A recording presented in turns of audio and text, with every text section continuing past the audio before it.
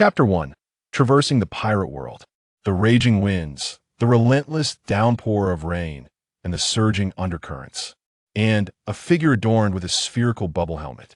Unknown memories began to surface slowly, with fear spreading insidiously within. Ha! Yin Qing jolted awake, gasping for breath, clutching his chest. A nightmare? Instinctively, Yin Qing glanced around, utterly stunned. Where am I? He found himself in a cramped wooden space, still swaying, and it was evident that this was certainly not his home. Who was playing such a cruel prank? Furrowing his brow, Yin Qing had no time to ponder as unfamiliar images flooded his mind once more. What is that? Why do I have such strange things in my head? Creak!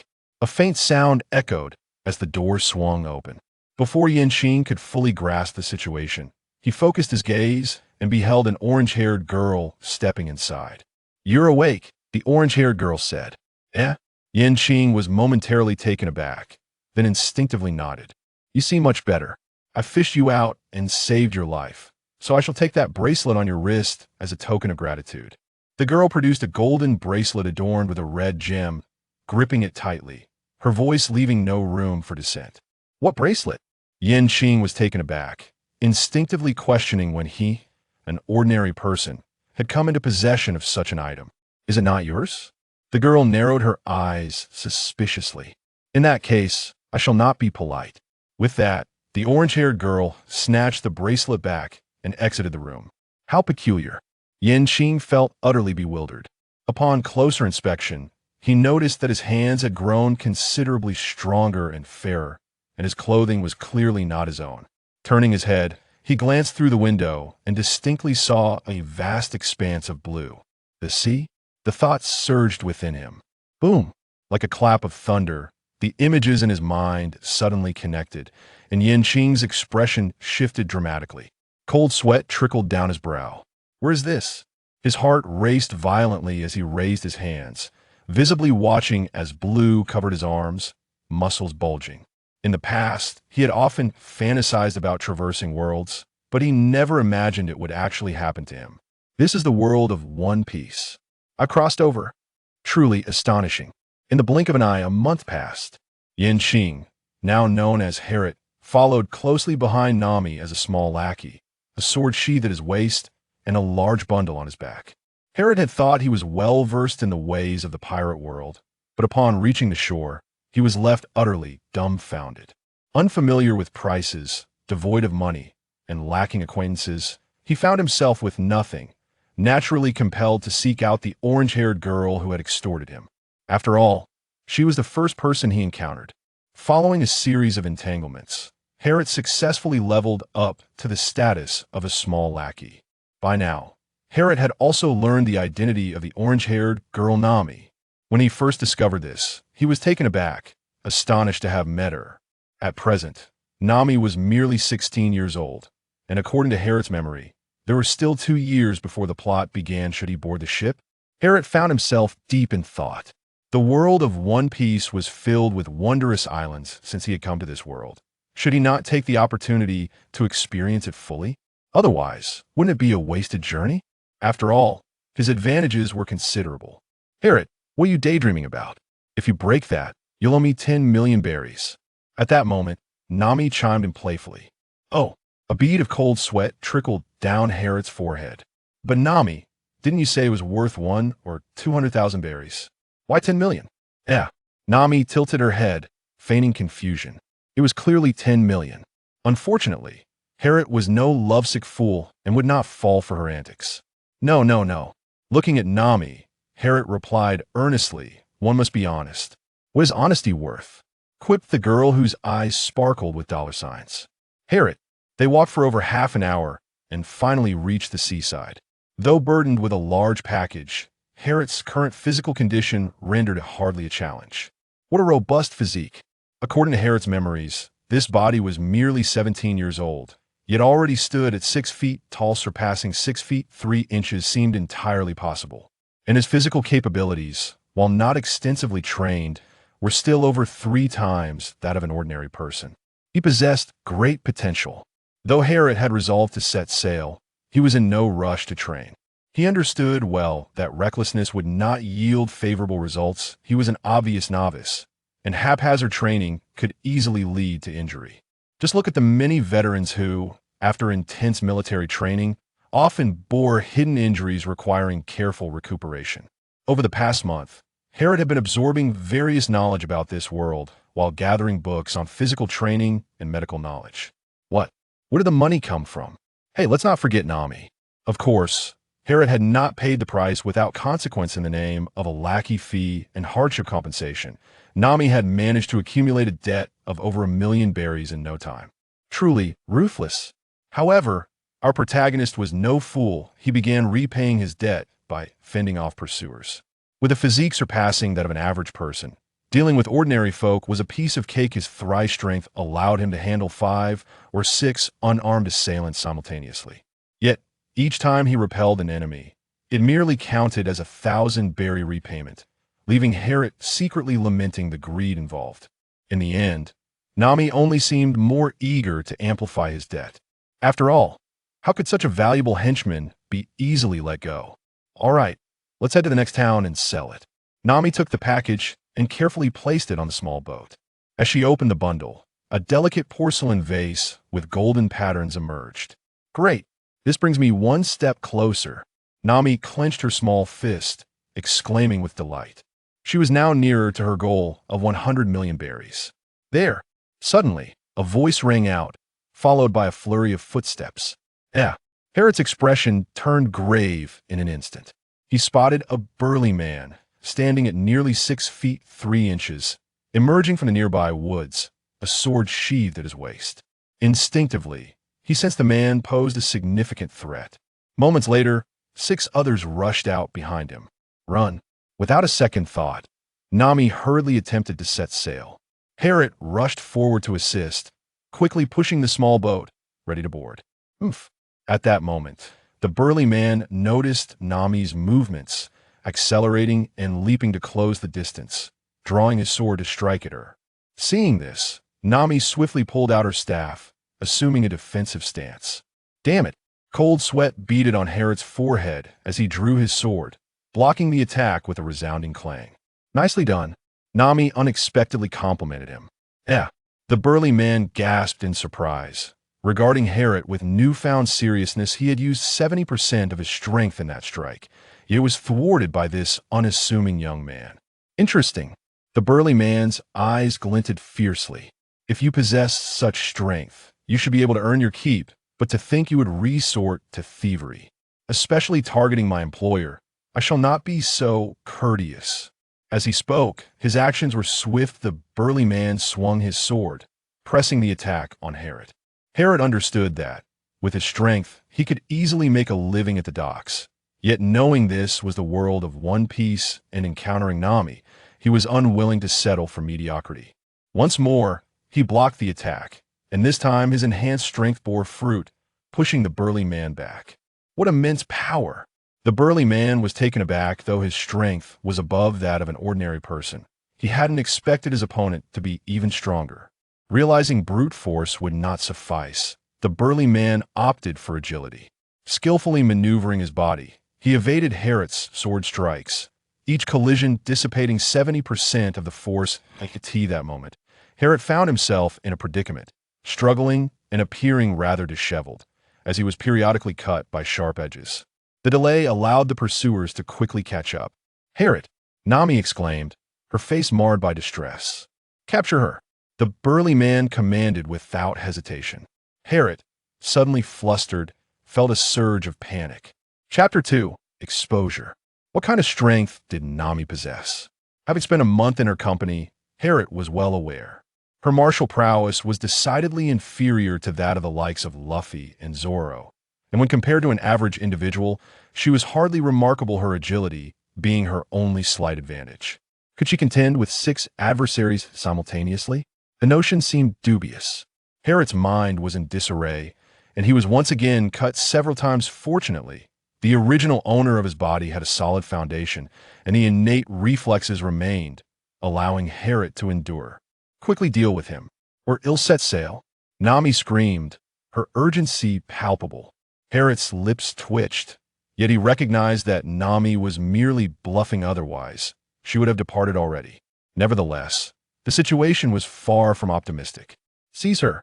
6 individuals boarded the vessel, 3 rushing towards Nami in an attempt to restrain her, while the other 3 made a beeline for the porcelain jar. Upon witnessing this, Nami became frantic. That porcelain was her hope. Nami refrained from direct confrontation, skillfully maneuvering her body to dart among the 3 assailants, striving to block the path of those rushing towards the jar. Stay calm. Harriet gritted his teeth, attempting to conquer his fear.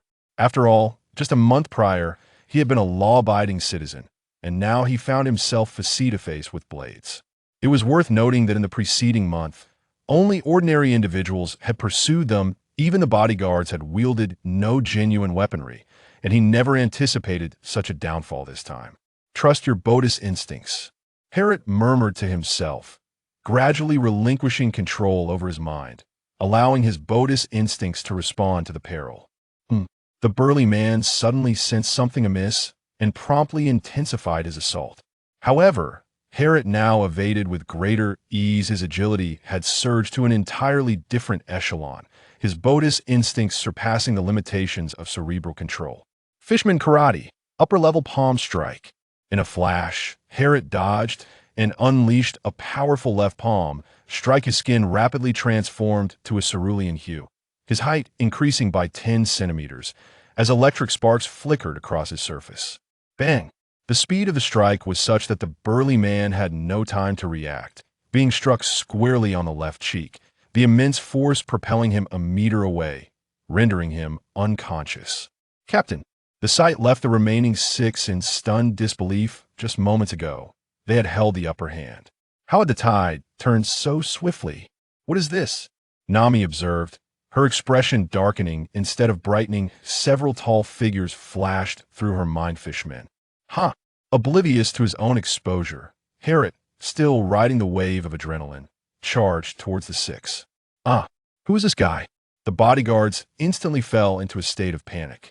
With his newfound strength nearly quintupled compared to an average person, those 6 were no match for him, easily dispatched as he swept through them with overwhelming force. Nami, Harriet turned, a smile gracing his face. Yet the word leave died on his lips upon seeing Nami's grim expression, causing his smile to vanish instantly. As if struck by a realization, he instinctively glanced at his arm. Indeed, the color had changed. Fishmen.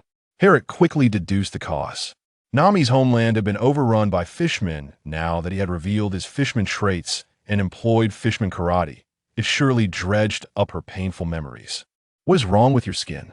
As anticipated, Nami inquired. This was bad. This was dire. Harriet shouted inwardly. You've heard of fishmen, right? I'm actually a hybrid of human and fishman. Fishman. Nami lowered her head slightly, her tone icy. Her hatred was palpable, and the notion of being a hybrid had long since been disregarded. Fishmen do indeed exist. Enough. Nami abruptly interrupted Harriet, pointing at him as he approached. Don't come near me. Get away. Harriet understood the rationale, but he could hardly declare, I'm a time traveler. I know all about you. Thus, he complied, stepping off the ship while unceremoniously tossing the bodyguards overboard. As he watched the departing vessel, Harriet's emotions were tumultuous. Initially, he had hoped to forge a bond with Nami, considering eventually joining the Straw Hat crew, only to discover her intense disdain for fishmen. Even his status as a hybrid had cast him among the ranks of her enemies. As for Nami, her heart was equally conflicted. She had thought she had found a companion to swiftly earn some money, only to learn that he was a fisherman. How infuriating, to be deceived by oneself. Indeed, it seems that the denizens of the deep are not to be trusted. It appears that I shall have to navigate this world on my own from now on. Harriet mused to himself, fortunate to be well acquainted with this world. Otherwise, the days ahead would prove to be quite arduous. Harriet resolved to return to the original stronghold. Pondering the whereabouts of Nami, he deemed it highly improbable. After all, the current Nami is not the same as the one who would be rescued by Luffy over 2 years later. When it comes to the issue of the fishman, she likely possesses little tolerance. As for the notion of confronting the malevolent dragon himself, that is a jest. With his current abilities, he had yet to fully harness his innate skills, let alone contend with a dragon boasting strength at least tenfold that of an ordinary human. He would undoubtedly be annihilated in an instant. Herod harbored no doubts. After several hours, he returned to a modest dwelling, and upon opening the door, he discovered, indeed, that Nami was absent. This house was an abandoned structure that Herod had claimed as his own after stumbling upon it, following a week of tidying. It had become a shared domain for the two of them. However, he found himself alone now. Sitting down, Herod began to contemplate his current capabilities. 1. Strength thrice that of an ordinary person. When emotionally agitated, his fishman lineage would activate, augmenting his strength to 5 times. 2. Electrokinesis. When his fishman lineage was triggered, he could unleash a current of 500 volts. 3. Fishman karate, possessing memories and bodily instincts, yet lacking in proficiency. 4. Knowledge, yet to be acquired. Thus, he considered himself still rather ineffectual in combat. Herod found himself at a loss for words. Reflecting on the recent encounter, he realized that the brawny man he faced was far inferior in strength to him, yet he had been thoroughly subdued, rendering his own abilities utterly wasted. After some contemplation, Herod took stock of his possessions, discovering he possessed a mere 200,000 berries. Under Nami's relentless demands, he felt somewhat content with this amount. However, should he commence training now, it would prove insufficient. Suddenly, Herod recalled a nearby location known for its numerous shipwrecks. Herod chuckled, sensing that this might indeed be feasible. So, shall we address this matter? Herod removed his garments, turning his back to the mirror. There, on his back, lay a hoof-shaped brand, a slave of the celestial dragons. Herod was once a slave. Although the current Herod feels little impact from this mark, he cannot help but ponder. According to my recollection, I escaped when the collar was removed, without inflicting harm upon the celestial dragons. However, the identity of being a slave to the celestial dragons has likely severed any prospects of joining the Navy. Is the 6 styles of the Navy formidable? Undoubtedly, it is. Herod also salivated at the sight, yet being of slave origin, he knew that should his desires be unveiled, it would be the naval forces who would apprehend him first. What? No animosity towards the celestial dragons? Who would believe such a claim?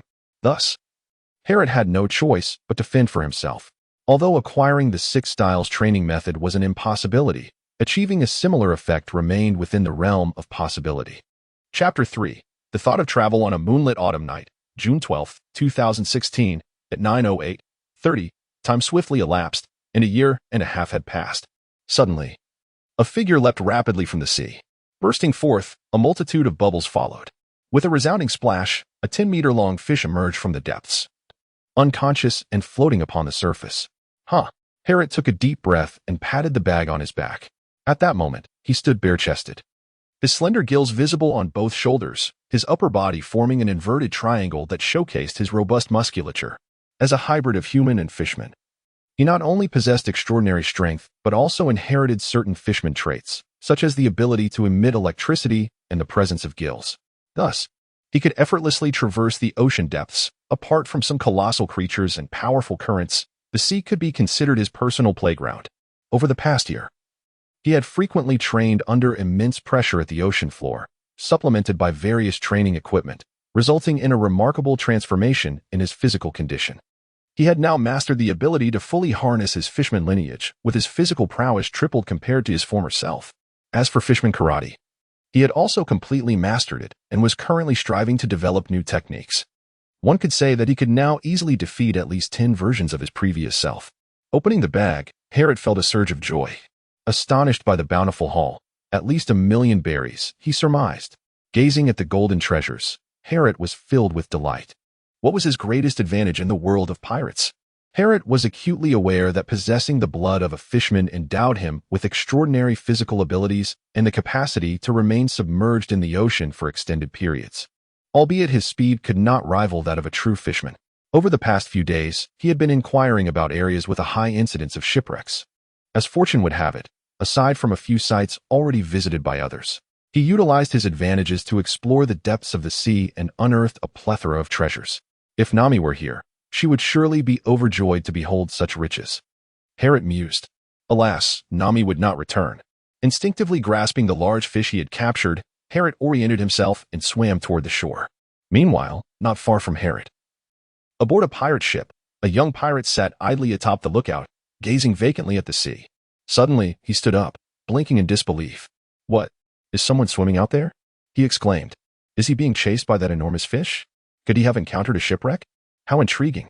The young pirate, intrigued, retrieved a telescope, eager to witness the unfolding spectacle. Upon focusing the lens, he gasped in astonishment. Wait, is he dragging that big fish? Where does he derive such strength? He muttered under his breath. Is he attempting to swim back to shore? Impossible. Absolutely impossible. It appeared that his own thoughts had unnerved him. As he shook his head in denial, suddenly, a glimmer caught his eye. Is that gold? He licked his lips, greed surging within him. Is he carrying all that gold? The young pirate shouted with fervor. Something's happening. What is it? Is there a merchant ship? Has the navy arrived? Instantly, the modest pirate vessel erupted into a flurry of activity, with over 30 crew members gathering on deck. Ilsha, what's going on? Questioned a burly middle-aged man, adorned with a pirate hat, as he emerged from his quarters. Captain, look, Ilsha exclaimed, handing the telescope to the captain and pointing towards Herod's direction. Look. What is this? The captain's tone escalated. A person? What is that fish doing? He turned to Ilsha, his brow furrowed. Just a single individual, although peculiar. Why? As he spoke, the captain fixed Ilsha with a menacing gaze, clearly indicating that failure to provide an explanation would have consequences. Gold. Ilsha exclaimed with palpable excitement. He is carrying gold. The captain's eyes sparkled, and soon the eyes of the entire crew gleamed with anticipation. The captain quickly resumed observing Herod. Indeed, he spotted the gold. Lads, he called out, lowering the telescope and drawing his sword aloft. Business is at hand. The crew erupted in fervor, each pirate brandishing their weapons, eager for action. As for why Herod could swim for such an extended period, that was a matter they did not concern themselves with at present. Ignorant of the brewing situation, Herod, spotting the ship in the distance, felt a spark of excitement. His stomach growled, and he thought to borrow their kitchen. Thus, he swam even more vigorously toward the pirate vessel. Pirates no longer instilled fear in Herod. Not only was he in the weakest sea, the East Blue, but his ability to breathe and swim freely in the ocean allowed him to evade most dangers. After all, if he could not prevail, he could always escape. As Herod swam near the pirate ship, he noticed several ropes being tossed down. Herod pondered. Could they perhaps be adventurers akin to Luffy and his companions? In this day and age, virtuous souls are indeed a rarity. Herod swiftly grasped the rope and ascended onto the ship, cheerfully patting his head as he proclaimed, Hello, everyone. The reception he received was met with a multitude of grinning faces, over 30, to be precise, yet their smiles were laced with malice. Ha, young lad. Hand over the gold on your back if you wish to avoid an untimely demise. The burly captain sneered, casting a furtive glance at the bulging package. His heart raced with excitement at the sight, and he brandished his knife, seemingly intent on intimidating Herod. Herod's smile remained unchanged, yet it swiftly lost its warmth as he sighed and pondered, O humanity, why must we always inflict harm upon one another? What? The captain, noticing the gold behind Herod, promptly lost his patience and swung a knife at him. Gold. A mere 10 minutes later. It is indeed Lord Herod. The captain, along with the band of pirates, knelt on the deck, the captain's face adorned with bruises, managing a forced smile. Meanwhile, the other pirates were equally disheveled, silently shedding tears of despair within. What have we done to attract this monster's ire? Almost within mere moments, all of them had been decisively defeated by Herod. At that juncture, Herod was swiftly assisting the pirate crew in devouring their meal, 10 servings of food vanishing into his stomach in no time. Ever since his self-training began, Herod's appetite had significantly increased, hinting at an inclination toward becoming a glutton. He even jested inwardly about potentially becoming the second Luffy. However, this was merely an illusion, as his appetite had plateaued at 13 servings without any substantial change. Master, how shall we handle that fish? The portly captain inquired cautiously. Fish? Herod was taken aback, tilting his head slightly, realizing, indeed, why he had been carrying it all along. By all members of the pirate crew. Herod laughed heartily and suddenly inquired, What is your bounty? Bounty? My lord, my bounty is 200. Midway through his words, the captain, with his broad face, suddenly realized something. His expression shifted dramatically, cold sweat breaking out on his brow, and he stammered, shaking his head fervently. What? Bounty? I have no bounty. Good heavens. What if this demon learns that my bounty is 2 million berries and hands me over to the Marines? What malicious intent? The captain's mind raced with countless thoughts. 2 million, you say? Unfortunately, Harriet had already seen through everything. Oh dear. The captain's cold sweat transformed into a torrential downpour. That. Captain. Many crew members mourned silently. My heavens. My head. Is that so? Harriet, undeterred by his own musings, muttered to himself. It seems that a bounty of 2 million is no longer a match for me. It is time to embark on my own journey.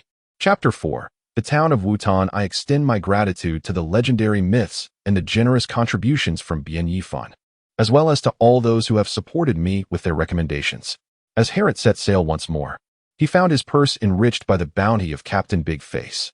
That fellow, who had attempted to take his life upon their first encounter, was hardly a paragon of virtue. Handing him over to the Navy weighed not on Harriet's conscience. At that moment, he sat comfortably in a small boat, leisurely engrossed in a book. The weather at sea was splendid, allowing him to disregard the course entirely. Nevertheless, even in inclement weather, Harriet remained unperturbed. He had prudently acquired a waterproof backpack, ensuring that should misfortune befall his vessel, he could readily plunge into the depths of the ocean. What nonsense is this? Before long, Harriet let out a lament. A year and a half prior, he had made a decision he now regretted, to study. Although it merely involved acquiring knowledge about physical training and human anatomy, it had proved to be a source of considerable frustration. He was neither a prodigy nor the type who could swiftly immerse himself in literature, and as a result, after more than a year, he had yet to become an advanced intellectual. He could barely be considered a novice. Fortunately, thanks to this knowledge, Harriet had made significant progress without compromising his physical well-being. Setting aside his book, he picked up a stack of bounty notices. At this juncture, mere physical training held little purpose, hence, he would have to rely on combat to enhance his prowess. However, formidable pirates were indeed a rarity in the East Sea. Harriet flipped through the pages and came across the highest bounty for the notorious pirate, the Fishman Dragon, with a staggering reward of 20 million berries. Confronting the dragon in his normal state, Harriet felt a profound lack of confidence in his ability to contend with such a formidable foe. Though the details of the dragon's storyline had faded from his memory, he recalled that one of the dragon's subordinates practiced fishman karate, with their most formidable technique being the 1,000 tiles of the wave. Currently, Harriet found himself only nearing that level of skill. While the essence of martial arts lies in overcoming the strong with the weak, Harriet did not believe that, after merely a year and a half of training, he possessed the prowess to defeat a seasoned expert. The journey to vanquish the dragon seemed daunting and distant. There was no need to rush. Harriet picked up the bounty notice and then seized the newspaper beside it. First, let me find some skilled martial artists to spar with, he mused. The pirate Beck, with a bounty of 8 million berries, was known for his obsession with challenging masters in the martial arts arena. He relished in defeating his opponents, often taking their lives afterward. It is said that he once killed a naval chief, marking him as a solitary pirate of infamy. Harriet squinted his eyes, recognizing a formidable adversary.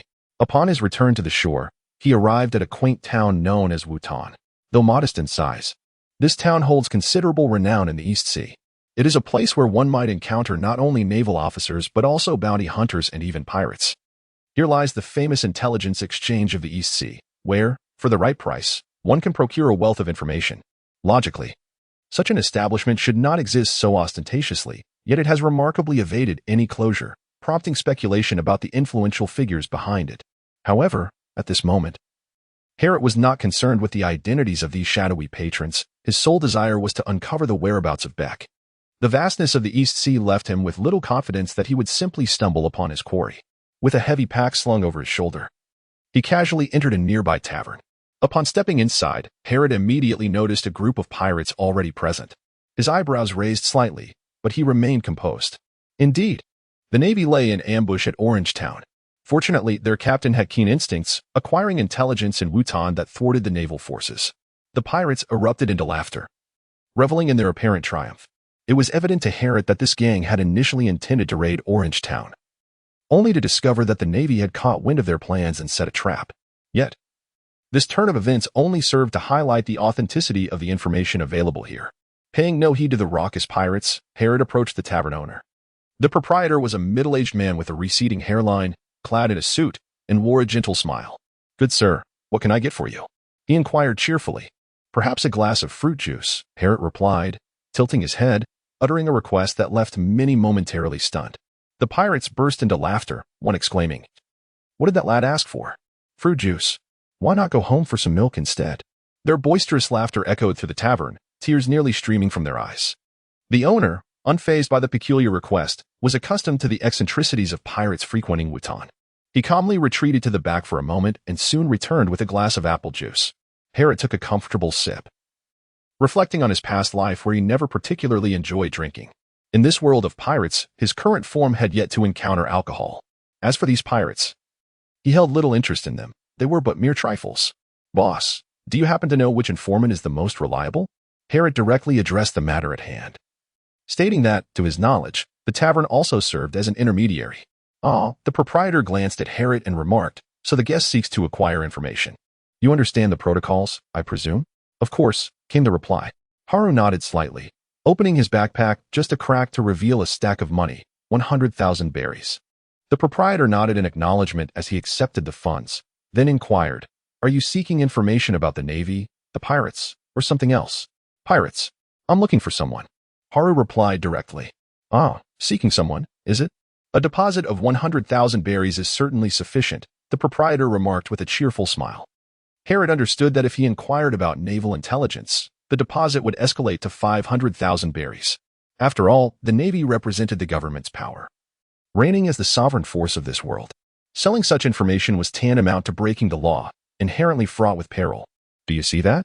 At this moment, a sailor clad in pirate attire discreetly questioned a portly pirate beside him. The rotund pirate immediately displayed a glint of avarice in his eyes. Although the opportunity was brief and the opening Harriet had created was slight, the seasoned pirate, accustomed to dealings with wealth, discerned that there were indeed considerable berries within. An innocent man carrying a gem is bound to attract envy.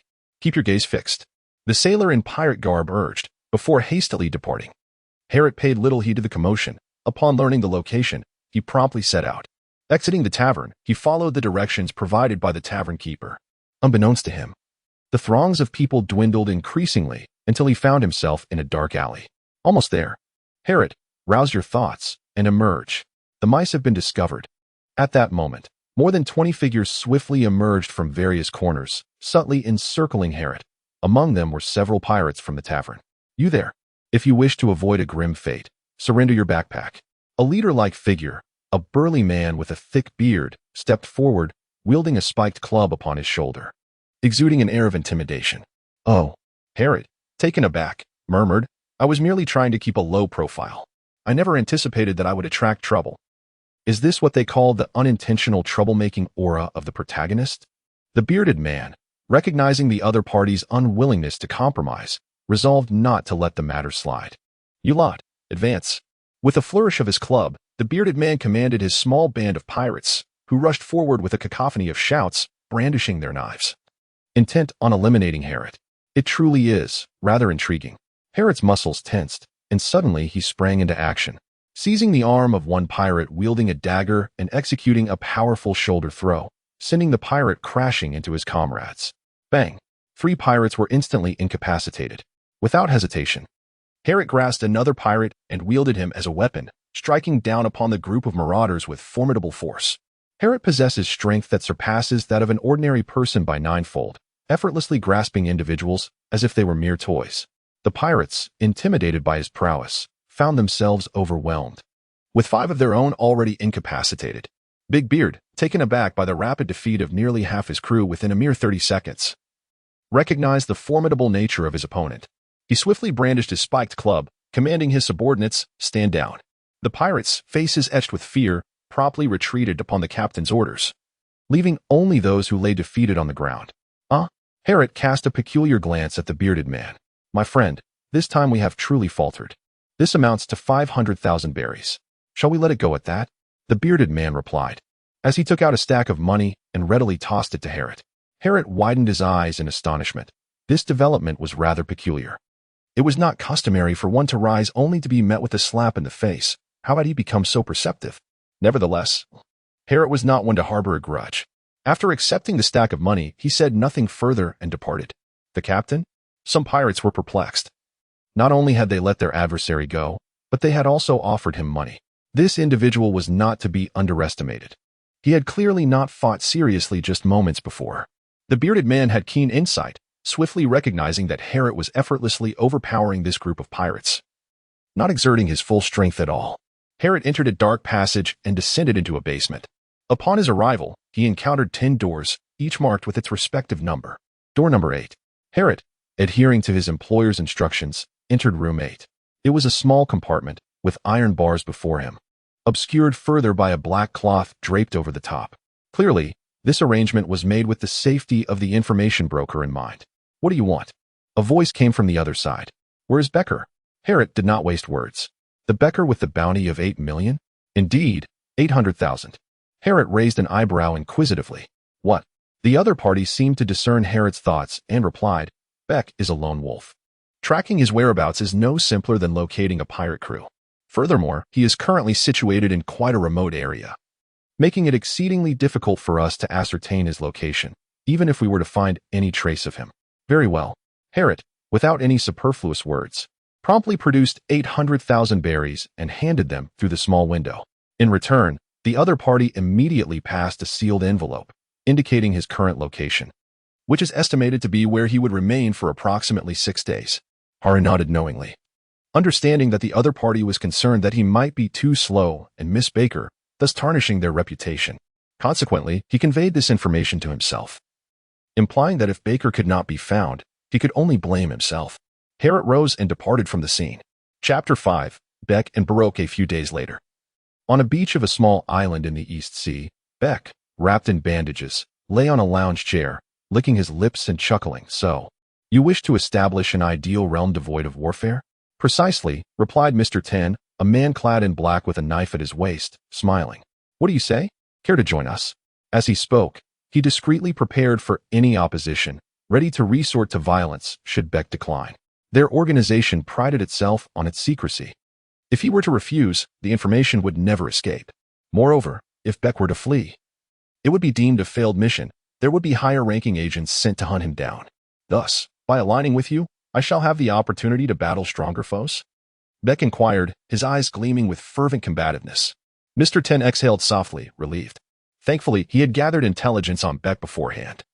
The allure of confronting greater adversaries had indeed ensnared him.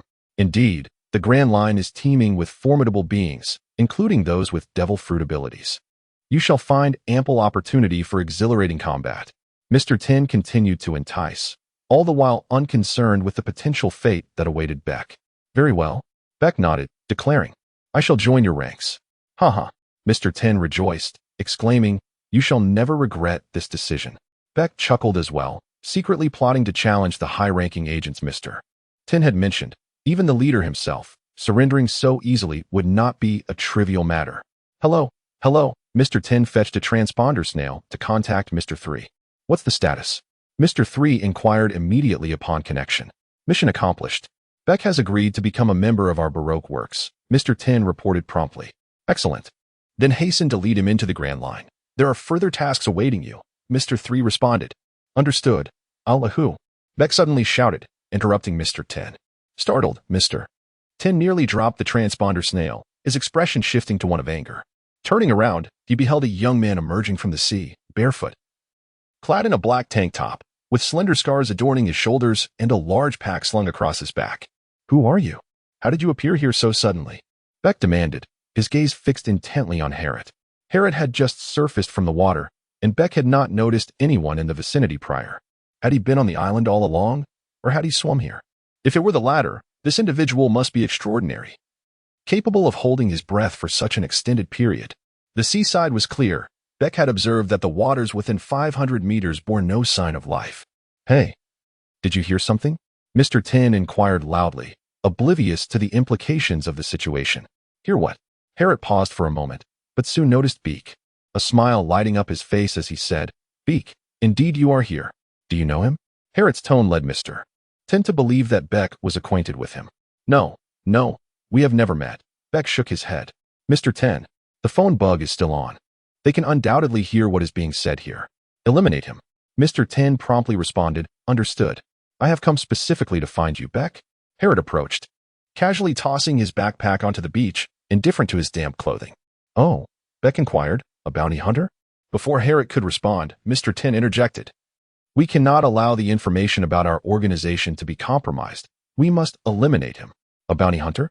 Harriet stretched his limbs and declared, No. I heard you are a master of martial arts, which is precisely why I sought you out. Indeed, you are here. And my 80,000 berries were not spent in vain. Herod is my name, the name of the man who will defeat you. Beck's eyes sparkled with interest. A challenge, you say? So you are adept in martial arts as well? Let us engage. Before his words had fully dissipated, Beck launched his attack. The distance between the two was a mere 20 meters, yet Beck traversed it in a heartbeat, delivering a rapid punch aimed directly at Herod's left temple. The strike was executed with such swiftness that most would be unable to respond. However, Herod merely tilted his body slightly, narrowly evading the blow. Seizing Beck's arm with his left hand, he retaliated with a powerful strike to the chest with his right palm. Beck's eyes ignited with fierce determination. With a sudden jerk of his right arm, he attempted to break free while simultaneously meeting Herod's right palm with his left. Bang! The two appeared evenly matched. Frustrated, Mr. Tin drew his pistol, aiming at Herod, yet he hesitated to fire. He feared that a reckless shot might lead to a misunderstanding with Beck. Herod cast a wary glance at Mr. Tin, acutely aware that he was neither a rubber man nor a block of iron. A single bullet would be beyond his endurance. 200 tiles.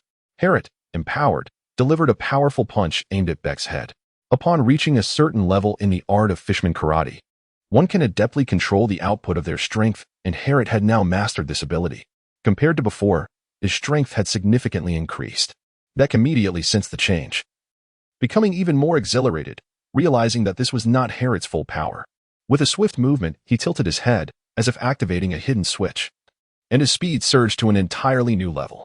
A whip-like kick struck Herod, forcing him back 5 steps. Simultaneously, he cast a sharp glance at Mr. Tin, clearly indicating that he should not interfere. A grave oversight. Herod was taken aback by the impressive physical prowess of Beck. Although Beck did not surpass his own capabilities, his adept martial skills allowed him to gain the upper hand. Nevertheless, this only added to the value of their contest. 500 coins. Herod suddenly elevated his strength to its current zenith, engaging in battle with Beck once more. 500 knife hand strikes. 500 side kicks. 500 straight punches. Herod unleashed his abilities to the fullest. It must be said that Beck was the first opponent he encountered in the East Sea with whom he could truly engage. Even though Herod's strength far exceeded his own, Beck was still able to maneuver around him. Bang! Beck delivered another left hook, nearly distorting Herod's face. Herod tilted his head back and unleashed a powerful kick. Hiss! Beck failed to evade entirely, immediately feeling a searing pain in his left abdomen. Yet the agony only heightened his exhilaration. Kill him. He must be killed. These two lunatics.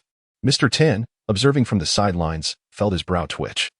These two were excessively violent, engaging in such a direct confrontation. Merely witnessing the exchange, Mr. Tin understood that a single heavy punch could cause an ordinary person to spew forth blood. Astonishingly, these two had already exchanged blows more than a dozen times. Even he could not help but feel a chill run down his spine. Fortunately, Beck had just agreed to join them. Otherwise, he would have had little confidence in retaining Beck. Beck unleashed a straight punch, channeling all his strength to strike Herod's throat, his eyes ablaze with fervor. Die! Danger! Herod sensed a looming crisis, his hair standing on end. Herod exhaled sharply, his body suddenly soaring by 30 centimeters, his skin transforming rapidly to a deep blue hue, while his muscles bulged slightly. With a resounding thud, his fist struck against his chest. He only staggered back a step before swinging his right fist in the astonished gaze of Beck. A powerful right hook, delivering 750 pounds of force. The impact contorted Beck's face, blood gushing forth as he was sent flying. With a crash, Beck hit the ground, leaving a trail over a meter long in the sand. You possess the powers of a devil fruit, Mr. Tin exclaimed in astonishment. However, he quickly realized that Beck stood no chance against his foe and decisively drew his gun. Bang! Bang! Bang! Bullets shot forth. Yet, Herod had anticipated this. Upon recognizing the direction of the gun, he deftly evaded the bullets and swiftly closed the distance to Mr. Tin. You scoundrel! Mr. Tin fired several more shots while retreating. Beads of sweat forming on his forehead, but he dared not expose his back. Ultimately, he drew his knife, intent on striking Herod. Curse you, Beck. If it weren't for your insistence on a duel, I would have fired long ago. As he approached Mr. Tin, Herod effortlessly dodged the knife swing. And with a swift motion, he delivered a resounding slap, rendering Mr. Tin unconscious. Chapter 6. Under Surveillance Devil Fruit Powers. Indeed. Beck rose to his feet, wiping the blood from the corner of his mouth, and questioned, But how can you move freely in the sea? Truly remarkable. Harriet turned back, contemplating inwardly. During their previous confrontation, Harriet had already discerned that his strength far surpassed that of Beck. The latter's ability to withstand so many blows was merely a result of evading direct attacks and skillfully dissipating much of the force. Otherwise, he would not have been able to endure it. I am no mere wielder of powers, Harriet casually responded as he approached his backpack, lifting it up while simultaneously deactivating his bloodline ability, returning to his original state. This battle had yielded significant rewards for him, enhancing his skills remarkably.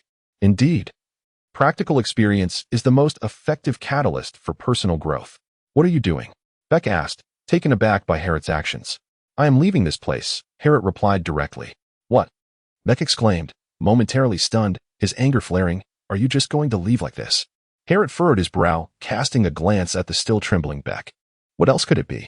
Beck felt a surge of humiliation. Had this bounty hunter sought him out merely to mock him? Aren't you the one who revels in challenges? You should understand me well. I approached you solely to better myself, Harriet said slowly. Beck's lips twitched violently. What? Just here to challenge me? Like myself? Impossible. There is absolutely no one in this world akin to me and my brother. How could he be so naive? Beck vehemently rejected the notion within himself. How could he suddenly alter his skin color if he were not an ability user? How could his strength increase so dramatically? How could he have abruptly grown taller? Beck's mind raced with justifications. As for Harriet's ability to enter the sea, he had instinctively chosen to disregard it. Kill him. Beck's mind screamed, his eyes burning with rage. Harriet, with his backpack slung over his shoulders, stretched his limbs before making his way toward the sea. Suddenly, a faint sound of slicing air pierced the atmosphere as Beck dashed forward with remarkable speed, leaping to a position just above the back of Harriet's head. With bloodthirsty eyes, Beck swung his right fist, aiming directly for the nape of Harriet's neck. A sense of danger loomed. Harriet instinctively rolled away, narrowly evading the attack. Damn it.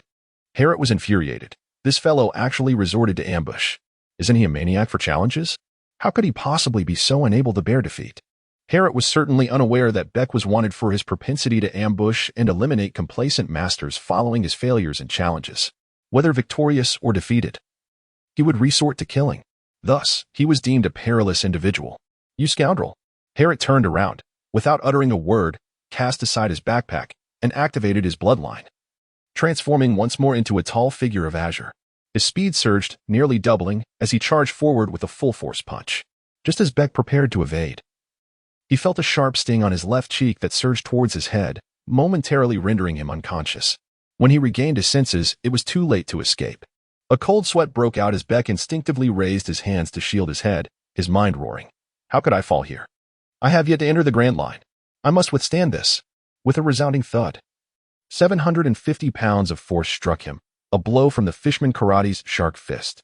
The tremendous impact forced Beck's hands apart, exposing his face, which reflected sheer terror. Blood spewed forth as he was struck again on his left cheek, compounding his injuries. This time, he fell silent, collapsing onto the beach. He was dead. Haru's lips twitched, for he was acutely aware of the extent of his own power. Ever since he arrived in the world of One Piece, Haru discovered numerous differences from his previous life, the most significant being the reality of mortality. In the realm of One Piece, the number of those who perished seemed remarkably few from the perspective of his former existence. However, upon entering this world, Haru realized that death is indeed a certainty. The individual before him, evidently, was beyond salvation. How utterly? Harriet wore a pained expression, scratching his head, and resolved to leave the matter be. They seemed to be in cahoots, so he would leave it to him. Baroque? That name sounded somewhat familiar. Where had he heard it before? Nevertheless, the outcome was still a victory through sheer force. Indeed, it appeared that returning to the Martial Arts Academy was the wisest course. A life-and-death battle could easily escalate into a display of overwhelming strength if one was not careful. This time, undisturbed, Harriet successfully ventured into the depths. Had Mr. Ten seen this, he would undoubtedly be astonished. However, at this moment, he remained unconscious, destined to miss this scene. As for Harriet, the previously silent telephone bug suddenly chimed in. On the other end, Mr. 3 lounged on the deck of a waxen ship, basking in the sunlight, reclining on a wicker chair while leisurely savoring tea. It seemed Mr. Ten's mission had failed. That fellow was named Harriet, wasn't he? He appeared to be an inconspicuous individual.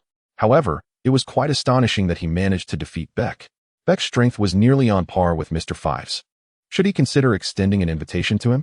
Yet, did Mr. 10's failure constitute a failed mission? With a resigned expression, Mr. 3 glanced at Miss Golden Week beside him. Can't you just help yourself to the sunbae?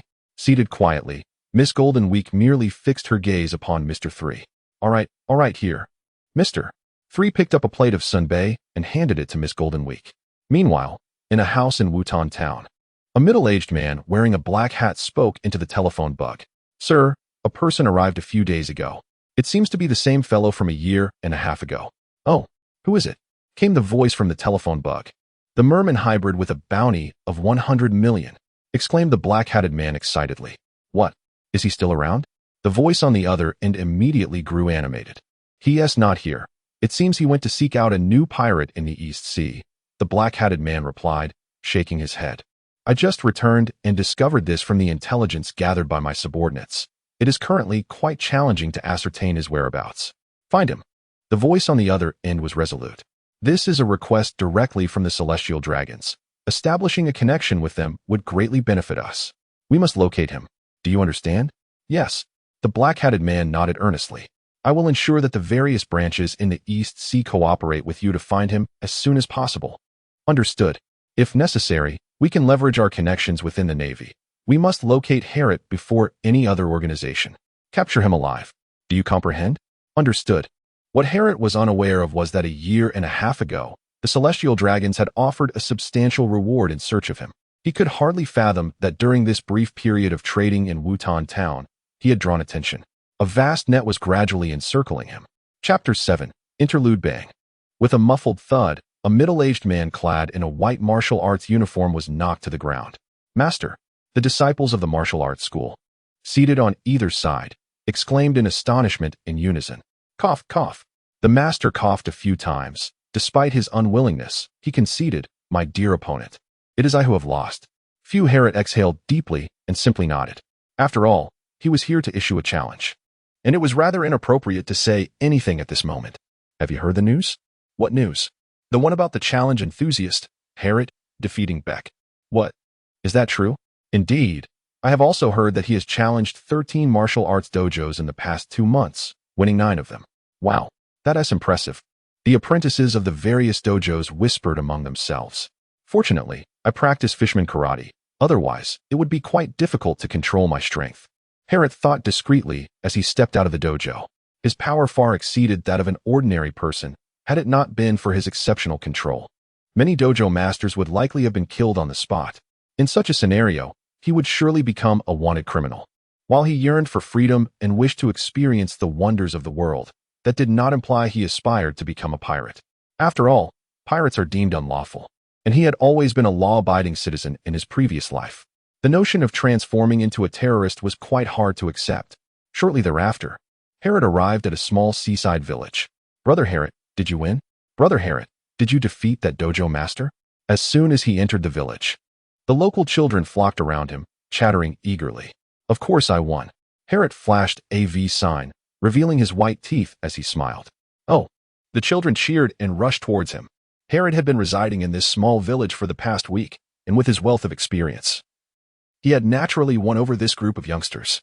Tales of Harriet's underwater adventures, his valiant battles against pirates, and his confrontations with martial arts masters captivated the children, making their eyes sparkle with wonder. Uncle Ben, here I come. At that moment, Harriet noticed a middle-aged man carrying 2 sacks of flour entering the village, and he promptly approached him. With ease, Harriet grasped both sacks of flour with one hand and made his way to Ben's home. Wow! The children gasped in amazement. Thank you, Uncle Ben said with a smile. During his time here, Harriet had indeed assisted the villagers significantly, undertaking various laborious tasks. Although these efforts were mere trifles for him, they nonetheless garnered him considerable goodwill. Naturally, he felt a sense of pride within, thinking, in my past life, I never possessed such strength. So handsome. Recently, Harriet's remarkable demeanor had captured the hearts of many young girls in the village. Being young, handsome, and strong made him an exceptionally attractive figure in this world plagued by pirates. While Harriet may not have been conventionally handsome, he stood out in a world where most men were peculiar and women were often stunningly beautiful. This contrast rendered him quite dazzling. Splendid. Truly splendid. Harriet reveled in the admiration he received from the many beautiful women in the pirate world, feeling as though he might float into the heavens. Little did they know, he had once been an ordinary individual in his past life, and such treatment was beyond his wildest dreams. While he delighted inwardly, he feigned modesty, saying, "Oh, it's nothing special." Meanwhile, in the nearest Navy branch, a rotund young Navy lieutenant colonel was munching on a chicken leg in his office. "Do you require my assistance?" he inquired. "Indeed," replied a middle-aged man in a black hat, suppressing the urge to frown. "Upon successful completion of the task, we shall allocate 2,000,000 berries to you." 2,000,000? The lieutenant colonel's eyes glimmered with greed. "I never anticipated that I, Oelianta, would have business come knocking." The middle-aged man in the black hat could not help but interject. "This money is intended for the OL family. I assume your family has already contacted you regarding this matter?" The lieutenant colonel's countenance darkened at this remark. The 2,000,000 was meant for the OL family, leaving him with a mere 200,000. However, due to familial pressure, he understood he must cooperate with the request, for his current position was bestowed upon him by the family, and without their support, he would not be competent enough to hold it. After a moment of contemplation, Oelianta asked, "How many troops do you require?" The middle-aged man frowned deeply, realizing that his previous words had evidently fallen on deaf ears.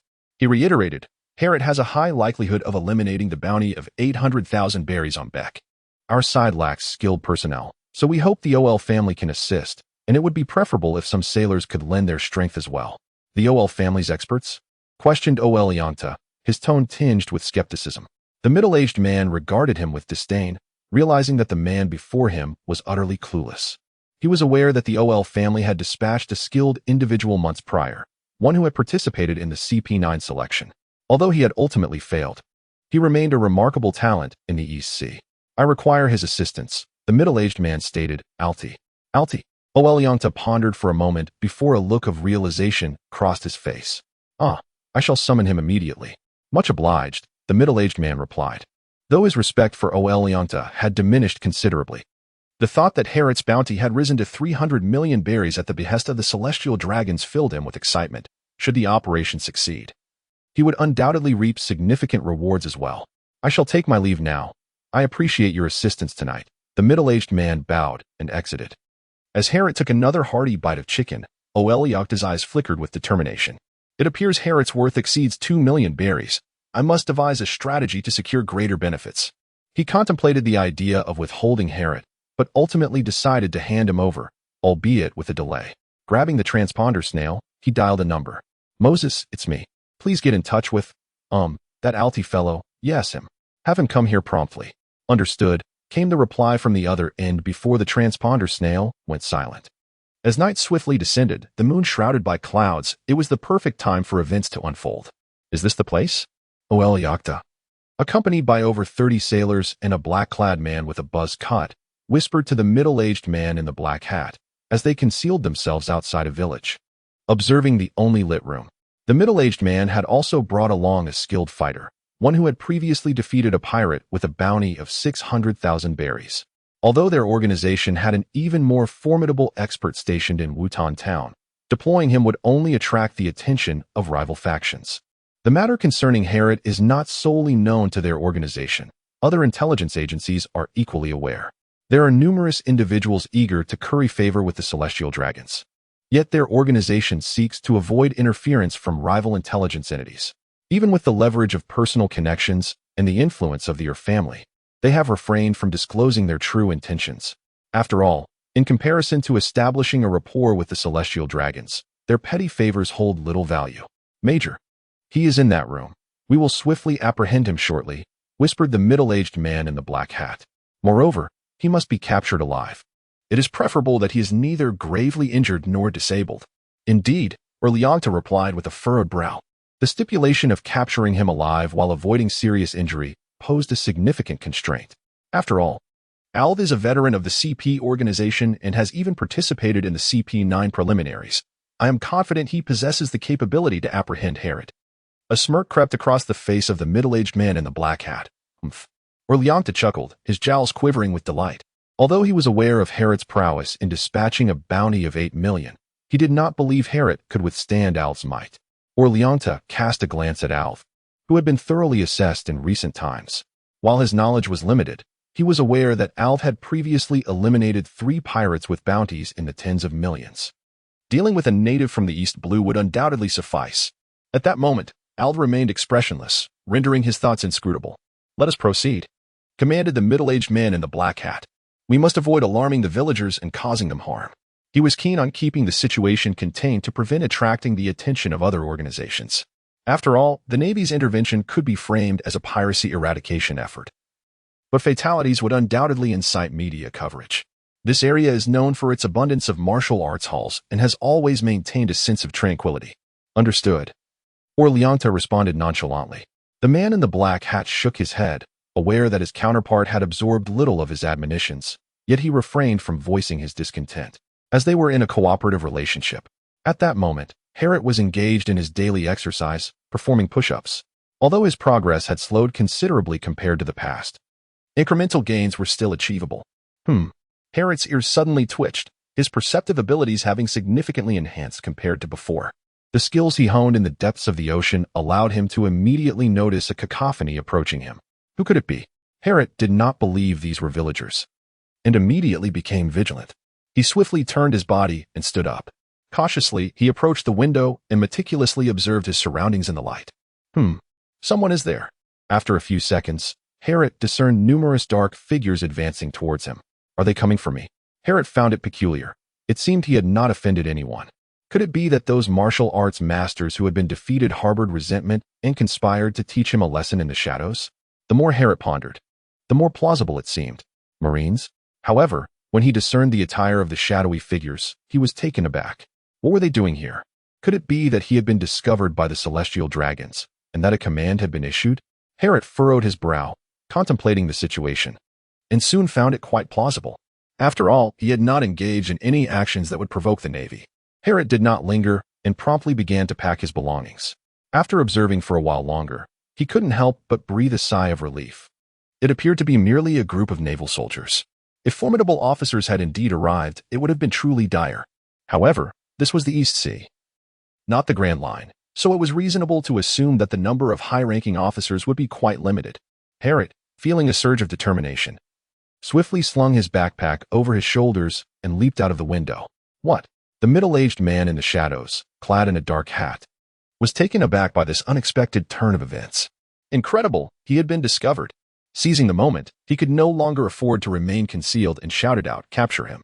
Bang, bang, bang. Several naval officers, reacting quickly, fired their weapons at Harriet. Suddenly, 3 large nets, each approximately 2 meters in diameter, unfurled dramatically, ensnaring Harriet.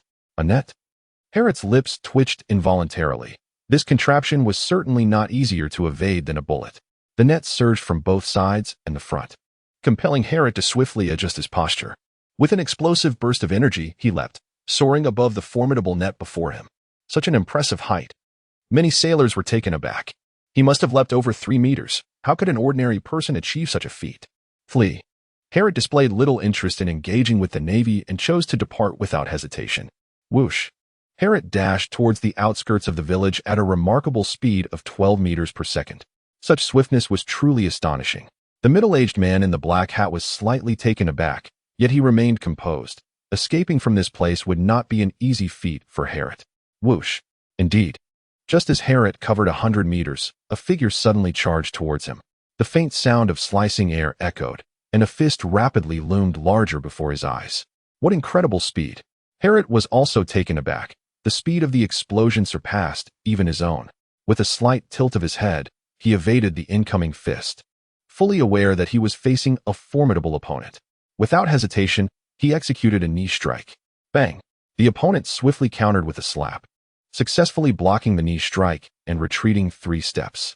Although the adversary had stepped back, Harriet felt no elation, for the opponent had already achieved their objective. He had come to a halt. This fellow's physical prowess nearly rivals my own. Remarkably, he was able to withstand my knee strike, which carried nearly 80% of my strength. Harriet was secretly astonished. In the East Sea, this was the first time he encountered someone who could withstand his assault head-on. It was Beck, who had previously collapsed after merely 2 strikes. Remarkably, this individual appeared completely unfazed. That knee strike, executed in a moment of desperation, had undoubtedly possessed a force of nearly 400 watts. Little did he know that his opponent was equally taken aback, not expecting to find someone with such remarkable reflexes and strength in the East Sea. Arlt shook his palm, feeling a slight numbness despite his own prowess. What a formidable adversary! Both of them thought simultaneously. Arlt, hurry and apprehend him. At that moment, the portly Orliant suddenly emerged, merely 20 meters away from Harriet, exclaiming loudly, "You all must encircle him quickly. Do not let him escape." Upon observing the demeanor of the other party, Harriet discerned that they were a naval officer. A concealed master? A large question mark emerged in Harriet's mind, accompanied by a sense of doubt. This individual, covered in layers of flesh, appeared to lack any genuine capabilities. Let us put him to the test. Harriet made his decision immediately. How infuriating. As soon as Alt noticed Harriet's gaze fixated on Oelianta, he understood Harriet's intentions. With a swift stride, he dashed towards Harriet, his right hand lunging forward. However, he was a moment too late. Harriet adjusted his breathing and, in an instant, surged forth with nearly 3 times his original speed, appearing before Oelianta. In that same heartbeat, Alt arrived behind Harriet, delivering a powerful punch aimed directly at Harriet's heart. To save the enemy was essential. Harriet was taken aback, exclaiming in disbelief, "What? So soon?" However, he had already unleashed a punch, significantly weakening the defense behind him. He hastily restrained his force and crouched to evade. Crack! As he dodged, the punch, now diminished in power, struck Alianta in the abdomen, leaving him no time to react. His flesh rippled, and his eyes rolled back in shock. Alianta immediately clutched his stomach and collapsed to the ground, wailing in agony. Harriet, having sidestepped, stood in stunned silence. What on earth was happening? Was this truly a naval officer? In Harriet's memory, a major was akin to the likes of Moncasmic. Even the subordinate Monca was far superior to this officer in his recollection. "Major!" The Marines cried out in unison. "Damn it! Bastard! Kill him!" Alianta, driven nearly mad by pain, screamed hysterically. "Alianta!" A middle-aged man in a black hat shouted, his face darkening at the words.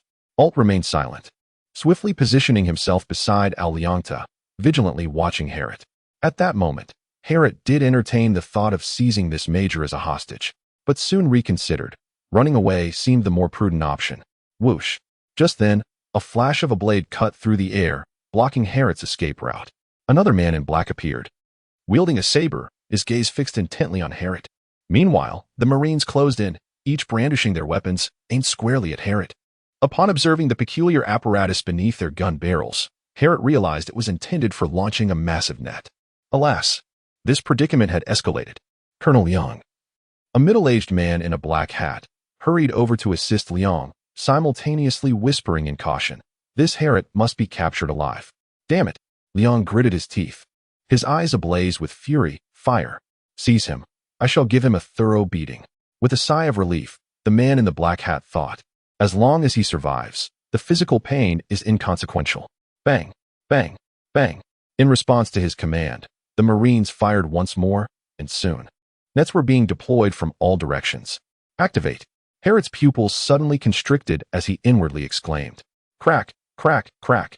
His bones creaked as he swiftly elevated himself by 30 centimeters. His entire form enveloped in a cerulean hue. Boom! With a slight build-up of energy, Harriet leaped with great force towards a large net on his right, swiftly retrieving 10 hands from his backpack and casting them towards the net. Chapter 9, No Retreat. Boom! The large net was struck squarely by the whirling 10 hands, subsequently propelled away by an immense force. Harriet, without a moment's hesitation, seized the opportunity to evade capture, narrowly avoiding a fate of confinement. He leapt directly onto a nearby house, creating a resounding crash as the tremendous force left several fissures in the structure. Fortunately, this was a small village, where most houses were only a single story high. Such remarkable agility. What is transpiring? The sight of him left many of the Marines, unaccustomed to encountering those with abilities, in a state of alarm. An individual with abilities? Oelianta was taken aback. With his experience, he had only heard of such beings, and Harriet's transformation led him to believe he had encountered one. The bloodline of a fishman. The middle-aged man in the black hat was equally astonished. He had no prior knowledge of Harriet's capacity to transform. Having witnessed the fishman pirate crew, he now observed that apart from the absence of fins and webbing, Harriet closely resembled a fishman. Indeed, he was a half-fishman.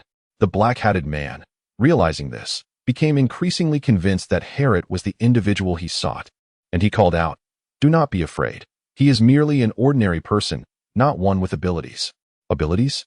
What precisely are abilities? The Marines exchanged bewildered glances.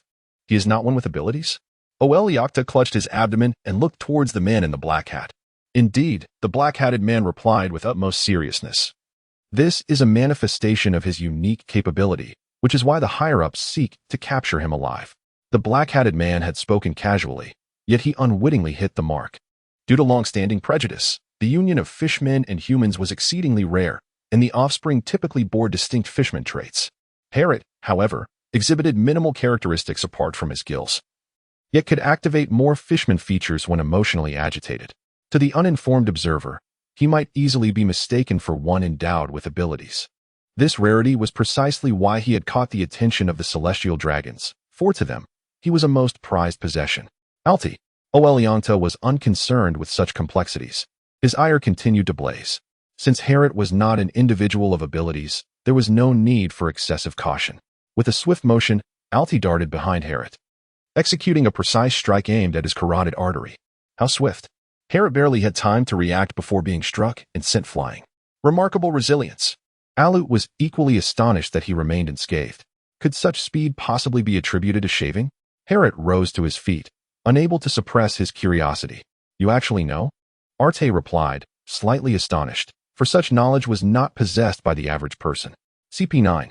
Harriet suddenly found himself in a state of panic, for this was an organization that had nearly annihilated Luffy and his crew. Alt, noticing Harriet's evident distress, decided against clarifying that he was no longer a member of CP9. Instead, capitalizing on Harriet's confusion seemed a more opportune strategy to seize him. In truth, Harriet ought to have realized that CP9 operatives typically operated solo. It was improbable they would create such a commotion alongside a multitude of Navy personnel. Yet, in his current state of turmoil, he was oblivious to this fact. Bang! Once again, several large nets were launched towards him. Boom! Overwhelmed by anxiety, Harriet failed to adequately control his strength, causing the rooftop beneath him to fracture as he leaped forth. With 700 tiles displaced, he felt his power surge. Run! Harriet made a resolute decision, his hair slightly standing on end. Suddenly, with a creak, a door swung open. "What are you ruffians planning to do to my brother Harriet?" rang out a crisp voice, as a little boy stood defiantly before a nearby door. Instantly, many gazes turned in that direction. "Quickly, return." Haru's expression shifted slightly as he shouted, aware that such a commotion would undoubtedly attract the attention of the villagers, yet he was taken aback by the appearance of someone. "Fool, come back." The boy's parents, flustered, attempted to pull him away, realizing that Haru was not someone ordinary people could meddle with. "I don't want to," the boy protested, struggling against their grasp. "You little brat, get back." Oeliakta snapped impatiently, his mood already sour, reflecting in his tone. "Fat pig, I don't want to." The boy continued to resist. Suddenly, the atmosphere became tense, as the Marines exchanged anxious glances at the boy's outburst. "Shut up." The boy's parents, nearly paralyzed with fear, quickly covered his mouth, repeatedly bowing in apology. I'm sorry. Colonel, he didn't mean it." Bang, bang, bang. Oelianta drew his pistol, firing 3 shots. Smoke billowed from the barrel as the veins on his forehead throbbed, his voice icy. "You've gone too far." Thud. The boy's family was struck, coughing up blood as they collapsed to the ground. Witnessing this, the Marines looked on in horror, yet none dared to utter a word. "This guy?" A middle-aged man in a black hat scowled darkly, realizing the inevitability of death and the necessity of silencing the incident. "Damn it." Many villagers who had been secretly observing clenched their teeth, acutely aware of the disturbance outside. On the rooftop, Alut clenched his fists, his head bowed slightly. Truly, what a scoundrel. Harriet stared in a daze. Although he had been in this world for quite some time and had encountered pirates and even taken lives, he had never witnessed the Navy directly assaulting civilians as they did today. Harriet suddenly let out a light chuckle, revealing that he had not yet fully awakened. Orleanti turned his gaze towards Harriet. Truly, how infuriating. His voice became low, and Harriet appeared to surrender the fight, slightly bowing his head. It felt as though a chilling breeze had swept through. Alton was taken aback, recognizing this sensation. 50 volts of electricity. Rapid movement. Whoosh. Harriet cast aside his backpack and charged towards Orleanta with fervor. In the eyes of numerous naval soldiers, a succession of Harrots seemed to materialize. This is bad. Alti was taken aback, observing the near phantom of Harrot, realizing the dire situation. Activating his shave technique to pursue. An unsettling question surged in his mind. How is he moving so swiftly? Bang, bang, bang. Several sailors opened fire, only to discover they had missed their mark entirely. Had they struck only an illusion? Or Lyakta barely turned his head, uttering a single syllable. 300 vals. Bang. Harrot unleashed a powerful punch that struck Oelyonta squarely in the abdomen, causing his eyes to roll back and his entire visage to contort in agony. It hurts.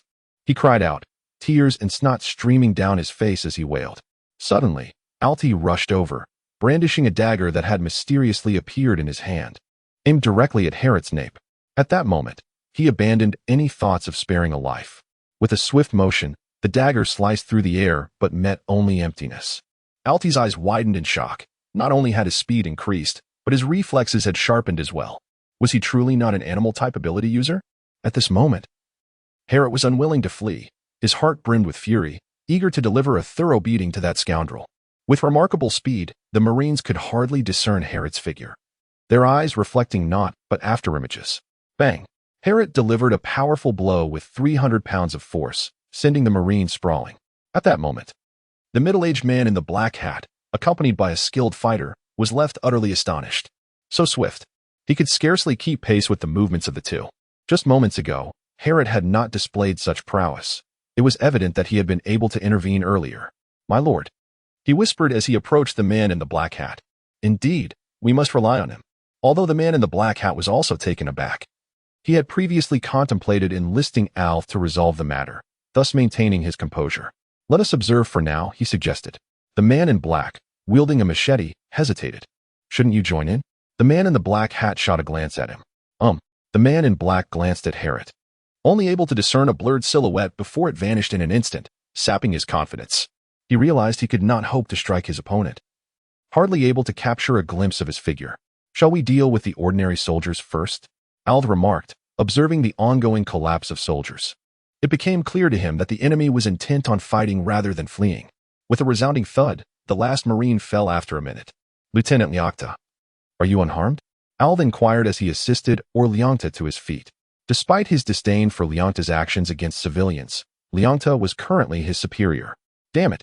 Blood trickled from the corner of Lyonta's mouth, his anger mounting, yet a flicker of fear crossed his eyes.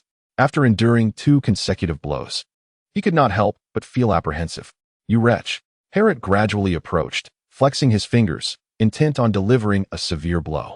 Suddenly, without any forewarning, Alti struck with lightning speed, plunging a dagger directly into Harrot's heart. At that moment, he realized that capturing his opponent alive was no longer a feasible option. A dense array of electric sparks enveloped Harrot, who then instantaneously appeared before Orl Liang. With a resounding thud, his fist, infused with the might of 300 units of power, struck Orl Liang squarely in the face, sending the corpulent figure crashing to the ground with a pained wail. Alti swiftly employed a technique to evade, attempting to impede Harrot's advance. However, at that moment, Harrot's speed matched his own, making it exceedingly difficult to land a blow. With a swift kick, Harrot propelled Orl Liang's body, using it as a barrier between himself and Alti. Cautious of the potential repercussions, Alti abruptly shifted his offensive strategy, seeking to seize Orl Liang. Bang! Harrot exhibited little hesitation as he delivered a swift kick, sending the wailing Oelyonta hurtling towards Alut. At that moment, he began to sense something amiss. This CP9 seemed considerably weaker than he had anticipated. Could it be that he was not a full-fledged member, but merely an apprentice? A fleeting thought crossed Harrot's mind. Chapter 10, Shadow of Moments. The official CP9 members are indeed formidable beings. This notion lingered in Harrot's consciousness. In the distant recesses of his memory, he recalled that the mastery of the 6 styles by CP9 was reserved for entities whose combat prowess exceeded 500. According to CP9's assessment, a power level of 500 transcends the human limits, rendering one superhuman. For a standard soldier of the Marine headquarters, rigorously trained and wielding a weapon, the baseline power level is set at 10, while an average individual is calculated at 5. To illustrate, a fishman's strength is approximately tenfold that of a human, placing an ordinary fishman's power level around 50. In contrast, Harriet's physical strength is 9 times that of an average person, and after enduring over a year of arduous training, his standard power level hovers around 120. In his current state, it should be approximately 200. And what of this Alti? It is quite astonishing that he has yet to land a blow on Harriet. While power levels do not solely dictate the outcome of battle, it is truly surprising just how weak Alti appears to be. With this realization, Harriet's apprehension diminished significantly. The technique of the shave can be harnessed by many, provided they possess sufficient physical strength. Perhaps this Alti is merely adept at the shave. Given this, I shall ensure that that scoundrel, Oelianta, does not have it easy. A glimmer of cold light flickered in Harriet's eyes. Alf gazed at the approaching Orl Liang, fully aware that the intention was to have him catch Orl Liang, thus providing an opportunity to bring him down. Nevertheless, despite understanding the opponent's motives, he felt compelled to act according to their design. With a swift motion of his right hand, he seized Orl Liang, immediately feeling the weight of the corpulent figure. Fortunately, his strength was substantial enough to hold on to Orl Liang. Instinctively, he intended to depart the scene with Orl Liang in tow. However, just as he was about to move, Harriet materialized behind him, causing Alpha's pupils to contract in alarm. There was no evading this. The thought surged through Alpha's mind, leaving him no time to turn his head. 800 Vazen fists. Harriet struck Alut's back with a powerful blow. Bang! The tremendous force instantly sent Alut flying several meters away, causing Oelianta to lose his grip. Wow! Alut spat out a mouthful of blood. How formidable! The middle-aged man in a black hat, witnessing this, realized he had little chance of capturing Harriet and decisively exclaimed, "Retreat." The man in black, wielding a dagger, glanced at the man in the black hat. Remaining here is futile. Shaking his head, the man in the black hat quietly departed. In truth, Harriet had noticed their retreat, yet he chose not to acknowledge it. Just moments ago, he discerned that they were not part of the Navy, and that the man in black, armed with a dagger, was not to be underestimated. Should the confrontation escalate, his years of swordsmanship would likely allow him to exchange several blows with Harriet. If he and Alut collaborated, they might very well overpower him, especially considering that his endurance was waning. Approaching Oelianta, Harriet regarded his perspiring, rotund visage with an impassive expression. "Hey, I am a Navy colonel. Harming me would bring you considerable trouble." Oelianta grimaced through the pain, attempting to persuade Harriet to spare him. Indeed, Harriet did not refute, but continued. Indeed, this could lead to significant trouble. Oelianta was taken aback. Sensing an impending halt, he quickly forced a grotesque smile and said, "It's all right. It's all right. Just release me, and I shall not pursue any further." Fool. Arut could no longer contain himself. This fool. Did he not notice the chilling expression on the other's face? This was hardly a sign of mercy. However, "I truly have no intention of letting you off the hook." Harriet spoke softly. Oelianta widened his eyes. Bang! With a decisive step, Harriet's foot made intimate contact with the ground, pressing Olianti's face against it. A faint crack echoed as bones shattered. Ack! Olianti shrieked in agony, flailing his limbs desperately in an attempt to break free. Yet, his strength was utterly insufficient to budge Harriet, whose foot remained firmly planted on his face. Whoosh! A dagger whistled through the air, aimed directly at Harriet's foot. 700 Valley. Harriet ceased his relentless pursuit, propelling himself forcefully from the ground. He swiftly seized his backpack and departed. A sense of foreboding enveloped Alut as he approached the scene, prompting a deep sigh. At that moment, Oelianta remained utterly still, enveloped in silence. Dead. Observing the bloodied head, Alut arrived at his grim conclusion. Harriet, Alut squinted, pondering the inexplicable shift. Why had he ceased to contend with me? Given his previous state, he could have engaged in battle. Yet, upon glancing at the gradually cooling Oelianta, he mused that perhaps death was preferable. Indeed, I find myself unable to coldly extinguish the lives of ordinary individuals. As he gazed at his outstretched hands, Alut silently reflected, truly, their notion of justice does not align with my own. Meanwhile, Harriet had been fleeing for nearly 20 minutes, ultimately unable to continue and coming to a halt. Hiss. Harriet could not help but grimace in pain, leaning against a nearby tree as he settled down. The ache was unbearable. Harriet's body relayed a series of painful sensations to his brain. While it is indeed feasible to enhance speed and even strength through electrical stimulation, the subsequent after-effects are truly excruciating. Harriet, a merman, possesses a lineage that bestows upon him immense physical strength and the ability to breathe underwater. as well as the remarkable capacity to generate electric discharges akin to that of an electric eel. Presently, he is capable of releasing nearly 1,000 volts of electricity. Upon discovering his extraordinary abilities, he embarked on a quest to explore methods of stimulating his body through electric currents to enhance his physical prowess. After more than a year of experimentation, he has achieved some modest progress. However, the exertion of such skills inflicts pain upon his body, often resulting in muscle cramps. Harriet silently endured, unable to suppress a sigh at the remarkable vitality of human life in this world. Just moments ago, he had subjected his body to several minutes of intense stimulation, yet all that resulted was mere pain. Fortunately, I have been practicing the control of electrical discharges for quite some time. Harriet felt a heaviness in his chest. Otherwise, something unfortunate might have occurred during such an extended duration today. However, Harriet recalled the Navy officer from before. He seemed to be a lieutenant colonel, accompanied by a subordinate skilled in shaving.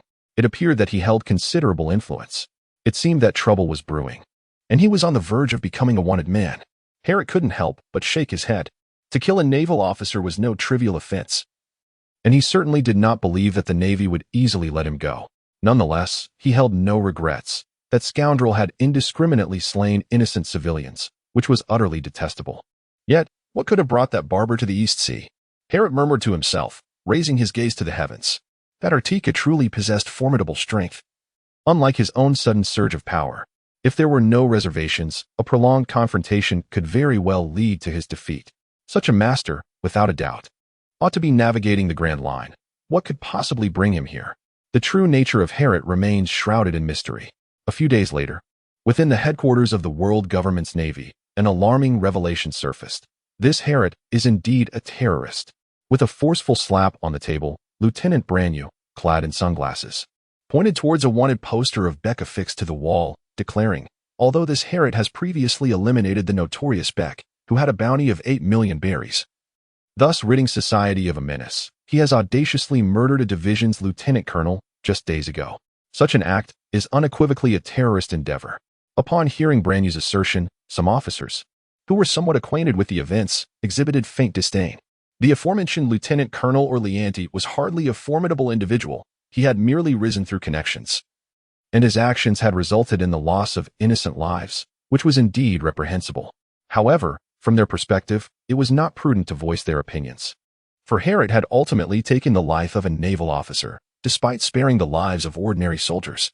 Branyu continued, according to intelligence, Harriet is a lone wolf. His identity remains unknown, and he is suspected to possess fruit-based abilities. Notably, a former CP-8 member, Alud, was involved in this incident but failed to subdue Harriet. Reports indicate that Harriet's speed rivals that of the shave technique, posing a significant threat. Alud, being one of the few powerful combatants within CP-8, had previously eliminated a pirate with a bounty of 16 million berries in the Grand Line. His act of killing a Navy lieutenant colonel is undoubtedly a blemish on the Navy's reputation, pointing to a photograph of Harriet during a martial arts exhibition on the wall. Branyu proclaimed, in light of these circumstances, the headquarters has resolved to set his bounty at 15 million berries. The officers present were taken aback. 15 million? In the East Blue, where the average bounty stands at only 3 million, this amount is exceptionally high. Thus, Harriet's prowess is regarded as top tier in the East Blue, and we must leverage the abilities of bounty hunters in the region alongside the Navy to bring him to justice. With a firm adjustment of his sunglasses, Lieutenant Branyu declared loudly, in the name of absolute justice. In the name of absolute justice. A chorus of naval officers echoed back in affirmation. In a small village in the East Blue, a child excitedly held up a freshly issued newspaper, pointing to the bounty notice. Look, it's Brother Harriet. The middle-aged man sipping tea was taken aback. What? A bounty of 15 million berries. This Harriet is now wanted. Indeed, this individual has also become a notorious pirate. Otherwise, how could he be so formidable? Discussions erupted among the martial arts schools, tinged with envy. So, you've become a great pirate too somewhere in the East Blue. Nami murmured to herself while holding the bounty notice, a fishman, truly a wicked character. The notice read, Shadow Harriet, 15,000,000 berries. But why is he also being hunted? An assault on the Navy? A complex expression crossed Nami's face. Chapter 11. First Encounter with the Straw Hats P.S. The author is currently seeking direction on the path of life. By this time, it had been a week since Harriet's bounty was issued. During this period, He had maintained a low profile, residing in remote areas. Although he harbored no fear of the bounty hunters in the East Blue, avoiding unnecessary trouble was always preferable. As the days passed, it seemed the time for the plot to unfold was drawing near. Harriet lingered upon a precipice, contemplating silently. Now that he had become a wanted criminal, his identity as an ordinary citizen had reached its conclusion. Henceforth, he would be regarded as a terrorist. In light of this, Harriet naturally began to ponder his escape route. Inevitably, Luffy came into his thoughts. It is well known that Luffy's crew includes Usopp, Nami, and other seemingly insignificant fighters, yet they have survived countless formidable adversaries. While this may be attributed to the protagonist's halo, it is undeniable that such an allure is captivating. Harriet does not subscribe to the notion that one can traverse into the world of anime and, after a mere few years of cultivation, emerge as an extraordinary figure of immense prowess. Such an idea is rather unrealistic. At the very least, the progress he has made over the past year has been earned through his relentless efforts, bit by bit.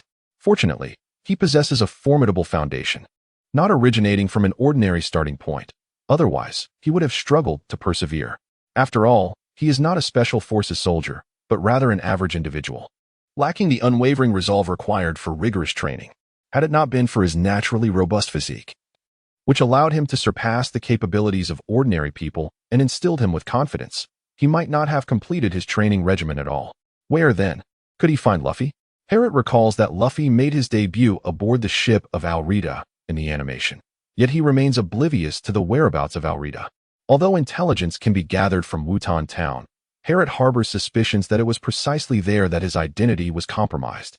After all, that locale is notorious for its bustling information trade, making it entirely plausible for some of his personal details to be circulating.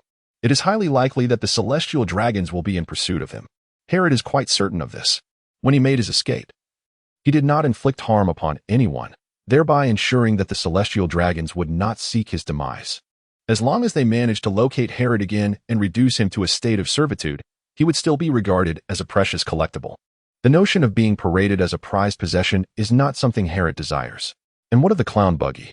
Harriet pondered for a moment, recalling that the great deity Baki possessed a base, yet the location eluded him. As for Usopp, he regrettably questioned, where indeed is his home? Harriet had no recollection whatsoever. It seemed that only Barati remained. This particular place was known to Harriet, as the reputation of the seaside restaurant was quite formidable. After some contemplation, Harriet resolved to wait for Luffy at Barati. After all, he was the protagonist, and Harriet felt no guilt in indulging. Furthermore, being in Luffy's company would allow him to experience this wondrous world. At the very least, he would not face demise, would he? The aura of the protagonist was indeed immensely powerful. Harriet optimistically pondered. Having made his decision, he decisively leaped into the sea. The creature known as Harriet does not require a vessel. A few days later, at a Western restaurant on the East China Sea. Ah, what is this? At this moment, Harriet swam near Baratai and was taken aback. Was that not the Mary? To encounter it directly was indeed a stroke of good fortune. Whose worship was that? Harriet vaguely recalls someone who was slapped by Sanji, but as for who that might be, he chuckles, having no recollection. He is neither a prodigious genius with an extraordinary memory nor someone who has watched One Piece countless times. He has merely seen it once. Expecting him to remember so many characters would indeed be a tall order. Harriet cannot help but admire those protagonists who have traversed into the world of One Piece. They recall events with astonishing clarity, almost akin to Frankie's super abilities. The past. A thought surged within Harriet's mind, as the protagonist. How could he possibly resist the allure of exploration? Upon swimming over, he was suddenly met with a resounding boom. 2 cannon shots echoed, and Harriet beheld a shell soaring towards him. Harutan immediately broke into a cold sweat. Goodness! Who could be so devoid of civic responsibility as to open fire on an empty expanse of sea? Aren't you human too? By the mysterious voice. Harriet plunged into the depths. Splash! As the water erupted around him, he glimpsed a cannonball hurtling towards him from beneath the surface, prompting him to swiftly evade its trajectory. Damn it! Several wells erupted from Harriet's head. Harriet swiftly swam past. Luffy, it seems there are people over there, remarked a sharp-eyed, long-nosed individual. What? People? Exclaimed a startled rubberman. With a thud, the rubberman immediately leaned over the railing, scanning the surroundings. Luffy, where on earth did you send the cannonball? Questioned a green-haired companion, bursting with frustration. Sigh, I accidentally blew up someone else's ship just now, replied a weary navigator. Suddenly, Harriet emerged from the water with great speed and playfully delivered a light smack to the rubber man's head. You're being reckless. The rubber man's head was forcefully slammed against the deck, stretching his neck comically. Oh my goodness. Haruto's eyes widened in astonishment. How extraordinary. Wait.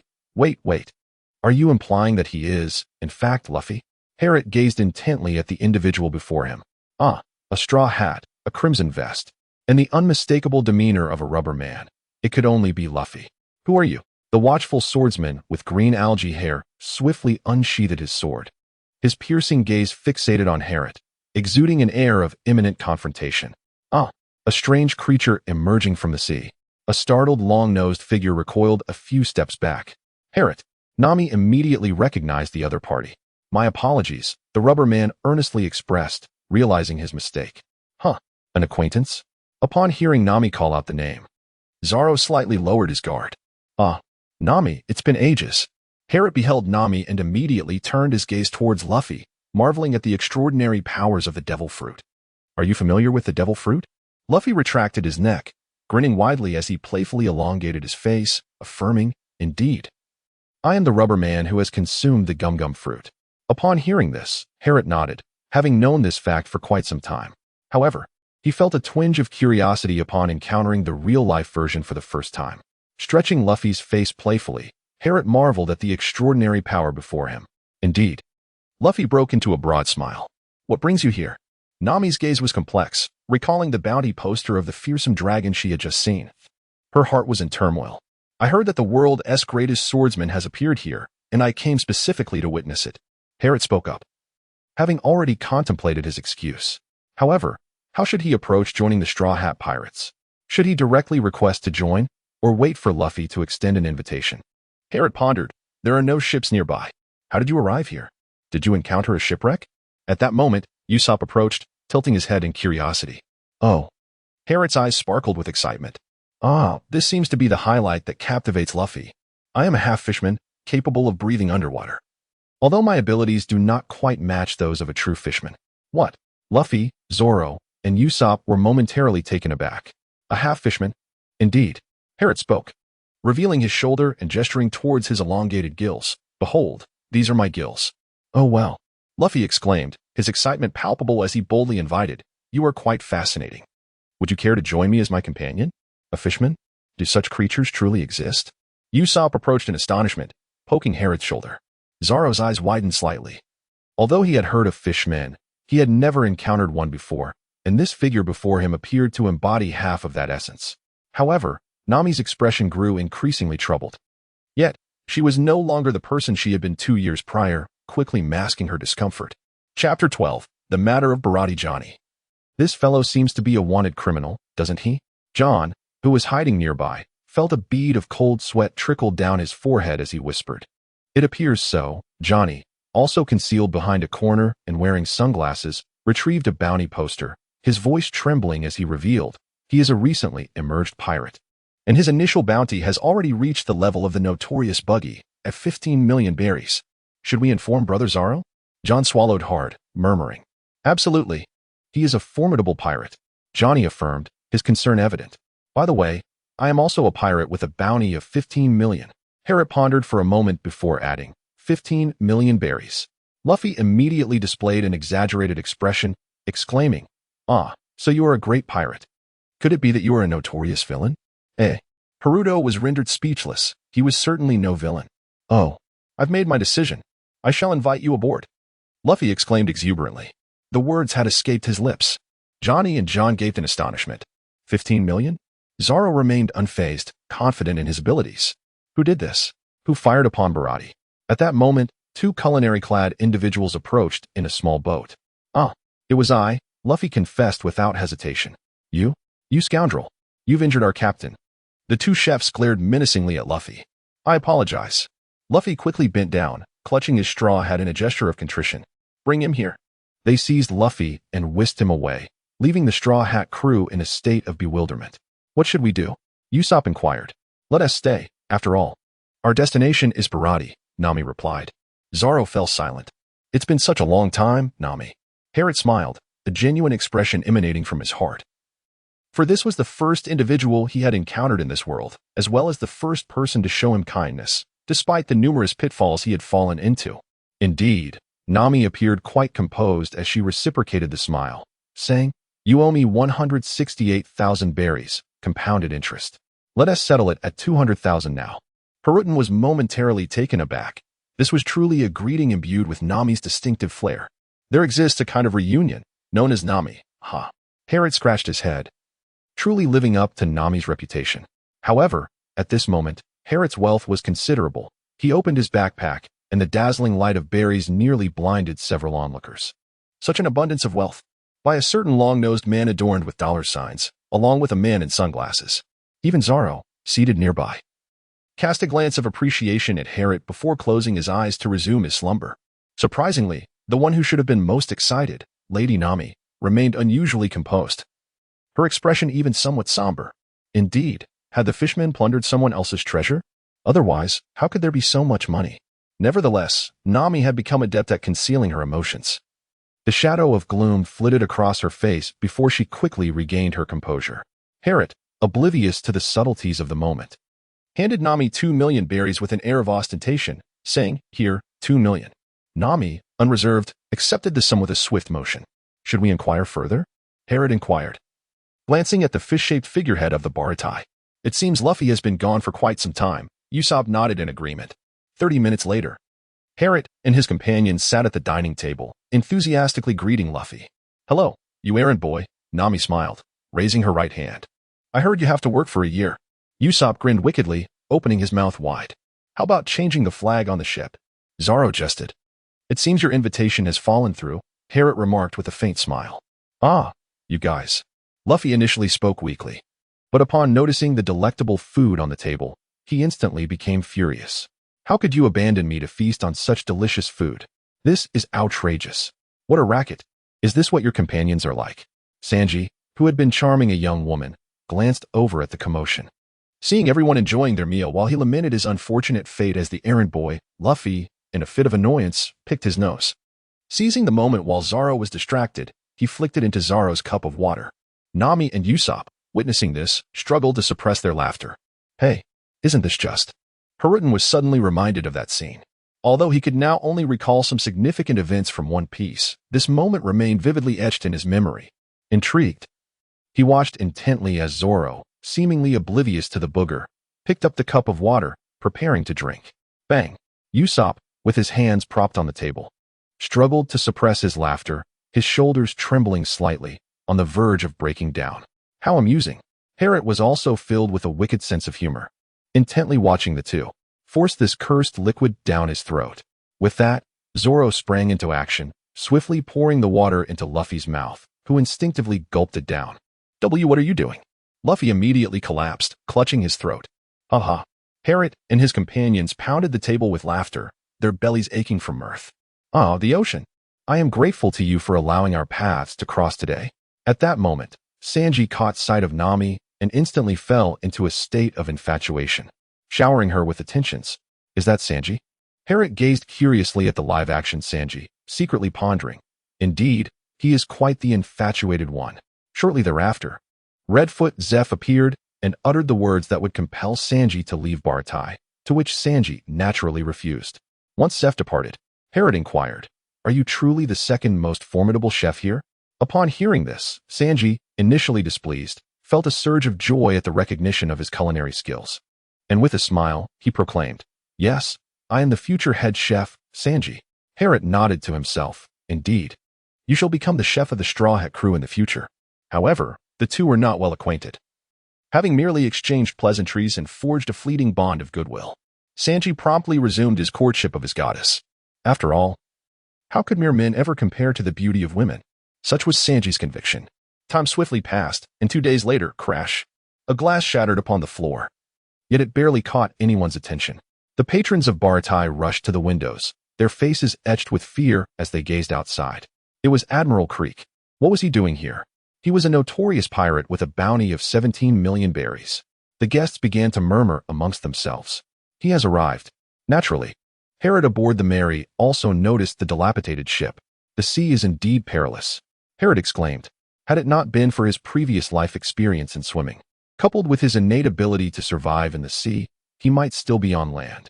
Nevertheless, it is truly remarkable that such a colossal ship could be cleaved in two by a mere hawkeye. Herrick gazed in astonishment at a pirate ship even larger than Baratai. Ignorance breeds fearlessness, yet upon realizing the formidable prowess of Hawkeye, Herrick was immediately subdued. For the first time, he truly sensed the chasm between himself and the experts of this world. At that moment, he found himself admiring Zoro, who, despite witnessing such a stark disparity, still possessed the courage to challenge it. As for Sanji's stubbornness, Herrick had little to say. Every strong individual in this world clings to their own beliefs, and Sanji's convictions are not easily swayed. Ultimately, a confrontation with Kurozumi was inevitable. Nevertheless, Herrick's greatest anticipation lay in the impending battle between Zoro and Hawkeye. As for Kurozumi, Herrick hardly regarded him as a threat, a mere scoundrel reliant solely on weaponry. Reflecting on the narrative, Herrick felt an unsettling dissonance. Luffy and his crew had reached Sabaody Archipelago in what seemed like less than a year, and at that time, Luffy's combat prowess was vastly superior to his earlier self. Previously, he had not perceived this inconsistency while following the series, but now, upon contemplation, he recognized it as a significant flaw. Or perhaps, Luffy's deficiency lies solely in combat experience? Has he already established a solid foundation in physical prowess? Herrick silently speculated. His conjecture was not without merit. It is essential to recognize that Luffy had remained in the vicinity of Windmill Village, leaving little opportunity for encounters with formidable opponents. The sole exception was Carp. Yet facing him would inevitably result in Luffy's tragic defeat. No matter the approach, he would invariably be dispatched with a single blow. With this reflection, Herrick was suddenly convinced that this was indeed the truth. One must consider that Luffy's immense appetite could also stem from a need for substantial energy due to his remarkably robust physique. However, Herrick discreetly cast a glance at Nami, who also seemed poised to depart. The evil dragon, the most notorious villain of the East Sea, with a bounty of 20 million berries. It was only through rigorous training that Herrick began to comprehend the sheer abnormality of the individuals in this world. Their physical abilities were nothing short of astonishing. And in comparison to the strength of the evil dragon, a fellow fishman, Herrick gained a deeper understanding. This individual was certainly not to be compared with those in the East Sea who bore similar bounties. At the very least, he was a character deserving of a bounty exceeding 50 million berries. The figure of 20 million was undoubtedly a mere facade of his true prowess. With this realization, Herrick promptly concluded that it would be best to leave the resolution of the evil dragon to Luffy. As for the evil dragon, Herrick harbored no particular fondness. Although he had faced significant discrimination in the Grand Line, this was the East Sea, an area largely indifferent to the plight of fishmen. His reckless actions only served to foster animosity, providing no real benefit to his kind. Thus, the question arose, should some fishmen who bore no hatred towards humans be allowed to depart? As Herrick pondered, he was aware that the Fishman pirate crew boasted members like G-Bay. Perhaps he could cultivate a favorable impression among them, which would prove advantageous for his future training on Fishman Island. Chapter 13, The Affair at Baratai, continued. Before long, the Straw Hat crew witnessed a throng of guests emerging in a state of panic. Hey, this is bad. We should make our escape at once, Usopp exclaimed, visibly alarmed. Captain, set sail quickly. We do not wish to meet our demise. The duo sprawled on the deck urged in distress. However, Zoro remained unfazed, calmly observing the scene.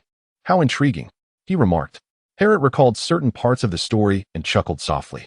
Oh, Usopp exclaimed, his eyes wide with surprise. Interesting? Indeed. Nami, upon hearing this, slightly narrowed her eyelids, realizing that the fishmen were indeed prone to violence. By the way, what about Herrick? The duo suddenly remembered him. Over the past few days, Herrick had not exhibited any villainous traits, successfully leaving an impression of a person who could be a friend. After all, he was a man with a bounty of 15 million berries. He must possess some formidable skills. Right. Usopp suddenly recalled that they still had considerable strength on their side, and his legs stopped trembling, feeling a surge of confidence. The ship was damaged to such an extent. It seemed that the Grand Line was indeed a challenging place to navigate. Herrick perched on the railing, murmuring softly. Zoro, lacking any clear understanding of the Grand Line, merely responded with a faint acknowledgement. Let's go take a look, Herrick exclaimed, and immediately leaped into the sea. Here we go again. The duo and Usopp simultaneously thought within. Over the past couple of days, The Straw Hat crew had become accustomed to Harriot's tendency to plunge into the water at the slightest provocation. What began as astonishment had now transformed into acceptance. "Let us join him," Zoro declared decisively upon witnessing the scene. What? Usopp's eyes widened in disbelief. Upon entering Bartai, Harriot spotted Kurobe standing proudly inside, alongside Sanji and others sprawled on the floor. "My ship is utterly wrecked. I was just contemplating acquiring a new one," Kurobe proclaimed haughtily. "If you finished your business, kindly disembark without delay." Harriot couldn't help but chuckle, utterly perplexed by the audacity of this failure. "Who do you think you are?" Upon hearing Harriot's laughter, Crick turned to him, his expression darkening. "Are you seeking death?" This was Harriot, with a bounty of 15 million berries. The chefs recognized Harriot. They were aware he belonged to the Straw Hat crew, and they began to whisper among themselves, attempting to intimidate Crick. Oh, upon hearing this, Crick immediately adopted a serious demeanor. 15 million berries, you say? While it does not surpass my own bounty, it is nonetheless a considerable sum. His strength should not be underestimated. Are you a newcomer? Crick scrutinized Harriot, realizing he had no prior recollection of him. Indeed, Harriot nodded. What do you think? Would you like to join the Crick Pirates? I could make you the vice captain. Crick spread his arms wide, slowly approaching Harriot, his face betraying a facade of sincerity. Oh, no thank you. Harriot flatly rejected the offer. The position of vice captain held no allure for him, especially not in the Crick Pirates, a mere stepping stone in his journey. Is that so? What a pity, Crick feigned disappointment. Suddenly, he lunged forward, throwing a powerful punch towards Harriot's face from just a couple of steps away. Despicable. Be careful, both Luffy and Sanji exclaimed in unison. Ha ha, Crick sneered. Bang. Harriot was swift in his movements, swiftly seizing Click's fist. Bang. Harriot countered, landing a direct blow to Click's chest, which resonated with a metallic clang. Click staggered back a step. What tremendous force. Click was taken aback, yet he smirked, thinking to himself, that must hurt. After all, he was clad in iron armor, and a mere flesh-and-blood confrontation would yield little favor. Harriot furrowed his brow.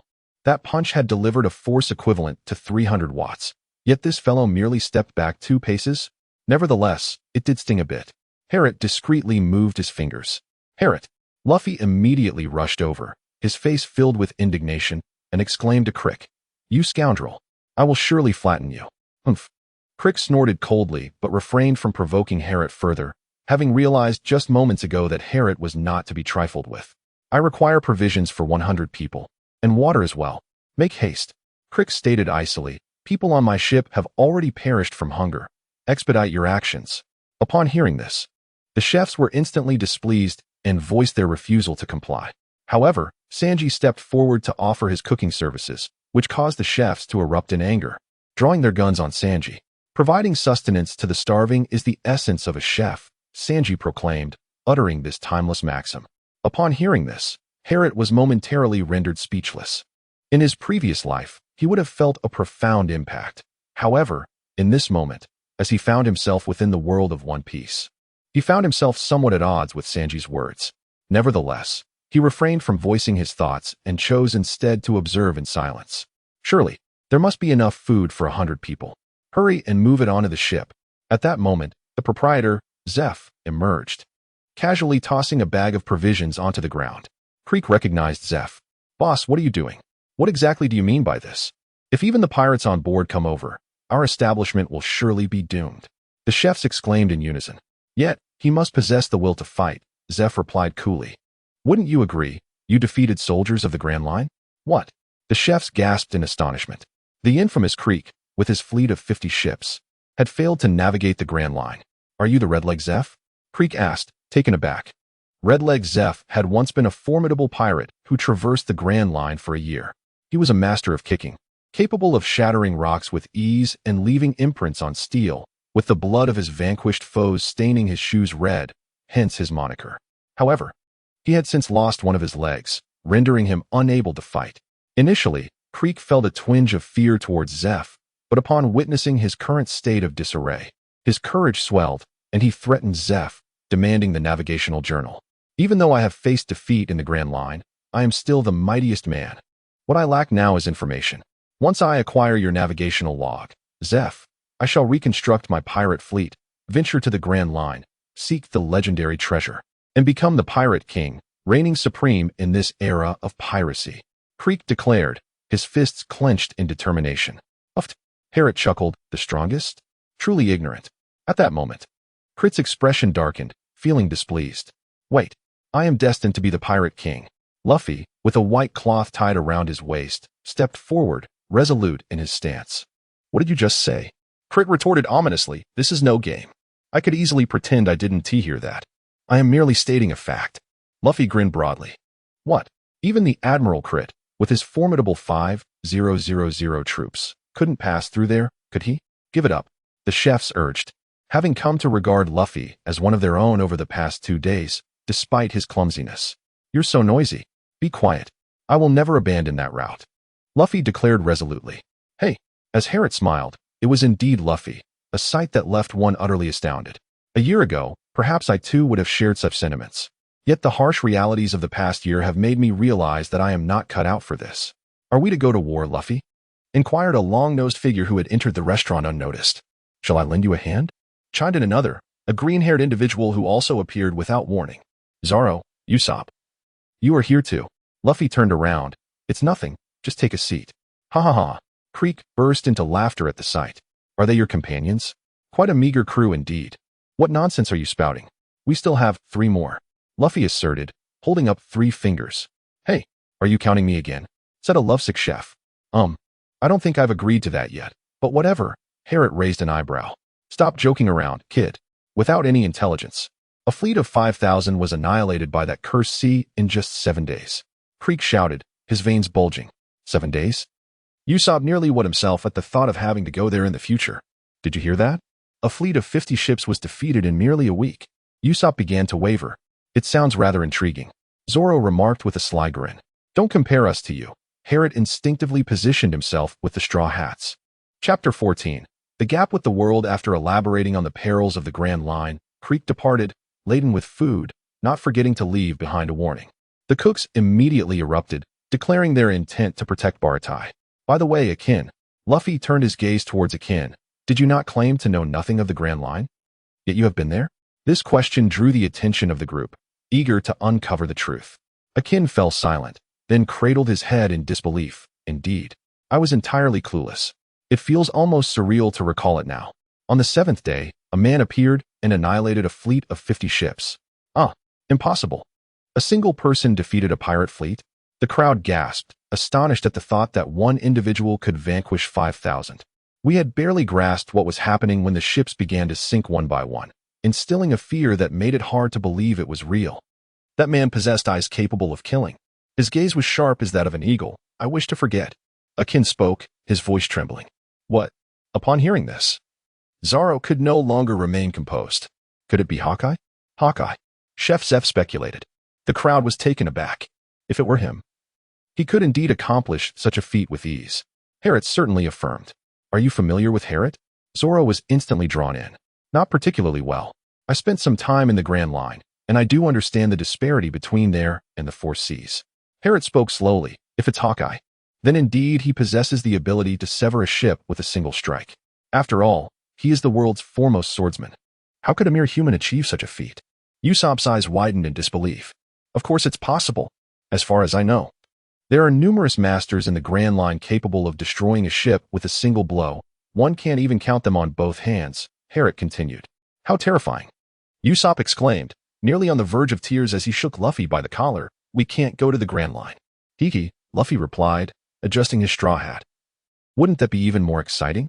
Now that you know all this, do you still have the courage to challenge him? Haruto gazed at Zoro. Of course, Zoro asserted resolutely. Becoming the world's foremost swordsman is a promise I made with her. He chuckled playfully. Harriet chuckled, harboring a modicum of admiration for this fellow, for he certainly lacked such audacity. Oh. Suddenly, a cacophony of shouts erupted. They were charging forth. The chefs braced themselves, eyes fixated on the entrance. Tap, tap, tap. Numerous pirates boarded the Baratai. Boom. At that moment, a thunderous explosion rent the air as Krieg's pirate ship was cleaved into 3 segments. The roar of rushing water ensued, swirling chaotically. Our ship. This is dire, Captain. The pirates exclaimed in panic. Oh no. Nami and Johnny are still outside. Without hesitation, Luffy dashed out. Damn it. It was too late. Zoro and Usopp hastily followed suit. Raise the anchor. Otherwise, this vessel shall meet the same fate. Zeph's forehead glistened with cold sweat as he commanded. Brother, brother.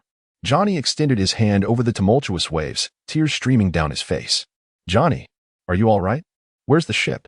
Where is Nami and the vessel? Both Zoro and Luffy inquired simultaneously. Sister Nami commandeered the ship, taking all the treasure with her. Johnny and his companion replied. What? Luffy, Zoro? And Usopp's expressions shifted drastically.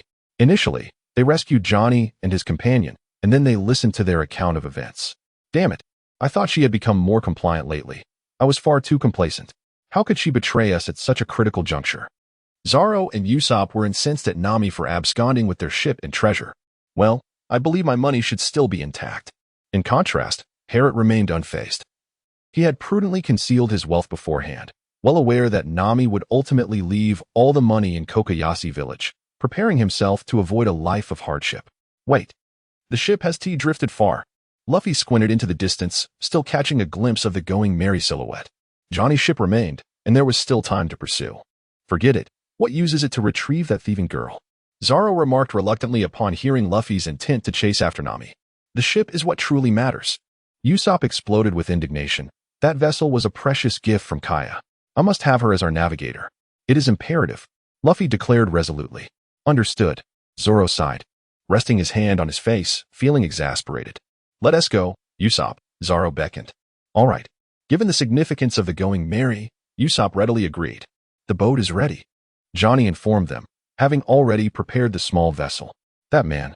At that moment, Harrot beheld a vessel shaped like a coffin. Its hull as dark as night and adorned with a peculiar cross-like mast. Flickering green candles, reminiscent of ghostly flames, illuminated the ship, creating an eerie spectacle that suggested a phantom ship was gliding towards them, instilling a sense of dread. Seated nonchalantly aboard the vessel was a figure. Donning a black top hat trimmed with white fur, clad in a burgundy-patterned jacket, a black vest, and white trousers. A formidable, dark blade rested at his back. He was none other than the world's most formidable swordsman, Dracula Mihawk. Panic ensued among the pirates under Krieg's command. This is dreadful. The very man who decimated our fleet of 50 ships is here. He has pursued us to this very spot. He must be here to slay us. They exclaimed in terror. Damn it, Krieg muttered, cold sweat trickling down his brow, fear evident in his eyes. How can you be so despicable? We hold no deep-seated grudge against you. Why do you relentlessly pursue us? As they witnessed Mihawk's coffin-shaped ship approach, Krieg's crew turned pale, trembling uncontrollably, beads of sweat forming on their brows. I was merely passing the time, Mihawk replied indifferently after a moment of silence, his demeanor unperturbed. Passing the time? You should perish. One of Krieg's subordinates, driven by fear and rage, drew his pistol and fired several shots towards Mihawk. With an expression of calm composure, Mihawk unsheathed his dark blade and, with a swift motion, deflected the incoming bullets unnoticed by many. Why did none of the shots hit him? Krieg's subordinate was left bewildered. Wow. Harrot gasped in admiration. Witnessing such remarkable skill in reality was truly awe-inspiring. The finesse displayed was beyond his expectations, regardless of how many shots those individuals fired. It would be futile. They could never hit him. Zoro's expression turned grave. Although he had previously heard Harrot mention the formidable destructive power of Mihawk, it was only now that he could intuitively grasp it. The ability to transform rigidity into fluidity surpassed anything he had encountered before. He had never seen such a gentle sword. Approaching a nearby shattered deck floating on the sea, Zoro remarked, "A sword that lacks gentleness is not strong." Mihawk replied calmly, sheathing his black blade. "It was indeed with this sword that I severed this ship." As he spoke, Zoro tied a bandana around his forehead, still glistening with a hint of cold sweat. Indeed, he was the mightiest of swordsmen. "You appear rather unoccupied. Let us settle this matter with a duel," Zoro declared, pointing his sword at Mihawk. Armed with 3 blades, this man was Roronoa Zoro of the 3-sword style. The pirates under Krieg recognized Zoro, the pirate hunter. Krieg's forehead beaded with sweat, his astonishment palpable, as he had heard tales of this notorious figure from the East Blue. What could he be planning? Surely he does not intend to. Usopp, who had boarded Johnny's ship, was taken aback upon seeing Zoro head towards Mihawk.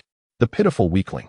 Mihawk's hawk-like gaze locked onto Zoro, and in a swift motion, he leapt from his coffin-shaped ship onto the deck where Zoro stood.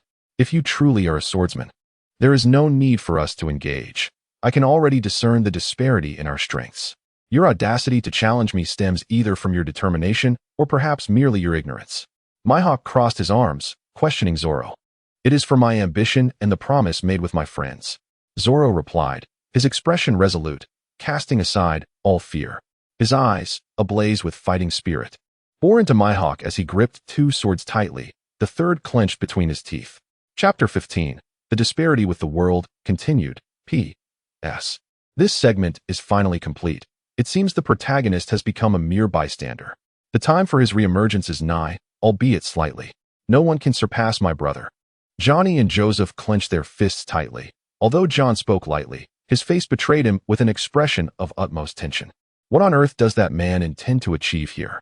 Creek leaned against the damaged deck, beads of cold sweat trickling down his forehead. Just as Zoro was about to launch an assault on Mihawk, the latter performed an act that astonished everyone present. Oi, what are you doing?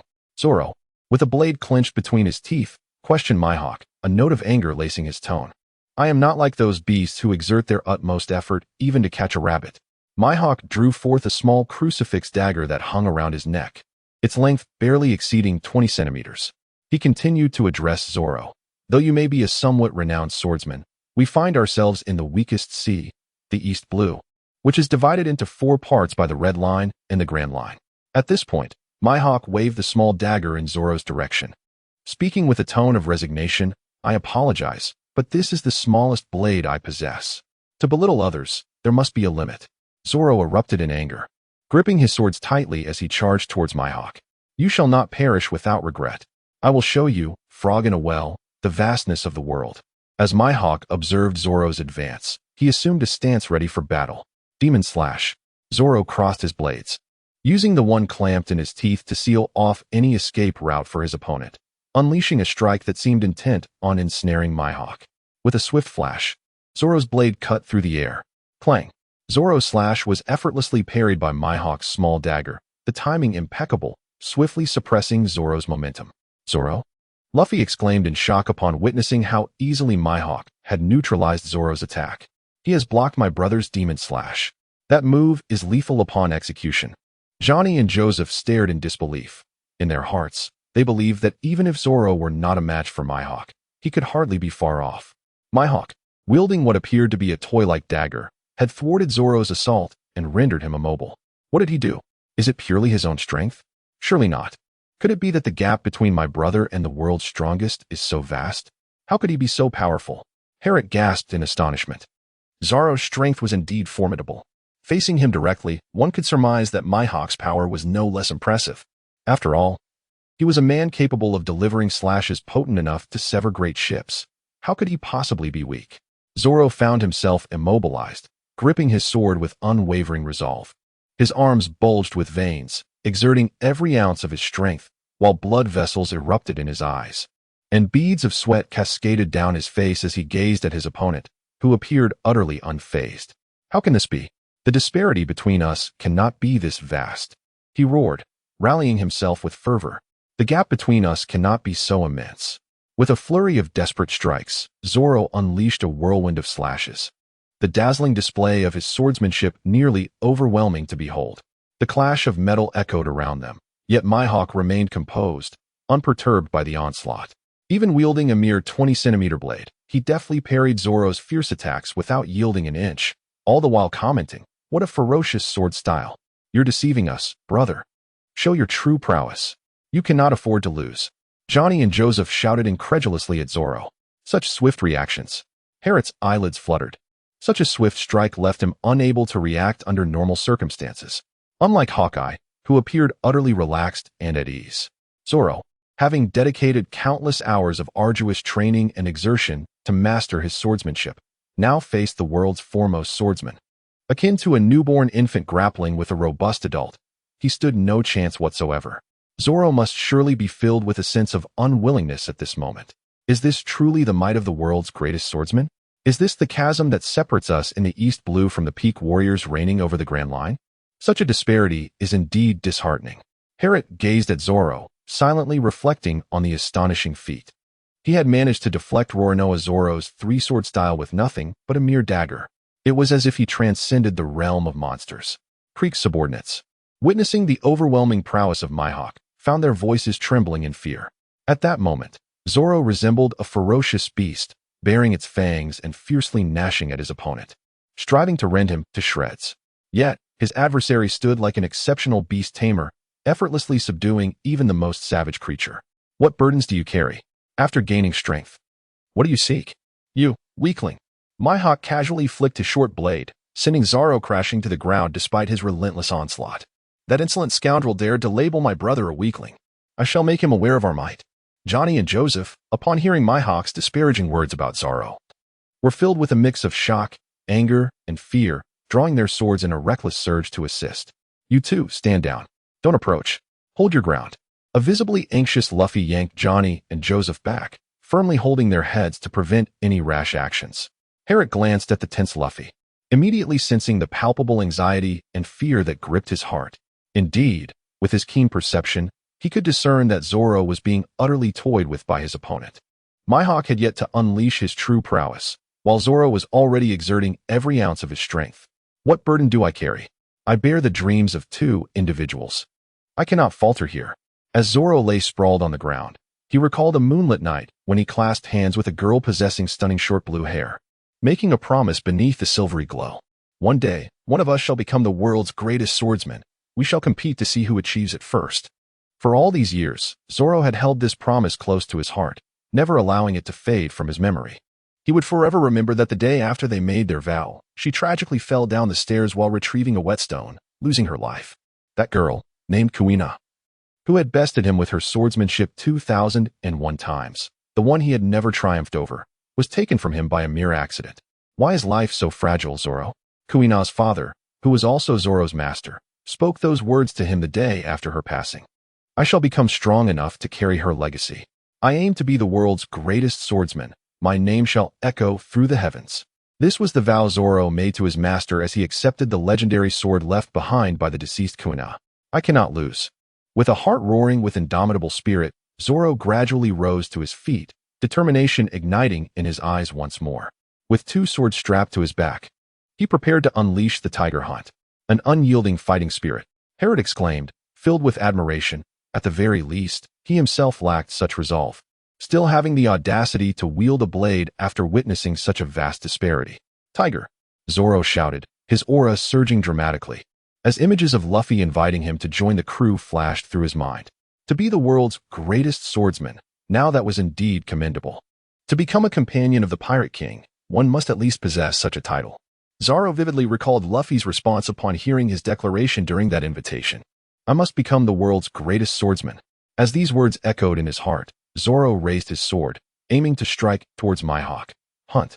However, before Zoro could successfully unleash his tiger hunt, Mihawk suddenly accelerated, appearing before him, his dagger piercing into Zoro's left chest. A torrent of blood gushed from Zoro's wound, staining his garments a deep crimson. Luffy, witnessing the scene, broke into a cold sweat, utterly alarmed. What a perilous moment. Herod was equally taken aback, exclaiming in astonishment. This was a game of heartbeats. Yet, despite being struck by Hawkeye's dagger in a vital spot, Zoro refused to retreat even an inch. Would he rather face a piercing through his heart? Why do you not step back? Hawkeye was puzzled by Zoro's actions. I cannot say for certain, but if I were to retreat here, it would completely negate the vows and promises I have made thus far, and I would never be able to return with my head held high. Zoro, gravely injured, felt his body tremble uncontrollably, yet he stood resolutely upright, devoid of any fear. Indeed, succumbing would equate to failure, Hawkeye affirmed. Zoro's gaze was icy as he responded, I absolutely cannot retreat now. Even if it costs me my life, so be it. In fact, dying would be a blessing. What unwavering determination. What fierce ambition. Would you rather sacrifice than concede? Hawkeye withdrew the dagger from Zoro's chest, his expression turning exceedingly serious. Boy, state your name. Roronoa Zoro. Zoro formally introduced himself to Hawkeye. I shall remember your name. It has been a long time since I have encountered a strong one. I will treat you with the respect of a swordsman and defeat you with this, the strongest black blade in the world. Hawkeye solemnly unsheathed the black sword from his back, revealing that he truly regarded Zoro as a worthy opponent. He drew forth the sword that had cleaved through ships. The onlooking subordinates of Klee could only gaze at Hawkeye's black sword with palpable fear. What a monster! It has arrived. Herod sat upright, his gaze fixed intently on Mihawk, a true pinnacle of strength poised to strike. The impending blow would be the final one. Zoro would undoubtedly be unable to withstand it. However, after this strike, he would earn the acknowledgement of the world's greatest swordsman. The moment had arrived. Would it be the world's foremost, or death? As Zoro saw Mihawk wielding his black blade and advancing, he unleashed his most formidable technique to date. Three-sword style overture, 3,000 worlds. Zoro spun the two swords in his hands like a windmill, generating an immensely powerful gust before launching a fierce slash toward Mihawk. Clang! In the blink of an eye, before anyone could comprehend the unfolding events, the outcome between Zoro and Mihawk had been determined. I have lost. I truly am no match for him. The strength of the world's #1 is indeed legendary. With a resounding crack, the two ordinary swords in Zoro's grip shattered into several pieces. He understood that in this duel, he had indeed been defeated utterly. After sheathing the wad ikamanji, which he had clenched in his mouth, Zoro turned, extending his arms wide in a vulnerable gesture toward Mihawk. What are you doing? Mihawk inquired. A swordsman must not bear a blade in his back. It is a disgrace. Zoro, severely injured with blood staining the corners of his mouth, replied. Well said. A faint smile graced Mihawk's lips as he unhesitatingly swung his sword at the defenseless Zoro, delivering a deep cut to his chest. What a proud heart. Mihawk thought to himself, why rush to the grave? There is so much more in store for you. With a thud, Zoro tumbled from the floating deck into the sea, the blood flowing from his wounds instantly turning the surrounding waters crimson, a testament to the severity of his injuries. Chapter 16. The World is Vast. P.S. 300 Collections. Let the Flowers Bloom. Special thanks to Mr. Gu, Xian Jingzi Ran Ri, West Wind Wei Yong, Yi Yo Hua, and Lang Hunwei Wu for their generous rewards. Upon witnessing Zoro being struck and plunged into the sea, bleeding profusely, Luffy was immediately gripped by the fear that Zoro had perished. Tears welled in his eyes as he cried out in fury, Zoro. For Luffy, Zoro was an indispensable companion. How could he not be enraged? Big brother. The duo also erupted in tears, exclaiming as they leapt into the sea to swim over. Such is the power of the Grand Line, rendering even the three-sword style Roronoa's Zoro powerless. Creek's subordinates broke into a cold sweat. Just abandon your dreams. Sanji could not help but shout, Isn't that simple? After all, he is Roronoa Zoro.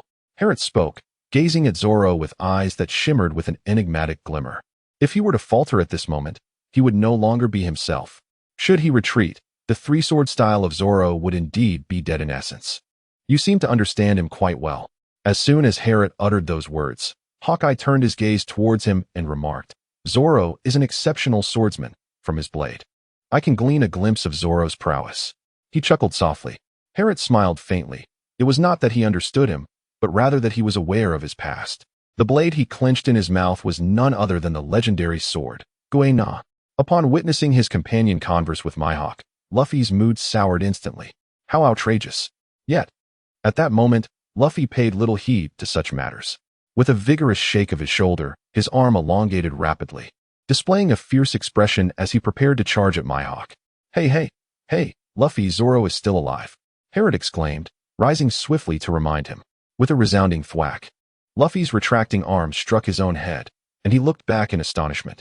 Not dead? A devil fruit user? As one of the East Blue's overlords, Korazumi possessed a certain level of discernment and recognized the truth immediately. Of course, just look at it.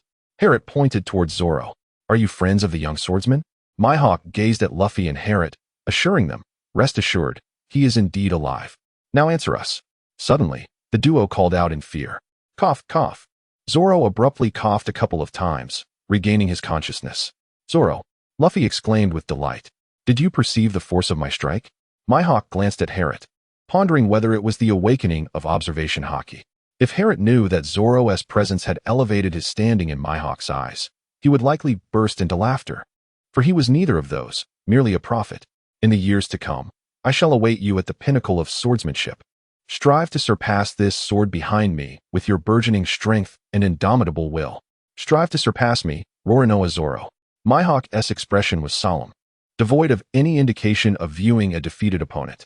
With each proclamation, his aura intensified, akin to a blade gradually being unsheathed, instilling a sense of reverence that discouraged interruption. My name is Dracula Mihawk, he declared earnestly. Understand yourself, comprehend the world. Grow stronger, roar Noah. Mihawk's words astonished the proprietor, Zeph, who glanced towards Zoro, clearly interpreting Mihawk's sentiments as harboring immense expectations for him. Brother, wake up quickly. The duel lifted Zoro onto a small boat, calling out to him while John tended to Zoro's wounds.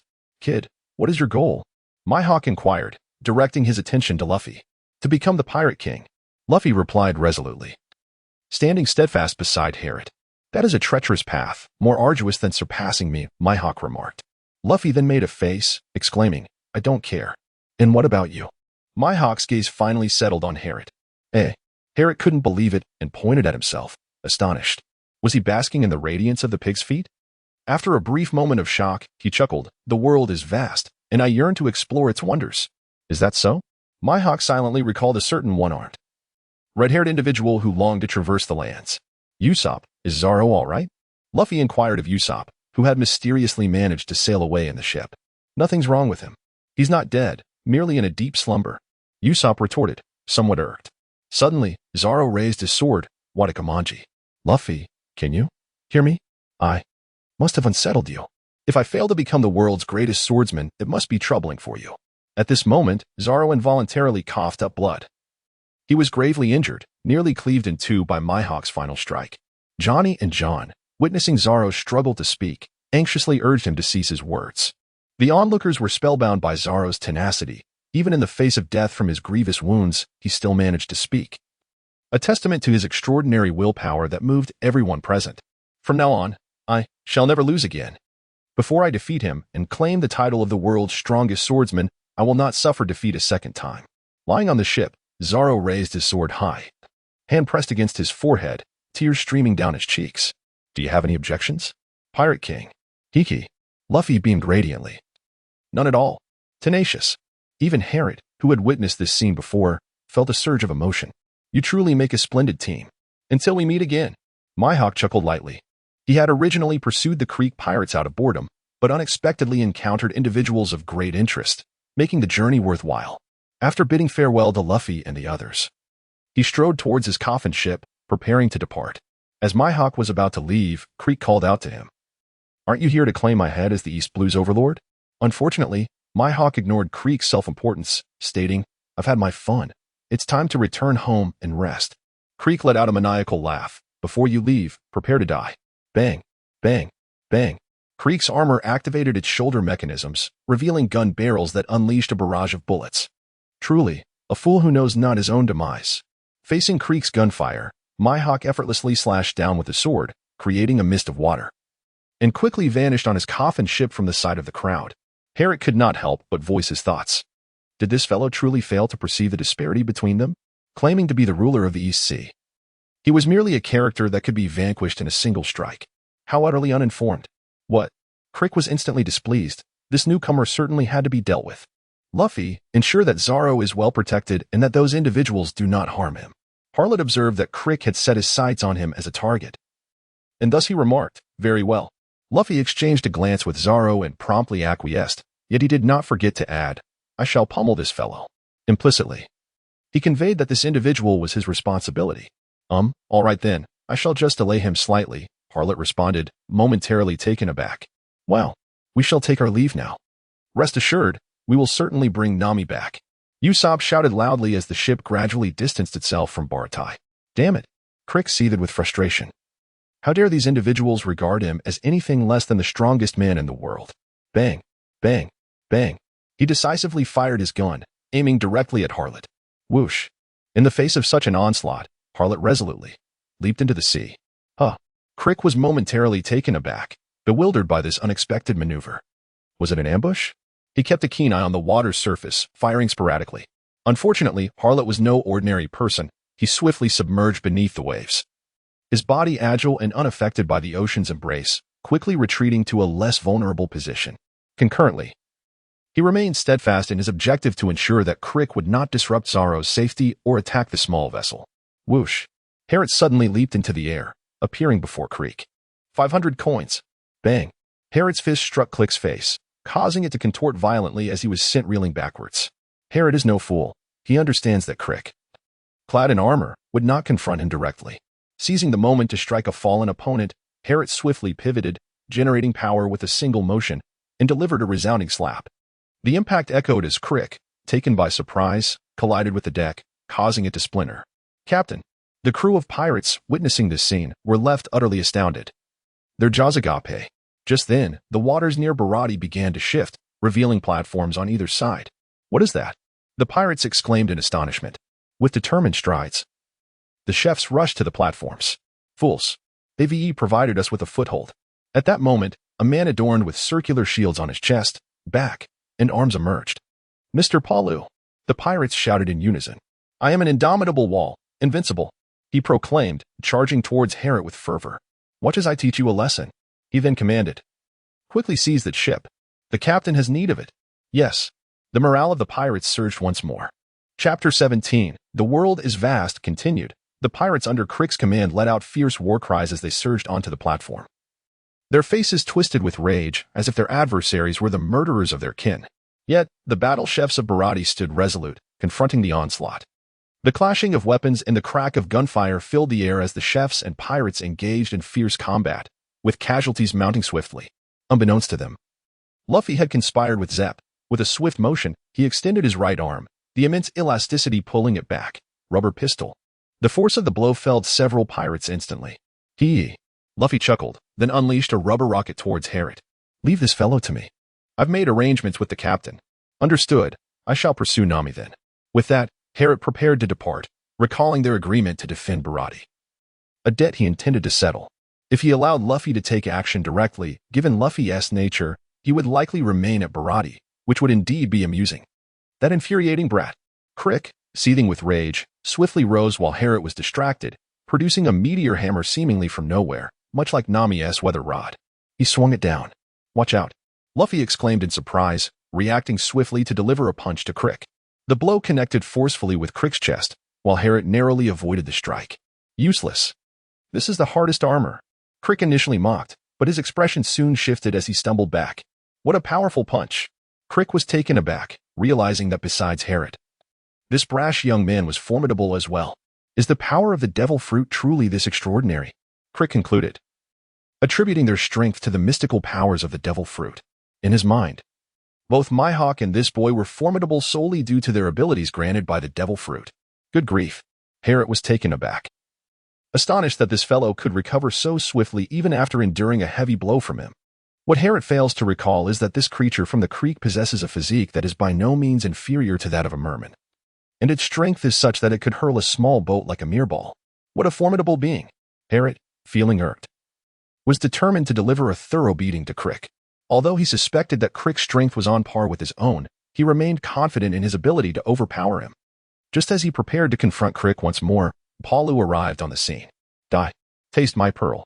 Palu exclaimed, leaping behind Harriet, brandishing a shield approximately 40 centimeters in diameter, intent on crushing Harriet's head like a sandwich. Whoosh. However, Harriet's senses were remarkably acute. He swiftly propelled himself to evade the impending strike. Clank. Observing this, Palu immediately clashed his shield with both hands a few times, laughing heartily as he proclaimed, I possess the world's finest defense. I am invincible. Thus, I declare you all ignorant. Harriet felt a profound despair towards this group of Eastern Sea tyrants, who incessantly boasted about being the strongest in the world, resembling nothing more than a troop of buffoons. Humph. In past battles, I have not shed a single drop of blood. You stand no chance of defeating me. Palu wore a grim expression. Ignorance? What an insufferably young fool he is. Eliminate him. With an air of displeasure, Palu charged forward, declaring, witness my lethal fist technique. In 5 seconds, I shall end you. Harriet spread his palms wide, a smug expression on his face. Do not underestimate me. Palu, increasingly irked, began to strike rhythmically, nostrils flaring. Behold my flame pearl. Flames erupted fiercely from Palu's body. The combination of flames and an impenetrable barrier formed a super fortress. I am invincible now. Just try to approach me. Palu erupted into laughter, striking twice more, invoking a grand spectacle. This was the flame released only when Mr. Palu's life was in peril. Typically, it was employed only after sustaining injuries. Was his life truly in danger? Scalding. The pirates under Clink shouted in alarm. This scoundrel will set the ship ablaze. The chefs of Baratai gritted their teeth in frustration. Humph. Sanji could no longer restrain himself, preparing to take action. Whoosh. Harriot's expression remained calm as he gracefully leaped into the air, executing a flawless somersault that unleashed a force equivalent to 500 watts. With a swift motion, he sent flames surging away from him for a brief moment, while his arm transformed into a striking blue hue. Before Palu could react, Harriot deftly tapped his temple with his fingertips. A surge of 1,000 volts discharged. Though the sound was subtle, the impact was profound. A brief flash of electricity ignited where skin met, only to vanish in an instant. Palu's mind went blank, his hair stood on end. And the flames he had controlled spiraled out of control, his head turning charred, the cause uncertain, whether from fire or electric shock. With a thud, he collapsed to the ground. Unconscious. Alas, this must be a trick. The second squad leader, Iron Wall Palu, had been defeated. The pirates' expressions shifted dramatically as panic set in. If they could take down Palu so effortlessly, how would they fare against these formidable adversaries? Bravo! Magnificent work! The cooks erupted in cheers, astonished by the spectacle. How did he achieve this? Sanji, puffing on a cigarette, exhaled a cloud of smoke, his eyes laden with confusion. It seems he was indeed struck by electricity. But isn't he supposed to be a non-devil fruit user? The vastness of the sea holds countless wonders, after all. Upon hearing this, Zep, arms crossed, remarked nonchalantly, "Fools." Krieg, who had been engaged in battle with Luffy, witnessed Palu's swift defeat and saw his crew's expressions of sheer terror, prompting him to shout, "I'm still standing." However, a bead of cold sweat appeared on Krieg's forehead, though he was hailed as one of the strongest men in the world. This Harriot was a formidable opponent with a bounty of 15 million, not to be underestimated. Moreover, that rubbery monkey is incredibly agile. Krieg cursed under his breath, acknowledging that this Straw Hat Kid possessed not only immense strength but also remarkable dexterity. Right, our captain is still here. Captain Krieg is the strongest. He will surely handle them. His crew, sweat-drenched and anxious, rallied each other with words of encouragement. Indeed, it seems I am the only reliable one here. Krieg glanced at his subordinates, then at the enemy, instantly deeming his crew to be ineffectual. He contemplated the need to recruit new members in the future. To reclaim the Grand Line, a more formidable fleet is essential. Only then can he truly be recognized as an admiral. Haha, splendid work, Harriot. Luffy beamed with a radiant smile, proud of his comrade. When did I ever agree to? Harriot could not help but exclaim, only to resign himself moments later, saying, "Forget it, you wouldn't listen anyway. Moreover, I had already intended to ride on your coattails. Witness as I send you on your way to the afterlife." Click removed the shoulder guard from his left shoulder, activating a mechanism. Suddenly, a multitude of gun barrels emerged. How does this fellow possess so many weapons? Luffy's expression soured. Yet he was unperturbed by the firearms. Bang, bang, bang. Dozens of bullets were fired, and with keen eyes, Luffy was taken aback to discover they were pointed projectiles, prompting him to swiftly evade. Harriot was also within the range of attack. However, his perception was astonishing, allowing him to deftly evade the strike. Consequently, Harriot grew even more displeased with this individual. With a mere thought, his entire skin transformed into a striking shade of blue, rendering him a towering figure of azure. His skin. Both the chefs of Baratai and the pirates under Krieg's command gazed in astonishment. Whoosh. He moved with incredible speed, under the subtle stimulation of microcurrents. Harriot moved with astonishing swiftness, leaving behind a multitude of afterimages, ultimately delivering a powerful punch to Krieg's face. 750 watts. Bang. With that strike, Krieg was sent spinning violently, propelling him 2 meters away. Captain. The pirates under Krieg's command were left wide-eyed in disbelief. Chapter 18. The Chase. Harriot understood that Krieg's physicality was not inferior to his own, and his strength might even surpass it. However, his speed was decidedly lacking in comparison. Harriot's velocity far exceeded that of Krieg, rendering the latter almost a mere punching bag in their confrontation. It was reminiscent of the scenario where Luffy's crew faced CP9. Their swift movements initially led to significant losses for Luffy's team, had it not been for Robin's agreement with them. It is likely that several members of the Straw Hat crew would have met their demise on Water 7, although such an outcome was improbable. I have always been perplexed as to why Califa and her crew did not utilize the Sara technique. Had they done so, with the strength of Luffy's crew at that time, apart from the 3 strongest fighters, none would have been able to keep up. Of course, the protagonist's halo is a significant factor. Once again, Krieg was bested. That instant movement was astonishing. Yet, how did he end up in that state? The chefs of Baratai were both astonished and delighted as they murmured among themselves. What on earth happened? Why was the captain once again defeated by that individual? It was supposed to be the Admiral Krieg, who left his enemies utterly helpless. The pirates, in disbelief, began to shout in despair. "You are despicable," Luffy pouted. "We had agreed that this was my fight." "Ah, my apologies, Luffy. I inadvertently knocked this guy down again." Harrot scratched the back of his head with a chuckle. Observing Barati, he surmised that the pirates, in their current state, lacked any fighting spirit. After all, it was quite disheartening to witness the once revered Crick suddenly being defeated time and again. Without their morale, how could these pirates possibly measure up to the chefs of Barati? Furthermore, with Palu also having been taken down, the pirates' significant combat strength now rested solely with Akin. Yet, given Akin's disposition, he would not resort to harming Sanji. Thus, Harrot cast a glance at Luffy and said, "I shall catch up with Usopp and the others. I am also curious to discover what transpired with Nami that compelled her to leave this place." "All right," Luffy exclaimed, clapping his hands together. "Leave these guys to me." Haru tilted his head slightly, and soon his body returned to its normal state. He waved goodbye to the chefs at Bartai, saying, "I will take my leave now. Kuriko will handle it." The chefs gazed at Haru in astonishment, wondering why he was suddenly departing. Harrot, with unwavering determination, plunged into the sea without hesitation. Submerging himself beneath the waves, Harrot slowly descended to the ocean floor, where he discovered a rock adorned with a massive X mark. He chuckled to himself. Harrot could not help but chuckle. Nami must be in a frenzy, desperately searching for her lost money. Yet, even if she were aware of its whereabouts, she would likely still be in a state of turmoil. It lay beneath the sea. Concealed within the crevices of the rocks, how could she possibly find the time or energy to retrieve it? A few fish, startled by the commotion, swiftly swam away from Harrot. Harrot gazed at the boulder, gradually approaching it. This was a substantial rock clearly composed of two stones, one large and one small, with the smaller stone resting atop the larger, precisely as Harrot had intended. Harrot moved aside a small rock, and instantly a crevice appeared before him, revealing a large blue backpack nestled within. Upon reflection, it seems there had been little prior description of this object. Fortunately, it is waterproof and corrosion-resistant. Harrot smiled faintly. After profiting from the sunken ship, he had not been stingy with himself, acquiring various useful equipment. Currently, he had a newly crafted weapon waiting for him in Rogue Town. However, now that I have become a fugitive, and with plans to board Luffy's ship in the future, it indeed poses a challenge to retrieve the weapon without attracting the attention of that old chain smoker and safely depart from Rogue Town. Harrot pondered. Realizing that Luffy's troublesome and radiant aura was indeed too dazzling, constantly attracting trouble, the notion of quietly gathering supplies seemed nothing short of a jest. Who did Harrot most fear in Rogue Town? Was it not the old chain smoker, a master of the Logia-type devil fruit and a colonel in the Marine headquarters?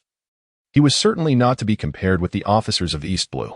It is worth noting that the ranks within the Marine headquarters are actually 2 levels higher than those of the East Blue. Currently, Harrot felt utterly incapable of contending with a Logia-type devil fruit user, as he lacked both sea stone and haki. Although he suspected that haki might be akin to mental fortitude or spiritual energy, he had yet to grasp its essence. Reality was not as simple as fantasy. One could not merely wish for abilities to manifest. After 2 years of training in haki, he had seen no tangible results.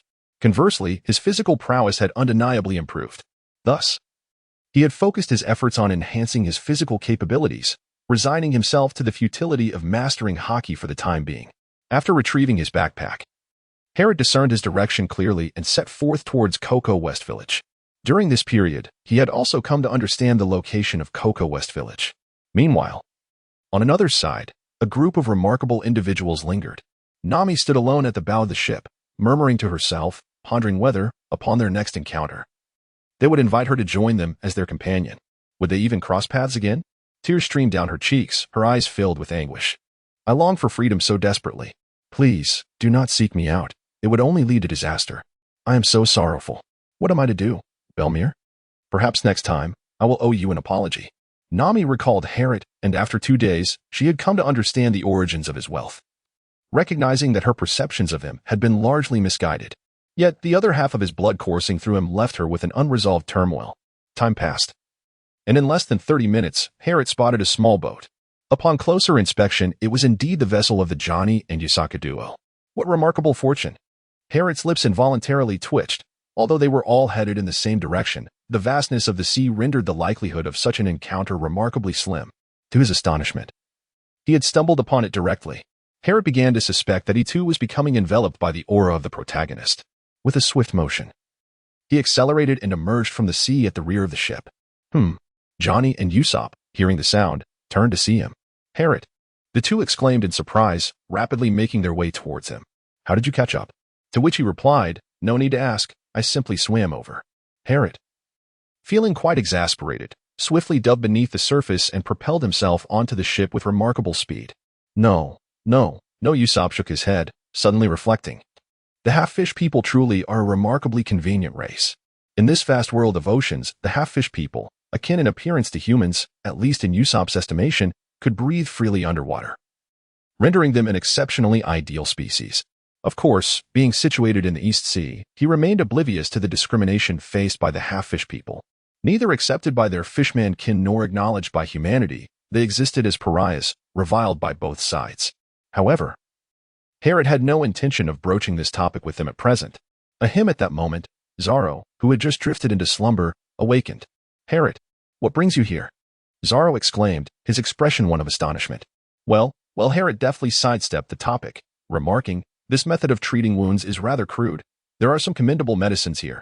As he spoke, he retrieved a brown vial from his backpack.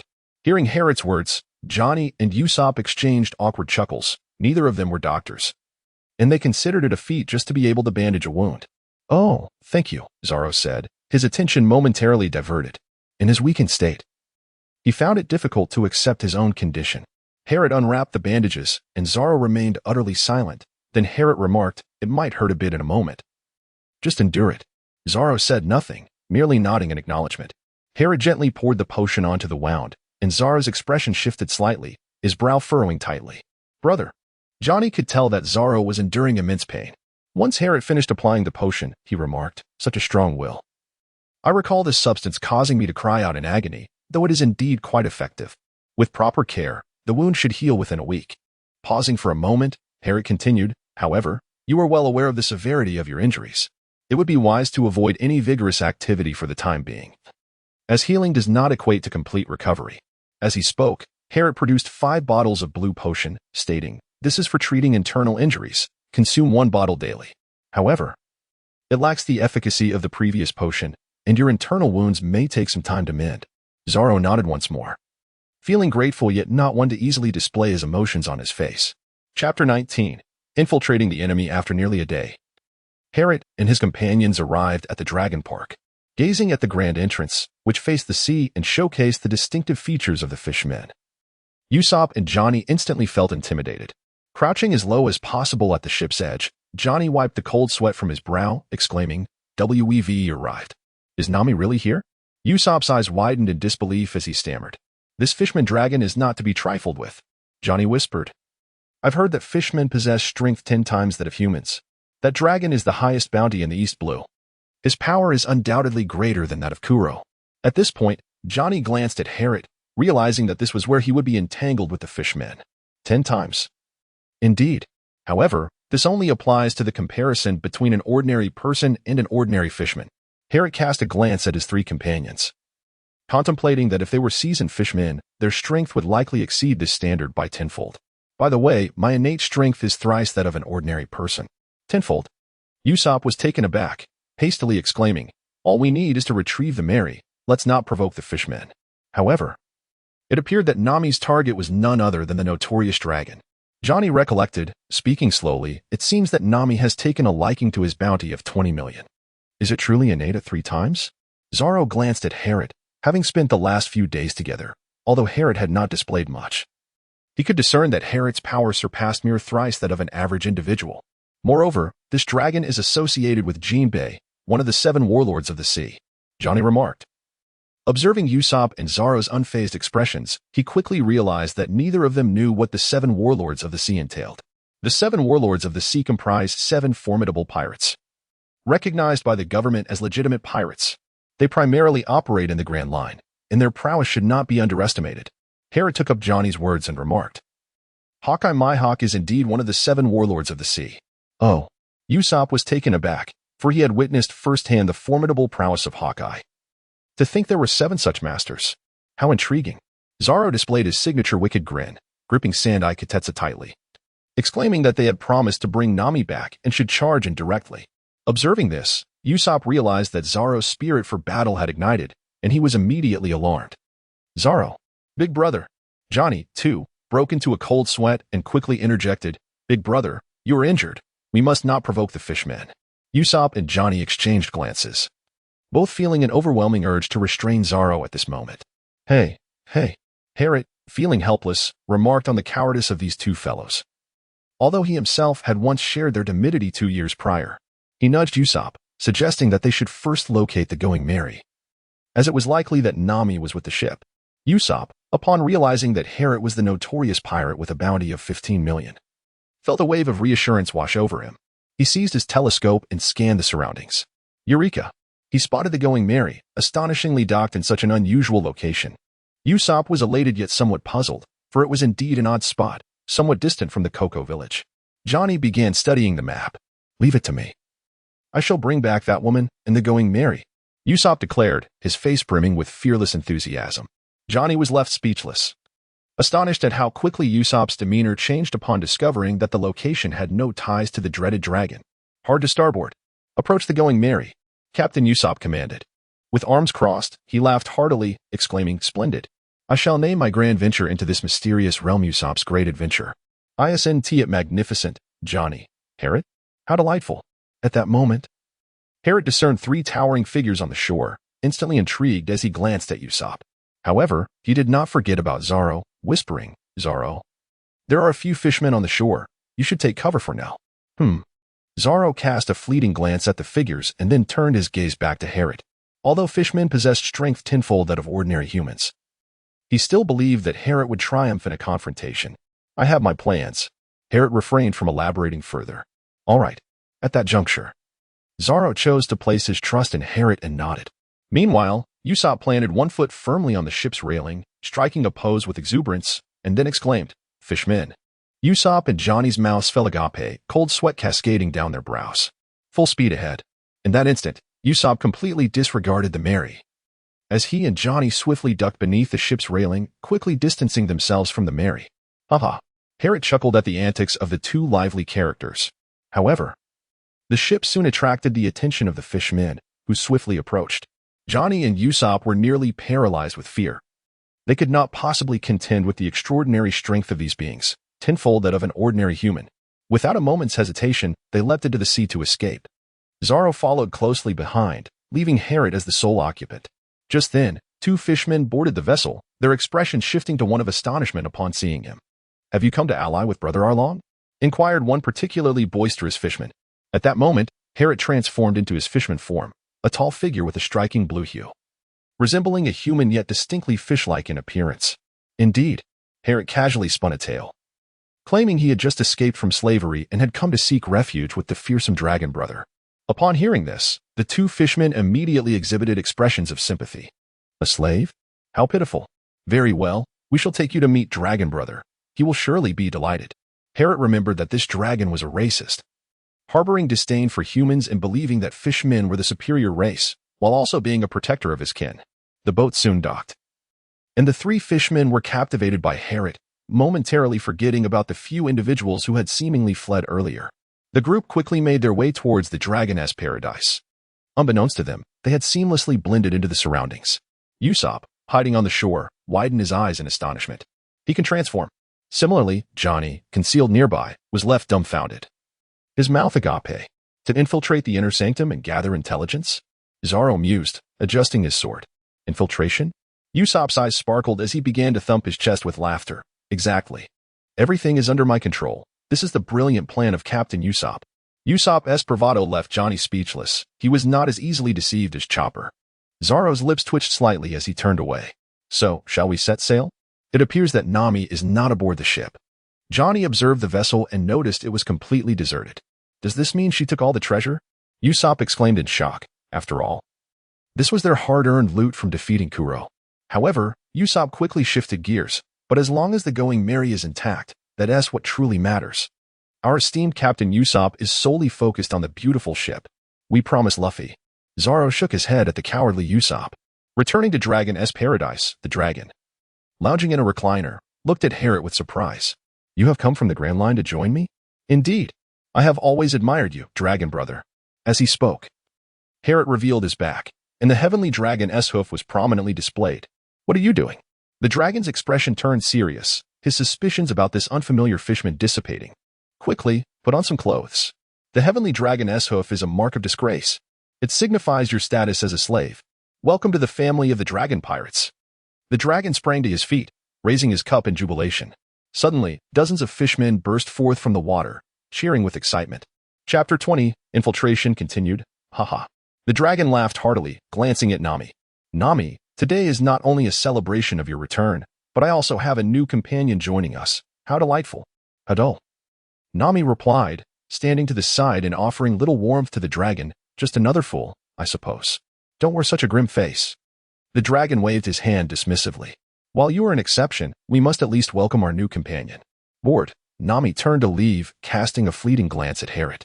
This sight, although 2 years had passed, was still vividly etched in her memory, especially since he was indeed Harriet. What could have brought him here? What does that brand signify? Why did the dragon react so strongly? And why didn't he mention our acquaintance? Was he here to retrieve me? To seek me out? How vexing. Nami clenched her fists, biting her lip in contemplation. She is? Harriet appeared genuinely curious. Observing this, the dragon offered a brief explanation. This human woman is Nami, our navigator in the Dragon Pirates, a rare talent. Oh. Harriet seemed genuinely surprised. Well then, the dragon retracted his gaze from Nami and raised his wine glass. Let us commence our own feast. Oh. The fishmen cheered in unison. My compatriot Harriet, feel free to enjoy yourself here. Consider it your home and don't hold back. The dragon smiled at Harriet. He then gestured to several fishmen and said, I have some matters to attend to, Black Belt. Please stay here and keep our new companion company. Understood. The fishman martial artist, Black Belt, nodded in agreement. Harriet gazed at the malevolent dragon as it departed, lingering for a good 10 minutes to indulge in drink and engage in idle chatter. When the atmosphere grew increasingly fervent, he seized the opportunity to approach the Black Belt. Seeking counsel. Fishman karate? The Black Belt inquired, a look of bewilderment crossing his face as he regarded Harriet. Indeed. Hara nodded and said, I have previously studied the art of fishman karate, but I only learned a portion of it. I never had the opportunity to delve deeper. Is that so? The Black Belt's gaze shifted to one of sympathy, as he presumed that Haru must have been captured and enslaved, which prevented him from mastering more advanced techniques. However, now that they were allies, he felt compelled to assist. Very well, follow me. The Black Belt guided Haru to an open space. We have succeeded, Harriet roared inwardly. Indeed. He had learned fishman karate, but not during a time of freedom.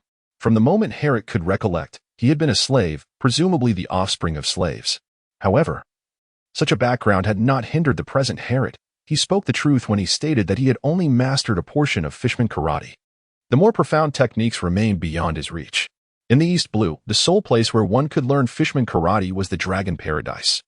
Although Harriet was currently only utilizing the techniques of power dynamics and control inherent in fishman karate, it was undeniable that mastering this martial art to its depths constituted a formidable skill. A prime exemplar of this is Jinbei, one of the 7 warlords of the sea. He is no mere user of abilities but a true master of physical combat, having attained the rank of warlord purely through martial prowess, a testament to his formidable strength. Time passed swiftly amid the teachings, and soon an hour had elapsed. Having gained substantial knowledge, Harriet sought an excuse to slip away. Now, it was time to find Nami. After regaining his composure, Harriet exited the Dragon Paradise, discerned his bearings, and to his astonishment, witnessed an unexpected scene. Goodness! Harriet was taken aback. Could it be Usopp? There he was, caught by the Mermangio, his legs trembling incessantly. Goodness! The inertia of history is indeed formidable. Harriet wiped the sweat from his forehead. Initially, he believed that Usopp, Frankie, and Zoro would fare better together than in the original narrative. However, to his dismay, this fellow had still been captured, prompting Harriet to reflect on the formidable nature of the wheels of history. Could it be that Zoro had lost his way? Had he strayed off course? Harriet suddenly recalled Zoro's notorious tendency to be directionally challenged. With this thought in mind, he couldn't help but feel a surge of sympathy for Usopp. It is not that I wish to withhold my assistance. If blame must be assigned, let it fall upon Oda. Harriet observed a moment of silence for Usopp, lasting 3 seconds. However, he was not one to simply ignore a plea for help. He had already spotted Nami. After quietly contemplating the slightly revised history for a while, Harriet dismissed the fallen, deceitful figure who had plunged into the sea and chose to follow the departing Nami instead. As for Harriet, the great dragon of the paradise surveyed his surroundings but found no new companions, which left him in a state of perplexity. He expressed his desire to explore the vast territory that the Elder Dragon had conquered, as relayed by Haidai. With a hearty laugh, the Elder Dragon responded, affirming that it was indeed essential to take a good look around. Before long, Herod encountered Luffy and his crew, or rather, it was Nami who found them. After witnessing a comical scene, Herod had little intention of joining forces with Luffy and his companions, opting instead to continue following Nami. Ah, the orange grove. Herod heard the sound of something being smashed from afar and immediately discerned that Nami was in a fit of rage. After scrutinizing the orange grove and pondering for a moment, Herod resolved to step inside. The door creaked open slowly. Who is it? Noki and Nami turned their heads in unison. Herod scratched the back of his head and remarked, it seems I have arrived at an inopportune moment. Herod. Nami, brimming with frustration, abruptly stood up and fixed her gaze on him. What brings you here? Well, this. Herod pondered for a moment before ultimately deciding to speak candidly. I followed you here. Followed me. Nami furrowed her brow in disbelief. In truth. You can place your trust in Luffy, Herod asserted as he entered. Trust him. Nami exclaimed, her agitation evident. The dragon is no ordinary individual. He is a creature hailing from the Grand Line. Do not jest. Haru nodded thoughtfully, acknowledging, indeed, the dragon is formidable. I am certainly no match for it. Indeed. Are you not a fishman? How could you be unaware of its power? Nami remarked with a hint of sarcasm. Fishman? Noki exclaimed, taken aback, as he scrutinized Haru closely. No matter how he looked at it, Haru appeared entirely human. Herod, seemingly unconcerned, gestured toward his shoulder. At that moment, he was clad in a black vest, and Noki Gao immediately perceived something amiss. Gills. Having engaged with fishmen for many years, Noki Gao could not be mistaken. Those were indeed the gills of a fishman. Instantly, he became alert. I have stated before that we must trust Luffy. If there is anyone capable of assisting you at this moment, it is undoubtedly Luffy. Herod continued, if we were to compare strength. The evil dragon and Luffy might be considered equals. However, when it comes to potential, Luffy undoubtedly surpasses the evil dragon. How do you know that? Nami questioned. Ahem. Herod found himself momentarily speechless. He certainly could not reveal that he had traversed time and space to acquire such knowledge. His mind raced. Yet he could conjure no suitable excuse. After all, he had never witnessed Luffy in battle, and he had ventured alone from Creek, making it difficult to present any credible evidence. Well, oh dear, these are mere trifles. In any case, Luffy is the only one in this village capable of defeating the evil dragon. A secret technique, the art of diverting the topic. Nami raised an eyebrow. Speaking of which, why do you entertain the thought of defeating the evil dragon? You are a fishman, after all. To clarify, I am a half fishman, as I've mentioned numerous times. Herod replied, exuding an air of exasperation. Isn't that essentially the same? Nami tilted her head in curiosity. Well, once you set foot on the Grand Line, you will understand. Herod pondered for a moment and then continued. In the Grand Line, the mermen endure profound discrimination. They are neither acknowledged by humans nor accepted by their own kind, the fishmen. Chapter 21, the calm before the battle, what does it mean? Nami and Nojiko inquired, feeling that any explanation might prove rather convoluted. Herod stroked his chin, pondering that none of you have traversed the Grand Line. There are certain matters that, if articulated, would likely elude your comprehension. In any case, if the malevolent dragon were to discover my heritage as a half-fishman, I would undoubtedly be the first on its list for elimination. What? Nami exclaimed in disbelief, struggling to reconcile the notion that the dragon, who had previously extended a warm welcome to Herod, would seek to eliminate a companion. By the way, you ought to take better care of your hand.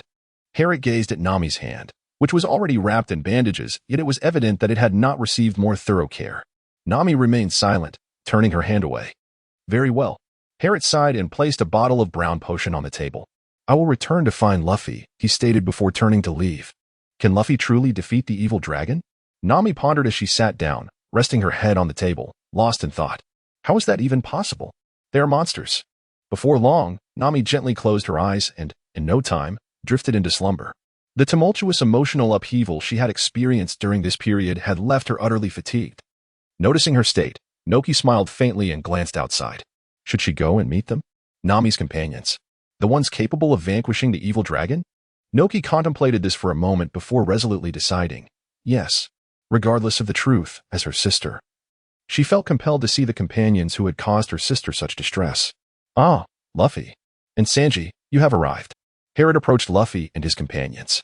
At that moment, Usopp was about to share the story of how Nami had rescued him, speculating that there must have been some compelling reason for her to join the dragon pirates. Upon seeing Harriet, he immediately said, "Harriet, just in time. I was about to discuss Nami's situation. You should join us to listen." "No need." Harriet found a tree and settled down against it. "I already understand. You may convey this to Luffy and the others." "Oh." Usopp crossed his arms and nodded, saying, "I see. I never expected that aside from the great Captain Usopp, there would be others who were aware." Harriet couldn't help but twitch the corner of his mouth. This fellow truly never missed an opportunity to promote himself. However, how should they deal with that Colonel Mouse? Should they consider capturing him afterwards? A peculiar glimmer flickered in Harriet's eyes.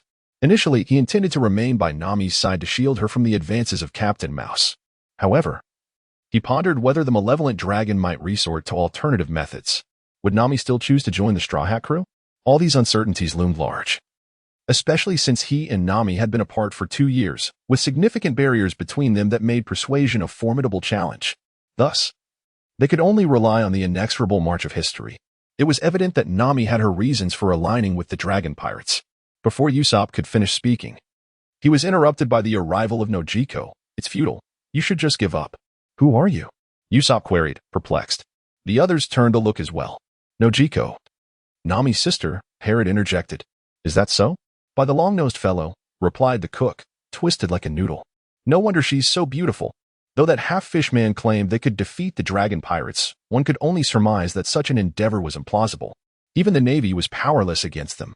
Nojiko surveyed the scant number of individuals present, disappointment washing over her. With so few people, how could they possibly hope to confront the dragon pirates?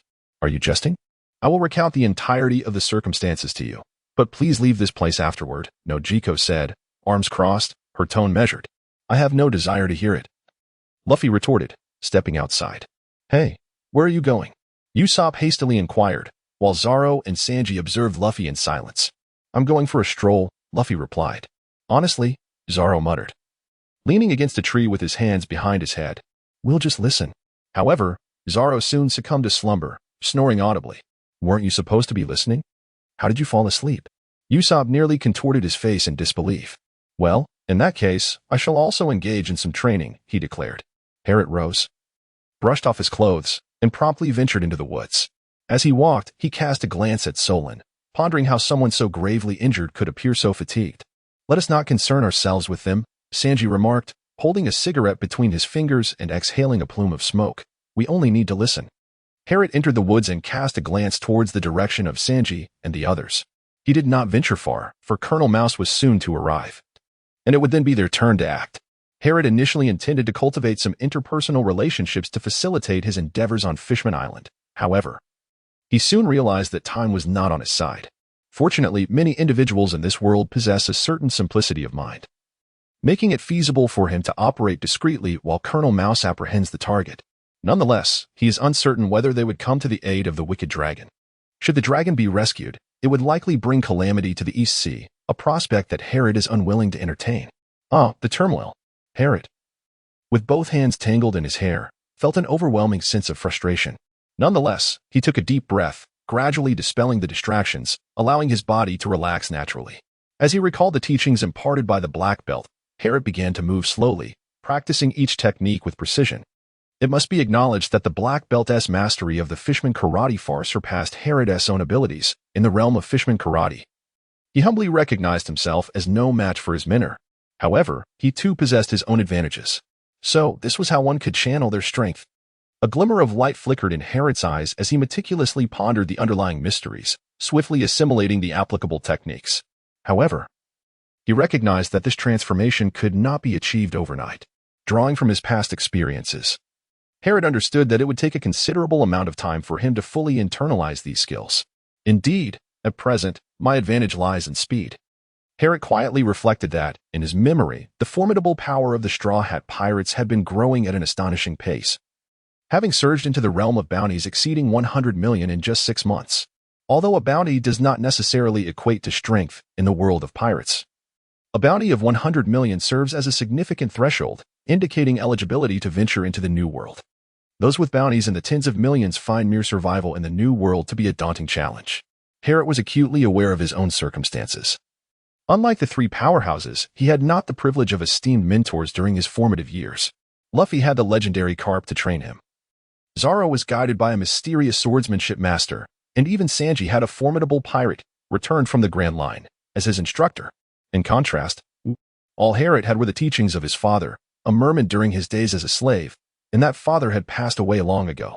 If only he could increase his speed and combine it with his current strength, he believed he could perhaps reach the coveted level of a 100 million bounty.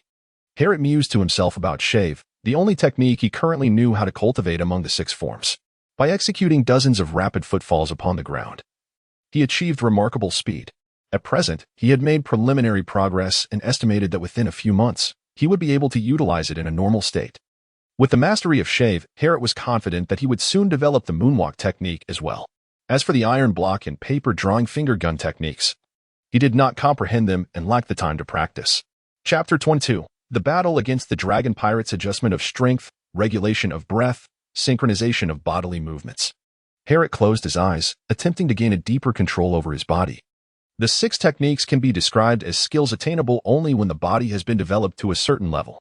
The capacity to withstand impacts, heightened perception, and explosive power, all of these require, to some extent, a meticulous control of the body.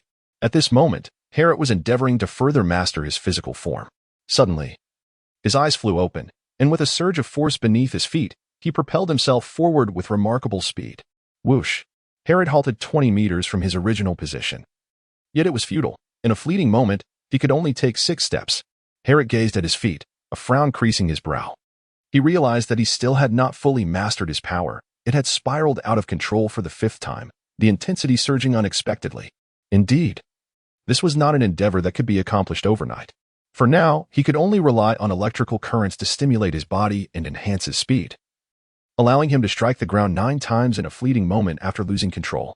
Since parting ways with Nami 3 months ago, Harrot had consciously begun training in the technique of shaving. However, in a state of normalcy, he could only manage to strike the ground 6 times in an instant.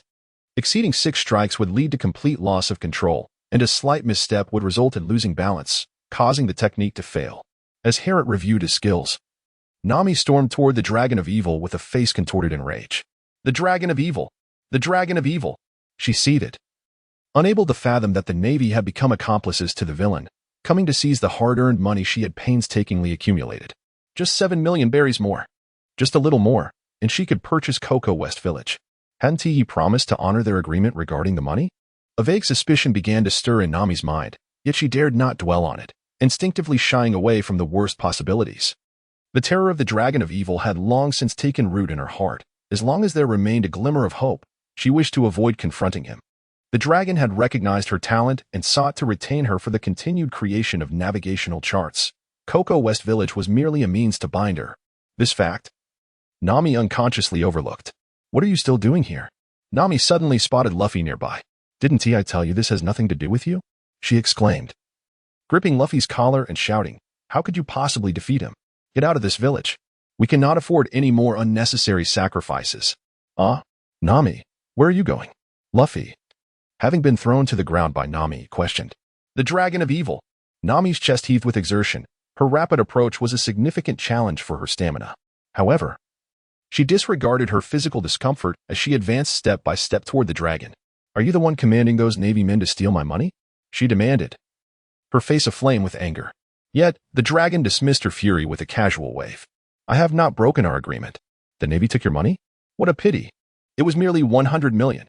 You can always accumulate it again, he chuckled heartily. Nami bit her lip, her heart seething with rage. Nevertheless, she recognized that this was not the time for emotional outbursts. She turned and dashed back toward Cocoa West Village, imploring, everyone, please do not act foolishly. Strangely, she instinctively glanced at the back of her hand, still stained with medicinal ointment, recalling Harrot's words, Luffy is presently the only one capable of defeating the Dragon of Evil. Almost there. Harrot retrieved a watch from a backpack set aside and pondered that it was about time for Nami to seek assistance from Luffy. It was also the moment to confront the dragon pirates. Upon meeting Sanji and the others, they swiftly informed him of the theft of Nami's money. Upon learning the truth, they comprehended the significance of that money. After a brief discussion, Zoro, Sanji, and Usopp resolved to venture into the village. Upon arrival, Harrot observed the villagers, each filled with indignation, wielding weapons as they marched towards the dragon's paradise. Are they truly planning to fight? Usopp exclaimed, a cold sweat trickling down his brow. These were ordinary folks. How could they possibly contend with fishmen possessing at least tenfold the strength of a normal person? It was evident that they had nowhere left to turn. Herod quietly remarked, "Nami's 100 million has been stolen. Not only has she descended into despair, but these villagers also realize they can no longer escape the clutches of the dragon." Initially, they had hoped that Nami could purchase Cocoa Village, as they were close to accumulating the 100 million berries. However, with the emergence of Captain Mouse, all their dreams were shattered. Shortly thereafter, they witnessed Nami inflicting wounds upon herself, stabbing the emblem of the dragon pirates on her arm while incessantly uttering the name of the dragon. At that moment, Luffy intervened to halt her actions. Seeing this, Herod understood that it was indeed time to battle the dragon pirates. Nami, once again recalling Herod's words and reminiscing about Luffy's formidable strength, found herself on the brink of psychological collapse, instinctively crying out for help. "Save me." Luffy, silent yet resolute, placed his straw hat upon Nami's head, performed a few stretching exercises, and then shouted exuberantly, "Of course." With that, he strode purposefully towards the dragon's paradise, prompting the others to follow suit. The prepared crew responded enthusiastically, "All right." The dragon pirates boasted 3 combat officers: the octopus fishman, Jin, proficient in the 6-sword style; the soft-boned fishman, black belt, skilled in karate; and the kissing fishman, Kai, adept at attacking with water from his mouth. As for the dragon himself, he was a serrated shark fishman endowed with astonishing biting and wrist strength. At this juncture, Herod gradually divulged the intelligence gathered. Luffy, seemingly unperturbed, listened intently, while the other 3 absorbed the information. Herod's gaze fell upon Zoro, who was gravely injured and unsuitable for intense combat in the near future. Thus, it would be up to the 3 of us to confront those officers. Zoro remained silent, merely gripping his sword, Wado Ikamanji, tightly.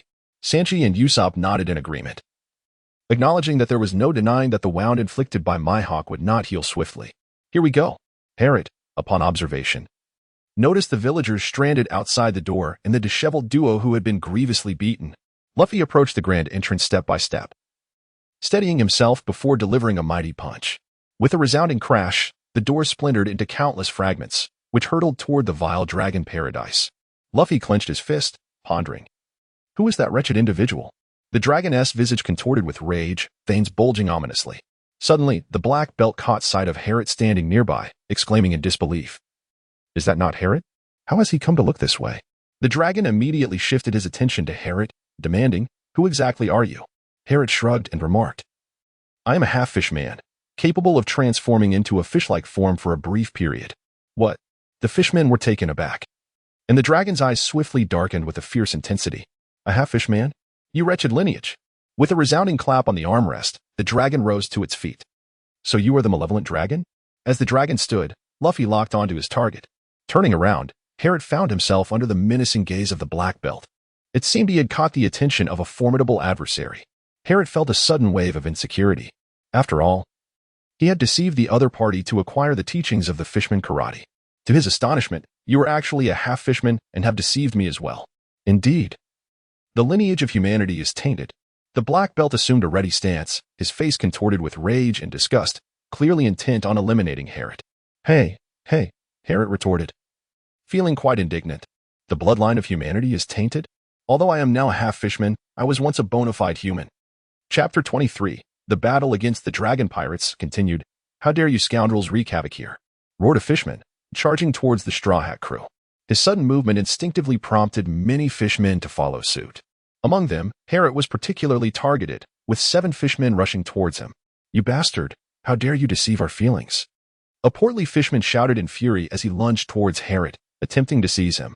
Herod swiftly ducked to evade the hand, then abruptly rose, delivering a powerful uppercut that struck the chubby fishman squarely on the jaw. Bang! The fishman was sent flying backward, crashing to the ground. "What?" The remaining 6 fishmen were taken aback. Herod, however, did not feel pleased about this.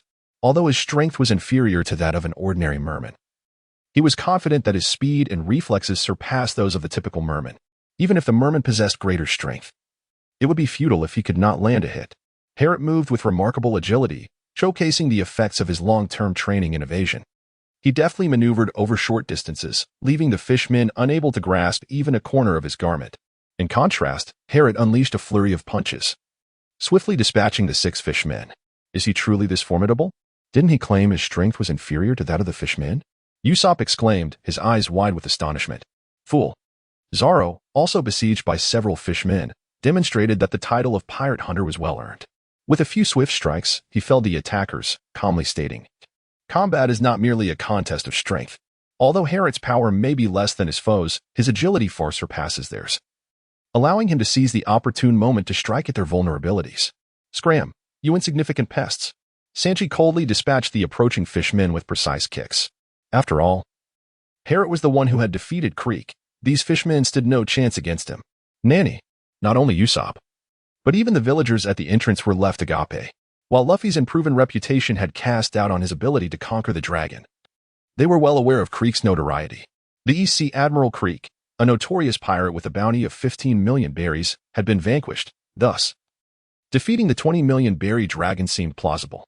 With this realization, coupled with the Straw Hat Crew's triumph over nearly all the common fishmen, the villagers began to feel a glimmer of hope. "Go for it. You must defeat the dragon," they shouted in unison. "These scoundrels." The dragon's eyes reddened with fury, and his murderous intent intensified. "How dare you treat my kin in such a manner? You lowly creatures." "Wait." Xiaoba quickly intervened. "Dragon brother, if you strike, the entire dragon paradise may be reduced to ruins. Leave this to us." "Indeed," Chio agreed, nodding in affirmation, while Haidai continued to regard Herod with a cold stare. After a moment's contemplation, the dragon resumed his seat, yet his gaze remained fiercely fixed upon Herod. Herod could not help but twitch his lips. While it was known that the merman was not well received, did it truly warrant such disdain? At that moment, Xiaoba suddenly clamped his mouth and began to play a peculiar melody. What could it be? The villagers nearby instantly harbored ominous suspicions. With a great splash, summoned by Xiaoba, the surface of the sea before the dragon's paradise began to churn, and a gigantic manatee emerged from the depths. Indeed, it was the creature, the monstrous manatee from the Grand Line. Naka's expression darkened. "What on earth is that?" "Ah, it is it." Luffy seemed to recognize it. "It turns out it is an ally of the fishmen," Sanji remarked nonchalantly while puffing on a cigarette. "What a bizarre creature." Usopp's eyes widened in astonishment, his mouth agape. "Moo moo moo." At this moment, the manatee looked at Luffy and Sanji with a face full of grievance, clearly recalling that these two were the ones who had previously tormented it. Remembering this, Momu broke into a cold sweat, thinking that these two were indeed demons. And the bump on his head seemed to throb even more painfully. Silently, he turned to leave. "Hey Momu, where are you going?" Xiaoba suddenly panicked, bewildered by Momu's abrupt departure. "Momu, you scoundrel, what are you doing?" The fearsome dragon glared menacingly at Momu, confident that if he wanted to flee, he would not be stopped, right? Momu was drenched in cold sweat, his heart engulfed in turmoil. Before long, the imposing figure of the dragon overshadowed the fear of Luffy and his companions. Momu charged ferociously towards Herod's group, attempting to suppress his fear while trying to intimidate them. "I will handle it." Before Luffy could speak, Herod quickly declared, for he recalled that this single-celled creature had nearly cost him his life for mere amusement. Herod was deeply concerned about the potential issues with his side's greatest strength. After all, he knew he would be no match for the malevolent dragon. Moreover, Zoro was gravely injured, and Sanji was not someone he could rely on.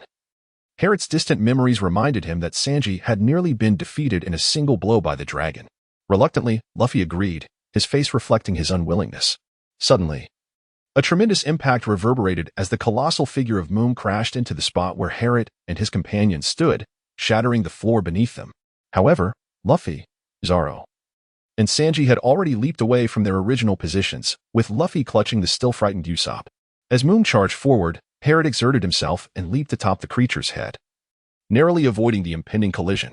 "Activate," Herod silently admonished himself. Thump, thump. Suddenly, his heartbeat grew more vigorous. Herod's body swelled as if inflated like a balloon, once again transforming into a merman. "What is happening? Is that not a merman?" Many villagers widened their eyes in astonishment. "Half merman," Noki murmured to herself, for she had heard Herod declare himself a half merman. Now his merman traits were even more pronounced. Could it be that all half mermen possess such a transformative ability? Noki silently speculated. "What is the matter?" A nearby figure, Acheon, whose body bore the marks of numerous stitches, turned his gaze towards Noki. "It's nothing," Noki replied, lowering her head. Regardless of others' thoughts, Herod swiftly sprang into action. 700 tiles. 500 volts of electricity. Herod adjusted his strength and growled, "Round." Bam. Bam. Bam! Herrick grasped Emomu's horn and spun at an extraordinary speed, delivering a powerful kick with each rotation. The electrifying force of his foot momentarily incapacitated Emomu, leaving it no time to tense its body in defense. Moo! Emomu emitted an involuntary cry of pain, overwhelmed by the rapid strikes to its head. Ultimately, it succumbed and fainted. Whoosh! Herrick leaped back to the ground. How was that possible? Xiaoba exclaimed dramatically, astonished that Emomu had been defeated by that merman. Hooray! In stark contrast to the fishmen, the villagers became increasingly exhilarated, for if they could vanquish such a formidable creature from the Great Passage, there was indeed hope to conquer the evil dragon as well. Chapter 24. The Battle Against the Dragon Pirate Crew. Continuation. It seems we too must take action. Haidai crossed his arms, observing Herrick and his companions. It was certainly time to enlighten them on the distinctions that exist between individuals. Gio wore an expression of hostility. It truly hurts. At this moment, Herrick furrowed his brow in silence. One cannot help but acknowledge the formidable strength of the manatee from the Grand Line, which managed to endure such relentless blows. Each strike earlier had unleashed a force equivalent to 500 volts, and after nearly 20 kicks to its almost defenseless form, it was finally rendered unconscious. While the ability to discharge electricity is indeed advantageous, it is inherently suited for use in water. Employing it on land comes with its own set of repercussions. After delivering 500 volts for such an extended duration, it is no surprise that the body begins to succumb to the strain. Herrick mused to himself, then glanced at the black belt. Although the black belt uttered not a word, Herrick discerned from his gaze that a confrontation between them was inevitable. Go ahead, Luffy. We shall handle the others. The formidable dragon is yours to confront, Herrick declared, fixing his gaze on Luffy. All right. Luffy responded, striking his right fist against his left palm before charging towards the dragon. As he closed the distance, just 5 or 6 meters away, he unleashed a powerful punch. With a swift extension of his arm, imbued with tremendous force, he aimed at the dragon. Bang! The dragon, initially reclining in a chair, was taken aback by the unexpected elongation of Luffy's arm, receiving a blow to the face that sent him flying. Crash! The dragon collided with the surrounding wall, the sheer impact creating a substantial breach. What just happened? His arm can actually stretch? The villagers, both astonished and exhilarated, were taken aback by the spectacle of the dragon being sent sprawling. Those wretched humans! The dragon, discarding the small stones clinging to him, seethed with intensified malice in his eyes. Brother Dragon! The 3 subordinates gasped in disbelief. How could a human possibly send their leader flying, especially in the weakest East Blue? It was utterly inconceivable. I was careless. This brat can extend his arms. He must be a devil fruit user, the dragon reflected, wiping the blood from the corner of his mouth. It seems that my prolonged life of leisure in the East Blue has dulled my senses. I never anticipated you would possess such abilities. Indeed. I am a user of the gum-gum fruit, Luffy proclaimed, nonchalantly stretching his face to demonstrate. Herrick was rendered speechless. In his previous life, he had not given much thought to such a scene, but now, immersed in the world of pirates, he found the casual exhibition of one's abilities to be utterly foolish. Was this not an invitation for enemies to target you more easily? Nevertheless, he declared, Sanji, I shall confront that black belt. You and Zoro will handle the little brat. Herrick addressed Sanji. Why must I team up with that cook? Zoro immediately expressed his dissatisfaction. You insolent swordsman! What did you just say? Sanji was ready to clash with Zoro once more. Hey. Herrick could hardly suppress his frustration. These 2 individuals were indeed ill-matched. Usopp, who stood nearby, was momentarily stunned, and then a cold sweat broke out on his forehead. Could it be that this fellow expects me to confront them? With Black Belt Sheba already divided, that would leave only the kissing fishman Cho. And he happened to be the only available member of the Straw Hat Pirates. Surely he would be called upon to deal with this situation. What ability did he possess to confront a fishman? Perhaps it would be best for him to provide cover. Usopp trembled slightly, contemplating a hasty retreat. You lot truly are oblivious. Black Belt, now incensed, could hardly believe that these mere humans, along with a half-fishman, were audaciously plotting against them right before their eyes. In an instant, Black Belt moved with remarkable speed, lunging to Herrick's side and delivering a powerful punch aimed at his flank. If that blow landed, it would likely cause serious damage to his kidneys. Herrick, wary and cautious, activated his fishman lineage, granting him a temporary surge in power as he swiftly raised his left hand in defense. Bang! However, the might of the black belt proved superior, forcing Herrick to stagger back 3 paces. Zoro and Sanji exchanged concerned glances. Could this fellow truly be bested by a fishman? How dare you lose focus? At that moment, The octopus named Little 8 raised his head high, inhaled deeply, and then forcefully expelled a jet of ink, exclaiming, "Octopus Little 8's pitch-black ink. Well, what on earth?" Zoro and Sanji were taken aback. They had always faced ordinary combatants. Who would have thought one would suddenly spew forth such a dark substance? They hurriedly dodged the inky spray. The floor was instantly shrouded in black. Phew. Zoro and Sanji sighed in relief upon witnessing the spectacle. "Behold my prowess." Octopus Little 8's rock throw. Little 8 seized a massive stone nearly 2 meters tall and hurled it forth. Zoro, unfazed by the assault, effortlessly cleaved the stone in two with a single stroke of his sword. As for Usopp, a pang of trepidation washed over him as he glanced at Chu. Realizing that with Zoro and Sanji embroiled in battle, he was left with the remaining combat power. "I shall become a courageous warrior of the sea." Usopp bolstered his spirits internally. "You long-beaked rascal. I am Captain Usopp, commanding 8,000 subordinates. Surrender at once if you know what is good for you." Usopp puffed out his chest, his thumb jabbing at his own breast, inadvertently spinning yet another tall tale. Long-beaked. Chu's forehead creased with anger as he strode menacingly toward Usopp. "You scoundrel." Usopp's bravado faltered, fear washing over his face as he instinctively brandished his slingshot and shot a rotten egg. Smack. Usopp's marksmanship was not to be underestimated. The distinct sound of shattering filled the air as a foul odor swiftly invaded Chu's nostrils, causing him to twitch in rage. "I didn't mean it," Usopp wailed, nearly paralyzed with fright, realizing too late that he had effectively sealed his own fate. He turned and fled desperately. "Wasn't that the one who saved Mr. Agn?" a villager remarked, recognizing the fleeing Usopp. "Are you attempting a rebellion?" Chu confronted the armed villagers at the gate, his expression darkening. The villagers immediately tensed, ready for confrontation. Usopp noticed the tension and felt an inexplicable surge of courage return. He shot at Chu once more, proclaiming, "Ultimate explosive star." Bang! The explosive star struck Chu squarely in the face, igniting a fiery explosion that sent him tumbling to the ground. "You should be facing me," Usopp declared with a righteous fervor. "Since you wish to perish, I shall oblige." Chu sprang to his feet, racing furiously toward Usopp. Usopp, overwhelmed with terror, bolted away in a panic. What a truly remarkable individual. Seeing this, Herrick couldn't help but break into a cold sweat. One moment he was valiant, and the next timid. It was truly perplexing how swiftly his demeanor could shift. 100 punches of the straight fist. At that moment, the black belt seized the opportunity while Herrick was distracted and delivered a powerful straight punch. Bang! This time, it landed squarely. As the proximity between the two had diminished significantly, leaving little room for reaction. Cough. Herrick was knocked to the ground and quickly rose to his feet, but could not suppress a cough.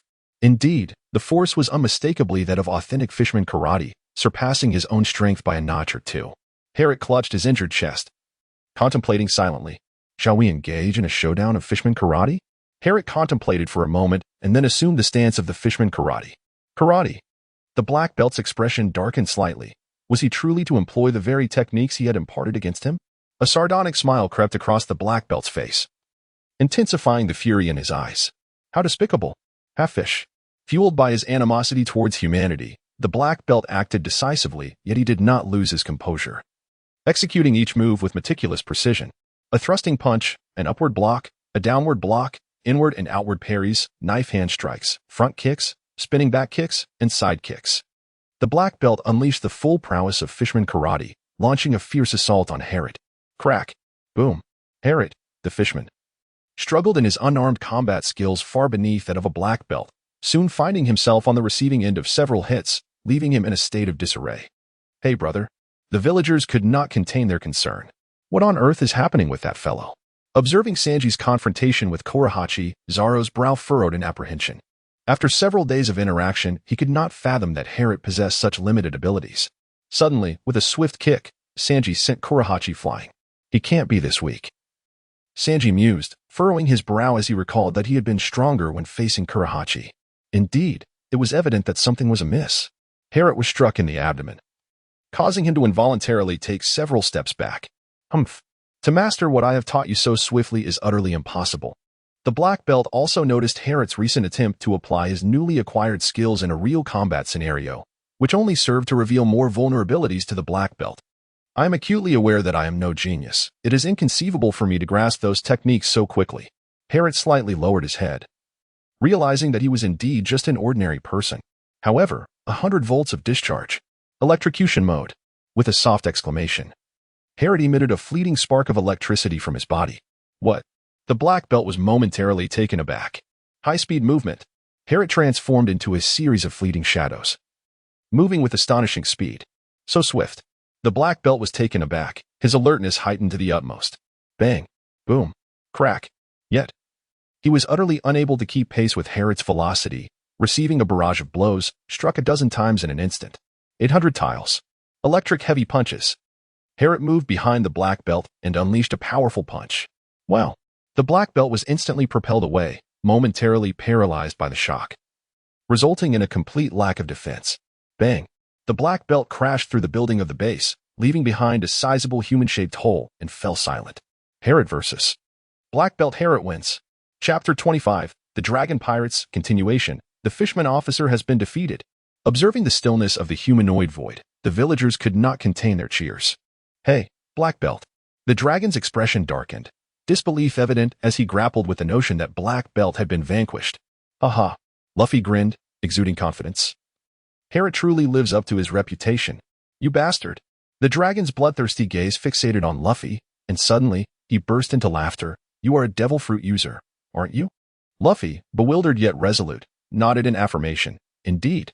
Then, the dragon grinned, revealing his jagged, triangular teeth, and swiftly seized Luffy's shoulder. Huh. Luffy retaliated with a powerful rubber bullet strike aimed at the dragon's face. Crack. Faced with Luffy's formidable punch, the dragon opened his mouth wide to bite down. Luffy grimaced in pain, exclaiming, that hurts. However, instead of instinctively withdrawing his arm, he delivered a fierce kick to the dragon. Bang. The dragon caught Luffy's foot, taunting. Unlike those cowardly souls, you do not retreat.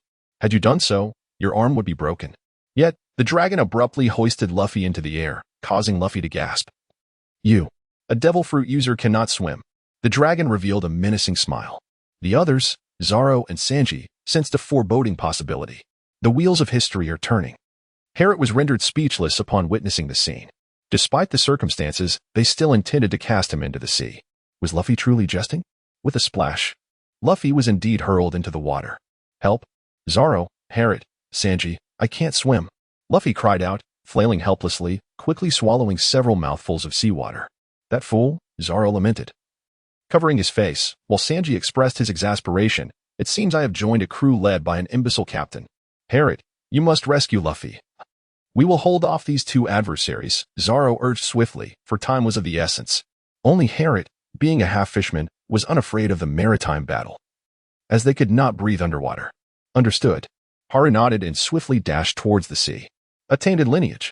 At that moment, the malevolent dragon lunged forward, striking with a powerful swipe. Bam! Harriet instinctively braced himself, only to be flung away, crashing against the towering headquarters building. Here I come, Sanji exclaimed, charging forward, as he was the only one unharmed in the battle. To send Zoro against the Sea King now would be tantamount to suicide. Chest kick. Sanji launched a powerful kick. Dealing with you humans requires merely a splash of water. However, unbeknownst to him, the Sea King had already procured a quantity of water, which he forcefully splashed towards Sanji. With a resounding thud, Sanji spun and crashed heavily to the ground. This foe could not be underestimated. For him, it was merely a game of tossing water.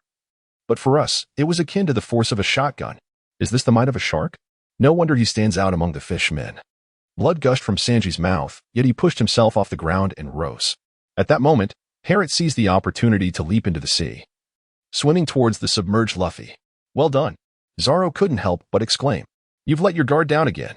Little Eight, unbeknownst to them, had already grasped 6 swords, striking fiercely at Zoro, who hastily blocked with his sword, Wadakamanji. That scoundrel. The Sea King also leaped in, swiftly pursuing Harriet. Indeed. Sanji gazed at the surface of the sea, feeling somewhat at a loss. Both were fishmen, capable of surviving underwater, and having witnessed the Sea King's formidable strength, he hesitated to confront him in the depths. That would be a certain death. However, as Sanji observed the surface, which soon ceased to bubble, he realized that Luffy was on the brink of collapse. Gritting his teeth, Sanji kicked off his shoes and plunged into the sea. Upon entering the water, he spotted 2 rapidly moving figures. How swift! Their speed in the water was on an entirely different level. Sanji was taken aback. But upon noticing the Sea King chasing Harriet, he understood that assisting him was not the priority. Rescuing Luffy was paramount. How incredibly fast! Harriet, glancing back at the rapidly approaching malevolent dragon, realized he could no longer escape. That was Sanji. Harriet discovered Sanji and breathed a sigh of relief, subsequently swimming toward a more distant locale. However, the malevolent dragon swiftly caught up to Harriet and took a fierce bite. Splatter! Harriet's body was bitten, and immediately blood gushed forth. The pain was excruciating. Harriet's face immediately contorted. The force of the bite was truly astonishing. Despite having significantly enhanced his physical condition over the past 2 years, he still found himself unable to defend against it. Nevertheless, the sea remains my domain. Harriet's eyes widened. Charged with 1,000 volts. Discharge. A flash of electricity flickered and vanished, the powerful current immediately impacting the malevolent dragon. It trembled. The dragon struggled violently for a moment, its body twitching slightly. Continue the assault. Harriet let out a roar, as the electric energy stored within him surged forth relentlessly. In the depths of the sea, he need not worry about backlash and could unleash his full potential without restraint. What is happening? At that moment, having located Luffy, Sanji swiftly emerged to the surface, astonished to see the two of them nearly 50 meters away. How could this fierce dragon be struggling when it was clearly biting Harriet? However, he had no time to ponder this mystery. He rushed to the surface and pulled Luffy onto solid ground. And Harriet? At some point, he had seized the duo's weapon and had dispatched the small dragon, while Zoro gasped for breath. I'm dealing with the fierce dragon inside, Sanji replied succinctly, immediately tending to Luffy. With a few firm compressions, Luffy expelled a torrent of water. All done. Sanji exhaled in relief. This guy. Finally, he has released his grip. Harriet gazed at the nearby dragon, which was twitching slightly, and couldn't help but twitch his lips. This creature bites quite fiercely. Harriet clutched his wound and swiftly swam towards the surface of the sea. As he had anticipated, the formidable dragon proved to be a force beyond his capabilities. Its strength was unmatched, and its defense was astonishing. Ultimately, even his lethal electrical abilities, which thrived in the depths of the ocean, could not vanquish the adversary. In this predicament, Harriet found himself at a loss. The malevolent dragon would soon recover, while his own energy was utterly depleted. This time, Harriet felt a throbbing headache at the resilience of life in this world. How could one withstand such relentless electric shocks and remain unscathed? It was terrifying. Phew. Harriet emerged from the water and hastily reached the surface. You're injured, Sanji frowned, observing Harriet clutching his wound while smoking. Oh, just leave the rest to me, exclaimed a spirited Luffy who had just regained consciousness. Harriet could not resist delivering a swift chop to Luffy, and it was not without reason. Oh. Luffy nodded with a complete lack of sincerity. You lot. Go to hell. The revived evil dragon suddenly burst forth from the water, lunging fiercely at Harriet. LLL. Harriet was startled on the spot, instinctively dodging aside. Swoosh. Slash. Harriet suddenly darted 10 meters away. Goodness. Harriet was taken aback by his own unexpected prowess. How could this have manifested? It was something he had been incapable of in the past. With a resounding snap, the fearsome dragon bit down on a pillar. Fool. Your teeth must surely be shattered now, exclaimed the duo in exuberance. With a crack, the pillar shattered into 2 fragments. Oh, not only the duo, but the villagers were equally astonished. The dragon's biting force was indeed astonishing. Chapter 26. The thief. Upon witnessing this scene in reality, Harriet was momentarily stunned. Such biting power was rather terrifying. However, considering the later feats of demolishing houses and toppling skyscrapers, this was not entirely unacceptable. Dragon. At that moment, Nami's voice suddenly rang out. It was our navigator, Nami. The dragon turned around and smiled, though his grin was laced with a fierce intent. Did you summon these fools? No matter, even if they defeat my kin, I shall forgive you, for you are a valuable asset. However, the rest of them must perish. As long as you dutifully continue charting the seas, I may yet pardon Cocoa Village. As he spoke, a hint of madness curled at the corners of his mouth. I want you to remain our navigator forever. I refuse to draw any more maps for you, Nami retorted, gripping her staff resolutely. Nami is my navigator, Luffy declared, raising his hands high and wearing a serious expression. The dragon's countenance darkened immediately. Ultimate Stinky Egg Star. With a loud smack, a foul egg splattered across the dragon's face, causing an immediate eruption. Luffy, I'll cover for you. I've already dealt with that long-beaked scoundrel. I am a brave warrior of the seas. Usopp, disheveled and battered at the gate, proclaimed with pride. But don't you dare hide. The brave warrior of the seas. Upon witnessing the scene, Harriet found himself at a loss for words. The fierce dragon, with an expression of disbelief, could hardly fathom that his subordinates had been defeated one by one. Zoro, Sanji, we must retreat. Herod addressed the two and then slowly exited the dragon's paradise. Sanji and the other, having cast a glance at the dragon, realized that their presence was no longer necessary and followed suit. The dragon, witnessing this, took a step forward. Ready to strike. Rubber rubber pistol. Rubber rubber whip. Rubber rubber gun barrage. However, Luffy swiftly countered with a series of blows. Bang! The dragon was sent flying, crashing violently against the headquarters building, leaving a web of deep cracks in its wake. At this moment, Herod and the three individuals seized the opportunity to approach the Grand Gate. Zoro, Sanji, Usopp, Nami, you are here. I shall take my leave for a while. Herod addressed the quartet. Huh? Where are you headed? Sanji and Usopp inquired, puzzled. Hey, I'm off to accomplish something significant. Herod replied with a mysterious smile. Herod glanced back at the dragon paradise, where Luffy and the malevolent dragon had vanished from sight. The sounds of intense combat resonated from the headquarters building. Regardless, Luffy is bound to emerge victorious. All you need to do is observe, especially you. Zoro, do not take any reckless actions given your injuries. As Herod walked away, he muttered. Zoro curled his lip in annoyance. Before long, Herod arrived at the seaside, tracing the coastline in search. In just 10 minutes, he stumbled upon a secluded spot where a warship lay anchored. There. Indeed, it was nearby. Herod had forgotten many things. Yet the old Colonel Mouse still lingered in his memory. This individual was not one Herod intended to spare. After all, Nami's money was in his possession. And considering his avaricious and malevolent nature, it was likely that he had accumulated a considerable amount of ill-gotten gains. With this in mind, Herod felt an even stronger compulsion to engage in a form of redistributing wealth from the rich to the poor. However, what he had overlooked was that Nami had later compelled Colonel Mouse to return the stolen money. Herod slowly approached the warship from the depths of the sea. Seizing the moment when the sailors on deck were distracted, he stealthily boarded the vessel and slipped into the cabin. As he moved, he heard footsteps around the corner. With a twitch of his ear, Herod discerned that there was but a single individual. Suddenly, as the patrolling sailor rounded the corner, Herod executed a swift chop, rendering the soldier unconscious. He hastily found an unoccupied room and unceremoniously tossed the soldier inside. With a series of sharp slaps, the soldier quickly regained consciousness. Who are you? The moment he awoke, his eyes widened in alarm, ready to cry out. However, Herod swiftly covered the soldier's mouth, silencing him to a mere muffled sound. You must know who I am. Herod's countenance was dark, resembling that of a remorseless killer, as he faced the soldier. Upon closer inspection, the soldier was nearly paralyzed with fear, beads of cold sweat cascading down his forehead. Could it be that the notorious pirate, shunning Herod, with a bounty of 15 million berries, stood before him? What could possibly bring him here? Thoughts of impending doom raced through the soldier's mind. Since you have recognized me, it seems our matters have become considerably simpler. Herod gazed at the expression of the Marine and remarked coolly, you now face two choices. 1, death, or 2, divulge the whereabouts of the treasure hidden by Colonel Mouse. The soldier, after a moment of inner turmoil, considered that Colonel Mouse was not exactly a paragon of virtue, and thus nodded in reluctant agreement. Herod discreetly curled his lip in disdain, exclaiming inwardly how exceedingly convenient it was to embody the persona of a villain. Eureka!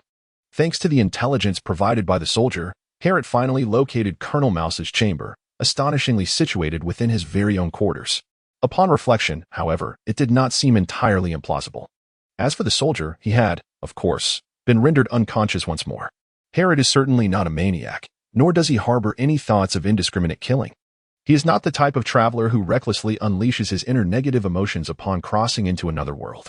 After a brief assessment of his possessions, Herod was pleasantly surprised to find that the amount of money here exceeded his expectations. A staggering 130 million belly. Of this, 97 million belly belongs to Nami, while the remaining 33 million belly likely comes from Colonel Mouse's dealings elsewhere. Given this, I shall accept it. Herod discreetly packed his belongings and quietly slipped away once again. Utilizing his keen senses, he deftly evaded the patrolling soldiers. Of course, the reduced number of personnel under Colonel Mouse contributed to his success, after all. This was not an affair meant for the light of day, and the fewer individuals privy to the knowledge, the better. If the higher-ups were to discover his collusion with pirates, it would be quite difficult to justify. Thus, Herod made his unobtrusive exit from the warship. Upon his return to the Dragon's Den, he found the place in ruins, yet the villagers were all aglow with joy, cheering and celebrating. Oh, Herod, you're back, exclaimed Luffy, his face beaming with delight. There's a feast tonight. What have you brought? Inquired Usopp, filled with curiosity. Oh, this is the money I acquired from Colonel Mouse. I suspect that fellow is in cahoots with the dragon and may still be lurking nearby. So I went to retrieve Nami's funds.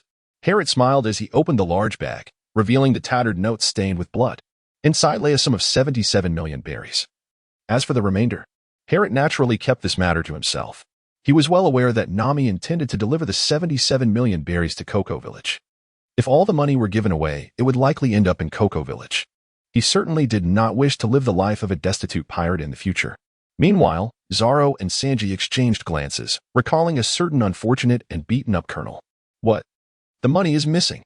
Don't be ridiculous, it was clearly in my room, exclaimed the colonel over the phone. Hello. You aren't trying to feign poverty, are you? Questioned a certain navigator. Of course not. Ah, ouch, cried the colonel, receiving a furious beating from the irate navigator. Chapter 27, ABIs. P.S. The new book promotion period will conclude next week. Dear readers, your support is greatly appreciated. Recommendations, collections, and clicks are all welcome. 3 days later, aboard the Mary. Snap. Harrod placed a black suitcase directly on the deck. What is this? Meat? Luffy inquired, picking his nose. Does this look like meat? Harrod found himself at a loss for words. This was indeed a typical Luffy-style inquiry, capable of linking anything to meat. 3 days had elapsed since the defeat of the evil dragon crew, and Nami had departed from Cocoa West Village in her own distinctive manner. During this festive period, Harrod graciously accepted the invitation and formally joined the Straw Hat crew. As for his initial plan to gain favor with the fishmen, he ultimately abandoned it. Regardless, the fishmen now posed a significant threat to the humans in this vicinity, and upon witnessing the joyous smiles of the people, Harrod was reluctant to tarnish their happiness. Harrod secretly shook his head, realizing that he was indeed not cut out for this. It appears that the pungent scent of money had led Nami to discern the truth in an instant. Indeed, Harrod tilted his head and with a click, opened the chest. Oh my goodness! So much money! Usopp and Nami's eyes nearly popped out, especially Nami, whose eyes transformed into dollar signs. With this fortune, I could purchase a grand refrigerator. On the side, Sanji, noticing the spectacle, promptly picked up a small abacus that seemed to appear out of nowhere and began calculating. I could acquire 2 exquisite swords. At this moment, Zoro was also wide awake, as his weapon dilemma had yet to be resolved. This is 4 million berries. A modest gift for my joining the Straw Hat Pirates, Haru stated. Oh. Upon hearing this, Nami unceremoniously seized the chest and clutched it to her chest, declaring, The money is under my control. Hey, this is a gift from Harrod to our pirate crew. Usopp felt an ominous premonition once the money entered Nami's pocket. Would they ever retrieve it? Oh. Greedy Nami is quite beautiful too, mused a certain infatuated chef, twisted like a noodle. Fool. I am the one managing our pirate crew's finances. Could there possibly be such a treasure sunk in the depths of the sea? Nami, with a face full of avarice, first responded to Usopp and then turned to Haru, asking, Haru, is there more? Haru nodded thoughtfully, of course, however. I must clarify that these are intended for the procurement of weaponry. I have indeed placed an order for a particular armament along with some additional supplies. Harrod originally carried 30 million berries with him, and later acquired an additional 33 million berries from Colonel Mouse. Parting with 40 million berries did not cause him much distress. I see. Nami reluctantly withdrew her gaze. Though driven by greed, she recognized that Harrod had always fought empty-handed. What weapons had he ordered? Nami felt a flicker of curiosity. It's not meat. Luffy, the most composed among them, lost interest immediately upon hearing this. Luffy, you're about to head to the Grand Line, aren't you? Harrod inquired, directing his attention to Luffy. Of course. Luffy's spirits soared at the mention. Then our next destination is Logtown. It's a crucial waypoint on the journey to the Grand Line, and that's where I'll collect my weapons, Harrod explained. All right. Let us set our sights on Logtown, Luffy exclaimed with enthusiasm, raising his right hand high. Time flowed on, and soon it was afternoon. Hey, Usopp, stationed at the lookout, suddenly shouted, a large flock of seabirds spotted on the starboard side. There is something enormous on the surface. I've heard that seabirds often gather above large fish. Sanji remarked, puffing on his cigarette. Oh. Luffy's excitement surged at this revelation. He swung his arm with determination, exclaiming, rubber harpoon, with a swift motion. Luffy's right arm elongated and swiftly snatched the large fish back. Hey, Luffy, how do you plan to put it down? Harrod, witnessing the spectacle, felt a twinge of anxiety. With his arm retracting so quickly, How would he release it? Oh. Luffy seemed to grasp the dilemma, momentarily stunned. Then, with a resounding thud, the large fish collided with the sleeping Zoro, sending him flying across the deck. Consequently, the fish came to rest upon the deck. Per Zoro. Harrod had to mourn for Zoron for 3 seconds. It's a little girl, Nami exclaimed, then glanced at Harrod. Could it be a shipwreck? It is possible. Harrod stroked his chin, gazing at the little girl clad in attire rich with cultural significance, yet his memory yielded nothing. Let's rescue Zoro first, Harrod declared. One day, I shall slay you. Zoro, having been pulled up, transformed into a fierce visage, growling with intensity. In response, Luffy merely chuckled foolishly, attempting to brush it off. Suddenly, a loud thud resonated as AB's awoke, bolting upright and colliding with Usopp's chin, causing him to tumble to the ground. Ouch! AB's exclaimed, cradling her head as she instinctively surveyed her surroundings. Where am I? You're awake. Nami smiled from her seat at the dining table. You seem much more alert than I anticipated. Is there any discomfort? I'm preparing some soup for you. You must be hungry. Sanji's voice chimed in from the kitchen. Hey there. What's your name? Harrod, sitting on the floor and exercising his fingers with a 15 kilograms dumbbell, inquired. Shouldn't you introduce yourself before asking someone else's name? AB's replied, her expression brimming with caution. Quite vigilant, aren't you? Harrod gazed at the little girl and smiled, saying, My name is Harrod. The one lying over there asleep is Sauron. The chef preparing our meal is Sanji. The long-nosed fellow you accidentally bumped into is Usopp. And the beautiful woman is Nami. I am Luffy, the captain of this pirate ship. Without waiting for Harrod's introduction, Luffy remarked cheerfully, Pirates.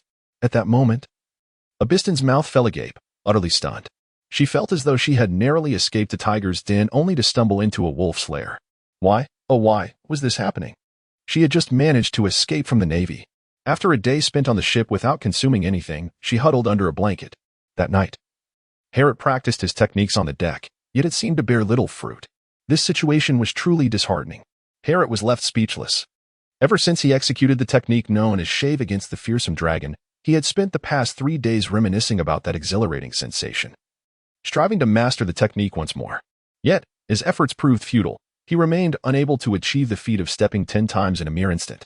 Presently, he had made only a slight advancement, managing to accomplish 7 steps in that fleeting moment. This led him to question whether he had merely experienced an illusion. However, after consulting with Luffy and his companions, he confirmed the reality of his earlier success in employing shave. At that moment, Harrod, you vanished in an instant. It was truly impressive, exclaimed one enthusiastic gourmand. Just like Kuro, chimed in another with a long nose. Thus, the matter was settled. Harrod's use of the razor is not a mere illusion. Subsequently, Harrod experienced discomfort. Why is it that these individuals, a certain golden-haired youth known for his skill in crafting dumplings, a certain orange-haired youth who transforms at the slightest disagreement, and a certain black-haired youth who dons a straw hat, are able to recall everything purely based on instinct? Harrod felt an immediate pang of envy. The protagonist was afforded such privilege. Unlike himself, even after achieving success once, he must continue to diligently practice, as there was no guarantee of everlasting reward. Clearly, he had traversed dimensions, so why was there no system bestowing upon him the advantages of a grandfather, a ring, or a lineage? Author's note, is it not already present? Harrod scratched his head, pondering why his circumstances were so dismal. Clearly, others could vanquish formidable foes within a year. And in 2 years, they could contend with the likes of the 7 warlords. Just then, a thunderous noise echoed from the cabin. It was Luffy again. Without a doubt, Harrod could easily surmise who was responsible for the commotion. Chapter 28, ABIs continued. P.S. Status updated. Let the celebrations commence. However, it seems the new book rankings have vanished, which is rather disheartening. After a long night, ABIs finally placed her complete trust in this pirate crew. By morning, she had risen early to prepare an exquisite and unique breakfast for everyone. As they gathered around the table, confronted by the dark and unidentifiable culinary creation, Harrod couldn't help but quiver his eyebrows in disbelief. Could this truly be edible? Harrod felt a twinge of unease. Unsurprisingly, the dish was indeed a culinary catastrophe. After taking a bite, Harrod's face turned a ghastly shade of green. Following a breakfast filled with heartfelt sentiments, the group learned the little girl's name, ABIs. Naturally, the conversation shifted to discussing Abis's origins. Given that she had escaped from a warship, it was evident that she was merely a guest aboard, after all.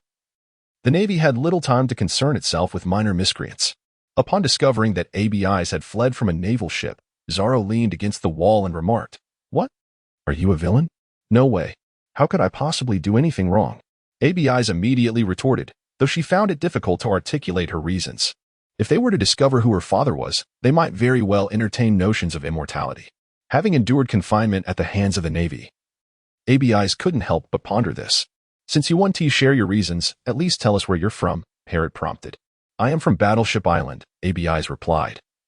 Momentarily taken aback, before adding, "Battleship Island?" Harriet furrowed his brow, as if something sounded vaguely familiar.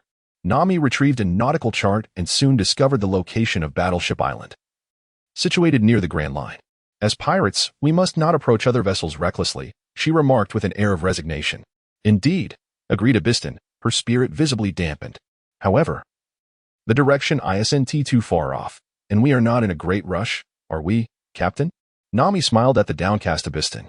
"Battleship Island appears to be quite intriguing," Luffy exclaimed with a mischievous grin. "Really? That is wonderful." Abiston's spirits lifted instantly, showering the crew with expressions of gratitude, even promising to cook daily.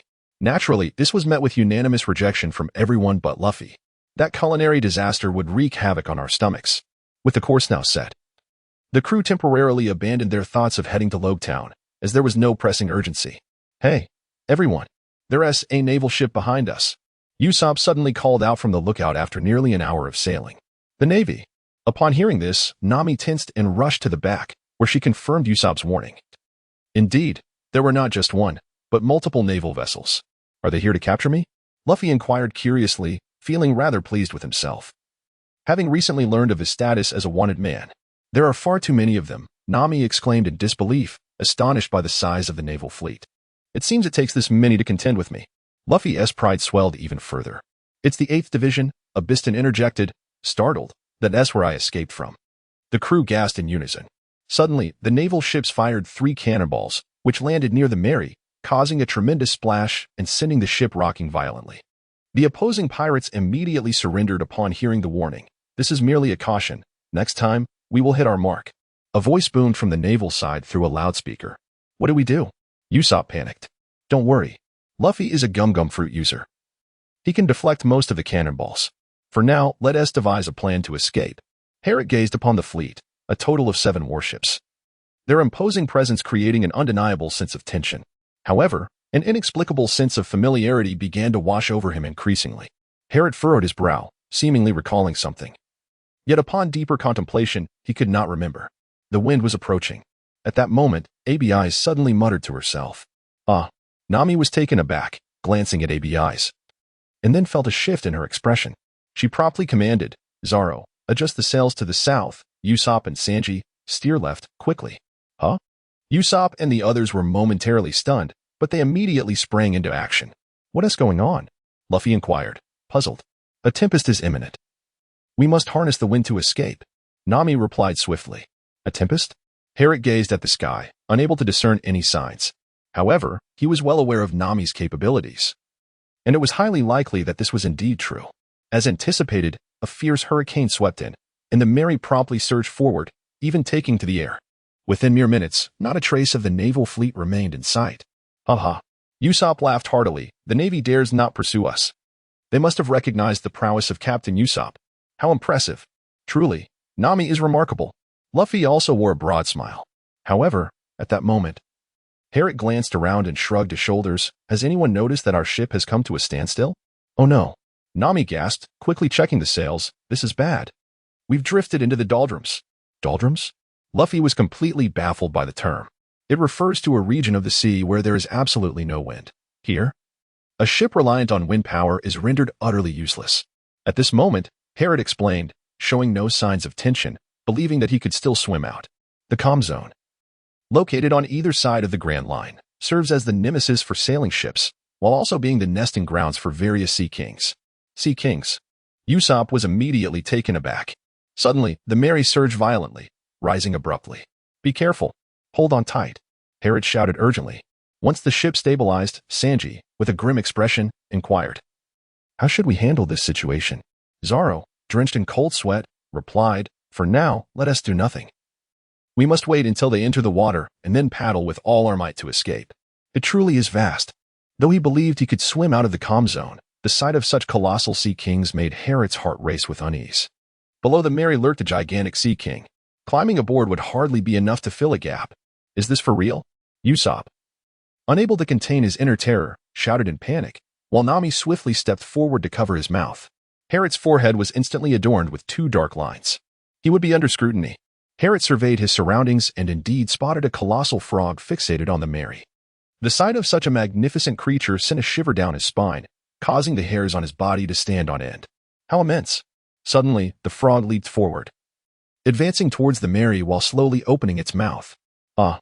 Usopp and Nami instinctively gasped, their expressions shifting dramatically. Below, the sea kings beneath the Mary took notice of the frog, slightly turning their heads, though it was merely a slight movement for them. It translated into an overwhelming force for the Straw Hat crew, causing ABI's to lose her grip and be flung away. Without the slightest hesitation, Harriot gazed at Abyss as she soared towards the gaping maw of the frog and leapt forth with remarkable force. In an instant, he seized Abyss and landed atop the frog's head. As the frog descended, he sprang again, landing upon the immense sea creature beneath the Mary. At that moment, Harriot beheld the colossal nostrils of the sea beast and exchanged a glance with Abyss, which sparked an idea within him. Luffy, grasp me tightly, and when the time comes, extend your arm slightly. Once I grasp your hand, retract it. Harriot exclaimed loudly, and ABI's nodded in agreement, clearly aware of Harriot's intentions. Oh, Luffy, though perplexed, chose to trust his companions and obediently extended his arm to encircle Harriot's waist. Harriot swiftly carried ABI's towards the colossal nose of the gigantic sea creature, and with a sudden burst of energy, leapt forward. Whoosh! Harriot began to sway towards the direction of the nostrils, propelled by Luffy's arm. What a grand nostril it is! Harriot gazed at the nostrils, which were larger in diameter than his own height, and could not help but exclaim, yet he remained focused on his task. With a forceful tug, he plucked a nose hair with his right hand while simultaneously pinching Luffy's hand with his left. Whoosh! Their arms swiftly contracted, and Harriot and his companion soared towards the Mary. The colossal sea creature suddenly emitted a mournful wail. What has he done? Usopp's mouth fell agape, nearly paralyzed by fear. Bang! The enormous sea beast sneezed, and the Mary was instantly flung away. Whoosh! The Mary once again ascended into the sky, allowing everyone to relish the experience of flight once more. Bang! Water splashed everywhere, and ultimately the Mary returned to calmer waters, her sails billowing once again. Sighing with relief at the familiar currents, Nami couldn't help but exhale deeply. I thought we were done for. Usopp repeatedly patted his chest, his face still a mask of shock. Nevertheless, the outcome was favorable, and they had not encountered the Navy. Haruto, to be frank, was taken aback. His legs felt somewhat weak, as it was his first encounter with a colossal sea creature. Yet, when he leaped forth to rescue ABI's, it was purely an instinctive reaction, as he genuinely believed he was facing death. Chapter 29. Ding. Your auxiliary feature is now active. It is a sailboat, so immense. Luffy exclaimed in astonishment as he glimpsed the shadow of a gigantic sailboat through the mist. However, it was merely an island resembling a sailboat. Harriot could not help but exclaim, yet upon witnessing this scene, he finally recalled the narrative of this realm. The Millennium Dragon.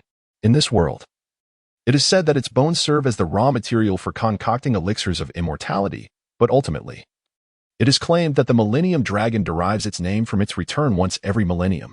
Although uncertain of the veracity of these tales, Harriot was overcome with a profound curiosity. Should he descend to explore further? Harriot was well aware that the so-called Lost Island was none other than the Warship Island beneath his feet. As he approached the Warship Island, he noticed a multitude of individuals armed and gathering, and without their utterance, he discerned they had come to confront the pirates. However, after a thorough explanation from ABI's, the villagers tempered their hostility, and ultimately, at the invitation of Grandpa Boguden, the Straw Hat crew found themselves at his home, indulging in pork buns while listening to him recount the island's ancient history. Yet, Harriot had little inclination to absorb the tales of yore. When the narrative reached the 66th king, he seized upon any pretext to escape, for the sky had grown exceedingly dark. Harriot nodded slightly, realizing that this was the perfect moment for a solitary underwater exploration. In the presence of others, it would be difficult for him to explain his motives for diving here. Seeking a secluded stretch of coastline, Harriot plunged directly into the depths of the sea. He retrieved the diving flashlight he had meticulously prepared, and with its faint glow, he began his meticulous search. At times, the technology of this world baffled Harriot. Despite the setting being reminiscent of centuries past, there existed telephones, televisions, fax machines, and even robots' extraordinary advancements. The object he held in his hands could almost be classified as black technology in this era, yet it was merely the fossil of a millennium dragon. As he swam slowly, Harriet discovered numerous rocks resembling the form of millennium dragons, aware that these were the remains of long-dead creatures, though they were regrettably just stones. Suddenly, after nearly half an hour of swimming underwater, Harriet spotted a faint, flickering light source. Oddly, however, he did not observe any shadows near the luminescence. Logically, where there is light, there should also be shadows, yet at that moment, there was nothing. What could it be? Harriet, filled with curiosity, wondered if something remarkable had indeed been discovered. As he swam closer, he soon stumbled upon an extraordinary sight. Was that not the fossil of a millennia-old dragon? It appeared to be a dragon. Harriet's eyes were wide with astonishment as he illuminated the peculiar fossil with his flashlight. Even in a prone position, it towered 10 meters high, boasting dual horns, a lizard-like body, and wings. Could this be a dragon? Harriet's eyes widened in astonishment. This was a creature from his wildest fantasies. How could it possibly be here? Harriet was somewhat perplexed. After all, this was the tomb of a millennium-old dragon. Could it be that this dragon was a mutated millennium dragon? But why? As Harriet approached the fossil of the dragon, he noticed that the source of light emanated from its head. Upon closer inspection, he discerned that the light was indeed a faint blue flame, no larger than a thumb. A flame that burns within stone? Harriet conducted a meticulous examination but discovered no traces of fuel, nor were there any signs of scorching on the dragon's head. It was as if this flame had never existed in the realm of reality. Truly remarkable. Harriet's gaze flickered with surprise. Some aspects of this world are truly astonishing, and an array of incredible events could transpire. Yet, why am I able to witness it? Such a miraculous phenomenon was entirely absent in the TV Millennium Dragon saga. Suddenly, the flame quivered slightly, shrinking in size and its radiance dimming. Could it be that this is a sign of its disappearance? On this very night? Observing the flame fade, as if gradually succumbing to the loss of life, Harriet cautiously approached the dragon's head, extending his hand to touch it. But he felt no warmth whatsoever. Indeed, this is no ordinary flame. Harriet's gaze flickered momentarily as he attempted to withdraw his hand. Suddenly, the flame surged violently, swiftly engulfing Harriet's fingertips. Whoosh! Harriet was suddenly startled, retreating swiftly. However, the flame pursued him relentlessly, surging into his body through the connection with his fingertips. Goodness! Harriet's expression instantly darkened. After inspecting his body, he found no signs of any abnormalities. Was it merely an illusion? Harriet furrowed his brow. Suddenly, a resounding roar echoed in his mind, causing a sharp pain to surge through his brain. The words yellow spring fruit and dragon flickered momentarily in his thoughts. A dragon that had consumed the yellow spring fruit? Harriet's expression turned peculiar as he comprehended the origin of the flame after receiving that fragment of information. This fire was born from a dragon that had consumed the fruit of the underworld, existing in the realm between reality and the afterlife. Goodness! Harriet could not help but wipe his forehead. Could it be that this is the legendary Golden Finger? At that moment, he felt a surge of emotion, tears welling in his eyes. Finally, he was able to relish the privileges of a time traveler. With his palm open and a thought in his mind, he envisioned a bear. Suddenly, a pale blue flame erupted from his hand, casting a radiant azure glow upon Harriet's face. However, with a hiss, the nearby seawater swiftly extinguished it, much to Harriet's dismay and expectation. Harriet's lips twitched involuntarily. How did it extinguish so suddenly? Just moments ago, it was ablaze. Suddenly, with a resounding crash, the dragon fossil collapsed, disintegrating into dust. How utterly kitsch! Upon witnessing this, Harriet was rendered speechless. He had not anticipated that a momentary whim would lead him to stumble upon such a remarkable boon, nor could he have imagined that this object possessed a self-destruct mechanism. Could it be that the reason Luffy and the others failed to notice it was due to its imminent extinguishment? Harriet speculated and immediately felt that this was indeed the truth. Very well. Harriet pondered for a moment before deciding to venture further. With a whoosh, he proceeded. Harriet emerged from the sea and cast a glance at the moon overhead, realizing that not much time had passed. At that moment, he felt no urgency to return, for he would merely be subjected to Bogdan's incessant chatter. He had little interest in history. Such tasks were best left to the professionals. He removed his damp clothing and spread it out on a large stone, unperturbed by the chill, settling himself upon the rock. With his eyes closed, he quietly attuned himself to the flames. Heat. A sensation of warmth seemed to emanate from his brow, and in a daze, Harriet envisioned a flame flickering upon his forehead. Suddenly, a pale blue flame reappeared, and observing the slender, 10-centimeter flame dancing upon his right fingertip, Harriet curiously reached out to touch it. The core of the flame did not feel hot. However, the outer flames distinctly began to radiate warmth. Was it a realm suspended between the underworld and reality? Could it be that the outer flames marked the real portion? Harriet pondered. After a moment of contemplation, he directed his palm toward the sea's surface, striving to control the flames. Boom. The flames rapidly expanded, seemingly about to burst forth. However, they suddenly twisted, forming a ball of flame with a half-meter diameter, only to deflate shortly thereafter. Harriet's forehead was adorned with several dark lines. Rub, rub, rub. Is there a time traveler's association? I must lodge a complaint. Chapter 30. The Lost Island. P.S. The new cover. It should no longer be blurry. It turns out this device also requires physical stamina to operate. Harriet sat in silence, gnawing on a piece of fish. Before him, a small fire crackled, over which lay a large fish measuring a meter in length. However, all that remained of this substantial catch were its bones. Harriet pondered throughout the night, finally grasping the nuances of wielding this flame, which he whimsically dubbed the Flame of Death. Reflecting on the equipment he had ordered from Rogue Town, he couldn't help but feel that fate had a hand in this. A warship. At that moment, Harriet suddenly noticed a military vessel emerging on the distant sea. Rising to his feet, he donned his clothes and hurried straight to Grandpa Bogooden's residence. Upon his return, he was greeted with the news that the Navy had arrived. Harriet, where have you been? The Navy is here. We must leave at once. Nami exclaimed upon seeing him. I spotted it by the shore as well. Our ship has likely been seized. We need to retrieve it quickly, Harriet replied. Let's set that aside for now. Follow me. Nami instructed, leading the way outside. Upon reaching the cave, Usopp was left utterly dumbfounded, his jaw nearly dropping to the ground. Sanji and Zoro were equally astonished, never expecting to encounter the legendary thousand-year dragon. After much deliberation, the group resolved to escort the dragon to the Lost Island, despite their uncertainty regarding its location. I believe I know where the Lost Island lies, Harriet declared. Harriet pondered for a moment and then spoke. Eh? The crowd suddenly turned in astonishment. Is that true? Among them, ABIs exhibited the most pronounced reaction, eagerly approaching Harriet. Even Lord Long opened his eyes to gaze in this direction. Harriet nodded affirmatively and said, Of course. I only discovered it last night. I see, Luffy replied with a smile. That's impressive, to have found the Lost Island so quickly.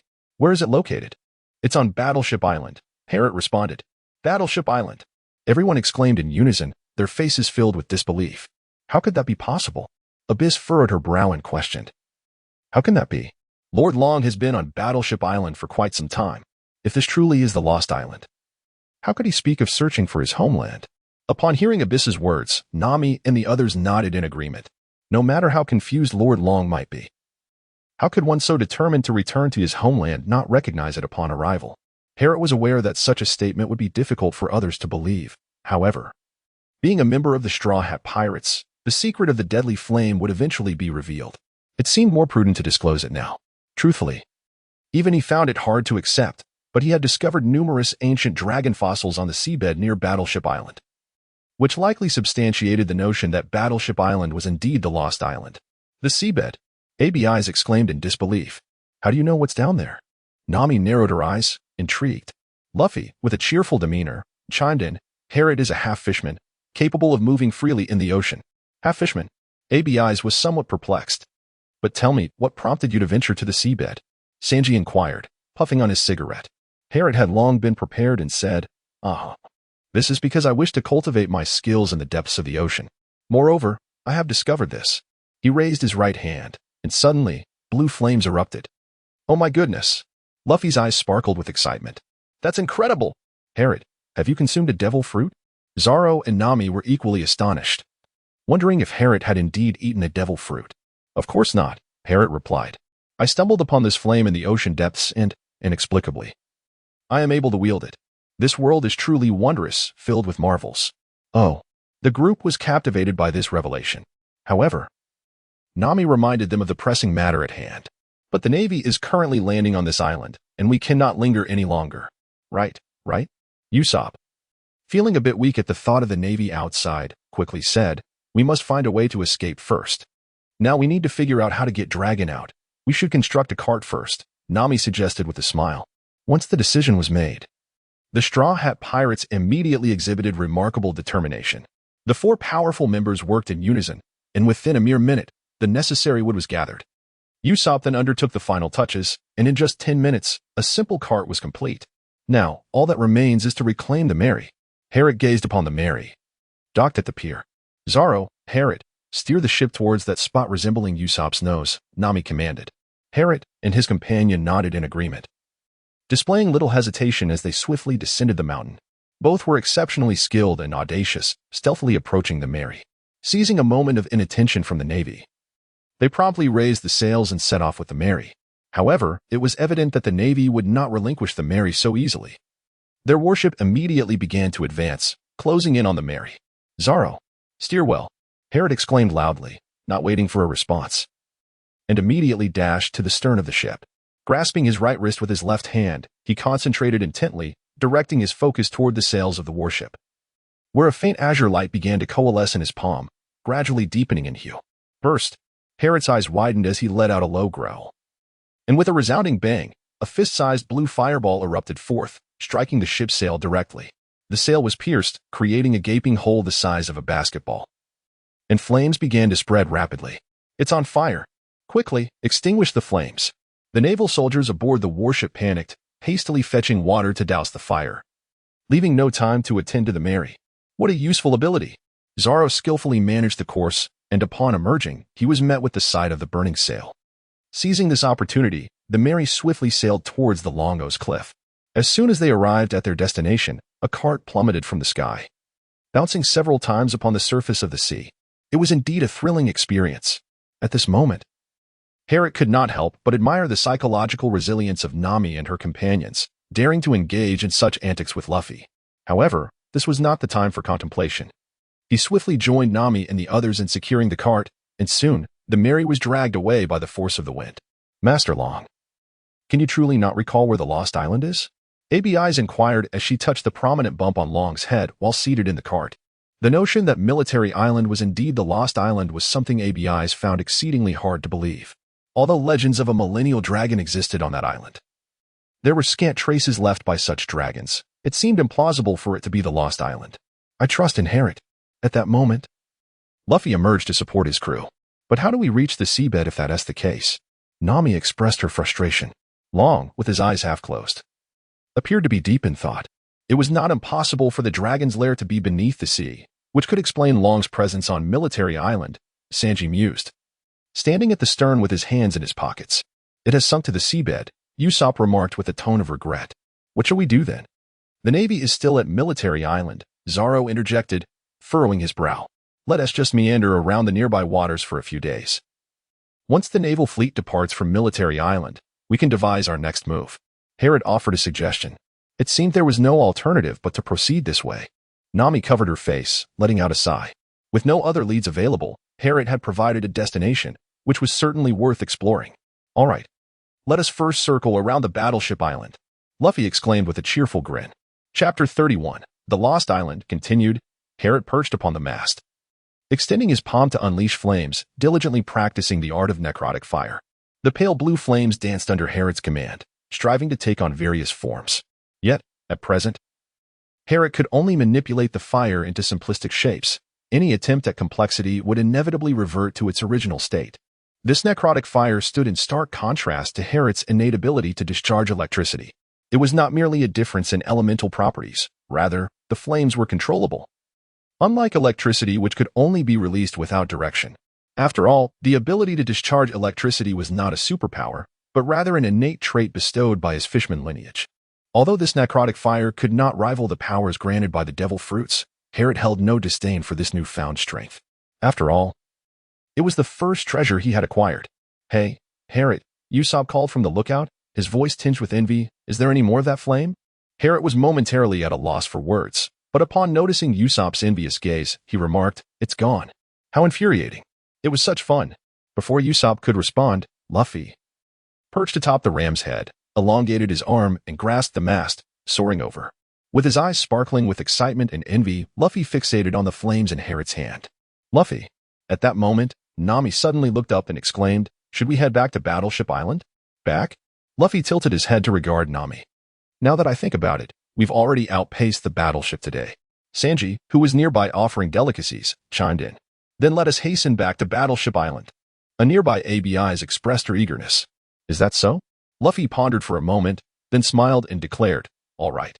Our destination is Battleship Island. Onward. After more than an hour of sailing, Battleship Island gradually emerged in the Straw Hat Crew's line of sight. What is that? At this juncture, Harriet suddenly spotted a colossal, oddly shaped warship. The Navy has warships here. Nami gasped in surprise. Suddenly, from the peculiar warship, a multitude of vessels emerged on either side. Arranged in a wing-like formation, interconnected by iron chains, gradually forming a surrounding circle set to encircle the Mary. So many warships. Usopp's eyes nearly bulged out of his head. Bang, bang, bang. A line of warships began firing, cannonballs soaring through the air.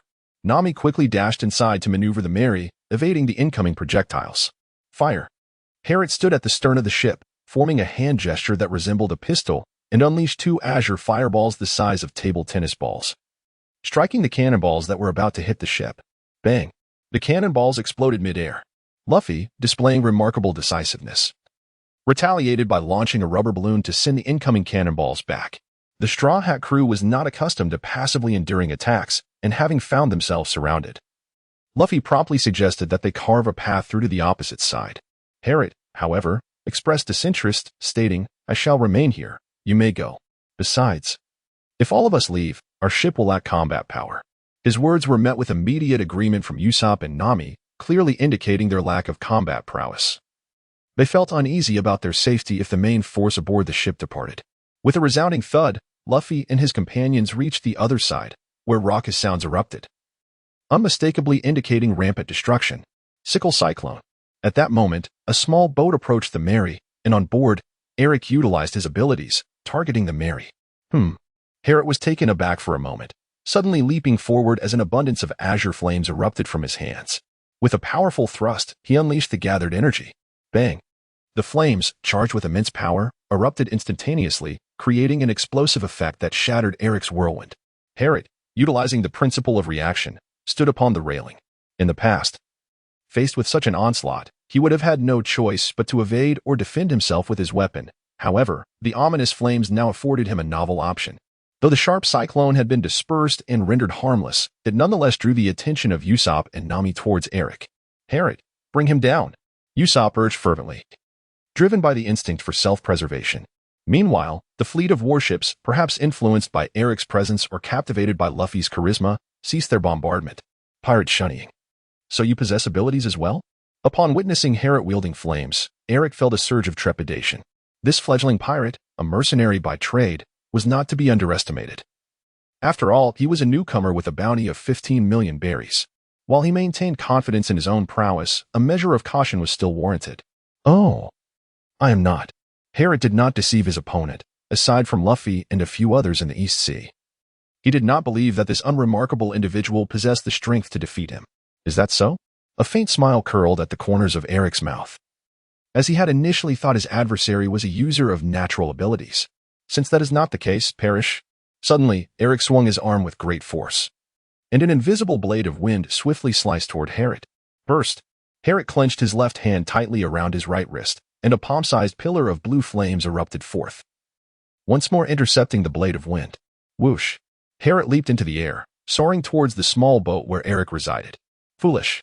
Upon witnessing Harriet's ascent, a cold smirk instantly curled at the corners of Eric's mouth. There was nothing to leverage in midair, rendering him nothing more than a living target.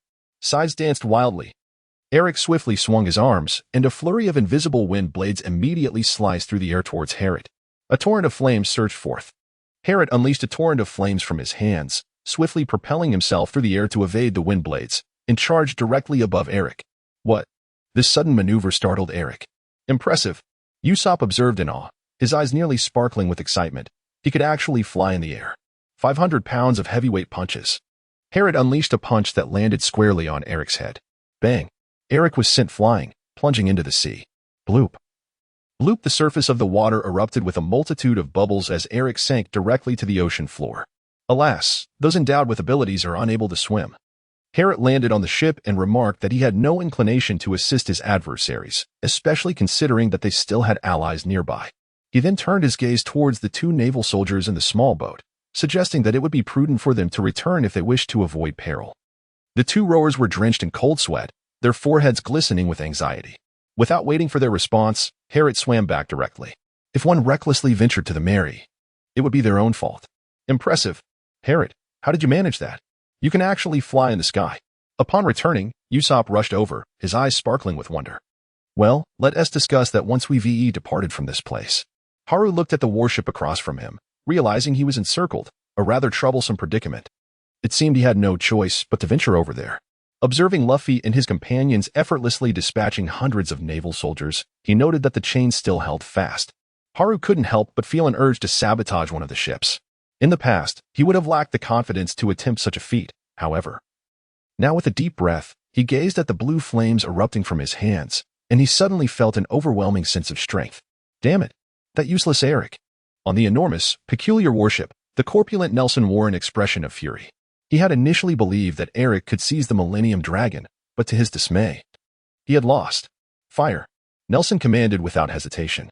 The earlier failure was due to Eric's incompetence, and now he was solely intent on sinking the Mary. Yes, the sailors responded. Saluting. Boom, boom, boom. The cannonballs rained down upon the Mary once more. We're doomed, Usopp exclaimed, nearly terrified to the point of wetting himself. Such a barrage of cannon fire was certain to be fatal. I will starve to death. Harriet's lips twitched slightly. Utilizing the deadly flame would undoubtedly drain a considerable amount of stamina. However, it was not the time to hesitate. If he did not intervene, the Melis would surely be sunk. Fire. Harriet once again formed a pistol gesture, unleashing a barrage of fireballs. Boom, boom, boom. The explosions sent shockwaves that rocked the Mary. How infuriating. The Mary, Luffy, aboard the warship, clenched his teeth at the sight, seemingly preparing to unleash a rubber axe to carve a path through the vessel. Just then, a sudden cry pierced the air. ABIs. Nami exclaimed in shock, turning to find that ABIs had unknowingly dashed onto the cart, nearly swept into the sea by the gusts. ABIs, being a user of powers, faced dire consequences should she fall into the ocean. Roar. At that moment, Dragon, witnessing the chaos, abruptly rose, shielding ABIs with his wings. His eyes flashing with an enigmatic hue as he let out a long, resonating roar. Chapter 32, The Affair of Roguetown. Hey, Nami, haven't we reached Roguetown yet? Luffy lay weakly on the deck, pouting. Sanji, I'm hungry. I want to eat meat. As he spoke, he rolled around on the deck. Haven't we just had breakfast? Harriet, nearby and doing push-ups, couldn't help but wipe the sweat from his brow. Well, Luffy mused, poking his face with his fingers, his gaze drifting. Is it? Honestly, your and Harriet's appetites are insatiable. Our food supplies are dwindling again, Sanji remarked, ever attentive to Nami's side. Harriet found himself momentarily speechless. After Lord Long rose, a great multitude of millennia-old dragons soared from the distance at his summons, revealing the true dragon lair. The fleet of warships suffered considerable damage due to the sudden emergence of the Dragon's Den, rendering them ineffective in battle. Ultimately, under the overwhelming might of the Straw Hat crew, the Navy, stripped of their most formidable firepower, was compelled to abandon the Dragon Lair and retreat from Battleship Island. As for those who refused to yield, they were, of course, met with the iron fist of retribution. At this juncture, it had been 7 days since their departure from Battleship Island. Alas, to harness the flames of death, I must first accumulate a vast reservoir of energy. Harriet sighed. The deadly fire indeed served as a remarkable asset. While it may not rival the powers of the natural fruit, it was certainly better than having nothing at all. However, its utilization came at a price. Each activation consumed a portion of Harriet's internal energy, which consequently led to an increase in his appetite.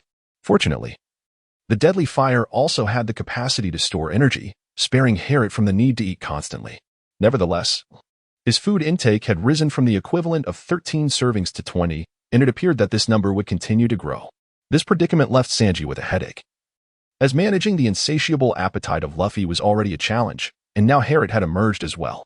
Thankfully, Harriet's half-fishman advantage came into play. Every night, he would plunge into the sea to catch a large fish. As a result, Harriet achieved the friendship of the Straw Hat crew. Luffy's greatest anticipation lay in waiting for Harriet to return with fish, as it promised a hearty meal.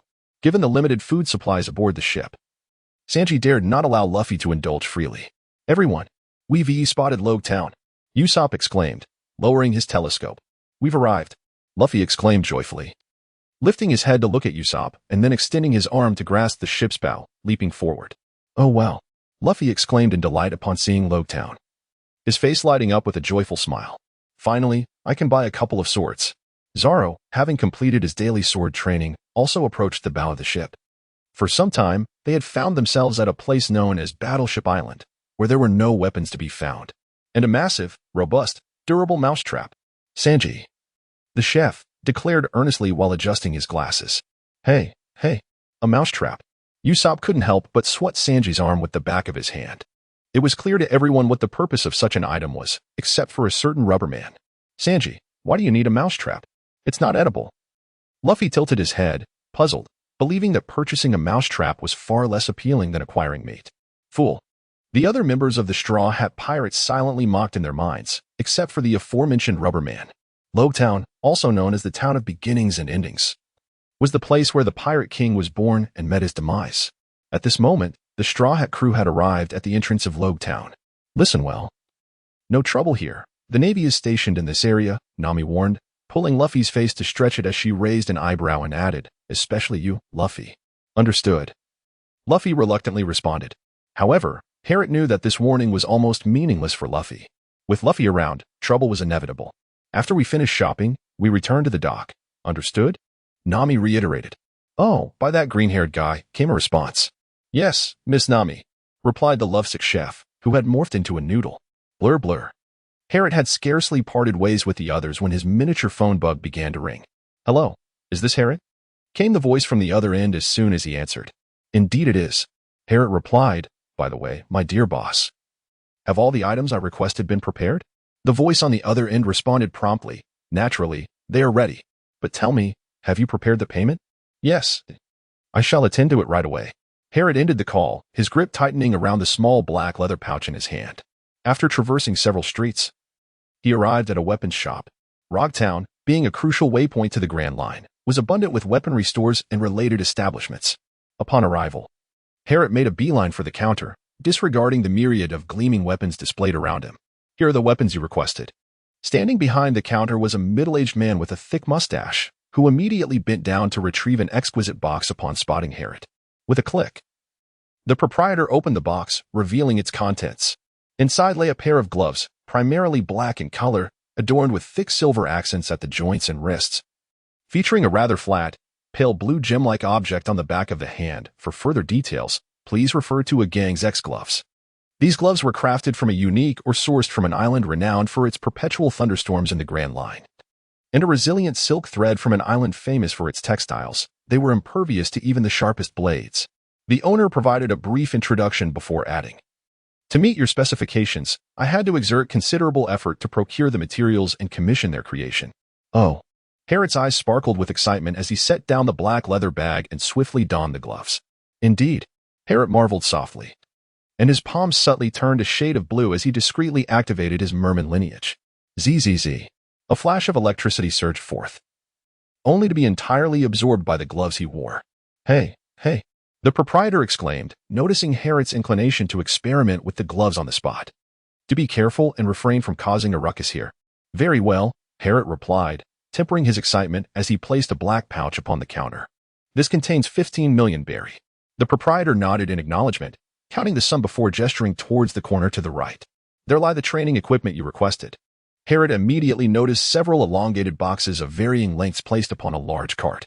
Harrot had previously visited this place, leaving a deposit of 5 million berries for the creation of gloves. Now, among the payments made, 10 million was designated for the gloves, while the remaining 5 million was allocated for the equipment. After expressing his gratitude to the owner, Harrot departed the shop amidst the owner's appreciative remarks and immediately hurried towards the execution ground. Simultaneously, at the Navy's branch base and Smoker's office, a sudden knocking echoed through the door. Colonel Smoker. Before an answer could be given from within, the door swung open. Smoker, puffing on his cigar, glanced over. The formidable aura he exuded caused the soldier who had opened the door to break into a cold sweat, yet he mustered the courage to speak. Colonel Smoker. There has been an incident at the execution ground. Let us go. Upon hearing this, Smoker, with a serious expression, exited the room. Chapter 33.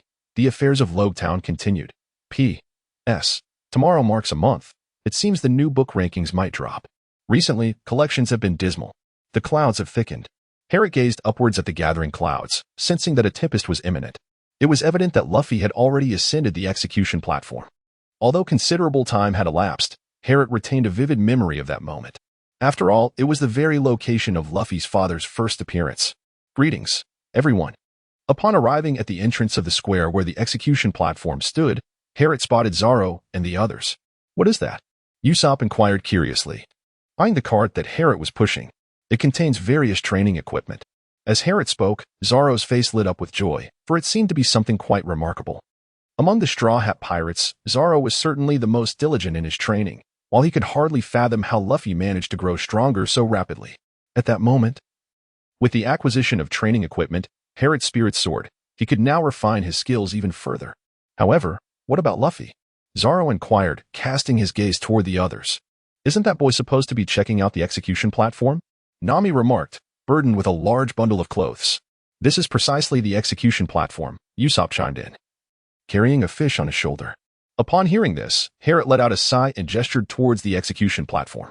Behold, Luffy. Zoro and the others were utterly astonished, their jaws nearly dropping in disbelief. How on earth had this boy ended up on the execution platform, and as the very subject of execution no less? Nevertheless, this was not a moment for leisure. Zoro and Sanji swiftly made their decision and dashed into the square. Assist me in pushing towards the dock. Harriet entrusted the cart to Usopp. Hey, Usopp exclaimed in despair, for it appeared rather burdensome. I am destined to become the Pirate King. At that moment, as Harriet hastily entered the execution ground, he heard this declaration. The crowd, initially buzzing with anticipation, fell into a hushed silence before erupting into a cacophony of discussions. What? The Pirate King? To utter such words in this significant place. Meanwhile, on the execution platform, Buggy raised his blade high, laughing boisterously. Is that all you have to say, rubber fool? Spare him. At this moment, Zoro, witnessing the unfolding chaos, broke into a cold sweat and shouted fervently. Buggy. Upon seeing Zoro, felt a surge of delight and, disregarding all else, prepared to strike. That fellow, Harriet, perplexed as he was, understood that Luffy's strength would prevent him from being captured. Although aware of Dragon's presence, Harriet resolved to intervene. Grasping his right wrist with his left hand, he exhaled sharply. Suddenly, flames erupted from his right hand, the hue deepening from a pale blue to a concentrated blaze in his palm. Shadows of Harriet. Smoker, lurking in the shadows. Witness this spectacle. How did he come to be here? Is he a devil fruit user? However, Smoker had no time to ponder, as his priority was to apprehend them all. He raised his right hand, signaling his troops to prepare for battle. Burst. A command issued, and a surge of blue energy erupted, sending a fiery column directly towards the execution platform. Swiftly, Buggy swung his sword. While Zoro and Sanji had already felled over 30 of Buggy's pirates, closing in within mere meters of the platform, Harriet's fiery column approached dangerously close. Just a meter away. Time was running out. As they beheld the blade mere centimeters from Luffy's neck, Zoro and Sanji broke into a cold sweat, their eyes wide with fear. I'm sorry, it seems my time has come. Yet Luffy accepted his fate with calmness, laughing heartily. Ha ha ha ha ha ha. Buggy, reveling in his triumph, cackled gleefully. Suddenly, a bolt of lightning struck down, directly hitting Buggy and cracking the execution platform. Boom. The fiery column delivered a final blow, shattering it entirely. The heavens opened, and rain began to pour. Ha ha. Luffy laughed as he emerged, retrieving his straw hat. Being made of rubber, he felt no effect from the lightning, having snatched back a life. Do you believe in gods? At this, Sanji stood dumbfounded, awestruck by such miraculous fortune. The battle had commenced. Harriet's eyes were slightly closed. Without needing to articulate it, he was aware of the identity of the assailant. However, the speed of the dead energy flame was still inadequate. The recent strike represented the farthest range of Harriet's capabilities, but alas, the velocity remained wanting. Enough of the idle chatter, we must leave this place at once. Zoran urged anxiously, for he had witnessed the emergence of several Navy soldiers. Quickly, gather the pirates and encircle them. A dozen Navy soldiers emerged from their hiding spots, charging towards Harriet.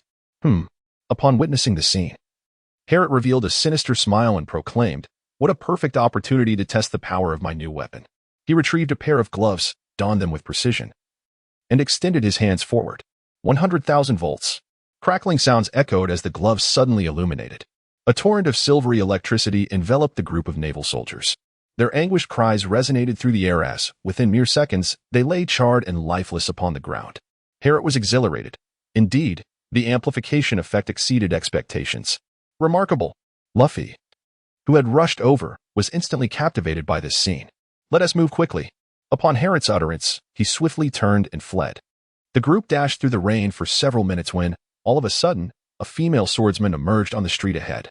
"Rorano Azaro," the swordswoman exclaimed, her voice ringing out.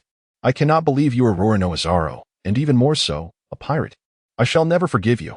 I demand the return of the Wado Ikamanji." With her final words, her expression turned grave. Daski. At that moment, Harriet instantly recognized her identity.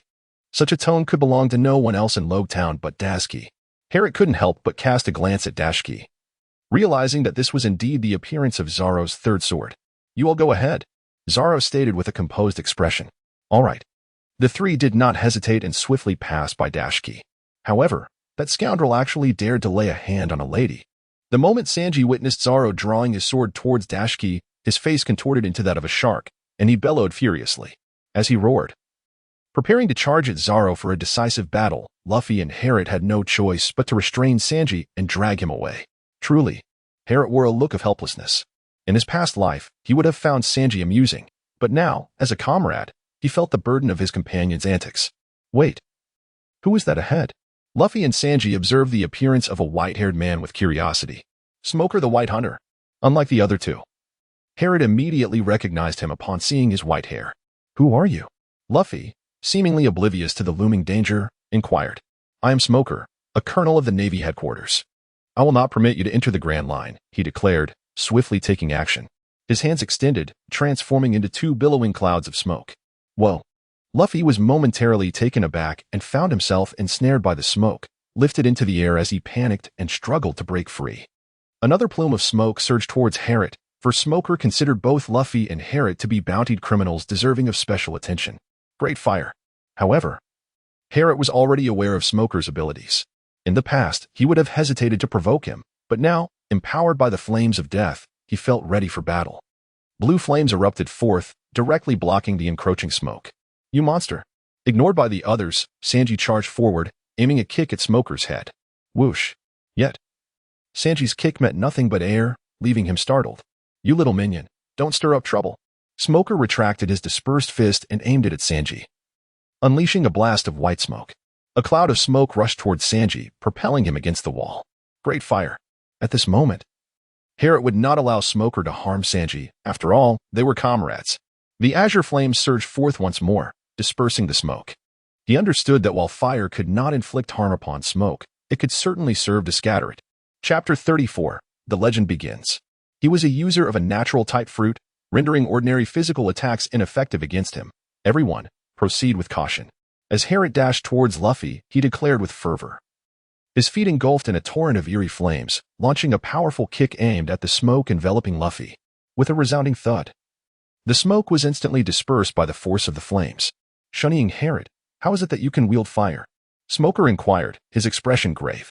"The Mera Nomi is already claimed, and yet, your flames appear weaker than I anticipated." Harriet's lips curled into a wry smile, for he was acutely aware of the identity of the owner of the flame fruit. Indeed, the deadly fire could not compare to the flames of the flame fruit. After all, the essence of the deadly fire originated from a dragon that had consumed the Yellow Springs fruit, retaining some of its otherworldly traits, which made it inherently weaker than natural flames. Nevertheless, it sufficed to obstruct the impending threat. Harriet chuckled, finding the situation rather foolish. Smoker's tone was nonchalant, as if he were observing a simpleton. "Who instilled you with such misplaced confidence, believing that a half-baked ability could contend with me? Physical attacks are ineffective?" Sanji was momentarily taken aback. They had no means to counter a Logia user here. Although Harriet's flames could temporarily resist the smoke, their quantity was limited. It was likely that after a few more extensive maneuvers, Harriet's flames would be extinguished. "Sanji, you must return," he urged. Only Nami and Usopp remained aboard the merry-go. Harriet had little recollection of how Nami and Usopp were faring, but he surmised they were in considerable trouble, as Nami was quite the diligent individual. After a brief moment of hesitation, Sanji resolved to rush towards the dock upon thinking of Nami. Smoker, however, had little interest in Sanji, for two formidable pirates were still present. Gum Pistol. Luffy, undeterred, steadied himself and threw a punch at Smoker's chest. To his dismay, it had no effect. His fist passed right through. "Is someone like you truly worth 30 million? Smoker scoffed disdainfully as he charged at Luffy, enveloped in a thick cloud of smoke. White smoke bomb. His right fist transformed into smoke and lunged toward Luffy. Gum machine gun. Luffy unleashed a rapid series of punches, but they proved ineffective against the smoke. Meanwhile, Herod hastily enveloped his hands in flames and swung them vigorously, attempting to disperse the smoke. Smokescreen. However, the dispersed white smoke coalesced into a thick fog, swiftly engulfing both fighters and obscuring their vision. This is bad. Herod realized that the enemy intended to isolate and eliminate them one by one. White fist. At that moment, a fist materialized from the smoke beside Herod, striking at his side. Bang. Taken by surprise, Herod was sent flying. Whoosh. The sound of a staff slicing through the air reached his ears, and Herod instinctively entered fishman mode, raising his arms to shield his head. Bang. Herod was struck in the chest by the tip of the 10-handed weapon, yet at that very moment, he retaliated with great ferocity. 100,000 volts surged forth. Crackling sounds filled the air. Herod swiftly unleashed a barrage of 10 strikes, silver lightning flickering as it followed through with the assault on Smoker. Alas, it had little effect on the smoke. Bang. Consequently, Herod was sent crashing to the floor, causing the ground to crack beneath him. You are not a devil fruit user. Herod, still in a daze, heard these words. Smoker gazed coldly at Herod. The 10 hands atop him were crafted from sea prism stone, rendering any devil fruit user powerless to retaliate. Yet, how could he still unleash such formidable electric shocks? It was truly perplexing. He was evidently not a devil fruit user. So how could he wield the powers of fire and lightning? Smoker pondered for a moment but soon relinquished his thoughts, for there was a genuine devil fruit user nearby, indeed. It seemed to be this fellow's captain. With a swift motion, he transformed into smoke once more, drifting toward Luffy. Cough, cough. Herod sat up, clutching his chest. How surprising. I never anticipated Smog's formidable strength. It seems my mindset has shifted. Herod reflected on the years gone by, acknowledging that due to his knowledge of the plot, he had always held a profound reverence for the strong characters within it. However, after encountering a fortuitous turn of events, his mindset unexpectedly shifted, leading to a sense of arrogance. It is essential to maintain a calm and composed demeanor. Herod took a deep breath, then suddenly pushed against the ground and stood up. A flash of electricity enveloped him as he prepared to enter electric shock mode and utilize his incredible speed. Wow! Just then, Luffy's startled exclamation echoed. And before Herod could dash over, a fierce gust of wind suddenly swept through. The howling winds dispersed Smoker's smoke, revealing the original street. Before Herod could catch a glimpse of Luffy, he was violently swept away, leaving him no chance to resist. Herod instinctively gasped, for the wind was truly uncanny. Wait a moment. Is this not the tempest conjured by a dragon? Have I truly been unable to resist and been cast out by him? Indeed. Luffy was similarly dispatched in such a manner. Oh, a storm. In this instant, Zoro was also swept along to join Herod and Luffy, further reinforcing Herod's conviction that this was the work of the dragon. Otherwise, how could it be that the storm so fortuitously gathered Luffy's companions while no naval soldiers had yet arrived? Run. Otherwise, we shall be trapped on the island by the Navy. At this moment, Zoro seized the still reeling Luffy and dashed towards the dock. Herod said little, silently returning to his normal state as he rushed towards the dock. Indeed, an ambush awaited them. Upon arrival, Herod was met with the sight of numerous unconscious naval soldiers sprawled on the ground, and without a doubt, he recognized this as the work of Sanji. With him around, there was at least no need to worry about the safety of the Mary, Usopp and Nami. Hey, what about us? At this moment, the card had already been placed on the deck, and Herod could easily tell it was Sanji's doing. The timid duo lacked such strength. Without further ado, the three of them swiftly boarded the Mary. Oh dear. The ship seems on the verge of capsizing, Usopp exclaimed in alarm. At that moment, the Mary swayed precariously in the storm, and Usopp, ever the coward, was terrified. What if the ship capsized? His legs trembled, for he had never encountered such a fierce storm before. After approximately half an hour of sailing, a glimmer appeared in their line of sight. A lighthouse. A guiding light. The crew immediately understood the significance of its presence. They had arrived at the entrance to the Grand Line. The entrance lay just before that very lighthouse. With a flourish, Sanji brought over a wooden barrel, proclaiming, "All right, let us hold a ceremony to enter the Grand Line." You can't possibly mean we should enter the Grand Line amidst this tempest. Usopp quivered, his entire body shaking, even his nose quaking like a wave. Luffy and Zoro exchanged glances, their interest piqued. Boom. For the sake of discovering the Azure Seas, Sanji declared, placing his foot on the barrel. Boom. To become the Pirate King, Luffy shouted, also stepping onto the barrel. Boom. To become the greatest swordsman in the world, Zoro proclaimed, joining them on the barrel. Boom. To chart the world as seas, Nami announced, placing her foot atop the barrel. Boom. To journey around the world, Herod declared, stepping up as well. Boom. To become a great warrior of the sea, Usopp exclaimed, adding his weight to the barrel. With a resounding crack, the Straw Hat crew collectively exerted their strength, causing the barrel to burst apart. Let us set sail towards the Grand Line. Chapter 35, The Matter of the Twin Gorges. P.S. Feel free to leave a mark in the book reviews when you have a moment. P.S. 2. Well, the new book rankings have completely vanished. Those who have read it, remember to bookmark. It seems we have arrived at a peculiar place. As Herod savored the bento he had prepared earlier, he reflected on their journey. At this moment, they had traversed the upside-down mountain and arrived at the first stop of the Grand Line, the belly of Laboon. Herod remarked on how swiftly the world transforms. He had merely ventured back to the cabin for a bento while descending upside-down mountain, only to emerge in this wondrous place. Am I dreaming? Indeed, this must surely be a dream. Zoro and his companions gazed incredulously at the azure sky and fluffy clouds, struggling to comprehend that they were within the belly of a whale. Stop pondering, one of them urged. Take a closer look above.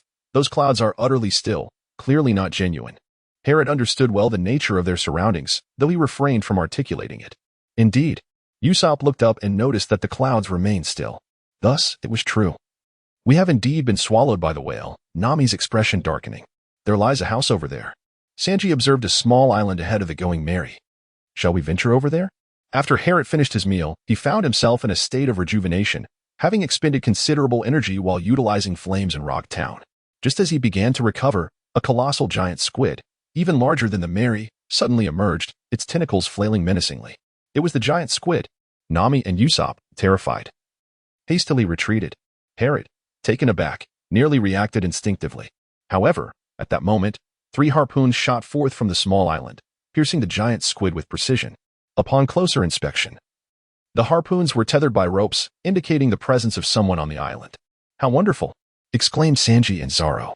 If someone resides here, it means there is indeed a way out.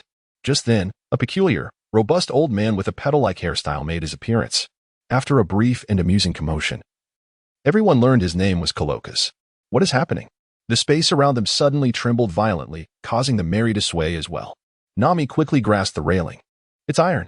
As the island shook, its true nature was revealed. It was, in fact, a ship. This revelation further convinced the Straw Hat crew that they were within the belly of a whale. If they did not escape soon, the Merry would be corroded beyond repair. It has begun, Coloccus explained to those aboard the Merry. This whale is now ramming its head against the red Earth continent. No sooner had he spoken than he dove headfirst into the whale's gastric fluids, disregarding the corrosive acid, and swam away with determination. What? Zoro and Sanji exclaimed in surprise. Indeed, the whale's forehead bore numerous scars, and it had previously let out a sorrowful wail, prompting Nami to recall. It is in great pain. Her expression turned grave as she summarized the situation. Usopp, beads of sweat on his forehead, seemed to grasp the situation, nodding in understanding. Is that so? It appears this old man intends to slay the whale from the inside. What a vicious method of killing. I don't think that is quite it, he added hesitantly. At this moment, Herod interjected, expressing a belief that the individual might be so bored as to draw on the body of their prey. Furthermore, the imposing gate did not appear to be something that could be constructed in a brief span. Indeed, after a moment of contemplation, Zoro and the others nodded in agreement. Just then, a resounding crash echoed, followed by the sudden descent of 3 figures. Hey, is everyone all right? Someone help me, exclaimed a fool plummeting from the sky. A lady. Sanji's eyes lit up like searchlights. Once the 3 were rescued, the turmoil in his stomach ceased. It seemed the whale had calmed down. So, who are you? Nami inquired, glancing at the sky before turning her gaze to one of the rescued individuals, a girl adorned like a princess and a man dressed as a prince. The princess of the desert, Vivi. Herod's heart screamed in turmoil, yet his visage remained impassive as he covertly observed Vivi. One must admit, her current attire starkly contrasted with the innocent princess she would later become, resembling more a wayward youth. Mr. Nine and his crew are pirates. I am aware of Miss Wednesday, yet they may not be malevolent.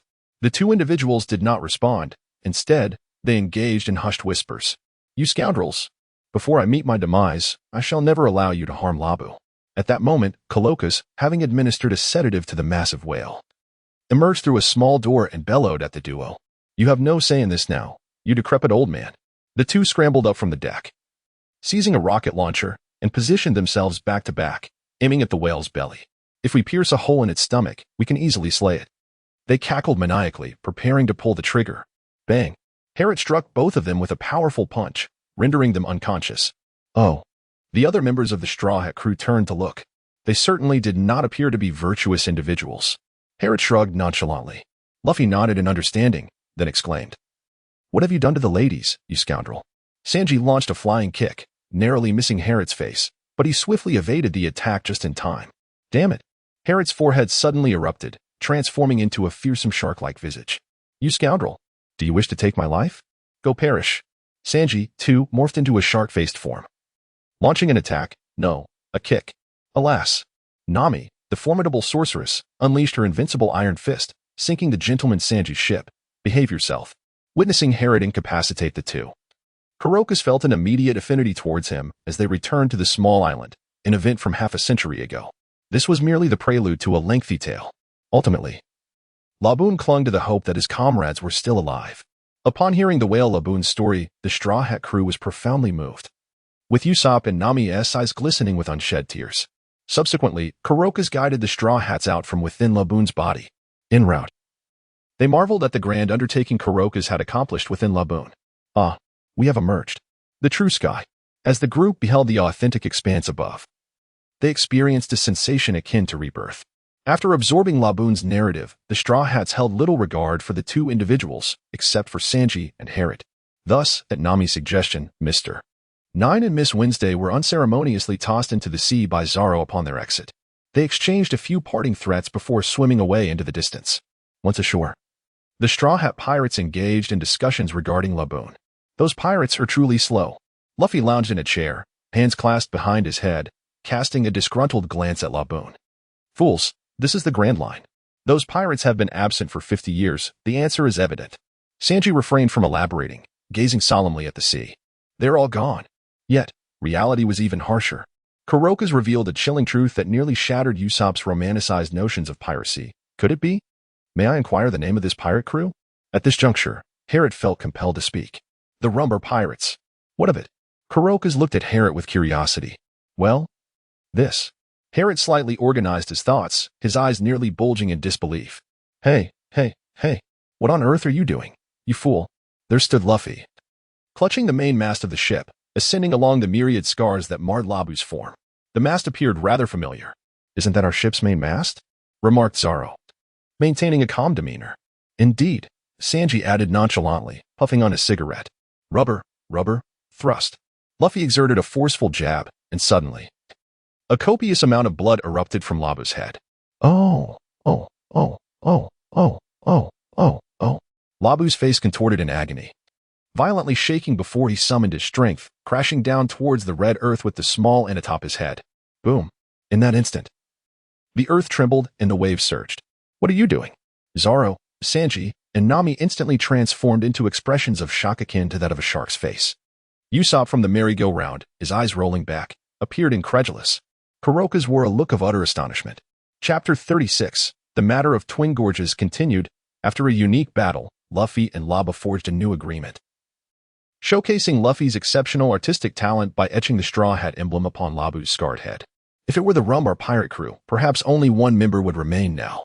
At this moment, Harriet continued. Kurokas gazed at Harriet with a perplexed expression. How is that possible? The Straw Hat crew also appeared astonished. If I am not mistaken, there is a member of the Rumbar pirates named Brook, Harriet stated slowly.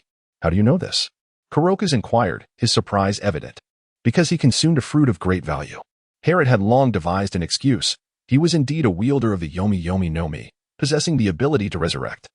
Legends of living skeletons had circulated in the terrifying triangle, and it was highly probable that he was one of them. A living skeleton. Luffy's interest was piqued. Resurrection. Nami raised an eyebrow upon hearing this. Such a power would certainly be of immense value. Is that so? But how do you know so much? Kurokas nodded in response, stating, the Celestial Dragons. I heard this from them. The Celestial Dragons. Kurokas' expression grew serious as he scrutinized Harriet more closely, sensing a tale behind this young man. Why are we speaking of the Celestial Dragons again? Nami frowned. Click. After a moment's contemplation, Nami decided to disregard it, opening her compass to examine it.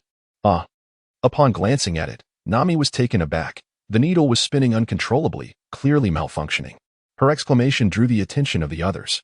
And as she spoke of the compass's erratic behavior, Herrick could not help but interject. The Grand Line does not rely on such a device.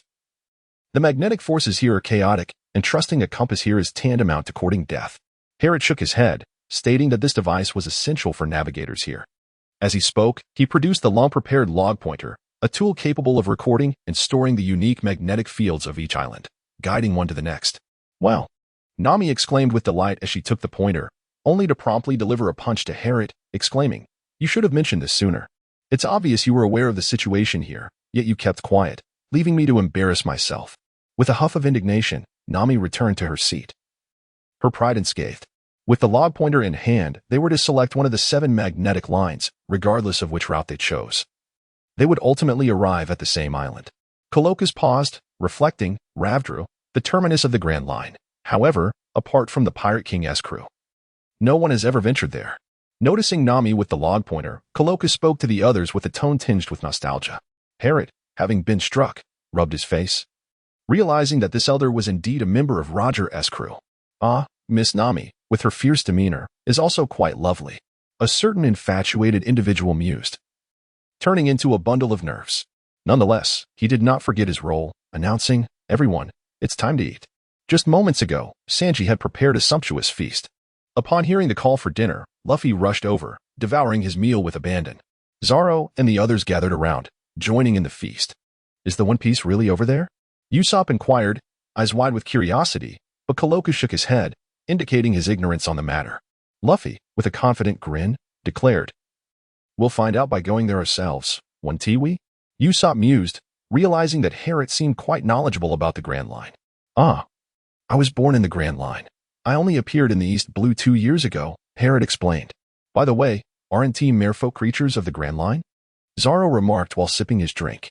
"Ah, Herrick, you must have encountered many beautiful mermaids," Sanji interjected, enviously. "Mermaids, huh?" Zoro and Usopp glanced over, recognizing them as the dreamlike beings in a man's imagination. No, I wasn't born in Fishman Island," Herrick clarified. Herrick shook his head and said, "I was born in the holy land of Mariehua." The Straw Hat crew was puzzled, and a glimmer of brilliance flickered in Kurokaz's glasses. But let us set that aside for now. Luffy, your intention is to sail continuously until you reach the end of the Grand Line. Raftel, is it not? Herrick shook his head and then looked at Luffy with a serious expression. Indeed, this is the case. Upon hearing this, Luffy's demeanor changed, and he nodded. So, are you prepared to seek a new navigator and gunner? Luffy was taken aback. Usopp and Nami, who had merely been listening, exchanged glances, puzzled by the implication. What does this mean? The Grand Line, often referred to as the Pirates' Graveyard, is a place where countless pirates meet their demise daily. We currently find ourselves in a location known as Paradise by the pirates inhabiting these waters. However, with your current abilities, Luffy, you merely rank above average among the pirates in Paradise, but in terms of overall strength, Herrick did not need to speak. Everyone understood that they were merely a small pirate crew of 6. Although one could argue they were elite, Nami and Usopp's combat abilities were rather feeble. If they were to engage in battle with a more numerous crew, such as Captain Creek's, Nami and Usopp could not help but shudder, acutely aware of their own insignificance when compared to these 4 formidable beings. At this moment, Zoro and Sanji also fell silent, merely listening intently. It is worth mentioning that in the latter half of the Grand Line, referred to as the New World, pirate crews capable of sailing independently for over a year almost invariably boasted bounties exceeding 100 million. Herrick continued, and at this point, Usopp nearly bit his own tongue. He had witnessed the might of the notorious dragon, who bore a bounty of 20 million. And the sheer number of individuals in the New World with bounties surpassing 100 million was daunting. The thought of Luffy's fearless disposition sent a tremor through Usopp's entire being. How terrifying. It could lead to death. I must protect my comrades. Luffy, with a firm resolve, stated as he adjusted his straw hat. Well, we are still in Paradise, so there's no need to rush. Herrick smiled faintly, deftly shifting the topic. Shortly after their meal, Mr. 9 and Miss Wednesday unexpectedly emerged from some hidden corner, appearing rather disheveled, as if they had endured some hardship. Herrick naturally comprehended that this was a punishment for the failure of their mission. Please, we earnestly implore you to assist us. We truly require your help. The duo bowed deeply, beseeching the Straw Hat Boy. It turned out that these 2 individuals had lost a crucial item, the record pointer. and thus found themselves unable to return to Whiskey Peak. Hiki. Harriet suppressed a chuckle, gently feeling the bulge in his pocket, which contained the record pointer he had pilfered from Vivi and her companion. Though the new route might offer greater excitement, he was far more acquainted with the original path. As anticipated, Luffy, under the exasperated gazes of Nami and the others, consented to the duo's proposal. At this juncture, the remarkably skilled Usopp had already repaired the Mary, and with the record pointer at hand, it was indeed the perfect moment to embark on their journey. The time for farewells had arrived. Are you certain about this? Choosing Whiskey Peak for someone like him, the opportunity to select a route only arises at the starting point. Koralakas crossed his arms and kindly cautioned, "No worries. If it doesn't suit us, we can always circle back." Luffy beamed, responding with unwavering confidence. "Excellent, that's quintessentially Luffy." Harriet chuckled. For only this fellow could utter such Na'vi words. Ah, Kuroka smiled in relief, his brow unfurling. Soon after, the group departed from Twin Gorges amidst the raucous cheers of Rabu. Standing by the shore, Kurokas and Rabu gazed at the pirate ship adorned with the straw hat Jolly Roger as it gradually faded from sight. "What a formidable pirate!" Kurokas exclaimed. "That straw hat lad might just be the one you've been waiting for. Wouldn't you agree, Roger?" As if reminiscing about his own days at sea, Kurokas' face reflected nostalgia. Chapter 37. Whiskey Peak. This concludes the matters to be mindful of in the Grand Line. At this moment, Harriet remained in the cabin, imparting some essential knowledge about the Grand Line to Nami. Fortunately, he had inherited most of Harriet's memories. Otherwise, his understanding of the Grand Line would have been rather limited. Is that so? Nami mused, glancing down at the compass, noting the unpredictable weather and currents in this region. After Harriet's explanations, Nami finally grasped the basic concepts of the Grand Line and would no longer make the novice mistake of returning to the starting point at a 180 angle. By the way, is there any heating here? It's so cold. Princess Vivi, now known as Miss Wednesday, wrapped herself in a thin blanket while sipping hot tea, and Mr. Nine nodded in agreement. Enough of this chatter, Nami exclaimed, her face contorting into a shark-like expression. You are not guests. Hurry and help me clear the snow. Meanwhile, the Grand Line continued to display its capricious nature. Just moments ago, it had been sunny, and now it had transformed into a snowstorm. On the deck, Luffy and Usopp were engaged in a playful snowball fight, oblivious to the need to clear the snow. The air pressure shifted slightly. Hey, the waves are getting higher. We're about to collide with an iceberg. Usopp and Sanji shouted in alarm. Following this, a flurry of activity ensued as the Mary, after much effort, finally escaped the storm and entered calmer waters. At that moment, a groggy Zoro, just waking up, became the target of Nami's frustration, receiving a solid punch. After all the commotion, Harriet finally exhaled deeply, leaning against the ship's railing and gazing at the distant, blurred outline, knowing they were nearing their first destination. No wonder Luffy and his crew were progressing so swiftly. Harriet sighed, realizing that though he had previously been somewhat perplexed, it was only when he confronted the terrifying weather that he comprehended the essence of true training. With the Straw Hat Pirates being a small crew, every encounter with fierce winds and tumultuous waves necessitated the participation of all hands on deck, which in a sense was a form of rigorous exercise. After grappling with the storm for a while, Harriet began to feel fatigued. He speculated that if he were to engage in training at that moment, his stamina might further improve. However, Baroque works. Here we are. As he gazed upon the cactus-like peaks before him, Harriet narrowed his eyes slightly. As expected, the faux prince and genuine princess duo made their hasty retreat upon reaching Whiskey Peak.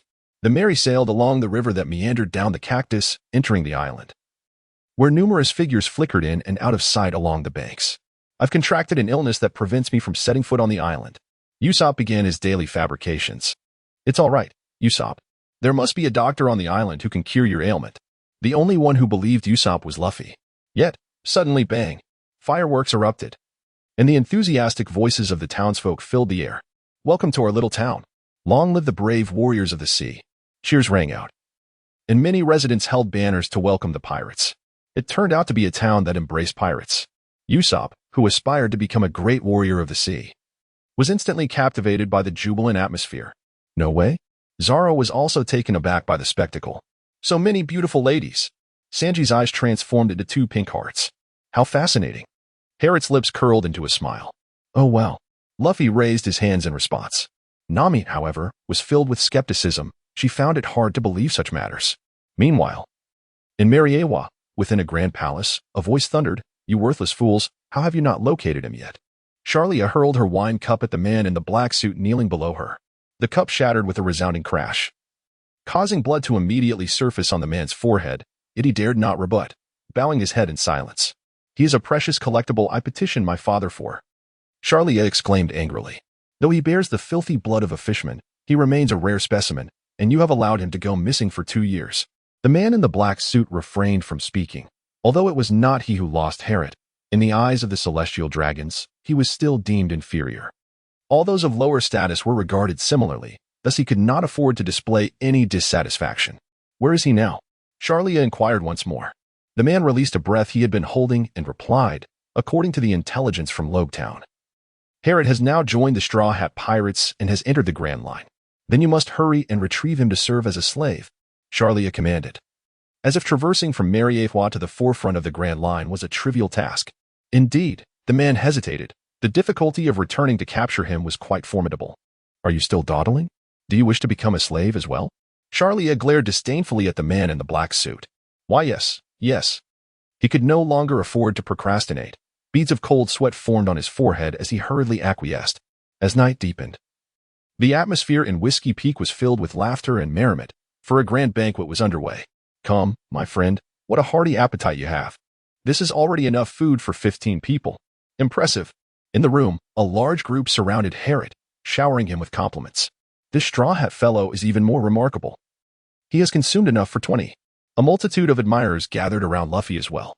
Yet, as Luffy glanced at Herod, an inexplicable sense of crisis arose within him. What if he eats everything? He thought. Thus, Luffy redoubled his efforts, devouring his food with even greater zeal. Herod glanced at the crowd, who seemed utterly devoid of any sense of crisis, with the exception of Nami and Zoro. He then turned his attention to the enthusiastic townsfolk and let out a deep sigh. After tonight, how many of these fools would still remain? Nevertheless, he thought, it is best to fill one's stomach first. Herod once again immersed himself in his meal, the energy from the food being incessantly converted into lifeless energy, to the extent that his belly showed no signs of swelling. With a resounding thud, half an hour later, Herod, having feasted to his heart's content, succumbed to slumber. In the stillness of the night, one by one, the Straw Hat crew drifted into dreams. At that moment, a few individuals lingered outside, whispering conspiratorially about something. What a gluttonous bunch they are, particularly that woman with the orange hair. She is nothing short of a monster. Even I find it challenging to keep up with her. Despite my robust constitution, remarked the dark-faced nun who had clinked glasses with Nami until the end, as she tossed aside her nun's habit, revealing an impressively muscular physique. However, Mr. 8, is it truly necessary to extend such a welcome to them? They are merely a few small fry, Miss Monday, the muscular woman, retorted, addressing a curly-haired gentleman. Why not simply eliminate them right here on the shore? At that moment, the faux prince and true princess duo, appearing from the shadows, interjected. They are not to be underestimated. Just recall how Herod dispatched them with a single strike. That thought sends shivers down my spine. What if they were to be killed? I have my own plans, Mr. 8, the curly-haired man, produced 2 bounty posters. Remember, Miss Monday, one must not judge by appearances, this time. We have caught 2 hefty prizes. What? Both Miss Monday and the faux prince and true princess duo were taken aback to discover that 2 of their adversaries carried bounties, one at 15 million and the other at 30 million. Fortuitously, they had refrained from taking immediate action. Miss Monday was filled with trepidation. A pirate crew with a total bounty of 45 million would likely leave this small town in tatters, even if they managed to win. We must swiftly confiscate the treasures aboard their ship and bind them. Killing them would reduce the bounty by 30%, Mr. 8 instructed. Excuse me, but the morning's voyage has exhausted them. Perhaps you could allow them some rest. A deep male voice resonated from above the group. The members of Baroque Works were taken aback. Chapter 38, The Matter of Whiskey Peak Time, Deep in the Night. Characters, Zoro and Baroque Works members. Event, Zoro versus Baroque Works members. Outcome, Zoro achieves a 100-man slay. At this moment, hidden in the shadows, Herod reminisced about the animated content, feeling a twinge of sympathy for these individuals as they faced off against Zoro. Truly foolish of them. However, Nami, it seems you two are putting on an act. After casting a furtive glance outside, Herod resolved to disregard the situation, reassured by the presence of Zoro. Naturally, such a trivial matter would not intoxicate me. At that moment, Nami also rose to stealthily peer outside, then beckoned to Herod, inviting him to join her in discovering what treasures awaited them. Herod pointed at himself, inquiring, Why seek me? Nami retorted boldly. Need I say more? I am but a delicate maiden, utterly powerless. What if I were to be caught?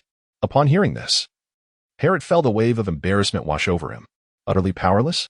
A delicate maiden? He pondered. Very well, you have prevailed. That is quintessentially Nami. Herod immediately surrendered and obediently followed. How truly destitute. Nami, showcasing her thieving prowess, mysteriously procured a treasure chest from some concealed location, only to discover it contained nothing at all. If these individuals were affluent, they would not have to resort to scheming against Labu. Herod found a chair and sat down. Nami fell into a brief silence before shifting the topic, inquiring, is the Grand Line truly that perilous? This question caught Herod off guard for a moment. But he quickly responded, you have already witnessed the climate of the Grand Line. The pirate crews that can survive in such an environment possess formidable strength. Not to mention the New World, which is several times more terrifying than here. I see, Nami said, gently touching the treasure chest, her eyelids fluttering. She genuinely desired to travel alongside Luffy, so she casually asked, do you have any methods to make me stronger? Indeed, Herod replied with a smile. Nami immediately turned her attention towards him. Herod smiled lightly, and soon enough, you shall discover the truth. Nami raised an eyebrow, suppressing the urge to unleash her iron fist of love. You idiot, would it kill you to say it sooner? How about we step outside and take a look? Herod seemed to sense something amiss and swiftly changed the subject. Nami nodded in agreement. At that moment, a multitude of Baroque Works members had been felled, while Whiskey Peak was graced by the presence of two unexpected guests. One was a tall man clad in a dark trench coat, sporting a voluminous afro and sunglasses, exuding an air of rockstar chic. The other was a stunning woman who, despite the late hour, carried an umbrella. Her golden locks framed her face as she donned a pale yellow dress adorned with lemon motifs. Even her earrings were fashioned from lemon slices, clearly showcasing her fondness for the fruit. The small town was bustling. Even in the dead of night, Miss Valentine lamented, it is absurd that we are dispatched to the front lines for such trivial matters. It is akin to using a sledgehammer to crack a nut, Mr. Five grumbled, picking at his nose. Nevertheless, as they conversed, the two of them proceeded into the vibrant Whiskey Peak. When Herod emerged from the house, he found himself embroiled in significant trouble. I find your words intriguing. How about 1 billion berries? Nami cheerfully proclaimed while perched on the rooftop, observing Icolum, who was grasping Zoro's leg. As she spoke, she leapt down, evidently having set her sights on Vivi's status, intent on making a handsome profit. After a round of extortion, they finally sealed the deal. Go, Zoro, protect Vivi, Nami commanded, for Herod had just claimed he could enhance her combat prowess, and she could not afford to offend him lightly. As for Zoro, Nami expressed her confidence in possessing a multitude of cunning schemes to persuade him. Indeed, Zoro was ultimately tricked into guarding Vivi. How could the honest and naive swordsman possibly contend with the sharp-tongued thief? Herod pondered for a moment and resolved to rescue Vivi himself. Although it was quite entertaining to witness Luffy and Zoro in a brawl, it seemed rather unnecessary, as Nami would ultimately intervene. Thus, Herod decided to accompany Zoro on his quest. And then, Herod glanced around, recalling that Zoro had just walked this way moments ago.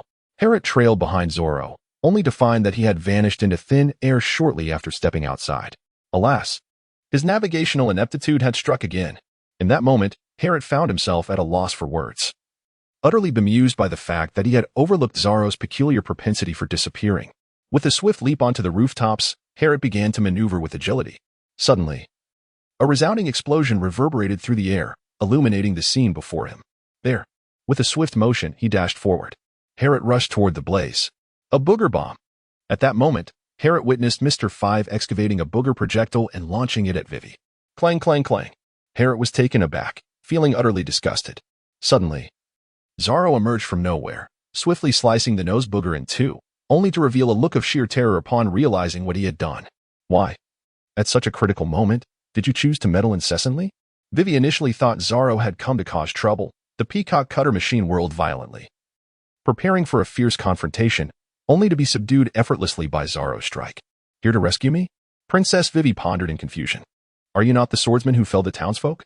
Why do you wish to protect the princess of Alabasta? Miss Valentine's Day gazed at Zoro. I have my reasons.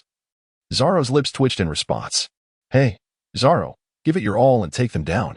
Herod was inflating the situation above, but it appeared more like he was simply stirring up trouble. You rascal, get down here.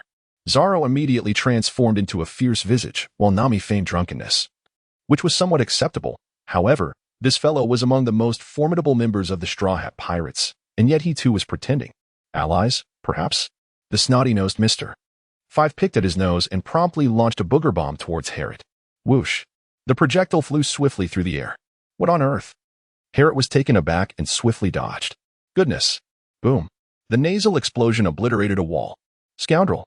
Harriet, filled with fury, donned his gloves, ready to strike. Zorro! At that moment, Luffy's voice resonated with urgency. Hey, Luffy, are you here to assist me?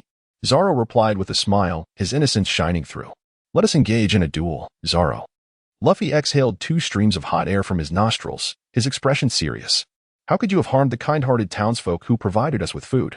Was the meal unsatisfactory? Hey. Cold sweat broke out on Zorro's forehead. After all, they were. Bang.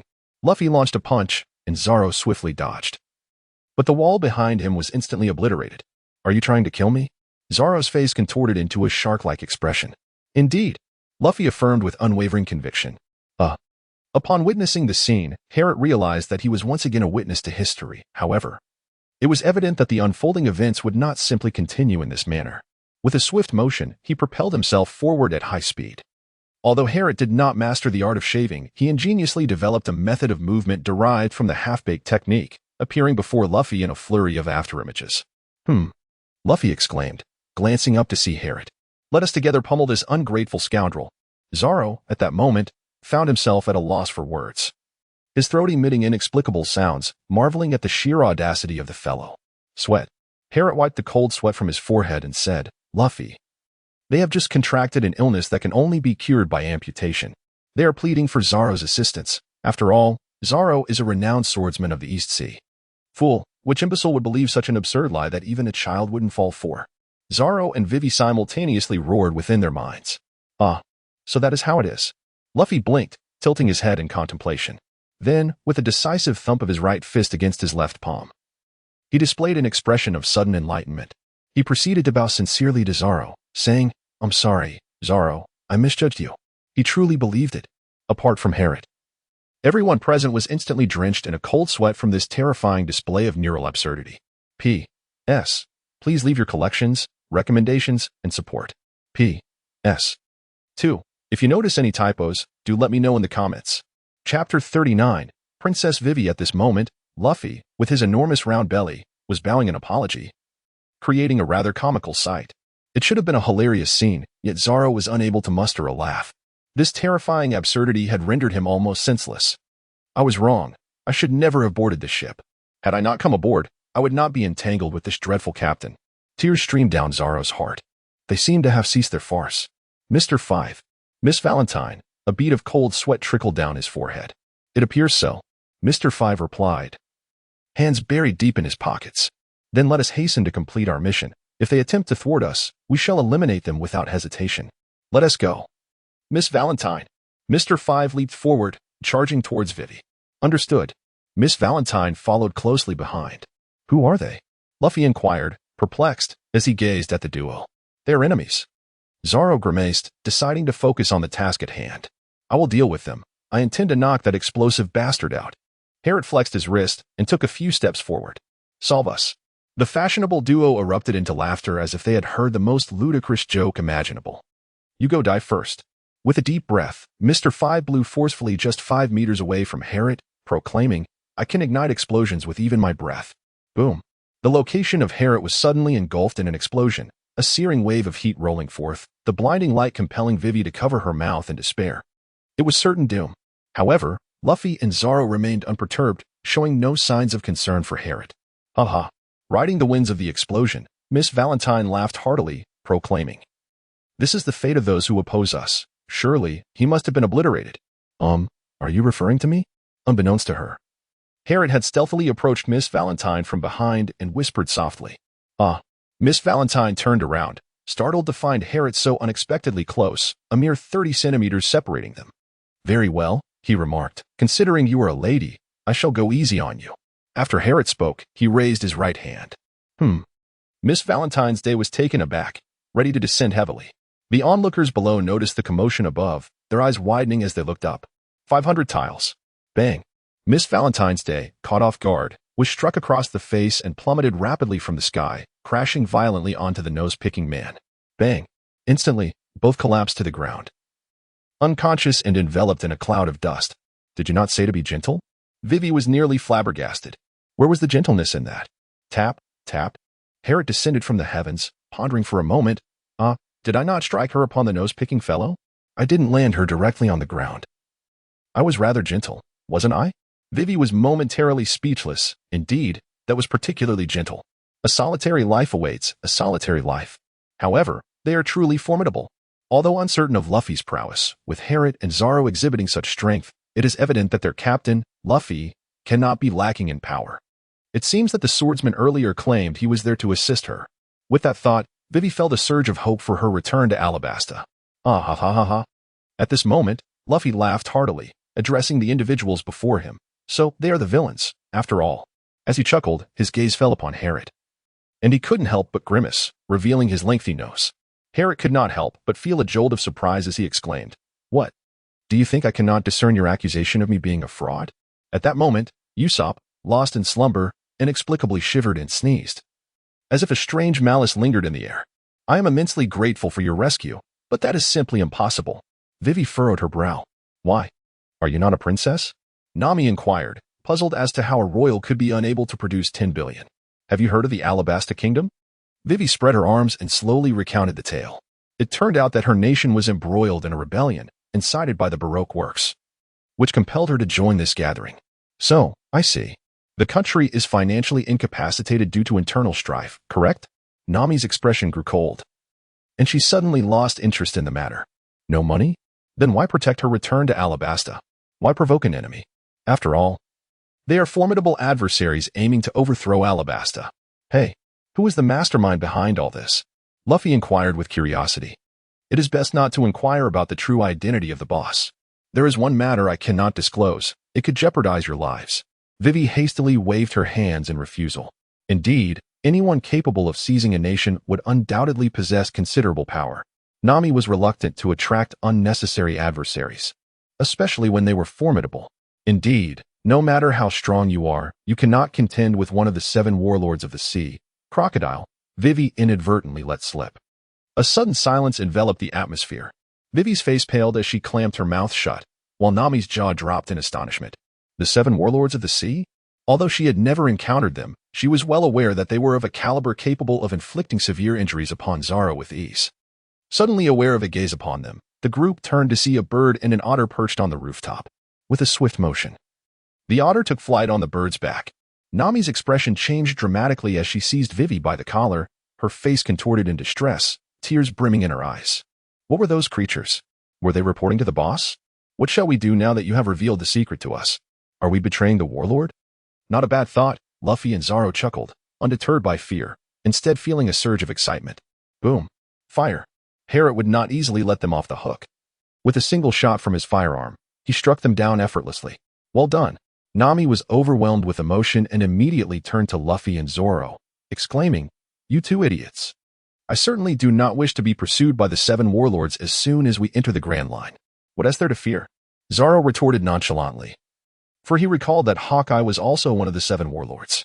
If one does not dare to challenge the warlords, how can they muster the courage to confront them in the future? However, such sentiments would surely be lost on Nami.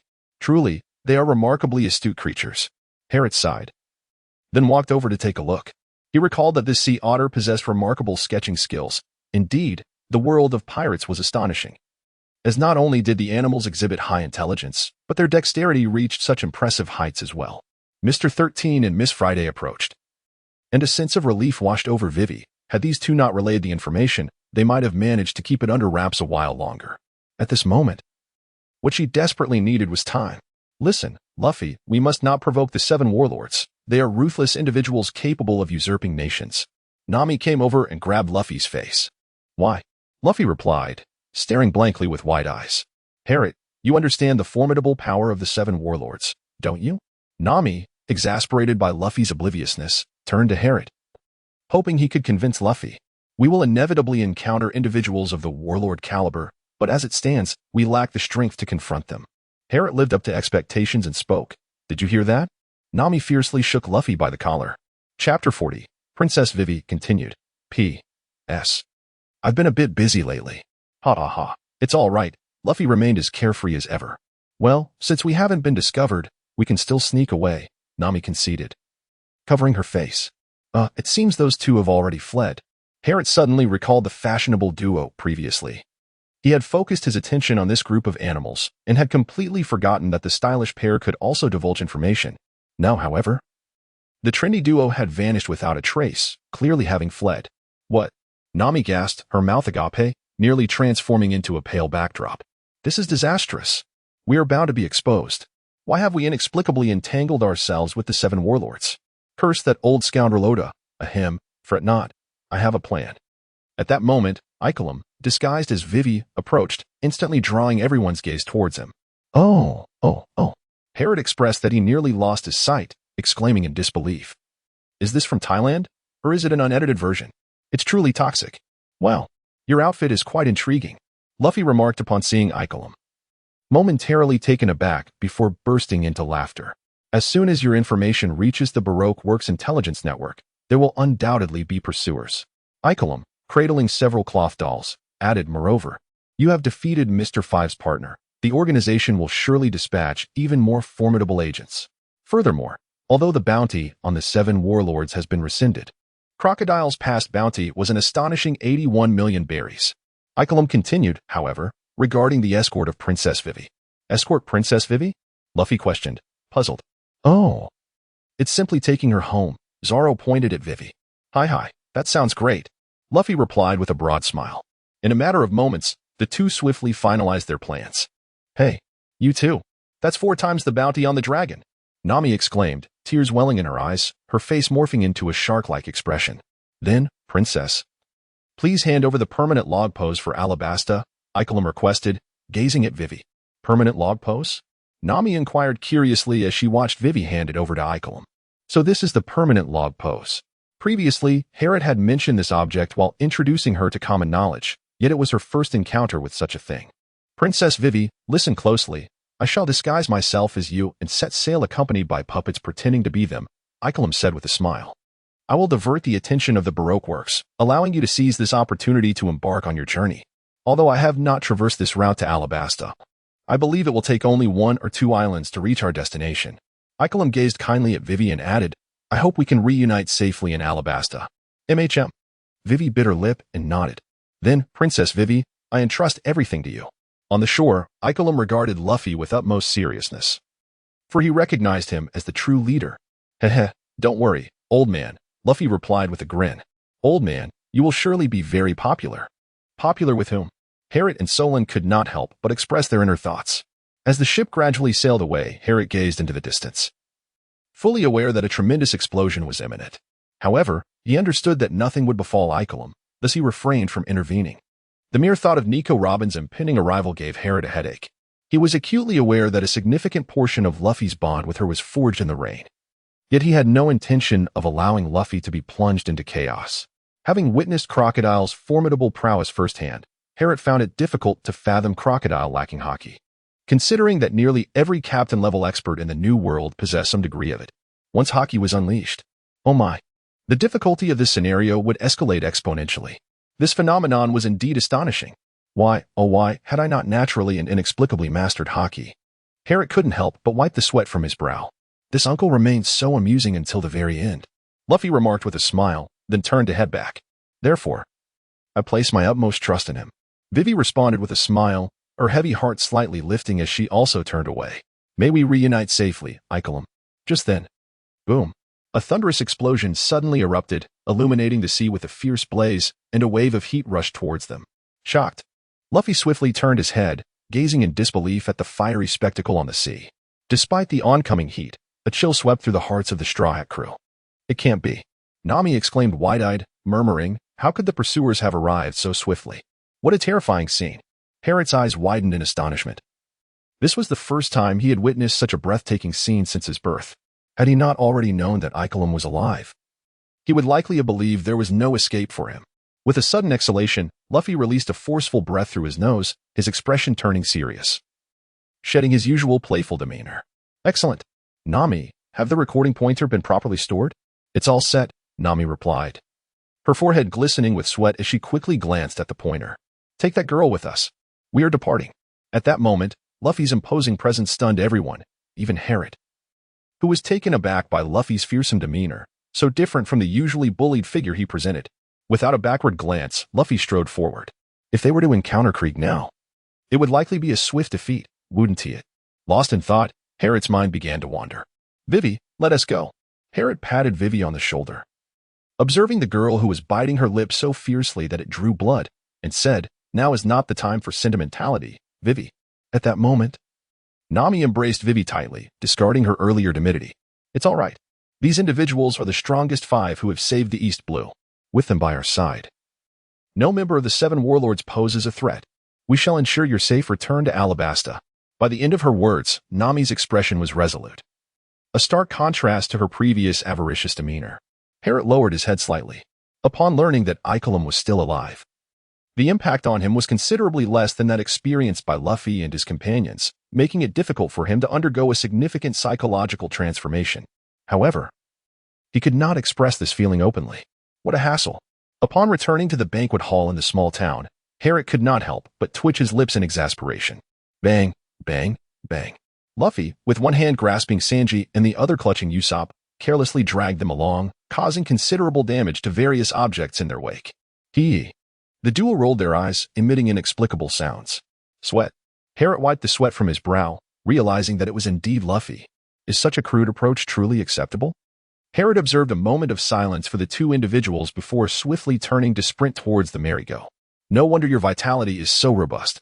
It appears you have been desperately striving to survive all along. Chapter 41. The arrival of Robin. As the sky gradually brightened, heralding the imminent rise of the sun, a gentle mist enveloped the surroundings. Aboard the Golden Mary, Nami was impressively quick in her explanations. Gazing at the foolish duo sprawled on the deck, their heads bandaged, Harriet couldn't help but twitch his lips. How refreshingly blunt. Indeed, I employed the most straightforward method, Nami replied, clapping her hands with the glee of someone who had just pilfered 1,000,000 berries. The pressure she had felt moments ago was finally alleviated. Ah, splendid, truly formidable. Kakaka. Vivi's mount, Kara the duck, suddenly squawked in fright, evidently startled by Nami's exuberance. Are we set to sail? Zoro approached, having pulled up the anchor. Oh, Luffy. Hands on his hips, wiped a bead of cold sweat from his forehead as he regarded the 2 unconscious figures on the deck. Is everything all right? At that moment, Harriet experienced an odd sensation, as if someone were observing him. He abruptly turned around. Upon turning, Harriet beheld a stunning woman adorned with a purple jazz hat, perched gracefully on the railing above. With her chin resting on her hand, her long fingers danced rhythmically across her delicate face, as if playing a musical instrument. Her captivating eyes, reminiscent of autumn waters, were intently surveying the Straw Hat crew below. Oh, the beautiful woman cast a curious glance at Harriet, her perceptive nature evident. The moment the enchanting lady spoke, the Straw Hat crew whipped around in surprise. When did she arrive? The thought flickered in Nami and Zoro's minds. Click. With a slight lift of his left thumb, the legendary sword Enma barely emerged from its sheath, and Zoro fixed his gaze upon the alluring woman, his entire demeanor tense, as if ready to draw his sword at the slightest provocation. Oh, what a tantalizing older sister she is. One of the chefs, who had been lying on the deck, suddenly sprang to life, rising with vigor. His exposed right eye transformed into a pink heart, and his entire body wiggled with excitement like a noodle. What the hell? You're beyond saving. Harriet's lips twitched suddenly. Sanji, is it truly appropriate to be so indiscriminately amorous at any given moment? Remarked the enigmatic woman with an air of nonchalance. The Straw Hat crew fell into a momentary silence. Robin, are you referring to the ship, or? Harriet, recognizing Robin, cast a discreet glance at Luffy and the others. The woman who had appeared here could only be Robin, the future historian of the Straw Hat crew. Given the treacherous reefs surrounding them, it was imperative to exercise caution after narrowly escaping their pursuers. Robin wore a faint smile as she surveyed the group. Who are you? Questioned the gluttonous captain, looking perplexed at Robin's unexpected presence aboard his vessel. Miss All Sunday. Vivi's eyes widened in shock upon seeing Robin. Did you bring a carom? Who is she? Whose partner is she? Noticing Vivi's recognition of Robin, Nami quickly inquired. Miss All Sunday is the boss's partner. We discovered the true identity of the mastermind through tracking her, Vivi said, her gaze fixed intently on Robin, a bead of cold sweat forming on her brow. What? Nami gasped in astonishment. Crocodile's partner? That sounds ominous.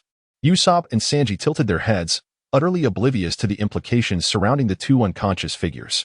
To be precise, it was I who instructed you to follow her, Robin remarked, a mysterious smile gracing her lips. Vivi immediately began vociferously questioning Robin about why she had divulged the identity of the mastermind. So, revealing the mastermind's identity was merely a whim of mine, Robin replied, tilting her chin elegantly, exposing her swan-like neck. Did you truly believe you could save this kingdom? Such naivety for a princess. At her words, Vivi was suddenly reminded of Akaram's kind smile and their promise to reunite in Alabasta. Yet now, that despicable woman had slain Akaram. Vivi's expression darkened ominously. Miss all Sunday. She seethed, her animosity towards Robin unmistakable. We shall meet again in Alabasta. Robin smiled faintly, seemingly unfazed by Vivi's hostility. Well, isn't it rather rude to arrive and depart at whim? At this moment, Herrick contemplated for a while and ultimately decided to make his move, leaving a lasting impression for future interactions. With a smirk, he slightly curved his right hand into a claw shape, from which emerged slender blue flames that flickered menacingly from 5 directions, all aimed at Robin. Do stay still. I am currently wielding a flamethrower pointed directly at you. It would be unfortunate if you were to be reduced to a charred remains. Well done. Nami, who had inconspicuously taken refuge behind the mast with her composite staff, exclaimed loudly. You scoundrel. Sanji, upon hearing the threat to the beautiful Robin, instantly erupted in fury, determined to confront Herrick.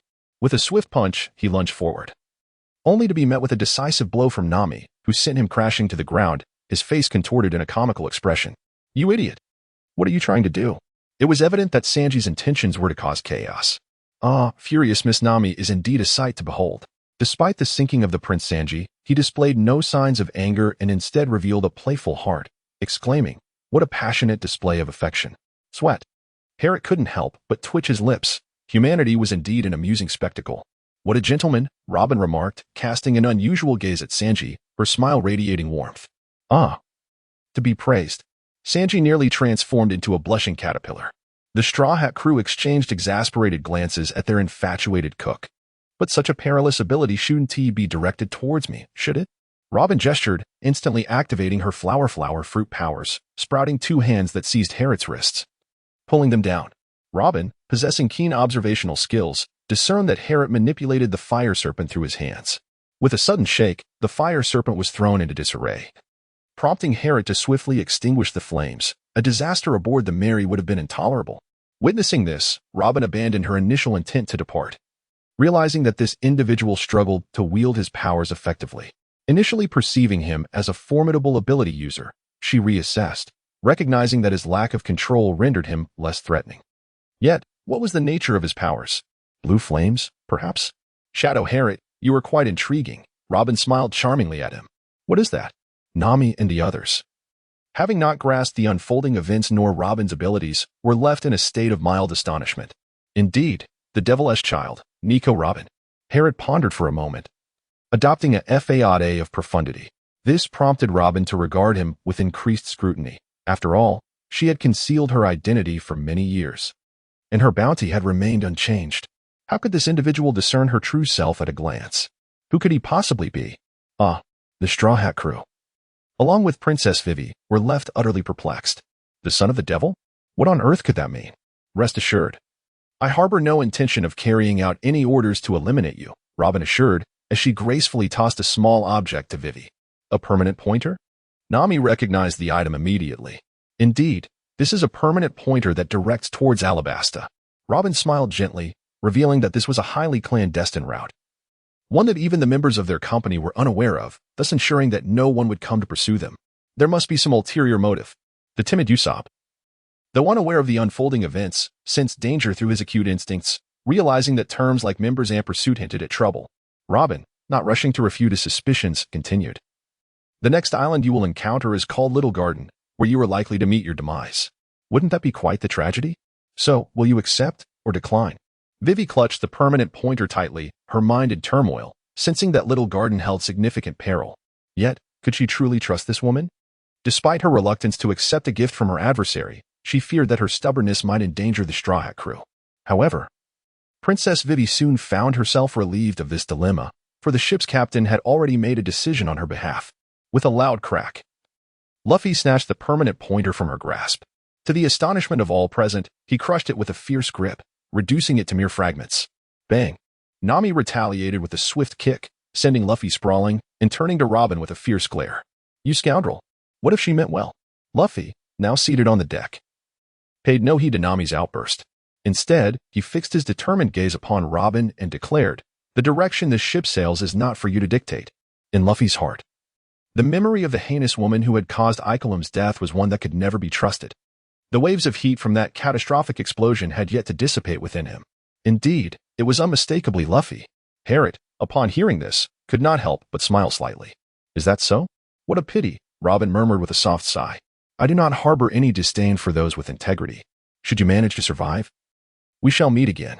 With that, Robin turned and walked towards the ship's edge, leaving behind a graceful silhouette, unperturbed by the possibility of them seizing the opportunity to strike. Truly, she is a person of remarkable observational acuity. Harriet cast a few glances at Robin, pondering whether this woman had discerned the true essence of the Straw Hat crew in such a brief encounter. They hardly resembled pirates at all. Chapter 42.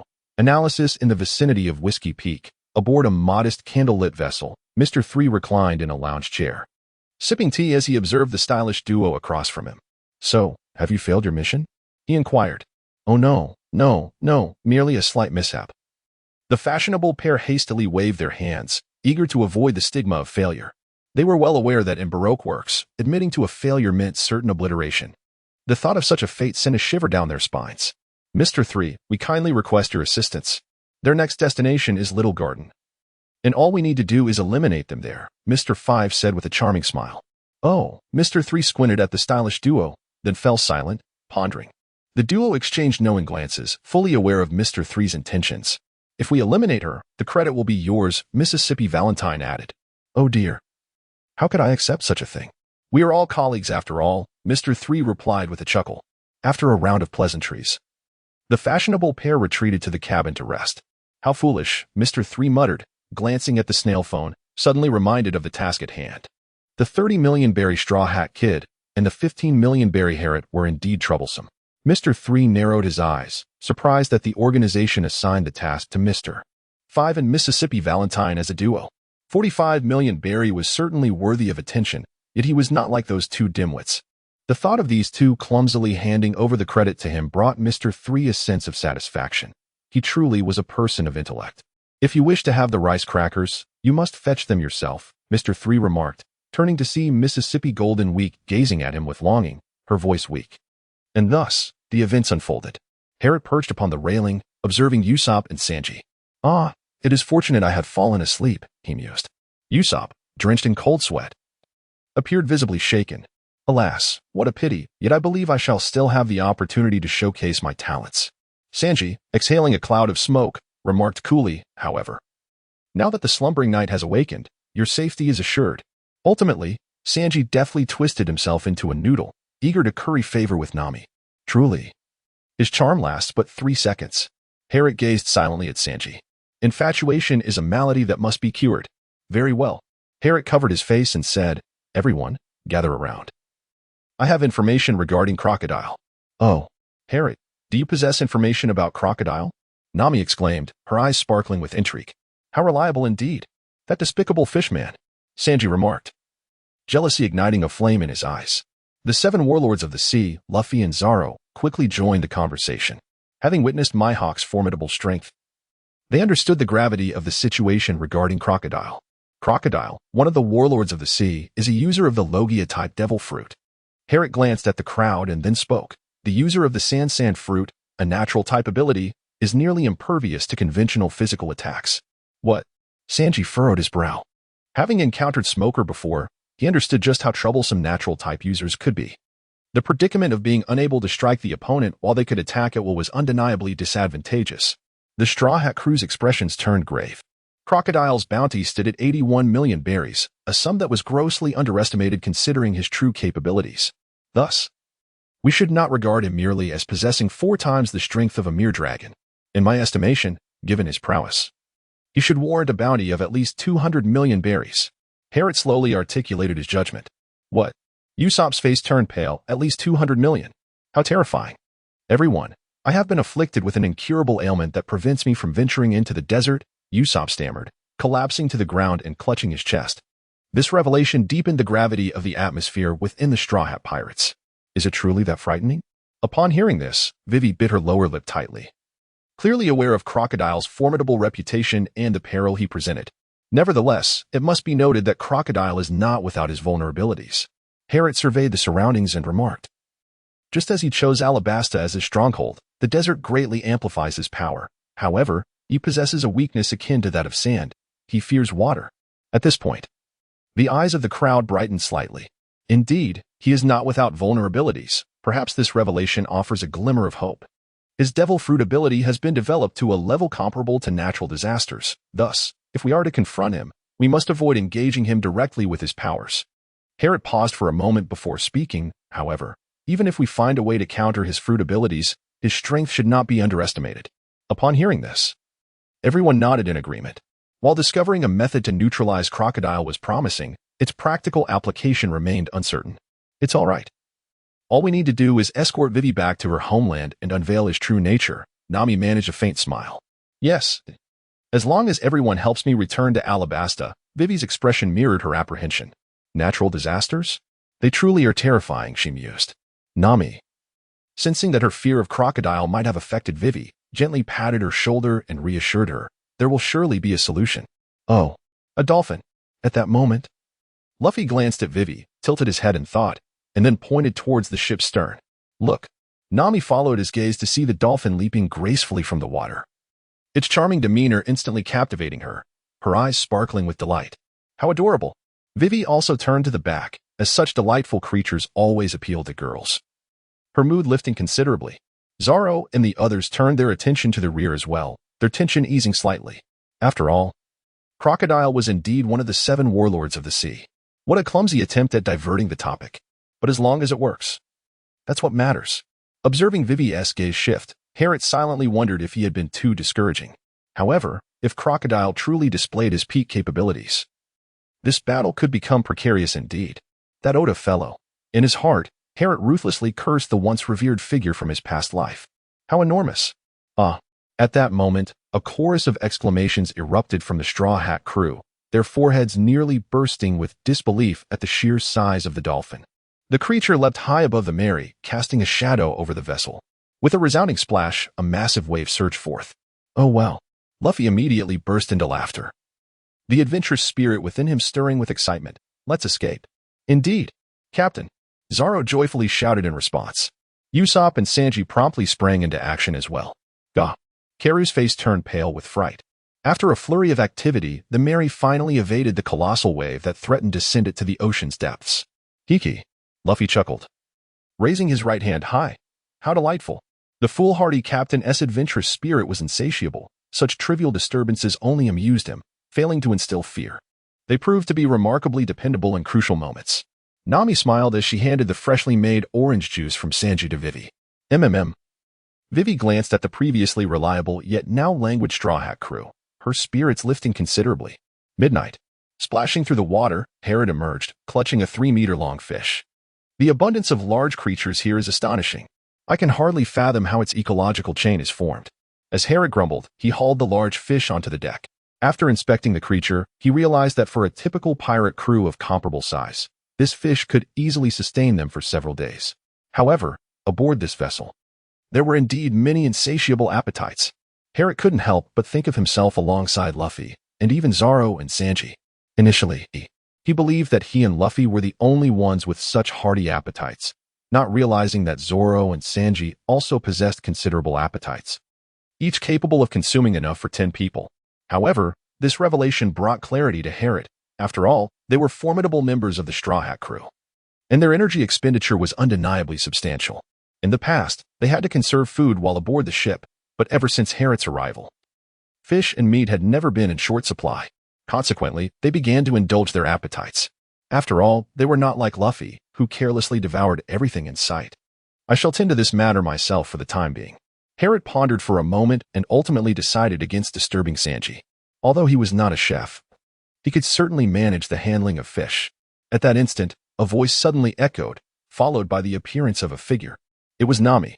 Despite the subtlety of her footsteps, Harriet, having gained heightened senses from the power of Death's flame, perceived her presence quite distinctly.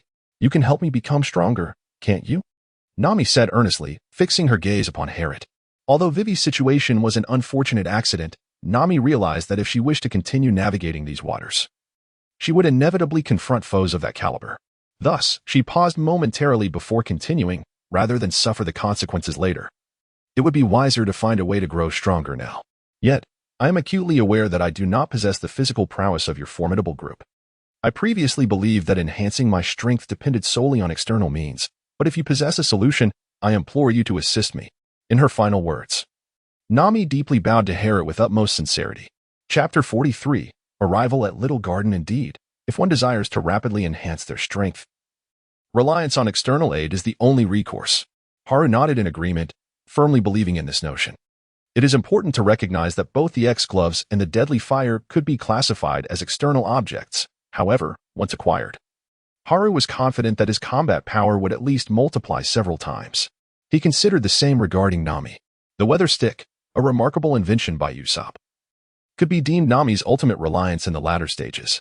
With it, Nami had shown brilliantly during the events at Eni's lobby.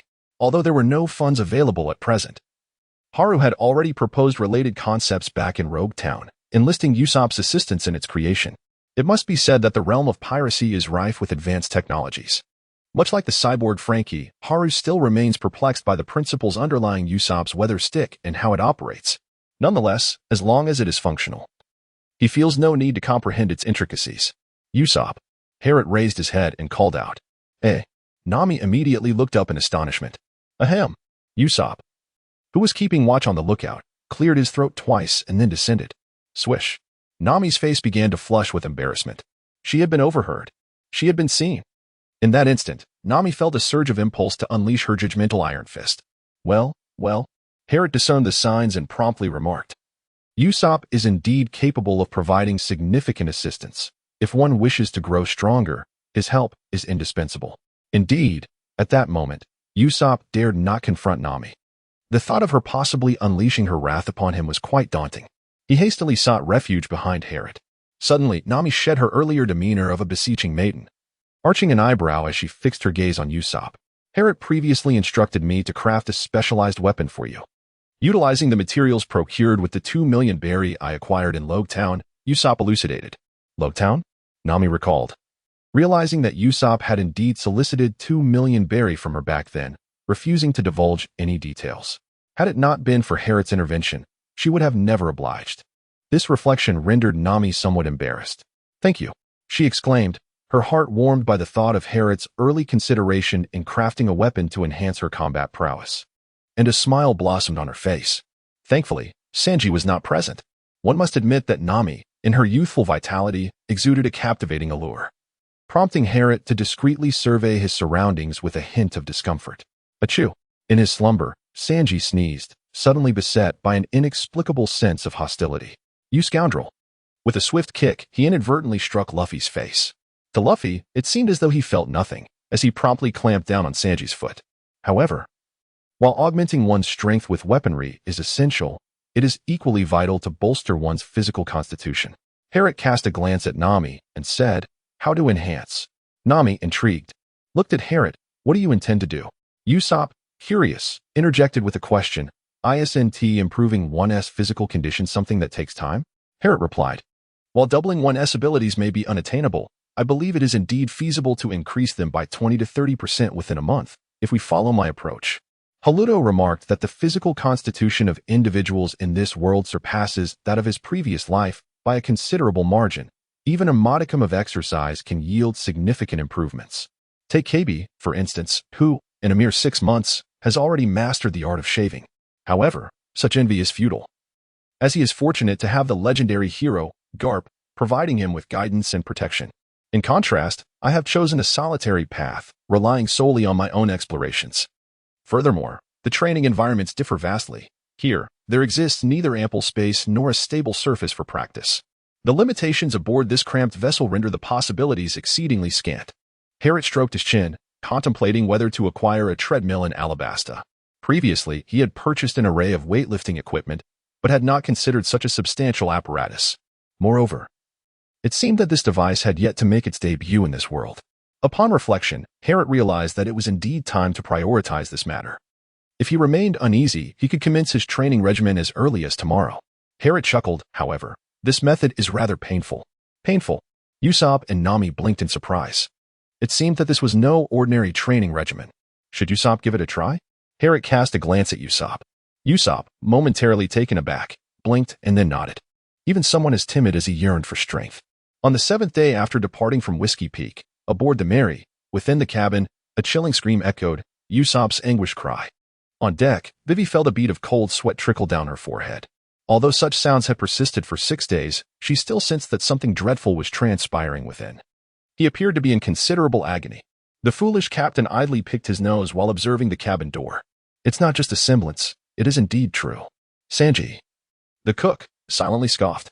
However, Nami was also enduring her own torment. Flames erupted from the night Sanji's kitchen. That scoundrel would soon face retribution. In his eyes, harming a lady was an unforgivable sin, especially since Nami had previously suffered abuse. Yet, Nami's moans were delightfully enchanting by a certain noodle enthusiast.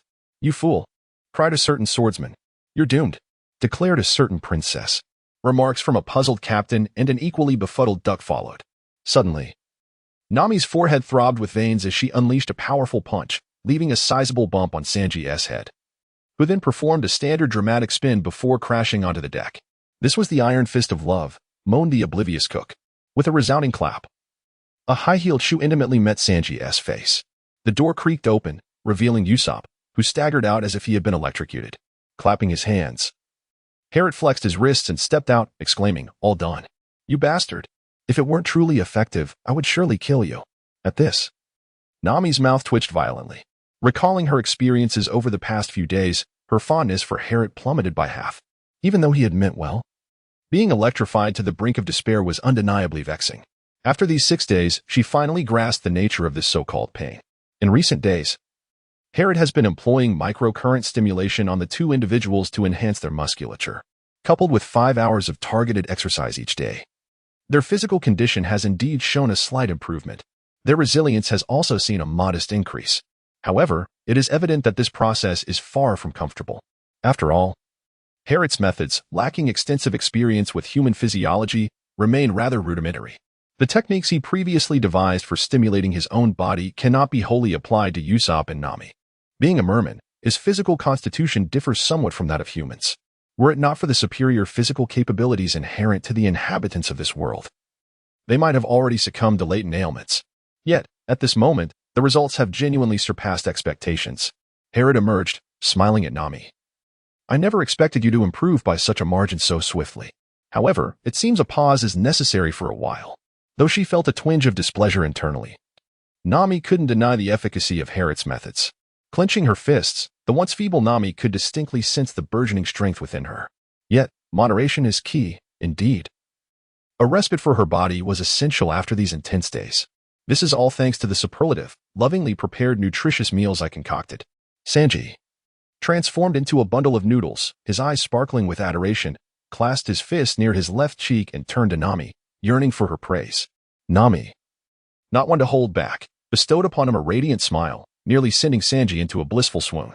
Harriet had nearly developed an immunity to this fellow's infatuation, casually responding with, "Indeed, indeed." The strength cultivated through one's own efforts is the most tangible. At this moment, Zoro gripped an iron rod, one end laden with considerable weight. As he meticulously practiced the fundamental sword techniques, his tone laced with a hint of disdain. In this perilous grand line, they had little time to spare for training. Upon hearing this, Harriet broke into a sweat. Usopp and Nami were not like you, a fanatic of rigorous training, having undergone extraordinary training since their childhood. Alas.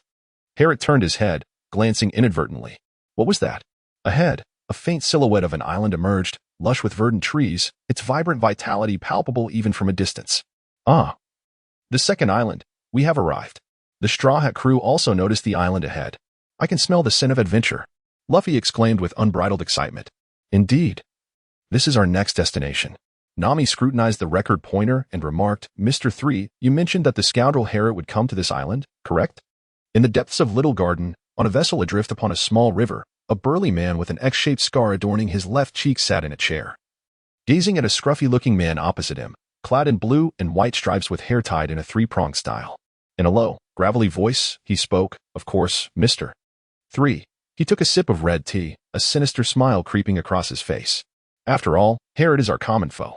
Behind Mr. 3 stood a fashionable duo, while Miss Goldenweek sat quietly on a picnic blanket. On the surrounding deck, more than 20 sailors, who exuded an air of menace, stood, some polishing their blades, others fondling their firearms. Clearly not to be trifled with. That bastard who killed my brother. I will tear him apart. The man's voice was deep, brimming with a savage intent. Bloodshot eyes gleaming with fury. If he doesn't arrive in 3 days, I will kill you. Mr. 3's finger glided along the rim of his cup, a smile gracing his lips. Rest assured, I estimate they will arrive within these 2 days. Little Garden, a place that had only ever seen 2 giants, welcomed its largest crowd in decades today. Chapter 44, The Affairs of Little Garden Bears, with a bounty of 55 million berries, was the captain of the Bear Pirates. Observing Bess, the fashionable duo exchanged wary glances. They had previously dismissed those with bounties in the millions, but Herod had taught them a harsh lesson. Instantly, they steadied their nerves and began to scrutinize Bess with newfound respect. Indeed, he appears somewhat formidable, even though they were capable individuals. They couldn't help but feel a twinge of caution in the face of Bess's imposing physique. Baker. The burly Bess felt a pang of heartache at the mere thought of his brother. He gazed skyward, lost in a sea of memories. We must survive.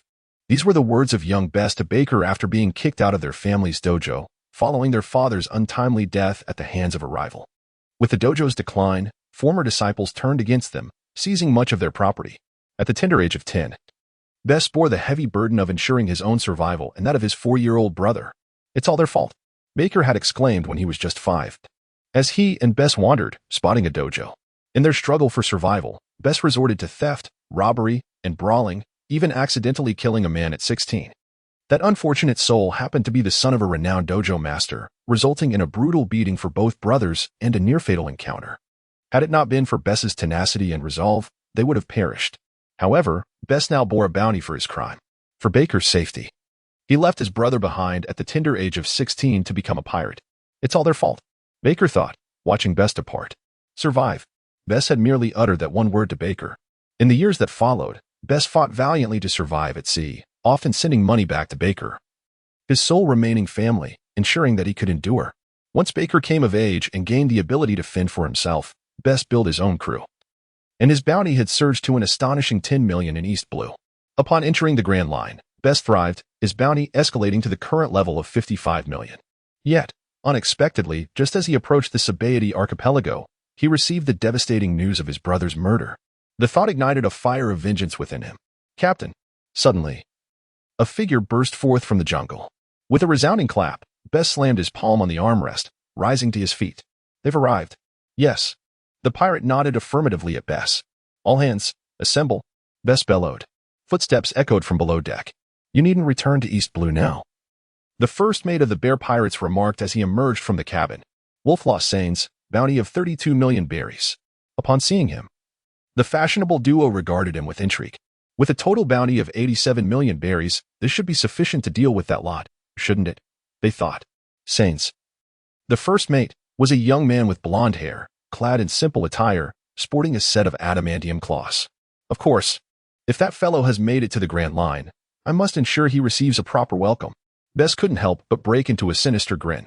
Previously, when he suggested a return to East Blue, many crew members had opposed him vehemently.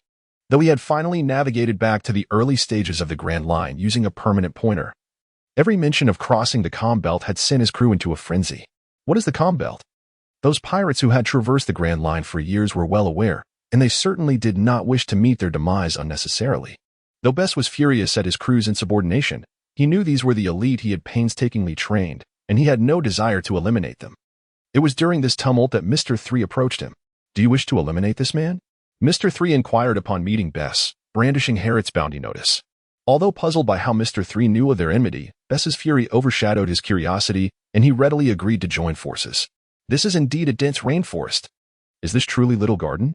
It hardly seems like a land that could bear such a charming name. The timid duo murmured among themselves.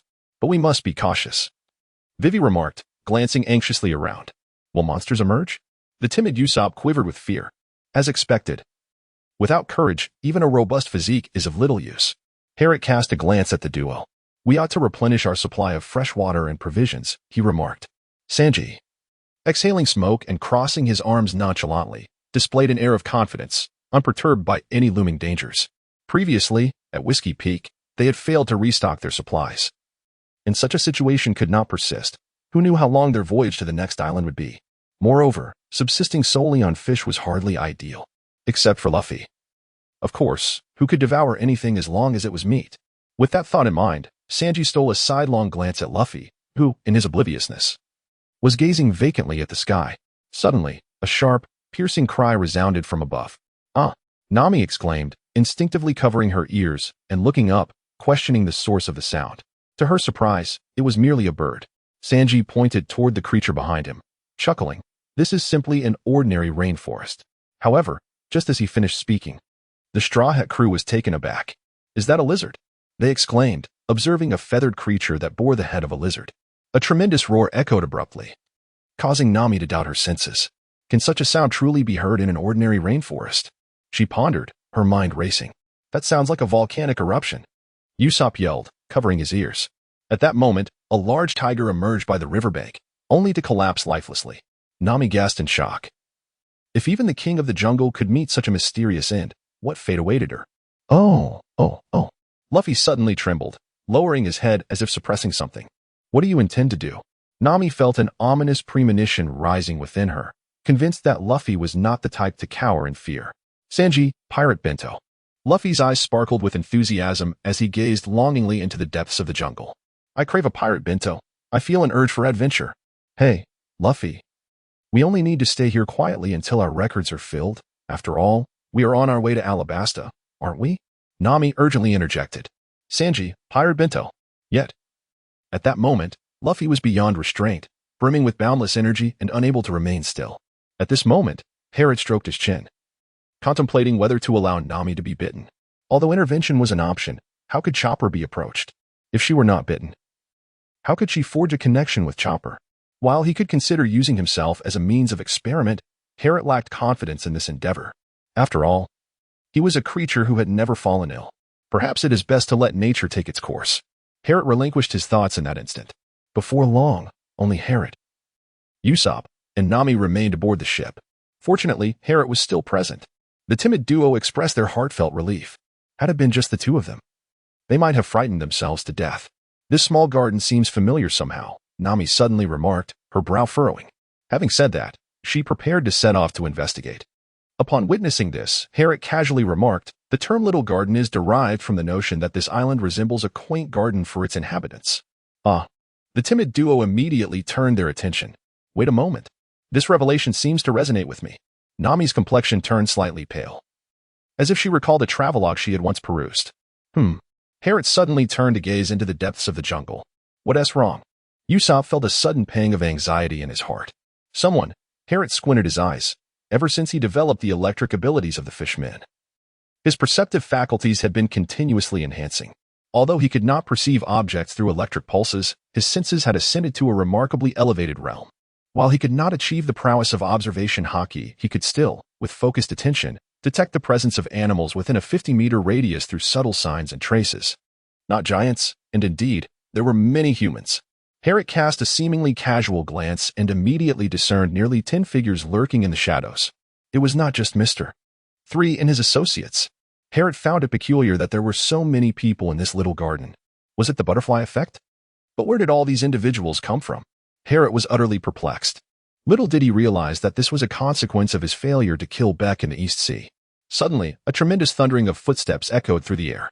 The trees along the riverbank cracked and splintered, and Herrick could distinctly smell the sap of the shattered wood. A giant. Herrick looked up and felt his heart leap. How immense! The colossal figure, upon closer inspection, was truly a sight to behold, unparalleled in its visual impact. The timid duo gasped in astonishment, their mouths agape, their tongues quivering like waves. Do you have any alcohol? Inquired the giant, who seemed to part the towering trees as if they were mere weeds. A little bit. Usopp stammered, drenched in cold sweat, his voice trembling. Is that so? Splendid. The giant's face broke into a hearty grin upon receiving the affirmative response. Suddenly, the giant let out a mighty roar, startling the timid duo to the brink of fainting. Turning around, he discovered a reckless T-Rex biting at his backside, infuriating him to the point where he swiftly swung his axe, severing the dinosaur's head, and raised his weapon high in fervor, bellowing to the heavens, "I, Brokey, am the mightiest warrior of Elbath." The resounding roar echoed throughout the universe, causing the surrounding air to quiver slightly. P.S. 3K. P.S. 2. It seems that the great pirate crocodile is nearing his end. Everyone is eager to vanquish him. Regardless, the clash with the president is about to commence. Chapter 45. Once, an opportunity lay before me. Meat is ready. Allow me to host you, dear guests. Brokey the giant proclaimed as he turned back. Upon glancing back, Brokey was taken aback.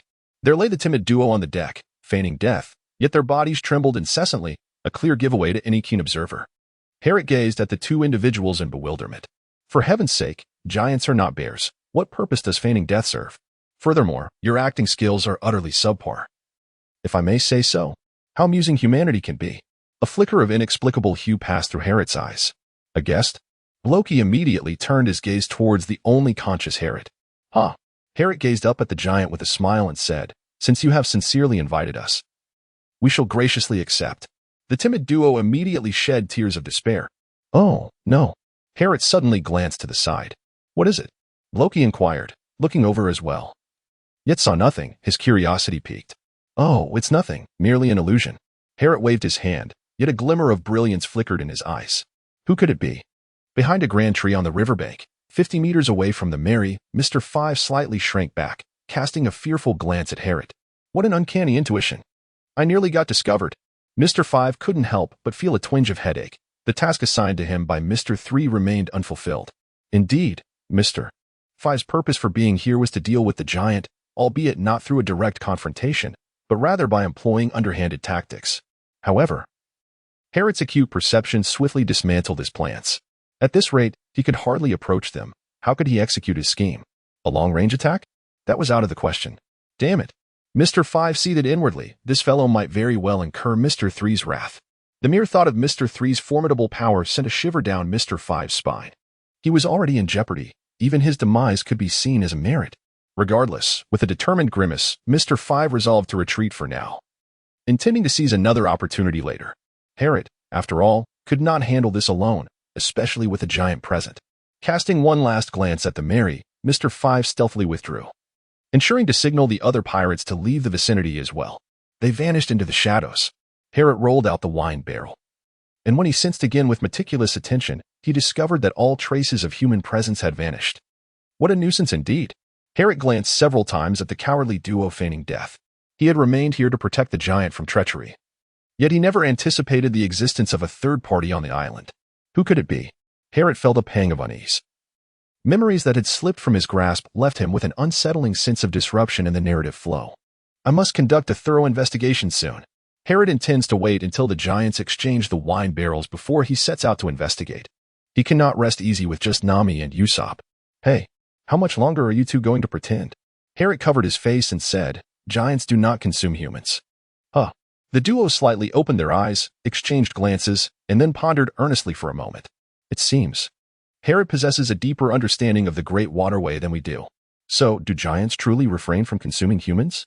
With this thought in mind, the two decided to place their trust in Harriet, as he was undoubtedly the most dependable individual aboard the vessel. Upon realizing this, they both rose to their feet, declaring, "I am a brave warrior of the sea."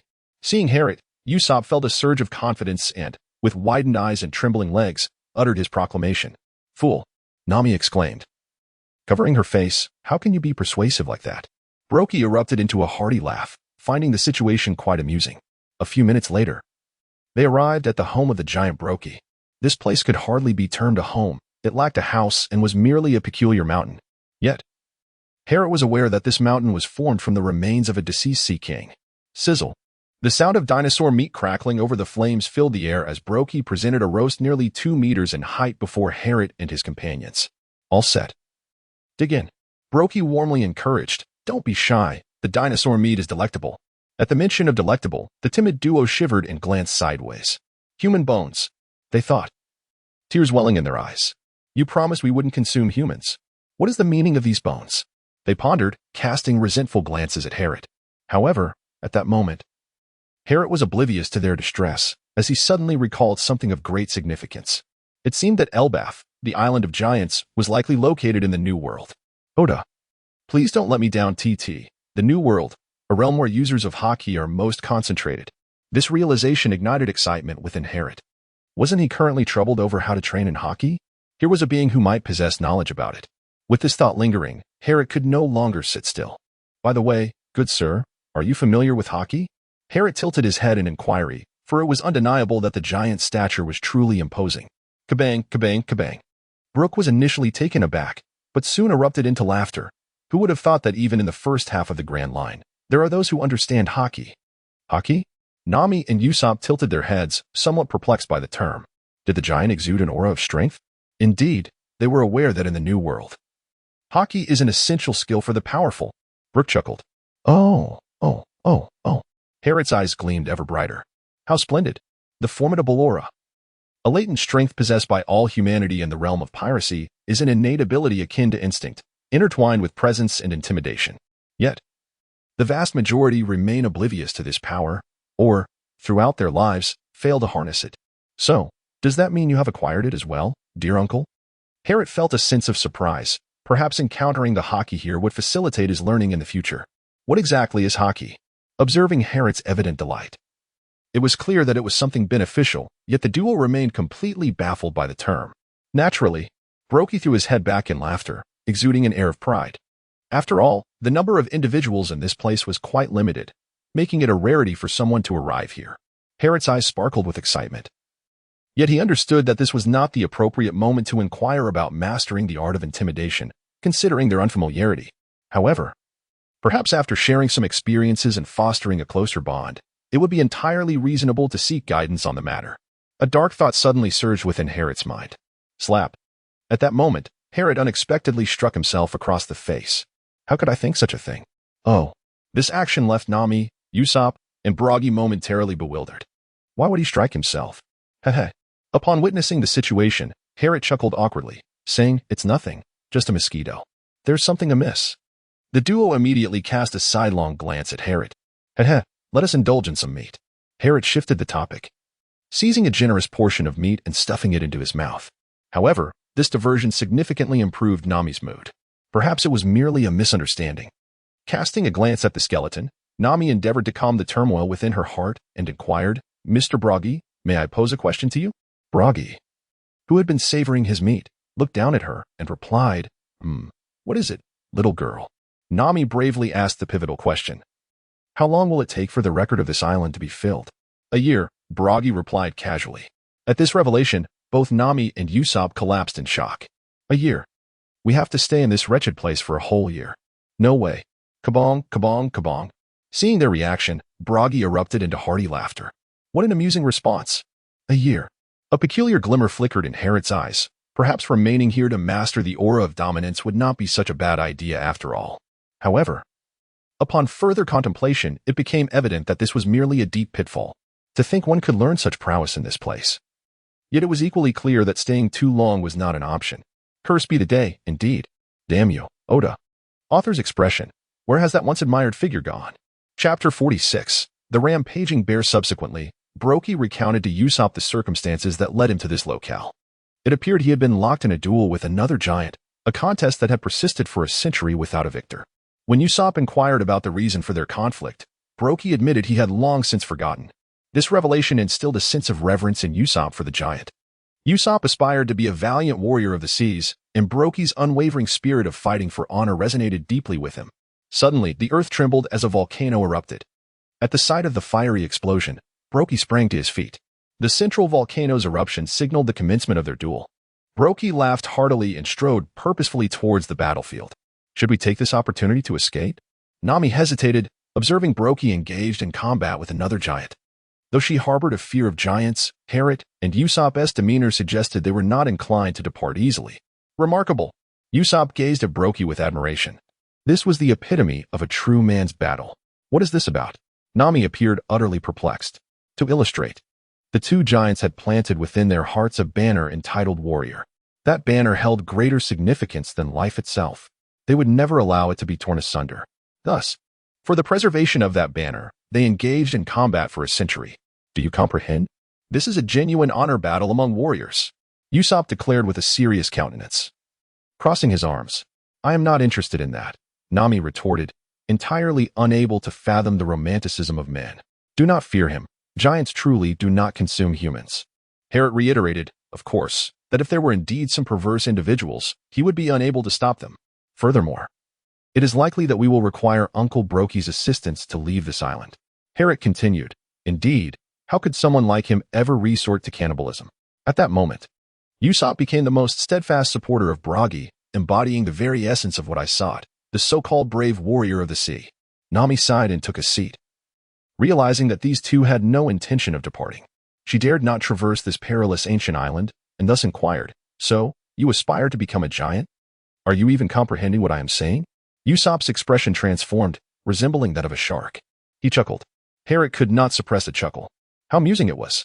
Deep within the lush confines of a small garden, there resided a peculiar white cubic house. Within this abode, 4 senior agents of the Baroque works were presently gathered. What do you mean by that? Mr. 5 inquired of Mr. 3, perplexed by the notion of collaborating with pirates, which seemed contrary to the principles of their organization. Humph. Mr. 3 took a sip of red tea and scoffed. A failure of a mission has no right to question me. It was not only Mr. 5. Miss Valentine's Day also furrowed her brow in irritation, thinking, if only I could deal with this scoundrel, but alas, I am at a disadvantage. Given your ignorance, let me share my plan with you, Mr. 3 said with a sinister smile as he retrieved several wanted posters. The Bounty Bear Pirates had a bounty of 55 million berries for Bounty Bear Bess, and 32 million berries for Wolf Claw Saints, alongside a few minor characters with bounties exceeding 1 million, totaling 87 million berries. Meanwhile, the Straw Hat Pirates, led by the Straw Hat Kid Monkey D.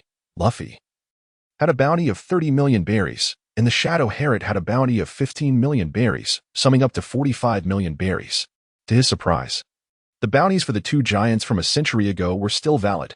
Blue Demon Dongli at 100 million berries, and Red Demon Brogy at 100 million berries. Haha, Mr.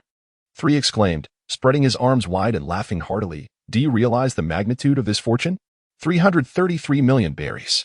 How could we possibly forego such wealth?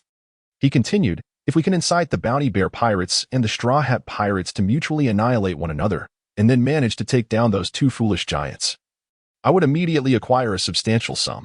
Perhaps too pleased with his scheme, Mr. 3 inadvertently revealed his true thoughts. Me. The fashionable duo frowned. Clearing his throat, Mr. 3 quickly regained his composure, asserting, this is our organization's fortune. Although he could personally profit immensely, Mr. 3 was no fool. Such a large sum would undoubtedly attract attention from higher-ups, as the organization required funds for various needs. The only sound that remained was the crisp crunching of Miss Golden Week. Well, I shall not dwell on your misstep for now. The Bounty Bear Pirates have confirmed the existence of that Herod, and now we must incite them to confront the Straw Hat Lad and the Bounty Hunter. Mr. 3 concluded. Let us first deal with the isolated ones. He adjusted his attire and stepped outside. The fashionable duo exchanged glances before promptly following him. It seems all is well now. Observing the erupting volcano once more, Herod breathed a sigh of relief, thinking that perhaps due to his presence, Mr. 5 had no opportunity to make a move. Yet, those characters intrigue me. Contemplating the inexplicable emergence of certain individuals, Herod furrowed his brow. Such events, beyond his control, were indeed bothersome. A faint sound broke the silence. Someone is approaching. Herod suddenly fixed his gaze upon the thicket to the right. The sounds were somewhat chaotic, suggesting that there were more than just a few individuals present. What could they possibly be here for? Herod abruptly rose to his feet, a sudden alertness washing over him. What is the matter? Usopp, who had been admiring the duel, noticed Herod's peculiar behavior and inquired. Nami also turned her gaze in his direction. Someone is approaching. Herod spoke succinctly. Suddenly, the 2 individuals were taken aback, not expecting to encounter another group in the small garden. It was highly probable they were foes. Herod intoned gravely. Foes? The timid duo gasped at his words. Could it be the pursuers from the Baroque workshop? Just then, a burly man with a scarred face emerged from the thicket. Upon a cursory glance, one could ascertain that he stood at least 2 meters tall, and with his robust physique, he indeed exuded an aura of intimidation. Violent Bear, Bess. Herod was momentarily taken aback. Ever since entering the Grand Line, he had been keenly aware of the notorious pirates, diligently following their wanted notices, which he had perused at least 5 or 6 times. He even clipped articles from newspapers, allowing him to recognize the captain who was about to complete the first leg of his journey. Upon seeing Bess, Herod instinctively became more vigilant. According to reports, this individual was quite formidable.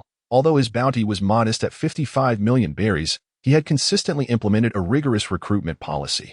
The newspapers indicated that he had been navigating the Grand Line for 4 years, amassing a crew each year, yet his ship always boasted only a handful of members. Reports suggested that the training he imposed on new recruits was nothing short of brutal, resulting in the demise of nearly half of them. This relentless approach had garnered the attention of the Navy. While many pirates existed, few possessed the acumen to cultivate a solid foundation like he did. Such pirates were destined to be anything but ordinary. Consequently, the Bear pirate crew was relentlessly pursued by the Navy, and whenever news of their appearance surfaced, naval forces would swiftly respond. However, the Bear pirate crew excelled at evasion, often hiding away on a small island for months, rendering them difficult to locate. Herod had seen in the newspaper that the Navy seemed inclined to raise the bounty on this base. "Captain Base, may I inquire what brings you here?" Herod extended his left hand, signaling his intention to protect Nami and the others. Nami and Usopp, although unaware of the significance of the name Bess, sensed danger from Herod's gesture. This individual is quite perilous.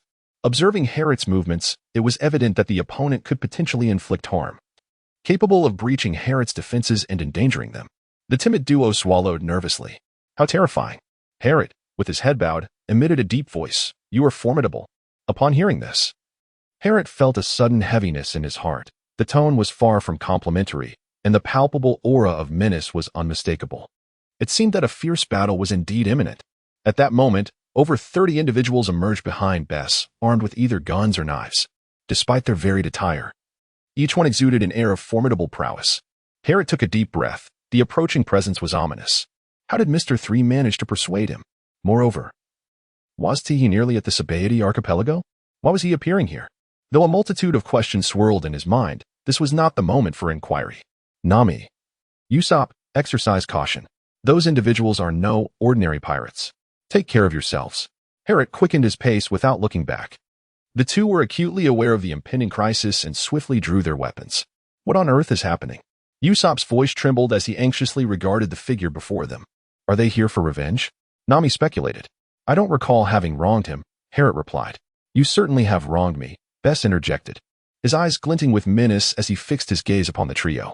How frightening, the timid duo exclaimed, startled by the intensity of his stare. Berserker Bess. With a bounty of 55 million berries, I have never crossed paths with you. As Herod remained vigilant, he donned his X-gloves. 55 million. That was nearly 3 times the bounty of the wicked dragon. At that moment, Nami and Usopp were on the verge of tears. So soon after arriving at the second island, and trouble had already found them? Author's face. Is it my fault? In this instance, the 47th chapter. The crisis of the Little Garden dawned upon them. This was certainly larger than the troublesome chef's escapade. Zoro exerted himself to drag the Triceratops back, contemplating silently. The surroundings were eerily quiet, with sunlight casting dappled shadows through the trees. There was a palpable aura of menace. Click. Zoro instantly gripped snow with his left hand, poised to draw his blade at a moment's notice.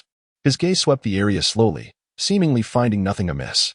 However, the swordsman Zoro was exceptionally confident in his ability to sense energy. Such a murderous intent could not escape his notice, especially given its intensity. Truly a formidable swordsman.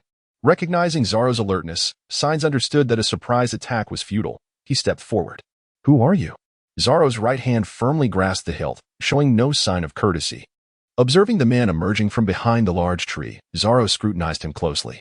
Golden hair, claws akin to those of Wolverine. At a glance, Zoro discerned the man as combat style, clearly favoring close quarters combat. However, I seem to have a grudge against blondes. Zoro squinted, recalling a certain infatuated chef, Russell. At that moment, 6 pirates dashed out behind Signs, all drawing their blades against Zoro. Among the Straw Hat pirates, aside from those 2, you seem to be the strongest, Signs remarked. Among the crew, apart from the bounty Luffy and Herod, Zoro's reputation was indeed the most formidable. Huh? A wicked grin spread across Zoro's face. Is that so? They seem to have overlooked that infatuated chef. Although he often clashed with Sanji, the latter's combat prowess was undeniably commendable, especially with the timid duo in their midst. I hope those 2-1T run into trouble. Zoro couldn't help but worry, his gaze flickering. Despite his usual indifference towards those two, they were still comrades. Attack. Signs waved his hand. He had no penchant for idle chatter and issued the command directly. With that, the 6 pirates charged at Zoro. Clang. Zoro swiftly drew his blade, revealing his 3-sword style. Swish, swish, swish. The 6 pirates simultaneously swung their swords at Zoro. Zoro was momentarily taken aback. The force and intensity of their strikes were anything but typical of ordinary pirates. Clang, clang, clang. Zoro quickly wielded his twin swords to defend himself. What immense strength. They're far from ordinary pirates. They rival even the Marines. Zoro began to regard these adversaries with newfound respect, although he was more powerful and could swiftly dispatch them. The ferocity displayed by these pirates commanded his attention. With Herod around, there should be no issues. Zoro's thoughts drifted to Usopp and the others, his brow furrowing. Although he typically dismissed those two, they were still allies, after all. With determination, he swung his blade with force, unleashing an eagle wave. Whoosh! A fierce gust of energy surged from his twin swords, toppling several of the pirates. Impressive, Signs exclaimed, scrutinizing Zoro once more. He had not anticipated encountering such a formidable individual in the East Blue. Though these adversaries were weak, they would warrant bounties of at least 1 million in the East Blue. Hearing Signs' praise, Zoro felt no elation. Are they truly just ordinary pirates? How can even common pirates be this formidable? Zoro pointed his sword at Signs, declaring, I possess more than just this skill. Clang. Boom. Meanwhile, Broggy was locked in fierce combat with Don Krieg, oblivious to the trouble befalling his guest. Both contenders were evenly matched, having battled for over a century, relying almost instinctively on their skills. This one do. Mr. 3, lurking nearby, grinned maliciously, let me lend you a hand. Witness my wax liquid. He thrust his right hand forward, and a torrent of wax erupted from his palm, rapidly surging toward Don Krieg's feet. Whoosh. At that moment, Broggy lunged at Don Krieg. Don Krieg prepared to defend himself. Don Krieg was startled. Why could he not move his feet? With his feet immobilized, his hands were consequently hindered. What is happening? Broggy's eyes widened in disbelief. How could Don Krieg make such an error after a century of combat? Crack. Yet, the momentum of his attack could not be halted. The axe struck Don Krieg, blood gushing forth. Bang. Struck by the blow, Don Krieg collapsed. Alabasta God. Don Krieg lost consciousness, for the clash between him and Broggy had been lethal, neither holding back. 7-3-4-6-7 battles, 1 victory. Broggy found it hard to believe he had won so easily. What just transpired? Broggy laughed and cried simultaneously. A moment that should have been joyous brought him no happiness. Ah. Mr. 3 laughed heartily nearby, holding a cup of red tea. You should be thrilled with your victory. Who are you? Broggy instinctively inquired, still engulfed in the shock of losing his friend, unaware that this individual could be an enemy. Don Krieg's estate. What is happening? Luffy, who had been watching the battle, suddenly stood up, eyes fixed on the battlefield. Just moments ago, it was evenly matched. How had the tide turned so swiftly? Uncle Don Krieg witnessing Don Krieg fall, Vivi gasped, covering her mouth. I must see, Luffy declared, preparing to move. Just then, he spotted the fashionable duo, followed by a dozen others. It's you guys? Luffy clearly remembered Nami mentioning they were foes. No need to rush, with Mr. 3 around. They will soon dispatch those 2 giants. We must properly repay you for your kindness back at Whiskey Peak, Mr. 5 stated gravely. Master Broggy. Usopp's eyes widened in disbelief. He won? His demeanor was strangely peculiar. With a single glance, Herod discerned that Broggy appeared unable to move. Herod suddenly thought of this fellow. However, does Uncle Broggy possess the ability of observation hockey, or is it simply ineffective? Herod speculated. However, Bess would not grant him much time for contemplation. As she lunged forward in an instant, bang! Bess's fist struck the very spot where Herod had just been, shattering the fallen tree that lay on the ground. Such an astonishing display of boxing prowess. As the moment of the impending attack arrived, Herod swiftly evaded and shouted, Run! With so many people present, it was perilous for Nami and Usopp to remain here. The timid duo cast a terrified glance at the pirates charging towards them and promptly nodded before fleeing. Thud, thud, thud. Instantly, 6 pirates began to pursue them relentlessly. Herod silently observed as they fled. Worried for them? Beth flexed her wrist, dismissing the notion. Soon enough, they would encounter one another in the realm of the dead. Their vitality, however, is remarkably resilient. Herod smiled faintly, and after all, their ability to survive had indeed improved significantly. Isn't that so? Beth sneered. Chapter 48. The smoke of battle begins. Bang. At this moment, Beth struck a tree with a punch, and the tree was instantly shattered. Whoosh.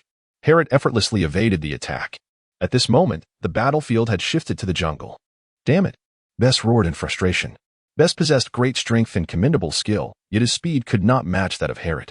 Although Harriet had not mastered the art of shaving, years of practice had endowed him with a speed that far surpassed that of the average person. As a result, he was now able to elude Bess with his remarkable swiftness. Capture him, Bess bellowed, initially intent on personally taking down the rascal, only to be taken aback by the astonishing speed with which the rogue fled. At Bess's command, his crew of pirates sprang into action, rushing towards Harriet. Suddenly, a gunshot rang out, and a bullet struck the ground beside Harriet's feet. Goodness! Harriet hurriedly concealed himself behind a tree. Wasn't it said that they were to capture him alive? Why had they resorted to gunfire? Rustling sounds emerged once more from the jungle. So many of them. Upon Harriet's glance, he noticed the sudden emergence of over 30 individuals. Goodness! Such a multitude! Harriet could not help but exclaim. Did the newspaper not state that this pirate crew comprises merely a few dozen members? He was well aware that the Violent Bear pirate crew had a vice captain named Sains. If Sains were to bring along his men, the numbers would surely exceed 100. At that moment, a pirate suddenly leaped forward, brandishing his blades and striking at Harriet with swift, decisive slashes. Harriet reacted swiftly, narrowly evading the impending danger. To his astonishment, the pirate unexpectedly leaped backward, momentarily leaving Harriet in a state of bewilderment. What was happening? Bang! Another gunshot rang out, but this time it was not a bullet. A massive net was hurled directly towards Harriet. If ensnared, this battle would come to an abrupt conclusion. Boom! A sudden jolt of alarm surged through Harriet as he swiftly broke a branch and hurled it towards the net, bringing it crashing to the ground. However, this delay allowed more individuals to draw near. Among them was Bess. Infuriating. This could not continue. He must first deal with these pirates. Harriet could not help but furrow his brow. While he was certainly capable of running, the prospect of them shifting their focus to pursue Nami could prove to be quite troublesome. Despite their brief interaction, Harriet discerned that these seemingly ordinary pirates were far from typical, possessing strength several times greater than that of an average pirate. Although this did not pose a significant threat to him and Luffy, it could spell considerable trouble for Nami and her companions. If they were to encounter even a handful more of such adversaries, they would likely suffer significant losses. Fortunately, the climax has been completed. A glimmer of light flickered in Harriet's eyes. Owing to him, Usopp had been crafting the weather stick since their time in Rogue Town. And just 2 days prior, he had successfully completed it and presented it to Nami. Let us now proceed to test the results. Harriet focused intently on confronting these adversaries. After rigorous training, although one cannot quantify the exact enhancement in combat prowess for Nami and her companions, their ability to survive has undoubtedly improved. Electric shock mode. With a low growl, Harriet's physique instantly transformed, soaring an additional 30 centimeters in height, his body crackling with electricity. Bess paused momentarily. A power user? Nevertheless, Bess harbored no fear of such powers. Despite not having engaged in combat much in recent years, his strength remained formidable. It was time to deal with these foes. Harriet leaped onto the tree with a swift motion, his gaze sweeping across the surroundings. Although he wished to confront Bess first, he was acutely aware of the latter's formidable strength. They had just engaged in a brief skirmish, and to his astonishment, he found himself at a disadvantage within mere exchanges.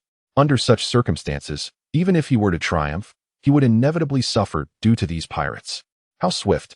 The pirates under Bess were taken aback. In the blink of an eye, Harriet had vanished and reappeared atop the tree. Do not hold back, Bess commanded loudly. Recognizing that capturing a skilled ability user alive was no longer a feasible option, he doubted his subordinates possessed the strength to defeat Harriet. If he were indeed an ability user, the advantage of numbers would be significantly diminished. However, there was a silver lining. He was a Zoan-type ability user. At first glance, Harriet's transformation led the untrained eye to assume he wielded an animal-type fruit. Generally, Zoan-type ability users lack substantial area attack capabilities. Thus, the numerical advantage would not be overly compromised. Eliminate them all at once. Harriet, now perched upon the tree, took a deep breath and cast a glance at the gloves upon his hands, his gaze suddenly sharpening. With astonishing speed, whoosh, in the astonished eyes of the pirates, a multitude of Harriet, shimmering with a blue luminescence, suddenly emerged. Where could they be? The pirates were taken aback, unable to discern the enemy, leaving them at a loss for how to mount an attack. Bang! Bang! Bang! Herod appeared before three pirates, and before they could react, he swiftly unleashed three powerful punches, sending them flying with a single blow. Suddenly, another round of gunfire erupted, with bullets hurtling towards Herod. Whoosh! Herod leapt abruptly, soaring into the air to evade the bullets. Fool! One cannot maneuver while airborne. The pirates gazed at Herod as if he were a simpleton. Bang! Bang! Yet, such an opportunity should not be squandered. The armed pirates immediately opened fire. A small jet of flame ignited beneath him. Unbeknownst to them, a faint blue light emanated from Herod's feet. And as he uttered the words, concentrated flames erupted, propelling him swiftly towards a knife-wielding pirate. What? The pirates were rendered speechless. Can he truly fly? Prepare to die. As Herod hurtled toward him with astonishing speed, the pirate swung his blade toward his head. Clang! Herod shielded himself with the back of his hand against the blade. Having long anticipated encounters with foes wielding weapons when he commissioned his gloves, the gem embedded in the back of his hand not only possessed the capacity to store electricity, but also rivaled the hardness of steel. Indeed, this particular aspect of the gloves was their most valuable feature. What? The knife-wielding pirate was taken aback, astonished that a mere hand could block his blade. How could this be possible? Fortunately, the pirate's training kicked in, and he instinctively began to retreat. However, Herod would not grant him such a reprieve. He swiftly seized the blade with a reverse grip. 10,000 volts discharge. Before the pirate could comprehend the situation, the powerful current rendered him unconscious. Damn it! Witnessing this, many pirates broke into a cold sweat, shouting as they charged forward. Swish! Yet again, Herod dashed away, leaving behind a flurry of afterimages. Swish, swish, swish. Bang, bang, bang. Numerous pirates struck futilely at the phantoms. 600 electric punches. Moving with incredible speed, Herod unleashed a flurry of punches, incapacitating 7 more pirates in mere seconds. Fire! Herod reappeared before the pirates, blue flames erupting from his hands as a barrage of fiery bullets was unleashed. Bang! Ah! Instantly, numerous pirates shrieked in agony. How noisy! At that moment, Sanji arrived at a peculiar white cubicle house, glancing around the jungle. It seemed rather loud, didn't it? Yet, this place was even stranger. After a brief contemplation, Sanji stepped into the white cubicle house. Curiosity piqued, he peered inside. Just then, the transponder snail rang, and without a second thought, Sanji answered. It's you causing this chaos. Meanwhile, Luffy, clutching Mr. 5, advanced step by step towards the battlefield, glaring furiously at Mr. 3. It's you who has sullied this duel. Moments ago, during his fight with Mr. 5, the latter had revealed the reason behind Dongli's defeat, none other than the nefarious Mr. 3. Luffy was infuriated. This was a sacred duel, and these ruffians had the audacity to disrupt it. In a fit of rage, he swiftly dispatched the fashionable duo, dragging Mr. 5 to the scene. There, only the fallen Dongli and the tea-sipping duo of Mr. 3 and Miss Golden Week remained, with Broggy vanished from sight. Oh, Mr. 3 chuckled, savoring the sight of the unconscious Mr. 5. What a useless fellow, knocked out again. Truly a fool who overestimates his abilities. As for you, Mr. 3 shot a glance at Luffy, a sinister smile creeping across his face. Your opponent is not me. Luffy, evidently perplexed by this statement, was taken aback. Just then, a massive shadow loomed behind him. Whoosh! A gust of wind howled as a gigantic shadow struck Luffy. Bang! He was sent flying. Crack! Crack! Bang! Luffy collided with 3 large trees before finally coming to a halt. Broggy. Recognizing his adversary, Luffy stood up, undeterred by the blow, and shouted. Why did you attack me, you bastard? Did you do something to him? Luffy's instincts were sharp, and he directed his anger towards Mr. 3. Oh, Mr. 3 smirked. Why would he collaborate with me to slay the giant? Bastard! How could he possibly do that? Luffy's eyes widened in disbelief. A being of such honor could never resort to treachery for victory. Meanwhile, Nami and Usopp were desperately sprinting through the jungle, not daring to pause. Why you? Usopp was on the verge of tears. Bastard. That's exactly what I wanted to say. You're so unreliable. Without needing to say more, Nami understood Usopp's sentiment. Questioning why she, a seemingly weak individual, was paired with him, revealing her irritation. Suddenly, a figure darted from the side, lunging with a knife. Wah! Ah! The timid duo screamed in fright, but their training paid off. Nami and Usopp swiftly dodged, counterattacking in unison. Whoosh! Nami blocked the blade with her staff, while Usopp seized the opportunity to retaliate. Deadly lead star. Whoosh! Bang! The assailing pirate was knocked down in an instant. The timid duo was momentarily stunned. So weak? At this moment, the pirates lurking behind were equally astonished. The pirates here had undergone brutal training, surpassing even naval soldiers. Yet they had fallen to these seemingly inconspicuous individuals. Kill. However, the pirates quickly regained their focus and lunged at the timid duo. Faced with the ferocious onslaught, their confidence evaporated, and they hastily fled. Weather stick. Nami suddenly produced a 3-section weather stick. Usopp looked over. Have you learned to use it? Of course. Nami replied confidently, then swiftly transformed her expression, striking Usopp on the head. You bastard. You added all sorts of unnecessary functions. It turned out Usopp had recklessly added frivolous features to the weather stick, which Nami, having handled it for 2 days, quickly discovered. Usopp rubbed his head sheepishly. But at least the combat functionality was intact. Bang, bang. The pursuers began firing their guns. Wah. The timid duo scrambled behind a tree in fright. Nami exhaled deeply. Then spun the weather stick, creating heat bubbles. Cold bubbles. Red and blue bubbles erupted from the stick, floating into the air. Clang. The sound of metal clashing resonated as Zoro engaged in a fierce battle with Sains. So swift. Zoro pushed Sains back with his blade, acknowledging internally how rare it was to find someone who could match his speed since he began his journey. But that's what makes it interesting. Zoro grinned wickedly. Becoming the world's greatest swordsman was his dream, and having a formidable opponent was exactly what he desired. Crossing his arms over his chest, with Shusui and Wado Ikamanji poised against Sains, Zoro charged forward. Bull Needle. A flurry of strikes ensued as Zoro unleashed a sequence of 8 swift thrusts. Whoosh. Clang. Clang. At this moment, Sains exhibited astonishing reflexes and agility, managing to evade while simultaneously parrying Zoro's strike. With a swift motion of his hand, the adamantium claws slashed towards Zoro's chest. A sharp sound echoed as several lines of crimson appeared across Zoro's torso. Zoro's eyes widened slightly, and he quickly gripped his swords horizontally, evading the oncoming dual blades. It seems that a straightforward confrontation will not suffice. Sains narrowed his eyes and declared, I will not be defeated. Zoro asserted firmly. Oh. Sains chuckled, revealing a gaze filled with chilling intent. Let me witness your resolve. With that, Sains' speed surged dramatically, his claws transforming into mere phantoms as he darted around Zoro with incredible swiftness. Clang. Zoro instinctively raised his swords to deflect the onslaught of claws coming from all directions.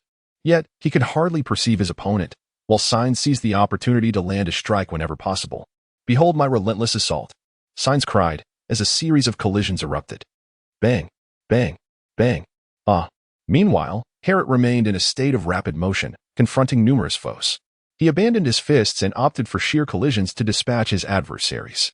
It was undeniably effective. The majority of pirates succumbed to unconsciousness upon being struck by the swiftly moving Herrot. Suddenly, Herrot vanished, reappearing atop one pirate's head. What? The pirate attempted to seize Herrot's foot. Thud. However, Herrot leaped with tremendous force, the resultant impact slamming the pirate's head into the ground. Swish, swish, swish. In a flurry of movements, Herrot dispatched the remaining pirates with a punch each. Phew. Herrot reappeared in Beth's line of sight, exhaling a long breath as he deactivated the electric shock mode. Once disengaged, he felt waves of pain radiating from various parts of his body. It seemed that his physical condition had indeed improved slightly during this time in the Grand Line. With the pain somewhat alleviated, Herrot reflected on the situation. The after effects of the electric shock mode were its greatest flaw, so experiencing relief was truly a blessing. After all, the ability to discharge electricity was primarily effective in water. Utilizing it on land naturally posed challenges. Meanwhile, Beth sat nonchalantly atop a prominent tree root protruding from the ground, seemingly untroubled by the defeat of his subordinates. In just 2 minutes, he had managed to incapacitate so many. Are you truly indifferent to the defeat of your own men? Herrot fixed his gaze upon Base. Ever since he initiated his rapid movement, this man had refrained from attacking him, not believing that the boss was deliberately holding back due to his intentions to eliminate the minions. Although he was unaware of the nature of his abilities, it was evident that they seemed to be quite taxing on his stamina. Base, with a calm demeanor, remarked, You have just demonstrated abilities such as electricity, flames, and speed. Your Zoan-type fruit is indeed peculiar. Suddenly, Base turned sharply to Herrot, contemplating that as long as they could discern the essence of his powers, their sacrifices would not be in vain. Moreover, it was worth noting that most of them had survived. What an intriguing development. Herrot squinted, perhaps to ascertain his own capabilities. How cautious he is. Yet, This is indeed a reality. His physical strength has diminished considerably. Crack. Bess rose to stretch his limbs, and then, with a sudden leap, he soared. Whoosh. This jump spanned nearly 10 meters, and with a few strides more, Bess approached Harriet. Is this truly his genuine prowess? Harriet was taken aback. This was significantly faster than before. With a swift motion, a fist hurtled towards Harriet's face. Fortunately, he had utilized previously stored electricity.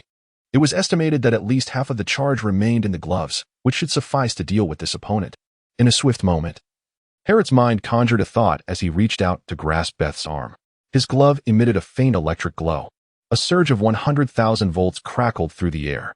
Yet, at that very instant, Beth unexpectedly crouched low, bending her legs. And her fist struck Harriet's chest with a force that sent him flying. Thud, thud, thud. Harriet collided with several trees, leaving them shattered. Ahem. Harriet could not suppress a series of coughs. What a heavy blow. My sternum is likely damaged. Indeed, he saw through my technique. Which is why he altered his attack to avoid being caught. No.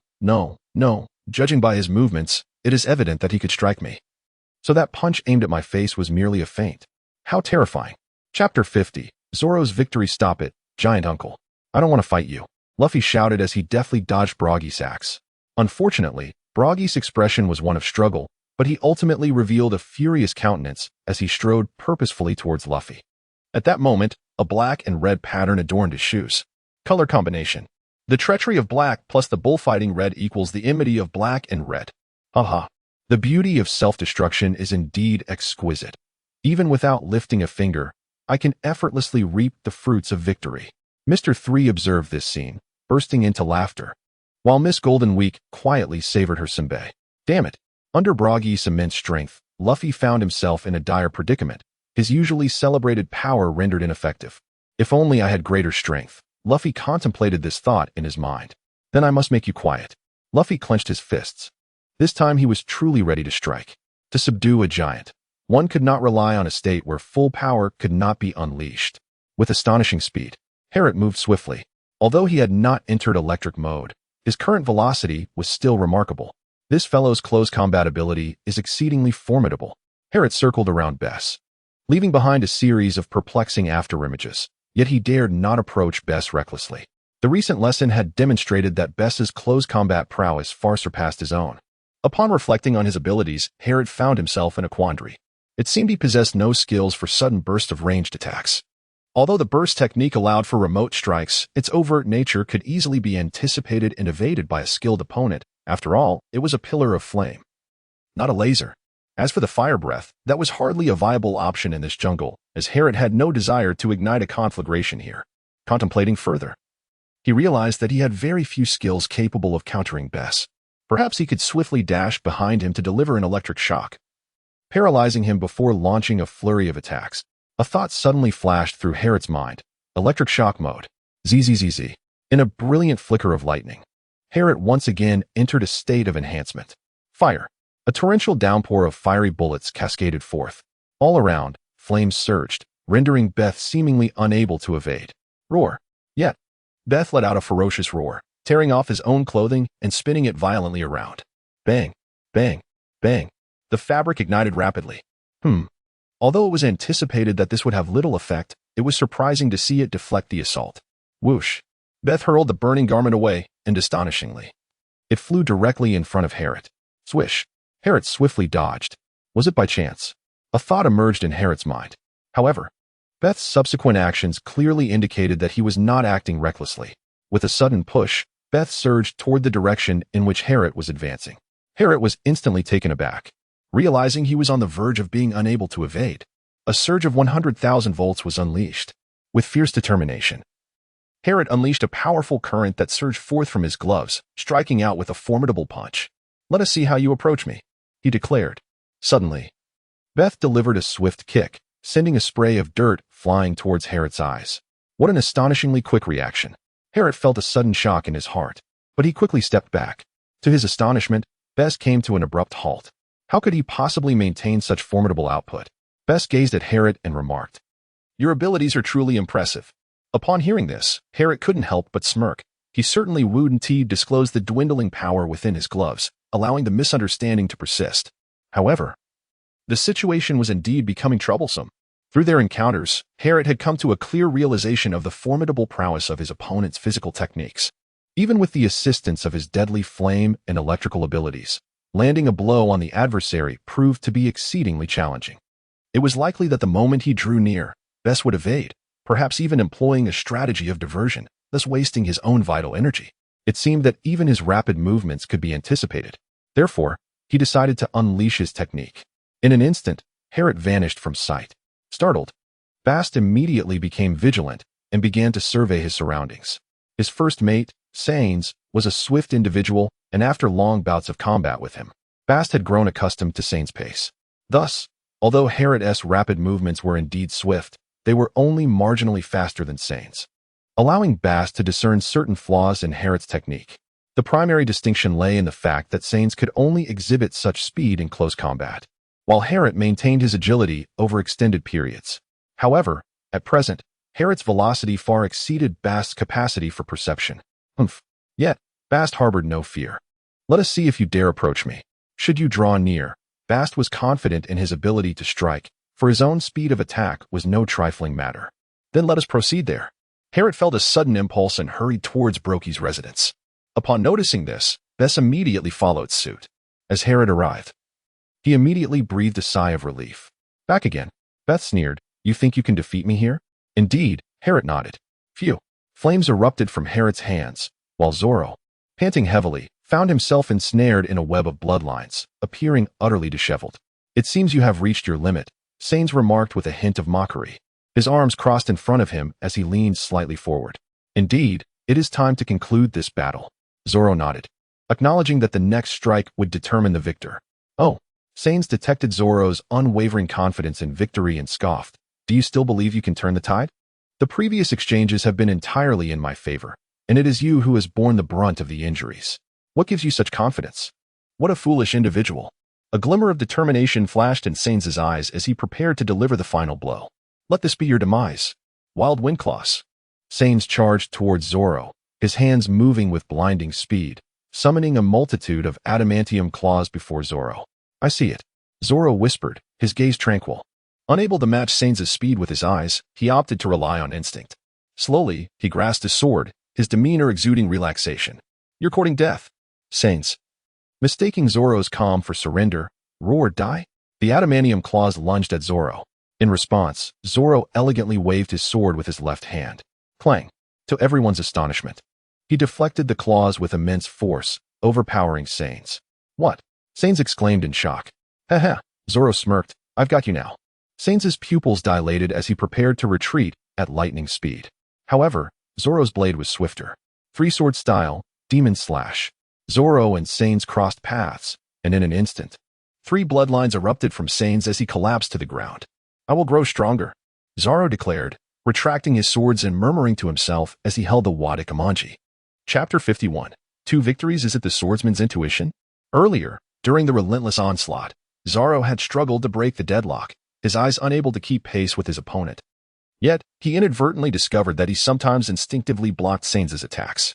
It was a peculiar sensation, as if he could foresee where his adversary would strike, preemptively positioning himself to intercept. As a discerning swordsman, Zorro grasped the advantage of this newfound awareness and endeavored to master it in the ensuing battles. By the end, he had gained a semblance of control over this instinct. "I must become stronger. I still have a long way to go," Zorro mused, lifting his head. "The Mary is outside, which means it's in the direction opposite the volcano, right?" "Yes, towards the opposite of the volcano." With renewed confidence, Zorro strode purposefully towards the volcano. At that moment, a pirate brandishing a sword spotted Nami and lunged at her. "Die!" Clang! Nami instinctively raised her staff to block the attack. "The training has finally yielded some results," she thought to herself. During her time on the ship, she had endured many blows. As Herod had said, enduring punishment naturally teaches one to evade. Of course, this training was formally termed evasive counterattack training, but the effects were quite similar to simply enduring hits. "Usopp!" Nami shouted urgently. "Got it." Usopp, hidden nearby, swiftly pulled back his slingshot, aimed, and fired, delivering a lethal shot. Bang! The pirate was instantly felled. "Damn it! What is wrong with these two?" The remaining 4 pirates, having caught up with Nami and Usopp, stared in disbelief. Just moments ago, These two appeared cowardly and weak. How could they suddenly defeat one of their comrades? It was important to note that the pirates on this island were generally much stronger than ordinary marines. However, Nami and her companions were far from weak. Having lived as a thief, she had honed her agility and skillful staff techniques through encounters with pirates and affluent factions, making her considerably more formidable than the average person. The only thing she lacked was the courage to engage in a fierce battle. Usopp, too, possessed decent physical strength. After all, he wielded a slingshot capable of delivering firepower comparable to a firearm, indicating his impressive arm strength. Like Nami, his only shortcoming was bravery. Now, facing these pirates, they could not claim to overwhelm them as decisively as Luffy or Zoro, but they certainly stood a fighting chance. Everyone, today there is a thunderstorm. Be wary of lightning. Nami suddenly exclaimed with a playful smile. The pirates froze momentarily, then instinctively looked up, sensing something dark looming overhead. What the? They beheld a mass of clouds spanning nearly 10 square meters. How could clouds be here? Bah! Nami stuck out her tongue, then vigorously waved her weather stick. Electric bubble. A yellow, translucent bubble shot up towards the dark clouds. Boom! Instantly, the clouds rumbled ominously. The pirates widened their eyes, instinctively preparing to flee. Crash! Thunderstorm. Several bolts of lightning struck down, hitting the pirates with tremendous force. Oh! They screamed, their white bones stark against the backdrop of chaos. Within mere moments, the pirates collapsed, losing consciousness one by one. Incredible! Usopp, the creator of the weather stick, exclaimed in awe. Although Herod had specified the desired functions of the weather stick, he never anticipated that Nami would wield it with such potency. It truly was a weapon suited for her. What we need to do next? Nami pondered, glancing at Usopp. I want to seek out Master Broggy. I have some concerns. Usopp nodded, indicating his understanding of Nami's intent. Then I shall accompany you. After careful contemplation, Nami resolved to embark on a journey alongside Usopp. She feared that her presence in Herod's vicinity might inadvertently disrupt his combat. Furthermore, it was likely that Luffy was with the giants. Nami had once heard from Broggy that there were indeed some guests, including a giant named Dory, in that realm. With his presence, the adversaries should be easily vanquished. Nami held unwavering confidence in Luffy's prowess. He was undeniably the strongest member of the Straw Hat crew. Even Herod had managed to defeat the formidable agent Mr. Five, so it stood to reason that Luffy would have a fighting chance against even higher-ranking agents. At present, he should be in the safest of circumstances. However, Nami soon found herself under a delightful misapprehension, for that place appeared far from secure. A great inferno erupted. Herod faced Bess, unleashing 2 bursts of flame from his palms. Bess was momentarily taken aback, yet his movements remained swift as he retreated. In that instant, Herod entered an electric mode, executing a sudden dash to appear behind Bess. Bess, possessing an astonishing combat instinct, felt an imminent threat as the hairs on his body stood on end. With a powerful leap to the left, he evaded the impending danger. The fiery assault surged forth as his right hand erupted with flames, propelling Herod towards Bess's rear, while the trailing fire took on an erratic form. Is it spiraling out of control? Herod could not help but furrow his brow. The flames of the deadly fire were somewhat weaker than natural flames. Although they were controllable, they demanded an immense amount of energy. Moreover, any slight relaxation of control would lead to chaos. It could be said that they were far more challenging to manage than those of the natural element. Fortunately, the open space here allowed Herod to wield the fire freely, without the fear of igniting a forest blaze. Should such an inferno occur, it would not be a trivial matter. They would have to evacuate immediately from the island, which was largely covered in forest, leaving the 2 giants with a precarious fate. 800 tiles. Herod adjusted his posture and exhaled deeply. His right fist crackled with energy as he struck with a sudden force, delivering an electrifying punch. The sound of wind being sliced through echoed, and the impact of this blow was undeniably formidable. As long as your fist doesn't make contact with me. At that moment, Bess revealed a sinister grin. Abruptly pivoting in midair, intent on seizing Herod's arm, while simultaneously launching his own punch. Having previously endured a blow, Herod instinctively recognized that this punch posed a greater threat than his own 800 volts of lightning strike. However, he thought, fool, the moment you attempt to grasp my arm and disrupt my balance to attack, I will show you that I am not limited to merely using my hands to unleash electricity. Bess was momentarily taken aback, sensing that Herod was not deceiving him. Yet he recalled that Herod had always discharged electricity through his hands. Bess was resolute in his observation. 1,000 volts of discharge. Bess instantly jolted, Bang!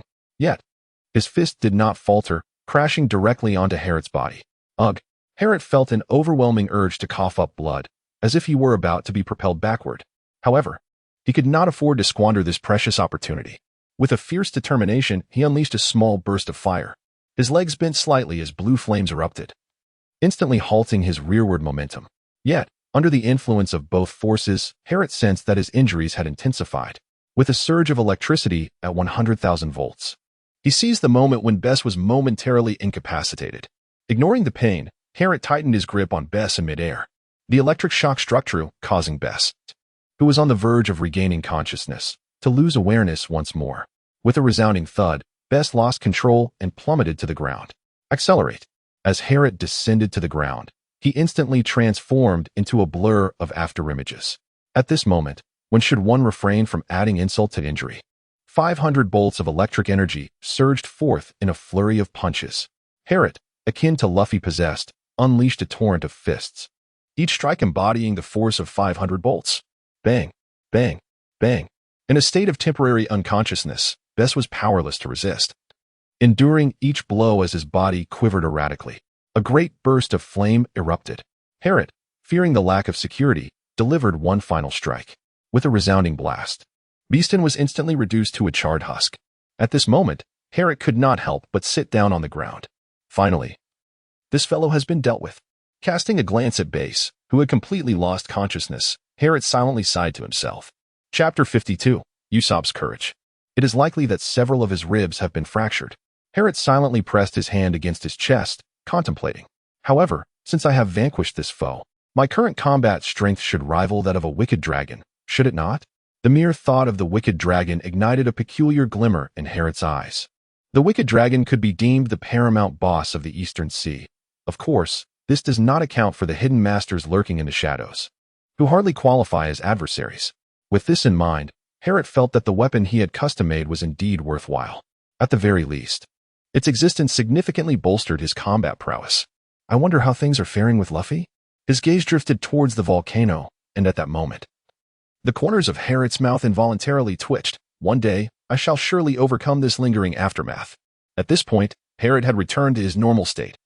Yet the repercussions of the electrical stimulation on his body were gradually beginning to manifest. It seems that I must refrain from engaging in combat using the electrocution mode from here on. Harriet let out a sigh, reflecting that aside from Base, there seemed to be no other formidable figures present. This individual truly possesses remarkable strength. Harriet gazed upon the lifeless body of Bess sprawled on the ground. This fellow was indeed formidable. Had it not been for my fortunate circumstances and my ability to generate electricity, I might not have been able to vanquish him solely with the flames of death. 55 million, indeed. If others were to learn of my bounty, it would surely rise. Harriet suddenly became intrigued by the bounty. Having long been influenced by Luffy, he now felt a sense of pride in the bounty he possessed. Although a bounty does not necessarily reflect one's true strength, it is a common belief in this era that pirates with higher bounties are indeed more formidable. At times, a notorious pirate can instill fear in a multitude simply by virtue of their bounty. However, with so many individuals present, they must surely possess a ship. As this thought crossed his mind, Harriet's eyes sparkled with excitement. This group must be quite wealthy. Ding! The greedy Harriet is now in action. They should be swimming along the riverbank over there. Harriet swiftly set off towards the riverbank. Upon their entry, they had seen no sign of a vessel, suggesting that it must be deeper within. As for Nami and Usopp, Harriet was confident that they could handle the few pirates they encountered. Hey, what is happening here? Usopp and Nami were immediately astounded upon arriving at the scene. They beheld Luffy and Brogy engaged in a fierce battle, the surroundings in utter disarray with shattered trees scattered about. Luffy, why are you fighting Master Brogy? Usopp shouted at Luffy. Usopp. Nami. Luffy exclaimed joyfully upon spotting them, only to be sent flying by his shield. Bang, bang, bang. Luffy crashed through 5 or 6 large trees. This boy's abilities are truly peculiar. Mr. 3 was nearly losing his composure. Luffy's resilience exceeded his expectations, enduring numerous blows from the giant and still bouncing back. These two must be members of the Straw Hat Pirates, Mr. 3 surmised, observing Nami and Usopp. Since Harriet had eliminated the ominous duo, Nami and Zoro's images had not been leaked, and Mr. 3 was naturally unaware of her appearance. However, It was evident that no other ships had arrived on the island besides theirs and the bear pirates. It seems I must take action, Mr. 3 thought, glancing at Nami and Usopp. Although he was unsure of the current circumstances, it was clear that trouble had befallen the bear pirates. What is happening with the bear pirates? Could they have been defeated? Truly useless. Mr. 3 furrowed his brow. Master Brogy. Stop. Seeing Luffy under attack, Usopp rushed to intervene. Unfortunately, Brogy was not in a position to heed Usopp's plea, continuing his advance toward Luffy. I don't want this. What is going on? Usopp exclaimed in disbelief, questioning why they were fighting Luffy. Wait, he seems to have something on his foot, Nami observed, her surprise tempered by a degree of calmness. As she quickly noted something unusual, Brogy's foot bore a pattern of black and red, a detail Nami recalled was absent when Brogy had departed from them. This indicated that it had appeared later on. This is quite strange. What is that pattern? Usopp questioned, a look of concern on his face. It's just a pattern. Right? Fool. Nami punched Usopp lightly. This world is filled with devil fruits. Brogy could be under control. Usopp suddenly jolted, realizing he had entered the Grand Line, where encountering those with abilities was not uncommon. After all, this was the region where the strongest of the world congregated, and where the most extraordinary events transpired. Yes, exactly. Usopp, now composed, suggested, should we try to destroy that pattern? Nami gasped, then punched Usopp again. Fool. Why do you keep hitting me? Usopp nearly transformed into a shark-faced expression, roaring, I don't want to die. Nami retorted defiantly, aware that Usopp's impulsive thoughts about approaching Brogy were fraught with danger. They were not made of rubber. A single blow from Brogy could be fatal. The weight of death loomed heavily on Usopp's heart as he gazed at Brogy's massive form. A mere glance revealing the immense power contained within. The thought of charging forward, only to be crushed into a pulp by Brogy's foot, sent waves of cold sweat cascading down Usopp's brow. What to do? Usopp wrestled internally. Let us find Zoro and the others. Nami patted Usopp's shoulder with a sigh. No, at this moment, I must remain. Nami, you go alone. Huh. Nami looked at him, astonished, then slapped Usopp's face gently. Stop joking. Fool. I want to stay and save Master Brogy. He must be suffering being controlled. He is a proud warrior of the sea. By the end, Usopp's eyes widened, nearly shouting. Usopp. Nami gazed at him as if seeing him anew, her forehead breaking into a cold sweat. Can you stop shaking your leg? Usopp's leg was trembling violently. A clear sign of his inner turmoil. Fool. That is Master Brogy. Of course, I will be scared. Usopp's face twisted into a shark expression, shouting back. Have you all finished your farce? Mr. 3 approached with a dark expression, realizing that he must intervene. Mr. 3? Upon seeing Mr. 3 and his distinctive hairstyle, Nami and Usopp quickly recognized him. Baroque Works Senior Agent. Mr. 3. They exchanged fearful glances, understanding the gravity of the situation. Mr. 5 and Miss Valentine were both users of abilities. Though they had not encountered them, they were aware from Harriet that these individuals were formidable. Thus, Mr. 3, who was 2 levels above Mr. 5, was evidently even more powerful. What to do? Let us stall for time. Avoid direct confrontation. Then we can find an opportunity to destroy that pattern, and Master Brogy can be restored. What?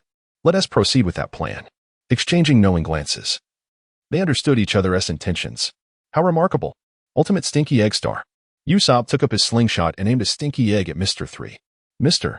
3's eyes widened in shock. Stinky egg. No way. Such a ridiculous weapon? Yet, even if it lacked lethality, he did not wish to be struck.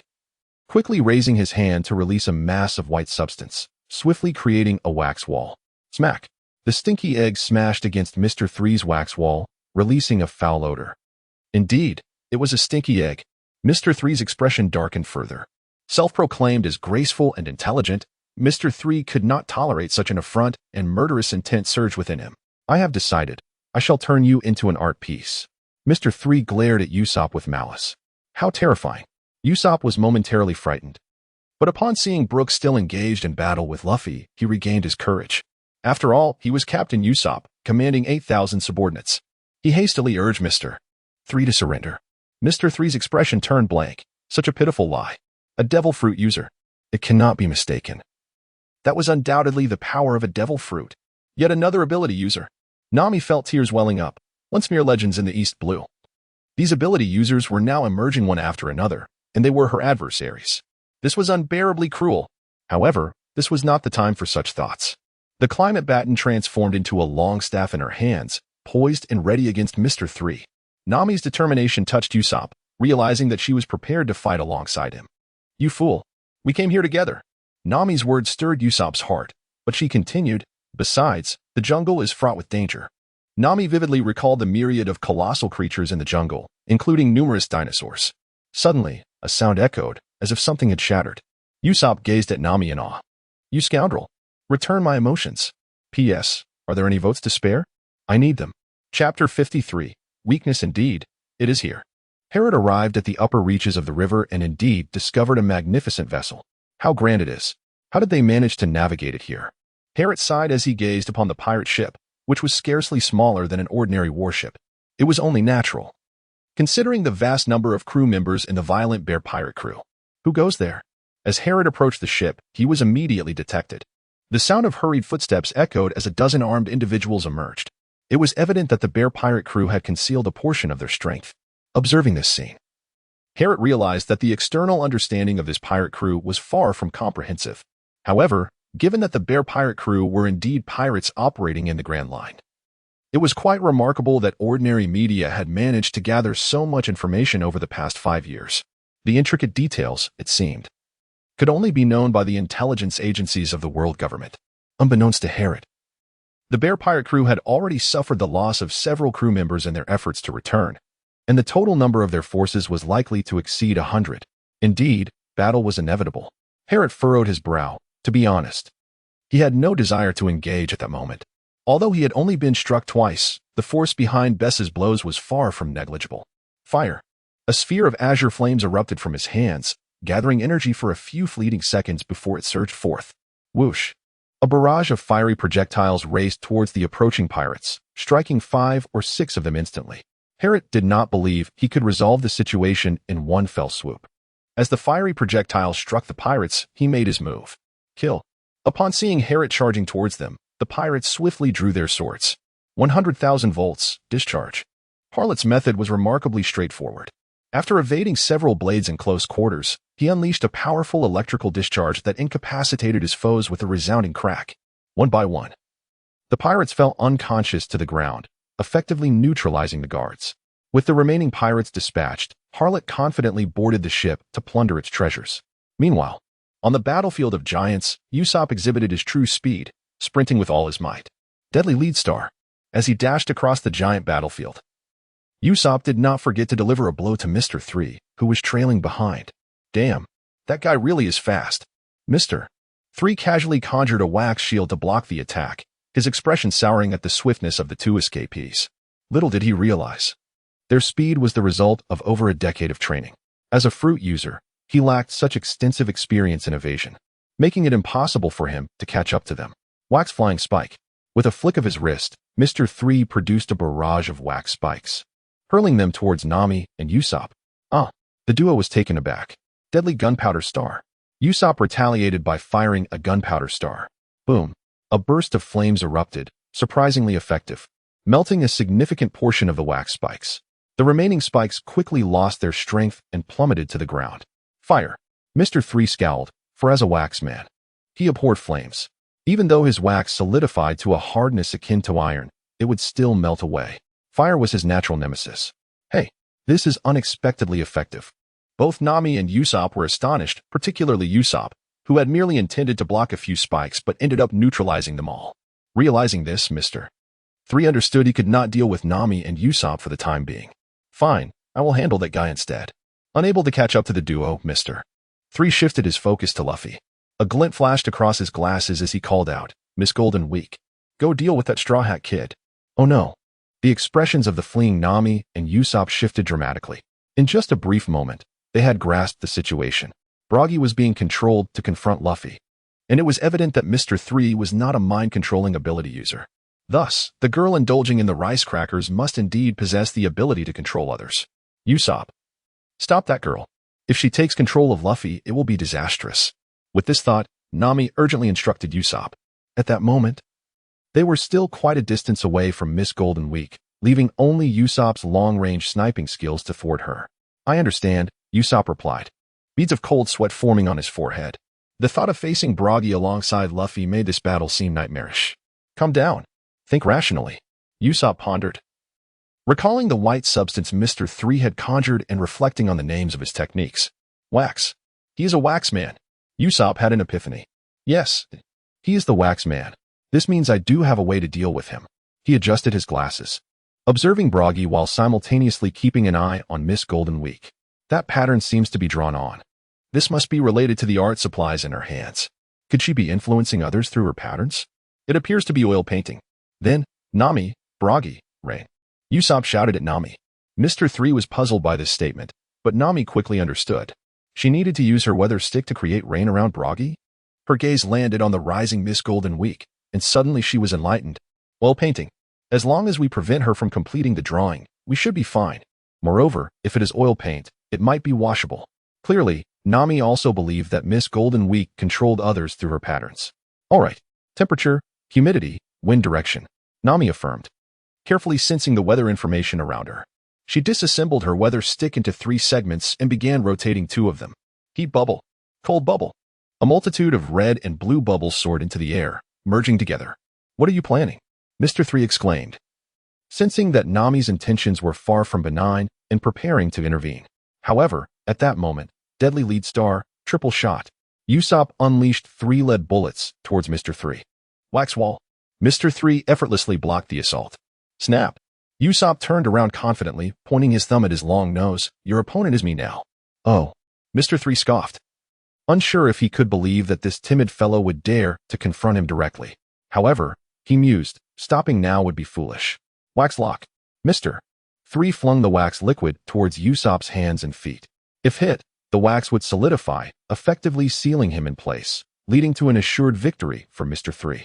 I've identified your weakness, Usopp declared earnestly, swiftly firing a gunpowder star. Boom. The intense heat from the star melted the wax liquid. Now, your techniques are ineffective against me, Usopp proclaimed with a triumphant grin. Oh, Mr. 3's expression darkened. What an insufferable opponent. A sniper who refused to wield his firearm properly, resorting instead to a slingshot. How utterly bothersome. Chapter 54. The Proud Sea Warrior. Usopp versus Mr. 3. Do you think knowing my weakness allows you to defeat me? Mr. 3 sneered, a sinister smile creeping across his face. Even if a weakling like you knows my weakness, I can still eliminate you. Hearing this made Usopp feel a twinge of fear. What if Mr. 3 truly could defeat him? No. Usopp, right now. Broggy's fate rests in your hands. Usopp mentally steeled himself. Do not underestimate me. I will be a proud sea warrior in the future, Usopp declared loudly. However, it was not yet the time. Mr. 3 narrowed his eyes, his expression unreadable. Raising his hand, he unleashed a flood of wax liquid, flinging it with great force. Wax flying spike. Whoosh. The air was filled with the sound of slicing wind as hundreds of flying spikes shot toward Usopp. Deadly gunpowder star, triple shot. Boom. Flames erupted, incinerating many of the flying spikes, but a few still managed to slip through. Dodge. Several flying cones abruptly pierced the ground near Usopp's feet, causing a cold sweat to break out on his forehead. Was it because there were too many to melt in time? Unfortunately, before he could ponder further, Mr. 3's assault commenced once more. The candle giant sword. Mr. 3 flung a glob of waxy liquid into the air, which transformed into a 5-meter-long sword, hurtling towards Usopp. This was against the rules. Startled, Usopp realized that this was beyond what a mere powder star could handle. He turned and fled, abandoning the valor expected of a marine warrior. Deadly lead star. Usopp didn't forget to signal Miss Golden Week, launching a lead bullet in her direction. Her response was simple. She ducked and ran, disregarding her drawing tools. Hey. Usopp and Nami were astonished to witness such a spectacle. Was this truly a high-ranking agent of Baroque Works? They had initially assumed that high-ranking agents were formidable fighters. This is for the best. Nami and Usopp exchanged a glance, nodding slightly. If that were the case, it would work to their advantage. Miss Golden Week and Mr. 3 were left helpless. Though Miss Golden Week's abilities complemented Mr. 3's, her combat skills were virtually non-existent. Mr. 3. At that moment, Vivi emerged from the jungle, gasping upon seeing Mr. 3. Indeed, Mr. 5 had not lied. Mr. 3 was present on this island. Vivi, what are you doing here? Nami could not help but inquire upon seeing her. Usopp, Nami, Vivi exclaimed, noticing the timid duo, before her gaze shifted to Luffy. What is going on here? Broggy is under control. That girl is the user. If we defeat her, Bragi should be freed. Seeing Miss Goldenweek's weakness, Nami felt emboldened, declaring her intent to take her down. Vivi nodded in agreement. You lot. Mr. 3, feeling ignored, erupted in anger. Candle, candle. He raised his hands, unleashing waxy liquid as though it were free. The liquid poured abundantly onto the ground. Watch as I ensnare you all. Mr. 3 aimed one hand at Vivi and the other at Nami and Usopp. Go. A torrent of wax surged towards the trio's feet. Usopp and Nami were startled, realizing they had no means to melt it. Run. They sprinted desperately, although Vivi was unaware of Mr. 3's abilities. She understood that she must avoid the white substance and quickly retreated.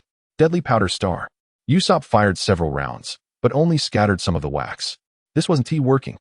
Usopp's eyes widened as he observed that the wax remained unfrozen, diminishing the flame's effectiveness. What to do? Nami screamed, fearing the entire area would transform into a wax sculpture. Without needing to say it, Usopp quickly devised a plan, pulling a rope from his back. We can use this, he declared, gripping one end of the rope. Nami was puzzled. Usopp offered no further explanation, hastily tying a heavy object to the rope while pouring a bottle of liquid over it. Suddenly, Vivi screamed. The two turned to see her standing on the white surface. It was evident she had been ensnared. Usopp, Nami shouted urgently. I know. Usopp was aware of what needed to be done. At that moment, the rope had become ensnared in wax, so he no longer needed to hold it. He took aim with his slingshot at the ground beneath Vivi. U1T escaped. Mr. 3 violently swung his arms, flinging a large amount of wax skyward. Candle rain. The wax solidified and rained down in a multitude of sharp spikes. Wow. Nami and Usopp recoiled in shock at the deluge above them, and Usopp quickly aimed his slingshot skyward. Deadly powder star. 5 consecutive shots. Boom. A thick cloud of smoke erupted. They both screamed as the wax spikes melted, but the scalding wax still descended upon them, leaving them with no means to shield themselves. Sizzle. Ouch, ouch, ouch. They cried, white smoke billowing from their bodies. Got you. Mr. 3 adjusted his glasses, grinning maliciously. They looked down to find their feet engulfed in wax. Usopp, Nami, Vivi. Luffy shouted in alarm upon witnessing the scene. Mr. 3 laughed maniacally. You are all mine. I shall turn you into art to be treasured. I don't want that. Nami screamed, realizing the so-called art was surely not a good thing. Usopp, think of something. She urged him. I've got it. Usopp replied with a cunning smile. I have a plan. It might be a bit hot. Bear with me. What? Nami was confused. Watch this. Usopp severed the rope and fired a powder star at it. Instantly, the specially designed rope ignited, producing a massive fireball, transforming under the wax's influence into a giant candle. What? Mr. 3's eyes widened in disbelief. You can do that? Usopp, Nami, Vivi? Luffy shouted from his battle with Bragi. Bastard. Bang. Why are you hitting me? Who told you to create such chaos? Nami scolded Usopp, her expression fierce. Usopp wore an innocent look, but we wouldn't escape otherwise. Humph. Nami scoffed, spinning her weather stick as she looked up, the fire rapidly escalating. In the sky, a massive cloud began to form, slowly enveloping the battlefield.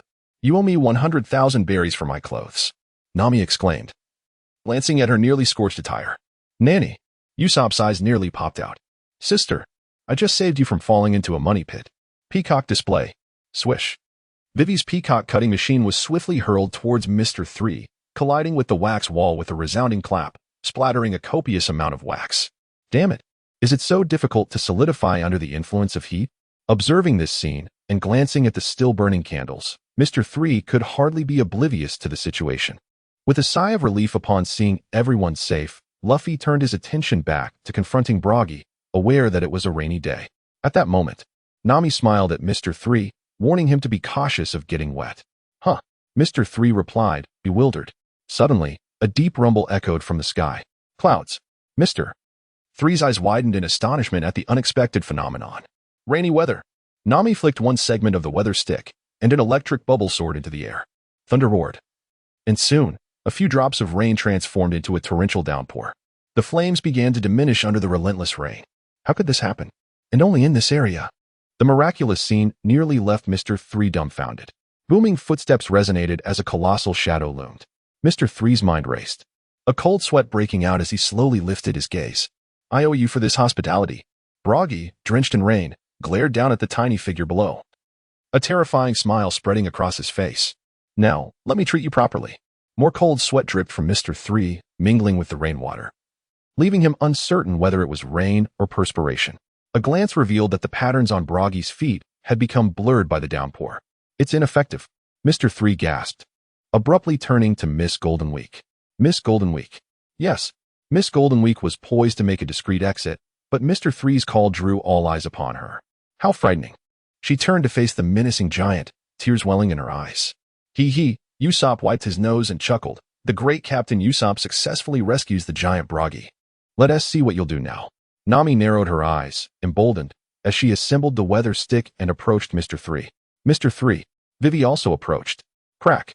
Old man, I'm going to give this guy a thorough beating. Luffy, flexing his wrists, strolled forward. Exactly what I intended. Broggy's smile was filled with malice. Ugh, Mr. 3 was rendered speechless. Confronting this group of ruffians seemed nearly impossible. Having witnessed the battle between the giant and Luffy, Mr. 3's mind raced frantically. What to do? So many people. Chapter 55. About to depart and inquire why. Upon Harriet's arrival at the giant battlefield, he was greeted by a tremendous wail. Looking up, he saw Broggy weeping uncontrollably over the corpse of Dongli. Amidst the cries, Harriet witnessed a wondrous sight. 2 streams of tears flowed from Broggy's eyes, refracting 2 rainbows in the sunlight. How fascinating. Harriet could not help but chuckle upon surveying the chaos strewn across the ground. It was evident that a fierce battle had taken place. Moreover, the absence of any high-ranking agents from the Baroque work suggested they had either been defeated or had fled. Harriet, Luffy exclaimed upon spotting him, offering a cheerful greeting. You've arrived too, Zoro remarked, nodding at Harriet. I initially intended to return to the Mary, but unexpectedly found myself here first. What a hassle. Upon hearing this, Harriet couldn't help but chuckle. The direction of the Mary was entirely different from here, wasn't it? What are you carrying on your back? Nami asked, looking at Harriet with curiosity. At that moment, Harriet was shouldering an enormous backpack, which was nearly as tall as he was, standing at over 9 meters. Moreover, there were about 10 knives secured on either side of the pack. One couldn't help but wonder what such a colossal backpack contained. Nami, Vivi, and Usopp shared the same intrigue. Harriet set down the large backpack and remarked, it contains merely some bandages, as well as treasures and weapons from the Violent Bear pirate crew. Treasure. Nami's attention was instantly captured by that word, and she sprang forward, eager to pry open the backpack. Where is it? At that moment, Harriet noticed the black cloak draped over Nami and then glanced at Sanji beside him, instantly understanding the situation. Goodness, has she really been bitten? Although it remained unclear whether Nami had been bitten on her way back or just now. The wheels of history are indeed formidable, as the unexpected bear pirate crew has emerged, and astonishingly, Nami's clothing had been burned. How terrifying. You half-fish scoundrel. Where are you looking? Upon witnessing this, Sanji became irate, nearly ready to engage in a deadly confrontation with Harriet. Nami had unwrapped her bandages, revealing the treasure and riches beneath. Such exquisite jewels. Nami grabbed a handful of gems, gazing at the stacks of money, her eyes transforming into dollar signs. How blissful. In a moment of elation, Nami embraced Harriet, exclaiming, Thank you. All of this is mine. Oh. Harriet was momentarily taken aback, but soon regained his composure. How did it all come to belong to you? The knight's ship, Sanji, erupted with flames of rage, jealousy, and envy. You wretched half-fish. Let us engage in a battle to the death. Hey. At this moment, a bead of cold sweat trickled down Harriet's forehead, urging him to refrain from any rash actions. Suddenly, Dongli sprang upright, clutching the wound on his left chest. The weeping Brook was taken aback, his eyes wide in disbelief. The rest of the Straw Hat crew mirrored his astonishment, as Brook had claimed that Dongli was unequivocally deceased. Ouch. I feel as if I might faint, Dongli grimaced, pressing his hand against his chest. It must be due to the weapon. A weapon? Nami and Vivi blinked in surprise. Indeed. After all, that weapon had been in use for a century. Given that Elbaf's weaponry had endured until now, it was quite remarkable. At this revelation, Usopp appeared to come to a realization, exclaiming, Oh. Harriet gazed at Dongli and remarked, It seems the bandages I brought are of some use.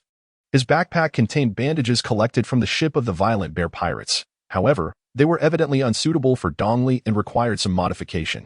After attending to Dongli's needs, Nami couldn't help but feel a sense of worry. Would they truly have to remain here for an entire year?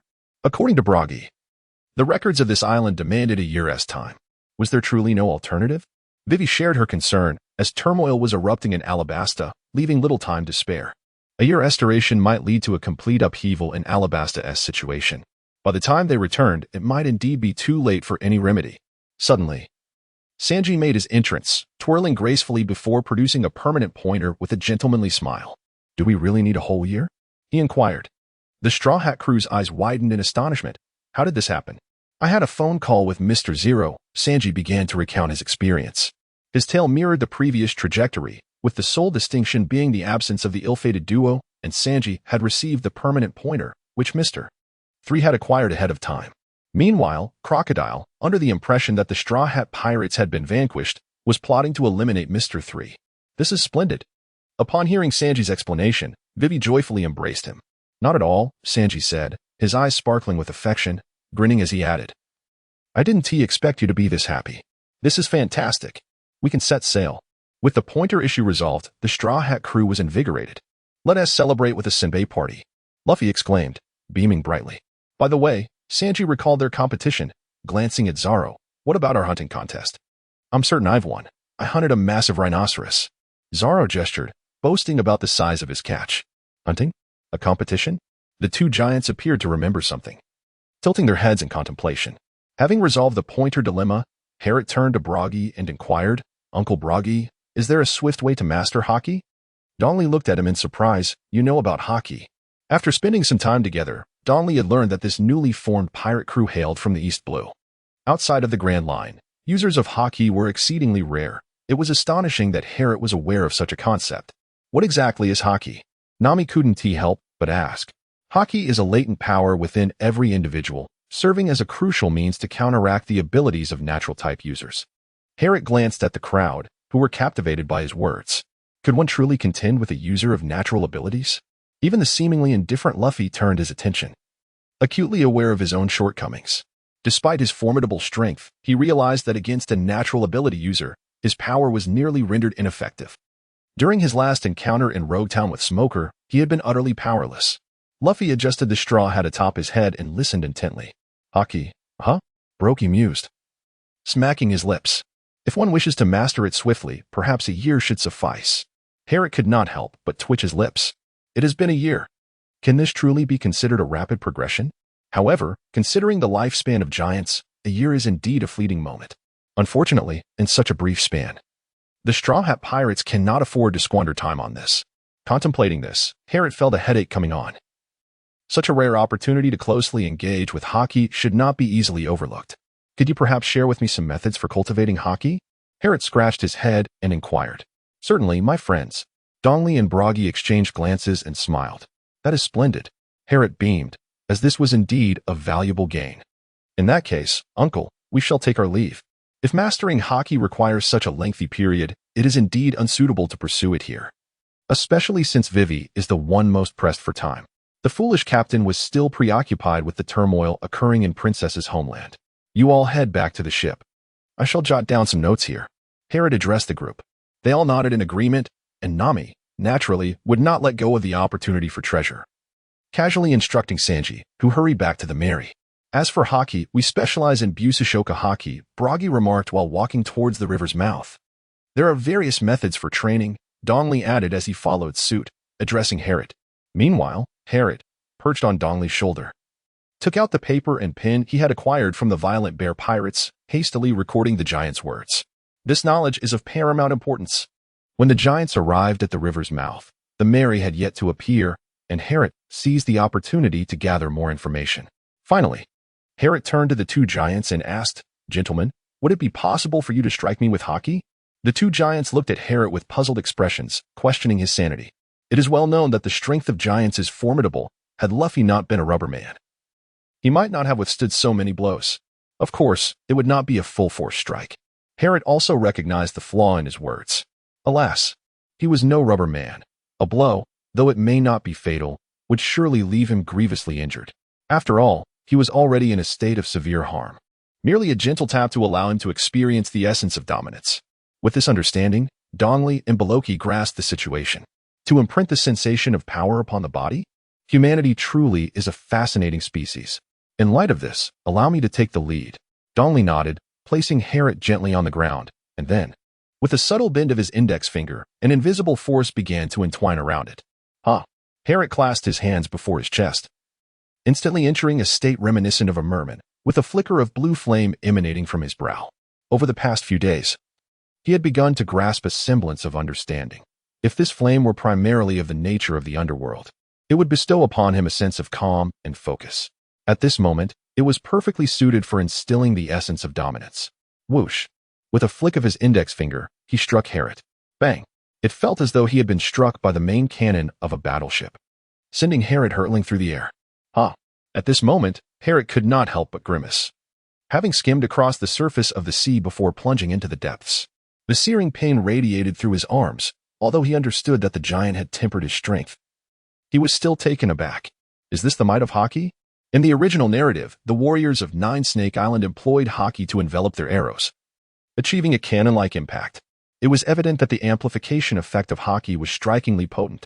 Although Donley had reduced his force, the power was significantly augmented due to hockey. After all, he was a giant. Chapter 56. Hockey Nation. Herrick, why are you fighting with Uncle Donley? At that moment, the Mary emerged from the jungle, and Luffy, seated at the bow of the ship, immediately witnessed Herrick being hurled away. Suddenly, a thought struck Luffy, prompting him to rise in alarm. Could it be that Uncle Donley has been controlled? The crew aboard the Mary gasped in unison, casting their gazes in disbelief. Could it be true? Upon hearing this, Donley burst into laughter, exclaiming, "Of course not." Luffy instantly accepted his words, acknowledging the sheer force of the blow. Herrick struggled to swim alongside the Mary, eventually using a rope to haul himself aboard. Gazing at his crimson arms, he couldn't help but reflect on the formidable strength of the giants. Endowed with a natural advantage in size, the giants possessed an inherent power that overwhelmed ordinary folk. Is the only means to confront the giants directly their own immense strength. Herrick couldn't help but recall Luffy's Gear 3rd, the bone balloon. In a certain sense, it is a mimicry of the techniques employed by giants. Herrick began to ponder slowly, contemplating what he would do if he were to encounter a colossal creature such as a giant in the future. The disparity in strength was exceedingly apparent. He was certainly not a rubber person, capable of inflating his bones to gain power. Rest assured, such minor injuries are of no concern. Herrick grimaced in pain. He had sustained serious injuries earlier, and another powerful blow was indeed difficult to endure. Fortunately, the physical constitution of the inhabitants in this world far surpassed that of his previous life, and his own physique was considerably stronger than that of an average person in this realm. While ordinary individuals might require a month or two to recuperate from such injuries, Herrick believed that he would be back on his feet in just over a week. This confidence fueled his determination to withstand the challenges ahead. Turning his gaze towards the two giants, he observed them facing the sea, their capes billowing dramatically in the ocean breeze, creating an atmosphere of solemnity. Who are they? Nami wondered, perplexed by their presence. What brings them here? Are they here to bid farewell? The reason the humans on this island could not reach the next one was becoming clearer. At that moment, Brokey tightened his grip on the massive axe he wielded and spoke slowly. The reason they cannot reach the next island lies ahead. Donley, clutching his gigantic sword, added, "You have fought valiantly to defend our honor. Your enemies are our enemies." As Brokey raised his colossal axe, he declared, "We must not allow our friend's pirate flag to be torn asunder." Donley also lifted his great sword, affirming, "Trust in us, and move forward resolutely, no matter what happens." At this moment, the two giants shouted in unison, "Understood." Although Luffy could not fully comprehend the situation, he was nonetheless inspired by the giants' words and nodded in agreement. "No matter what happens, we will move straight ahead." With their captain's affirmation, the crew felt compelled to refrain from questioning further. They adjusted the sails and sailed directly out of the harbor. Wait. Herrick suddenly realized something. That formidable nation was indeed the embodiment of a powerful application technique. With this thought in mind, Herrick hurried to the stern of the ship and unleashed the deadly flame once more. The foolish captain was captivated by this spectacle. "Herrick, flames are erupting from your forehead. How fascinating." Herrick was at a loss for words, contemplating what to say. Suddenly, the once tranquil surface of the sea began to tremble violently, as if something were about to emerge from its depths. The Straw Hat crew instinctively grasped the railing, their eyes wide with astonishment as they beheld a bulging section of the water ahead. Oh no! In an instant, their amazement morphed into sheer terror. For a giant goldfish, resembling a small island, erupted from the ocean, slowly opening its massive mouth, seemingly intent on devouring the Mary. The vibrant red scales glistened brilliantly under the sun, while its cavernous maw was lined with teeth that resembled small hills. Witnessing this spectacle, not just Nami, but the entire Straw Hat crew broke into a cold sweat. How utterly terrifying. We could die. This creature is indeed a violation of nature's rules. Even though Harriet had mentally prepared himself, he was still taken aback. How could such a colossal goldfish exist? Luffy, can we truly trust them? At that moment, Sanji could no longer contain his thoughts and voiced his concerns to Luffy. He had no experience alongside giants, and trusting them all at once was no small feat, rest assured. If they possessed the haki, it should be no challenge for them to get us out of here. At this moment, Harriet gazed at Sanji, contemplating the two giants who were brandishing their weapons. He couldn't help but recall the technique of War Peachmaru, Footless Solitude, which bore a striking resemblance to the concept of haki. What, indeed, is haki? Nami, having never witnessed its manifestation, was overwhelmed with tears. It's hopeless. Trust in our master. Forge ahead. Usopp, arms crossed yet drenched in cold sweat, trembled with emotion. The two giants stood silently in the background, their expressions unchanging even in the face of the massive goldfish, which was much larger than they were. They concentrated their energy, and an invisible aura began to coalesce around them, causing the air to thicken, rendering the scene ahead hazy. How impressive, even from a distance. Feeling this formidable presence only deepened Harriet's yearning for haki. After all, it is a power that anyone could potentially wield. Much like Isa from Skypiea and the warriors of Amazon Lily. To possess haki does not necessarily equate to being strong, yet it is undeniable that the powerful wield it. As their energy intensified, the surrounding dense air swiftly returned to tranquility, with all the momentum swirling like mist towards their weapons. In that instant, the battered giant axe and sword shimmered anew, radiating an ethereal glow. Just then, under Nami's despairing gaze, the goldfish of Food Island devoured the Mary without hesitation. Press on, Usopp shouted, a mix of trust and desperation in his voice. You fool, it has been swallowed. Nami lamented, on the brink of tears. It's coming. At that moment, a chill raced down Harriet's spine, a wave of familiarity washing over him. Behold, Elbaf's mightiest spear, haki. With a resounding boom, the two giants swung their weapons in unison, unleashing a torrent of overwhelming power that surged toward the goldfish of Food Island. With a deafening crash, the goldfish was pierced, leaving an exaggerated gash as if it were mere fabric. Under this tremendous force, the Mary was propelled into the air, clearly shielded by the giant's might, as the power of haki never truly struck it. Otherwise, it would have been reduced to splinters. Notably, even the colossal goldfish, much larger than the ship, had been breached. Meanwhile, the Straw Hat crew on board felt as if the heavens had opened, revealing the world once more. Nami, Usopp, and Vivi gasped in astonishment. What incredible strength! We're flying. Luffy beamed, his smile radiant as he clutched his hat against the wind. How high we are. Is this the power of the warriors of Elbaf? In that moment, Usopp's eyes brimmed with tears of excitement and longing, solidifying his resolve to visit the giant's homeland, Elbaf. This is the essence of a true man of the sea. A true gentleman indeed. Utterly extraordinary. Harriet felt the surge of power, though he could not fully comprehend it. Witnessing the giant's transformation from nothingness to an overwhelming presence filled him with profound insight. At that moment, the waves of energy continued to reverberate, piercing through the goldfish of Food Island and cleaving the ocean's surface. This force was difficult to fathom as mere human strength. It seemed to brush against the divine realm. Crack, crack, crack. At this juncture, the weapons of the two giants shattered instantly. Friends, let us depart. Ha ha ha ha. Wow ha ha ha. Dongli and Brokey casually discarded their broken weapons, gazing at the receding Thousand Sunny, their laughter echoing in the air. May we meet again by fate, dear friends. Chapter 57. Nami falls ill and Vivi's resolution. Moments later, the Thousand Sunny, having left the small garden, glided serenely across the surface of the sea. Harriet gazed upward at the sky, noting that the stable weather indicated they had not yet departed from the waters of the little garden. Meanwhile, Luffy and Usopp were joyfully singing and dancing on the deck, exuberantly expressing their desire to visit Elbaf in the future. Clearly, their spirits were captivated by the formidable giants, who possessed both a strong sense of honor and immense strength. Zoro, on the other hand, was immersed in his daily training. Despite suffering numerous injuries previously, he merely tended to them with minimal care before plunging back into his regimen. Evidently, the giant's tremendous power had invigorated him, fueling his ambition to become the world's most formidable swordsman. At the very least, he aspired to reach that level, although he was uncertain of Mihawk's true strength. Encountering such a master in the early stages of the Grand Line hinted that the world-renowned greatest swordsman was undoubtedly even more powerful. I am still far from sufficient. I must grow stronger. Zoro once again realized this truth. Mr. Samurai truly exerts himself. Vivi remarked that since boarding the ship, she had witnessed Zoro and Harrot training daily, while their captain, Luffy, seemed to spend every day in playful merriment. At times, she found it perplexing why Luffy held the title of captain. Their spirits are undeniably high. Nami, with a tone tinged by exasperation, felt quite fatigued at that moment. Was it due to the excessive battles in Little Garden?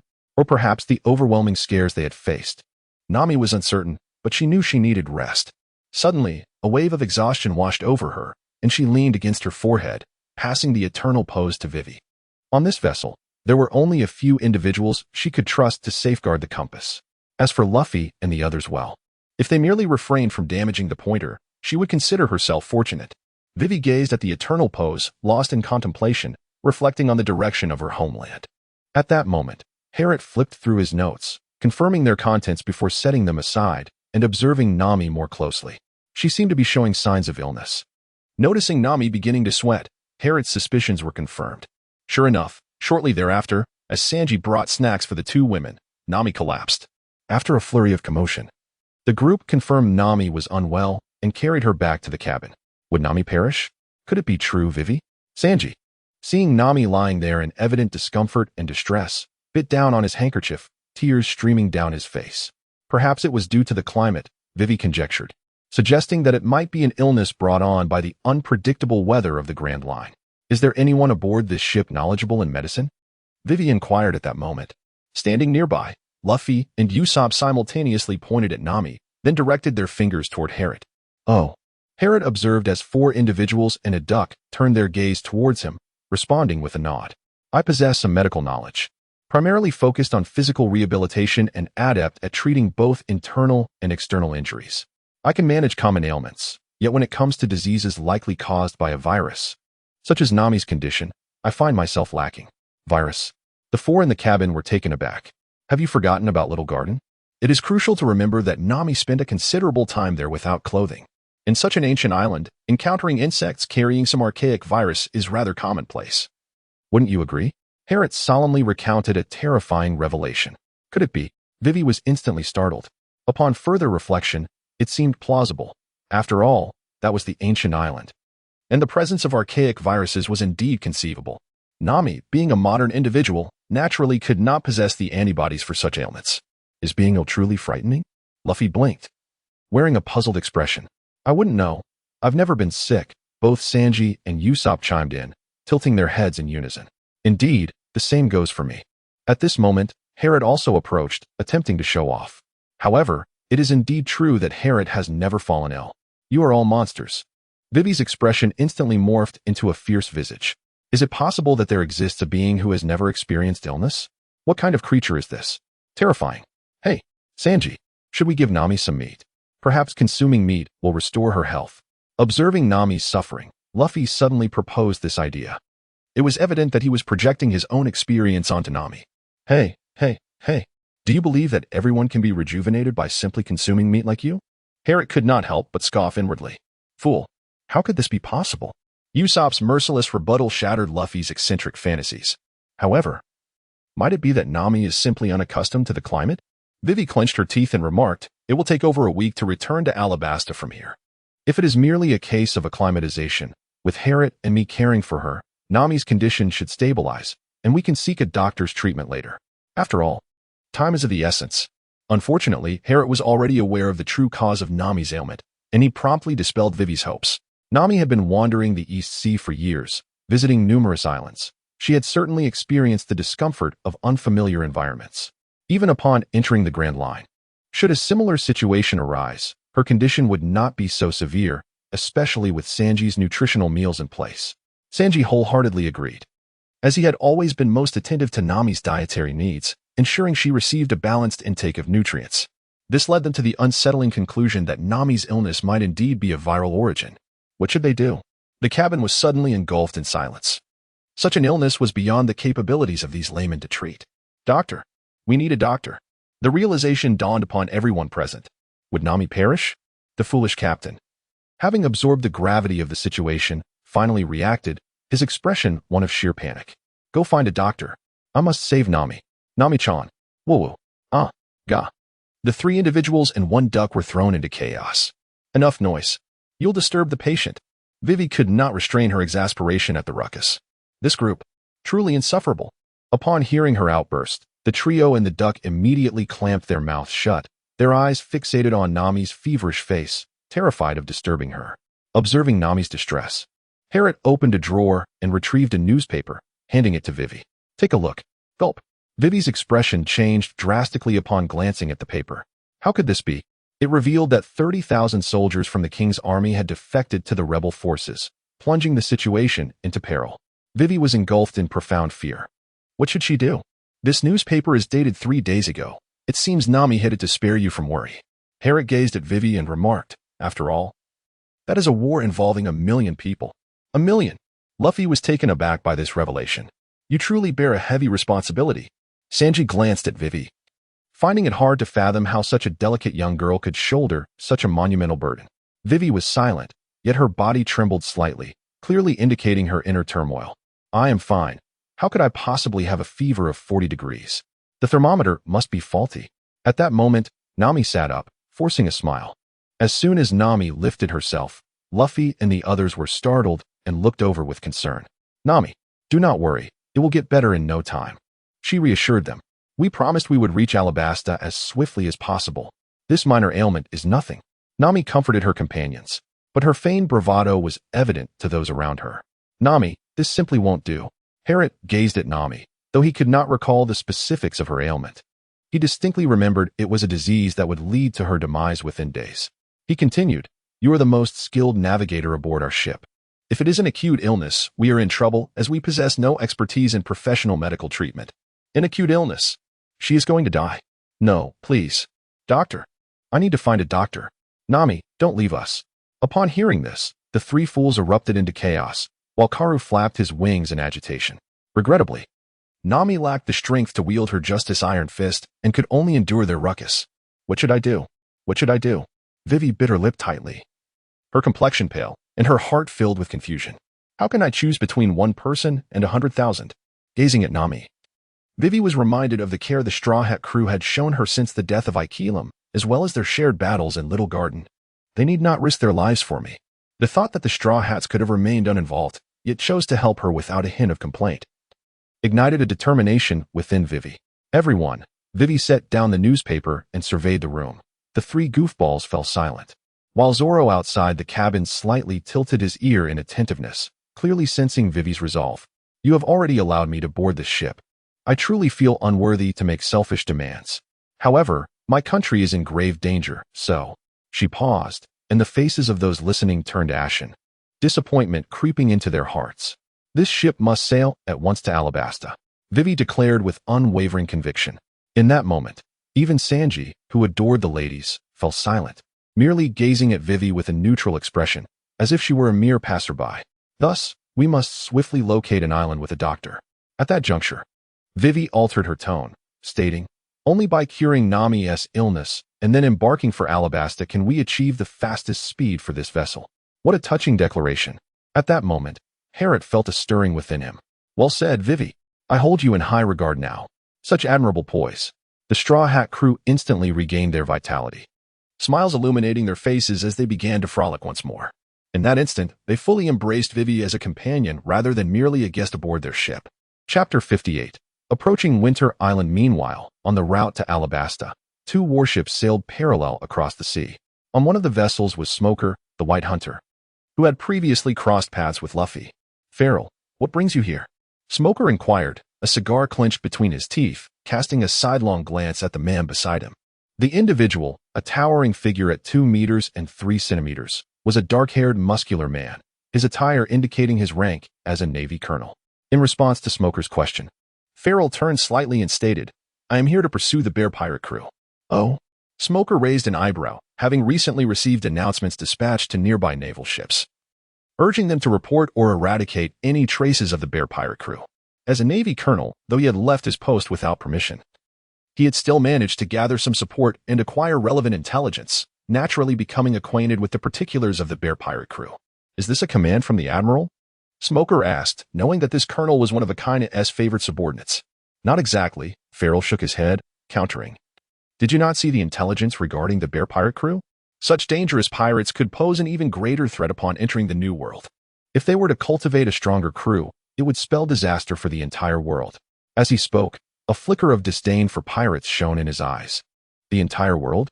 Smoker pondered. While he felt the statement was somewhat exaggerated, the prospect of such a militaristic pirate growing in power was indeed alarming. "I have been pursuing them from the Sabaody archipelago, but it seems there is no point in continuing this chase." Farrell exhaled a sigh. Smoker cocked his head, intrigued by the colonel's words. "The Bear pirate crew has been completely apprehended." Farrell revealed the facts. "We captured them in Little Garden, but they had already been defeated prior to that. And the ones who defeated them," Farrell looked at Smoker and said, "were the Straw Hat Pirates." Smoker was taken aback. The Straw Hat Pirates had the strength to take down the Bear pirate crew? Indeed, they would become a significant threat in the future. In that moment, Smoker's resolve to capture the Straw Hat crew solidified. "What? You also intend to go to Alabasta?" Upon hearing this, Smoker began to comprehend the colonel's intentions. He sought to pursue the Straw Hat crew. "Of course, I cannot let evil forces escape. They have exhibited such power just after setting sail. They will undoubtedly cause even greater harm to the world." Farrell unabashedly expressed his disdain for pirates. "What connection does Crocodile have with the Straw Hat crew?" Smoker mused, recalling that just a day prior, he had intercepted part of a conversation through a din mushy, leading him to question Crocodile's involvement. The Mary Go was currently navigating through a snow-laden sea, having departed Little Garden a day prior. As snowflakes danced through the air, the wintry weather had persisted for some time. At the ship's stern, Harrod observed the weather and understood they were nearing Drum Island. Such was the nature of the Grand Line's climate. Stable weather only emerged when approaching a specific island. Regrettably, despite having encountered Hockey up close, he still could not sense its presence. Throughout the day, Harrod had made numerous attempts to cultivate Hockey, yet there were no indications of awakening. Although Hockey is an innate ability, akin to many individuals unable to perceive their instincts, Harrod too struggled to unveil Hockey for the time being. Indeed, this cannot be achieved overnight. Harrod silently lamented that even with the method of cultivating armament Hockey, an extensive amount of time was evidently still required. Nevertheless, lacking progress in Hockey training did not lead Harrod to idleness. He began to delve into the skill known as electric mode. The principle behind electric mode involves utilizing to stimulate the body, thereby significantly enhancing its functions. However, prolonged stimulation can inflict harm, resulting in pain. To address this issue, Harrod intended to improve his physical constitution and enhance his control. Yet, it was clear that substantial progress in enhancing his physique was unattainable in the short term. Consequently, Harrod focused his efforts on strengthening his control. His body was imbued with a multitude of special cells, which remained dormant until his fishman lineage was activated. Awakening these unique cells, his ability to discharge electricity stemmed from the produced by these cells. If we could control these cells to generate varying, it should alleviate the burden. In the shadowy depths of the vessel, Harrod suddenly felt the ship lurch violently. After a brief moment, the Mary ceased its tumultuous shaking. "What on earth is happening?" he exclaimed, furrowing his brow as he steadied himself and rushed to the foredeck. Upon arrival, his expression turned to one of stark disbelief as he beheld a circle of menacing figures, each brandishing firearms directed at him. His gaze then shifted to Luffy and Usopp, who were similarly threatened. An ambush? He pondered, reflecting on the vessel's seemingly inadequate defenses. Harrod could not help but twitch his lips. It is worth noting that there were several formidable masters aboard, yet could they not invest a modicum of effort in the ship's defenses? However, considering the personalities of Luffy and his companions, that truly seemed a daunting task. Haha, how about that? Are you frightened? Terrified by this grand submarine battleship? The White Iron Crown. At that moment, Harrod spotted a short, stout man with a metal-plated mouth standing at the ship's edge, laughing boisterously. Upon hearing this, Harrod immediately glanced behind him. There, he beheld a vessel that was more than 10 times the size of the Mary, its exterior clad in iron plating, with wheels on either side, and the bow emblazoned with a pirate ship featuring a crowned hippopotamus. The ship was teeming with people, and one could easily discern numerous pirates donned in matching uniforms. To all appearances, this vessel bore little resemblance to a typical pirate ship. Its exterior alone suggested that it was not a construct of mere moments, but rather the result of considerable manpower and resources. Moreover, Those in uniform appeared to be well-trained regular soldiers, rather than the carefree brigands one would expect. Valpo. The name suddenly appeared in Harriet's mind. Only this individual possessed a pirate crew of such magnitude in these nearby waters. Haha. Harriet, we are under attack. At this moment, Luffy found amusement in the situation. Pointing at the uniformly clad figures around him, clearly entertained by his predicament. Harriet, please save me. In contrast, Usopp's reaction resembled that of a typical person. I had suspected we might be attacked, Sanji remarked, lighting a match with a tone of resignation. Oh my, there are so few people on the ship. Just the 5 of you? Valbo scoffed at the Straw Hats from the railing, then proceeded to devour skewered meat from a dagger, even biting into the dagger itself. That must hurt. At first glance, the Straw Hats felt a pang of sympathy for him. After all, that was a dagger. What a fool. Never mind. Let me ask you something, Valbo began, appearing bored. But before he could finish, Harriet interrupted. Do you have a doctor on your ship? Huh. This guy actually interrupted me. Valbo felt a twinge of irritation and replied, I have a doctor on board, but they only attend to me. At this, the Straw Hats turned their gaze towards Valbo, and Luffy quickly inquired, could the doctor take a look at our companion? Luffy's face was alight with excitement, evidently pleased to have encountered a doctor. Of course not. Valbo retorted with displeasure, my doctor is only for my treatment. Others are not worthy. What is your companion? But a worthless life. Luffy fell silent, adjusting his straw hat, yet those familiar with him could sense that he was on the verge of taking decisive action. Worthless life? Nami exclaimed. At this moment, Harriet could not help but observe a moment of silence for the unfortunate king. It is essential to understand that Luffy holds his companions in the highest regard. A worthless life? Soon enough, you shall discover who truly possesses a worthless existence. You, scoundrel, shall face my wrath.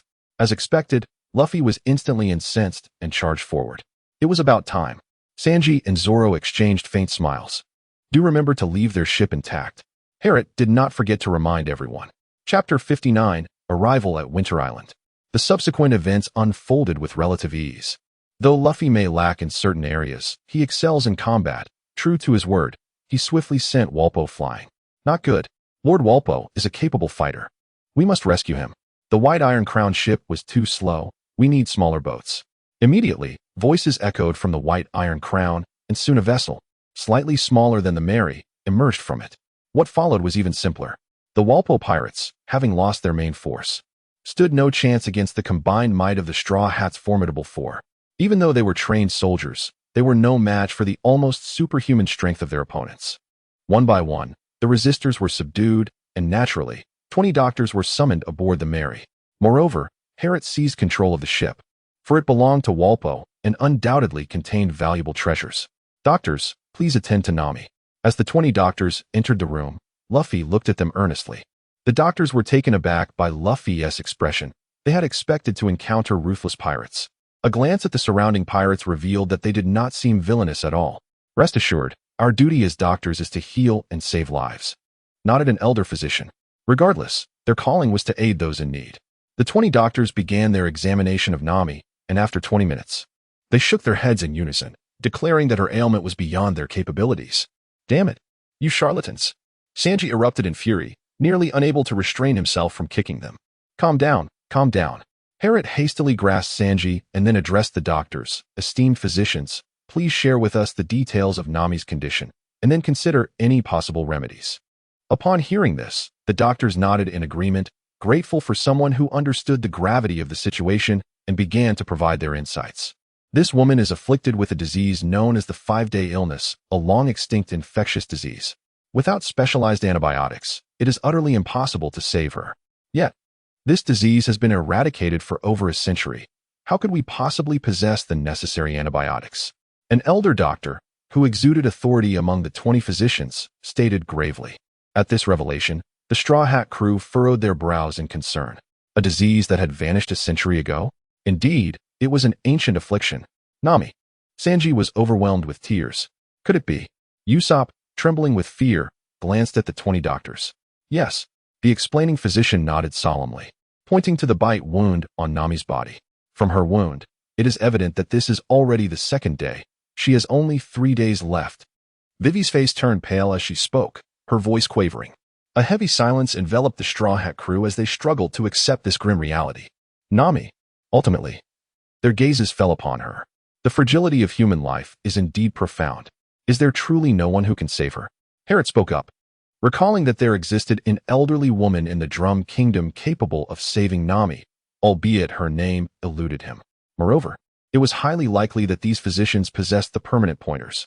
One must recognize that the nature of these doctors was not malevolent. Otherwise, they would not have ultimately rescued Dalton and remained in the Drum Kingdom. At this juncture, it was imperative to inquire about the permanent pointers, for this approach would certainly be more efficient than wandering about aimlessly like a headless chicken. The 20 doctors appeared somewhat hesitant, yet it was evident they did not outright deny the possibility. Please, I implore you. Luffy earnestly stepped forward and bowed. You must save Nami. We have 3 days. As long as we can find a doctor who can save her within this time frame, we will be fine. With that, Luffy rose, turning with a smile, declaring, I will definitely save my friend. Observing Luffy's cheerful countenance, the oppressive atmosphere lightened considerably. Indeed, if they could find someone capable of healing Nami within 3 days, the situation had not yet reached its direst point. Having such a foolish captain was not entirely a misfortune. It must be said that, in this moment, Luffy was quite reassuring. 3 days. With their assistance, we should be able to reach Drum Island ahead of schedule. Harriet could not help but steal a glance at Dr. 20. What an extraordinary captain. Gazing at Luffy's smile, the doctors involuntarily recalled a rather incompetent physician. Such a strikingly similar smile. Perhaps this man is not such a dreadful pirate after all. Dr. 20 exchanged a few glances with his colleagues. We possess a permanent pointer to Drum Island, where resides a remarkably skilled doctor. If she cannot remedy the situation, then there is truly no hope left. At that moment, a venerable old doctor stepped forward, producing a permanent pointer. Drum Island, Vivi exclaimed in surprise, recognizing it as the island renowned for its exceptional medical expertise. Alas, the old doctor sighed, lamenting, that is indeed the island's reputation in the outside world. What a pity. Clearly, he was reluctant to delve deeper into the matter. Is it true? There is a doctor who can save Nami. Sanji and Usopp's faces lit up with astonishment. Ho ho ho. Luffy beamed with delight, never having anticipated that a breakthrough would emerge from these doctors. Then, we shall entrust Nami's care to you. Harriet sincerely remarked, of course. Dr. 20 nodded in agreement, and it seemed you had no intention of letting us leave. The thought of the White Iron Crown being detained left Dr. 20 in a quandary, unsure whether to laugh or cry. A ship carrying so many people was surprisingly captured by a mere pirate crew of 7. What a disgrace. Upon acquiring the permanent log pose, their destination became clear. The merry sailed day and night, finally arriving at Drum Island the following day. So this is Drum Island, Harriet exclaimed, gazing at the expanse of white land, marveling at the wonders of the Grand Line, where one could encounter all manner of islands. What an enormous chimney! Drum Island, a winter island, was perpetually covered in snow, with several peaks resembling chimneys. Upon spotting it from afar, Luffy could not help but exclaim in awe. Nothing impressive. I once climbed a chimney as tall as the Red Line, Usopp boasted, crossing his arms and grinning while telling a blatant lie without batting an eye. Oh, the foolish captain believed him right away. How impressive. Fool. What chimney could possibly be that high? Sanji, puffing on a cigarette, looked at Drum Island with delight, knowing that once they reached the island, Nami would be saved.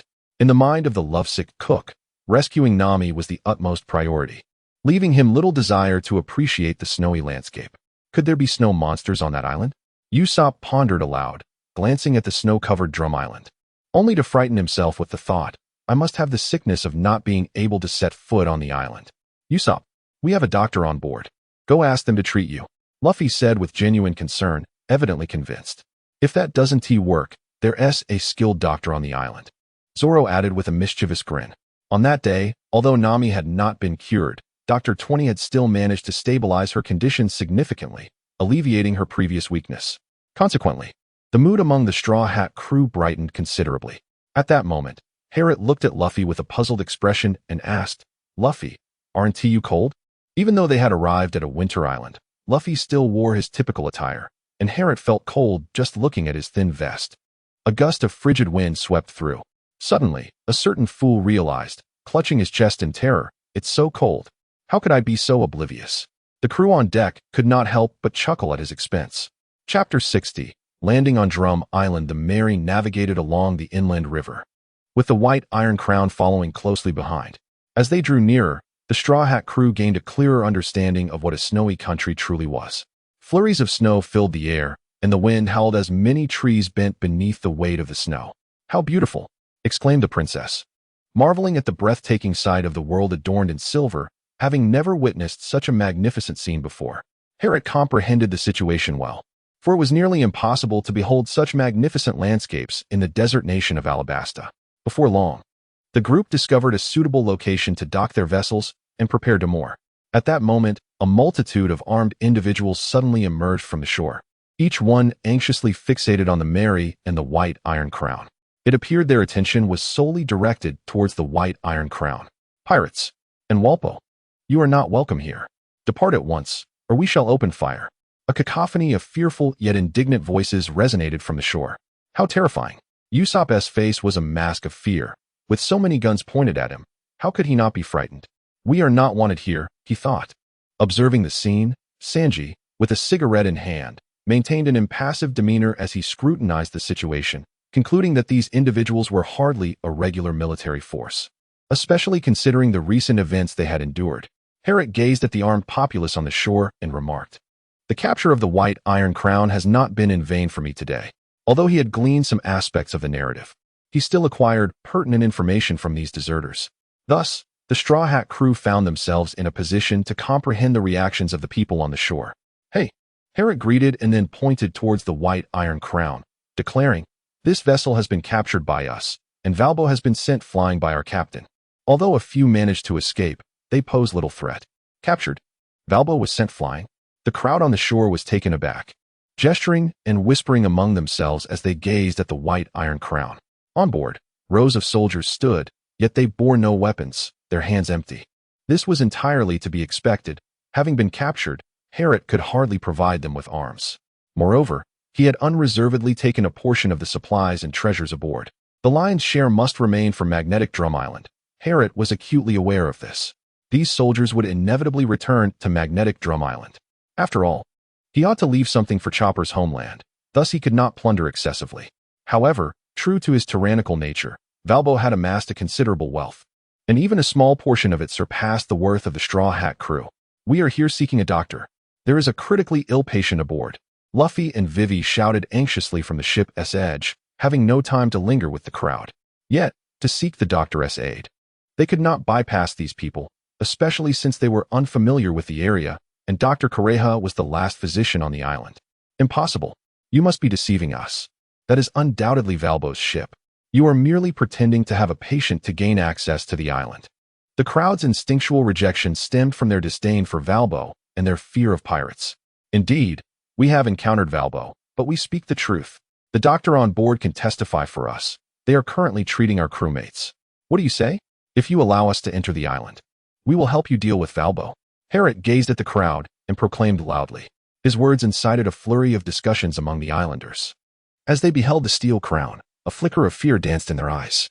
This trepidation was not solely directed at Walbo but also at the Straw Hat pirates. If his assertions held any truth, they were indeed a formidable pirate crew capable of vanquishing Walbo's elite subordinates. Could this be inviting disaster? The memories of the Blackbeard pirates' rampage only intensified the public's dread.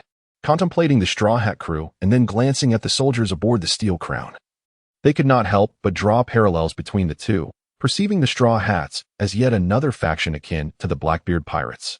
"We can request Dr. 20 to clarify," Sanji declared loudly. In his mind, this nation, once renowned for its medical prowess, should still hold some respect for physicians. However, no sooner had he turned than a gunshot rang out, the bullet striking the ground beside him with a resounding thud. At that moment, several veins bulged on the forehead of the infatuated chef, realizing how oblivious he was to the danger. With Nami gravely ill and in a state of unconsciousness for several days, Sanji had little patience left to squander on these individuals. "Wait a moment." Herrick swiftly grasped Sanji, then turned and declared, "We harbor no hostility, yet we are not to be trifled with." As he spoke, he summoned the deadly flame. Boom! Flames erupted explosively.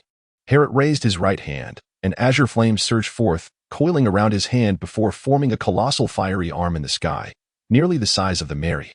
His hand clenched into a claw, the blue flame swirling within, exuding an intimidating aura. "Wow!" gasped the crowd on the shore. "A devil fruit user." The onlookers, astute in their observations, quickly deduced that Harriet was a wielder of such powers, their expressions shifting to one of apprehension. In many respects, a devil fruit user symbolizes immense strength. I am indeed a user of the natural type. Harriet, with an unflinching demeanor, uttered a falsehood. The flickering flames blazed fiercely, casting a blue luminescence upon the faces of the crowd, rendering their expressions somewhat capricious. The term natural ability user echoed ominously in their minds. Ah, Harriet, are you? The foolish captain, taken aback, pointed at Harriet, only to be silenced by Usopp, who hastily covered Luffy's mouth, leaving Luffy to emit muffled sounds. What a fool. Both Zoro and Sanji simultaneously broke into a cold sweat. They all understood that Harriet had spun this tale to intimidate those on shore. Since their entry into the Grand Line, they had increasingly grasped the formidable nature of natural ability users. The presence of one aboard their vessel undoubtedly served as a deterrent, ensuring that the populace on shore would think twice before taking action. Regrettably, this daft captain was also deceived.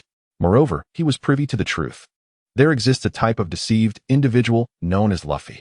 Wait, a brawny man, resembling an ox, emerged from the crowd, his voice cutting through the tension. He regarded Harriet with a glint in his eye and then declared, "Allow me to see Dr. 20. Zoro, who had nearly drawn a sword, sheathed, and, approaching the cabin door, proceeded to open it. With a creak, the door swung wide, through the light spilling from within. The onlookers beheld the figure of a doctor clad in white. Dr. 20. It truly is them. The crowd began to murmur excitedly. I shall place my trust in you, Dalton remarked, casting a sidelong glance at Harriet. Harriet, comprehending the situation, swiftly withdrew the flames. It was evident to him that a nature-type devil fruit user had intimidated Dalton. Many were well aware of the terrifying prowess of nature-type users in the first half of the Grand Line. They were akin to natural disasters. Having endured the devastation wrought by Blackbeard on Drum Island, they could hardly withstand the chaos that a nature-type user could unleash. Is it true? Exclaimed the foolish captain, who, upon hearing the permission to land on the island, immediately bowed in gratitude. Thank you. However, Dalton suddenly found himself at a loss for words. Could it be that they were not villains after all? It seemed plausible, given Walpo's temperament, he would not engage in such conduct. Casting a glance at Luffy, Dalton addressed the gathered crowd. You shall deal with the crew aboard the White Iron Crown. Once the landing matters were settled, Harriet gestured towards the White Iron Crown. The soldiers aboard the ship immediately tensed, casting wary glances at the crowd on shore. Captives. In that moment, the onlookers were convinced that the soldiers had indeed been taken prisoner. With a nature-type user present, it was an effortless feat instantly. Hostile glares were directed at the soldiers. Loyal dogs of Walpo. Someone roared, prompting a chorus of similar shouts. They hastily constructed a rope bridge to the White Iron Crown, boarding the vessel to apprehend the soldiers. Before long, the soldiers were escorted to Big Horn Village. And what transpired next was beyond the Straw Hat Crew's control. In Drum Island, within the confines of Dalton's residence, Nami lay in a deep slumber on Dalton's bed, while Dr. Kureha tended to her. Thanks to Dr. Kureha, Dalton refrained from elaborating on the reasons behind the nation's animosity toward pirates. Is that so? So you were lying, Dalton remarked with a resigned chuckle, glancing at Harriet.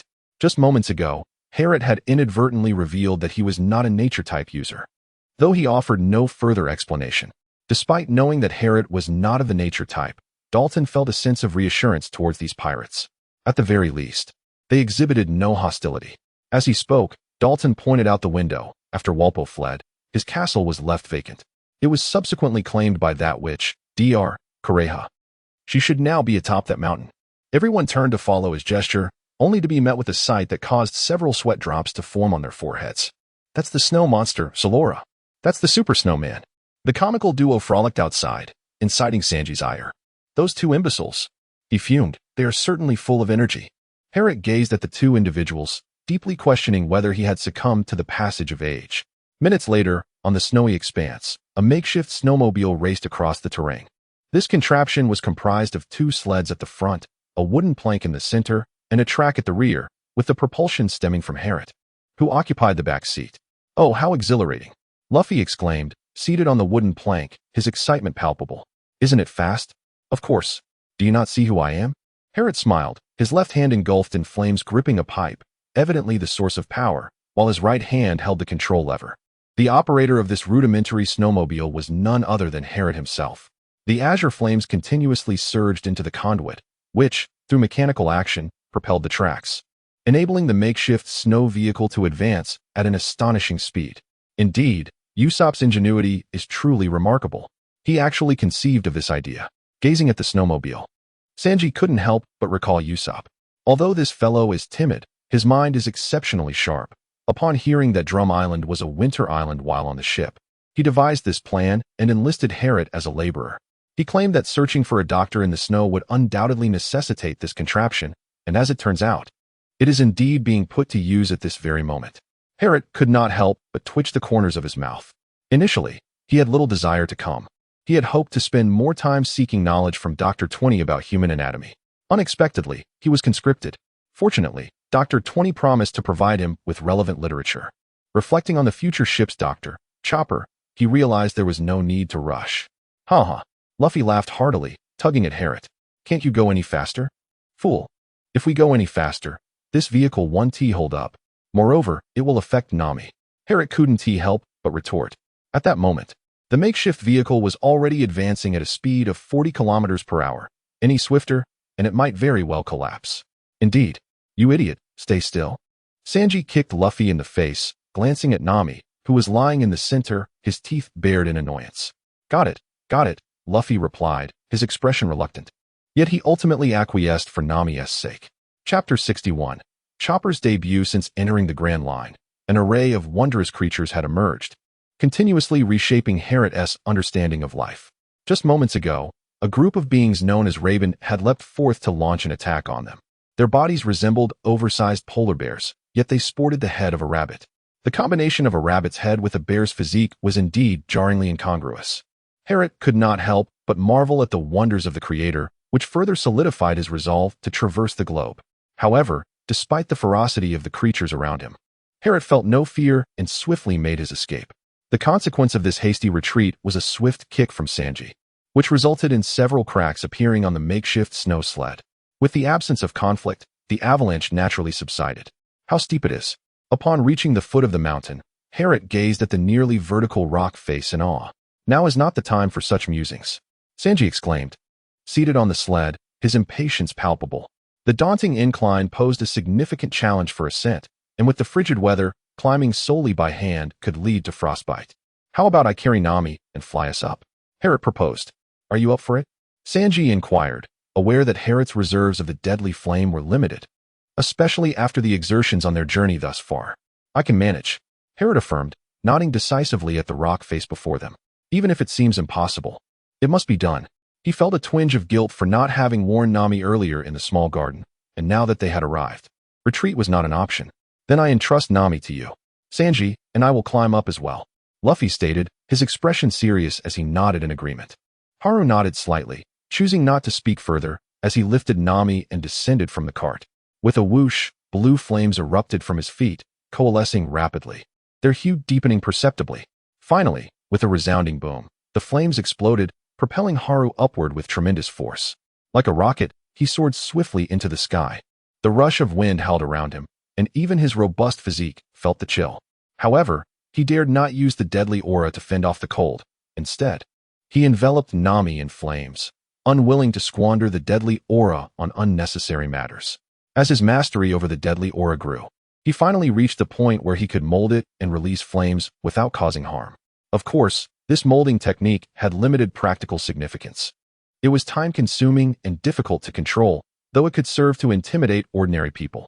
For instance, during this ascent, after nearly 5 minutes of flight, Haru felt a slight dizziness. Damn, prolonged meticulous control is exhausting. Harrot gritted his teeth. Releasing flames required little energy.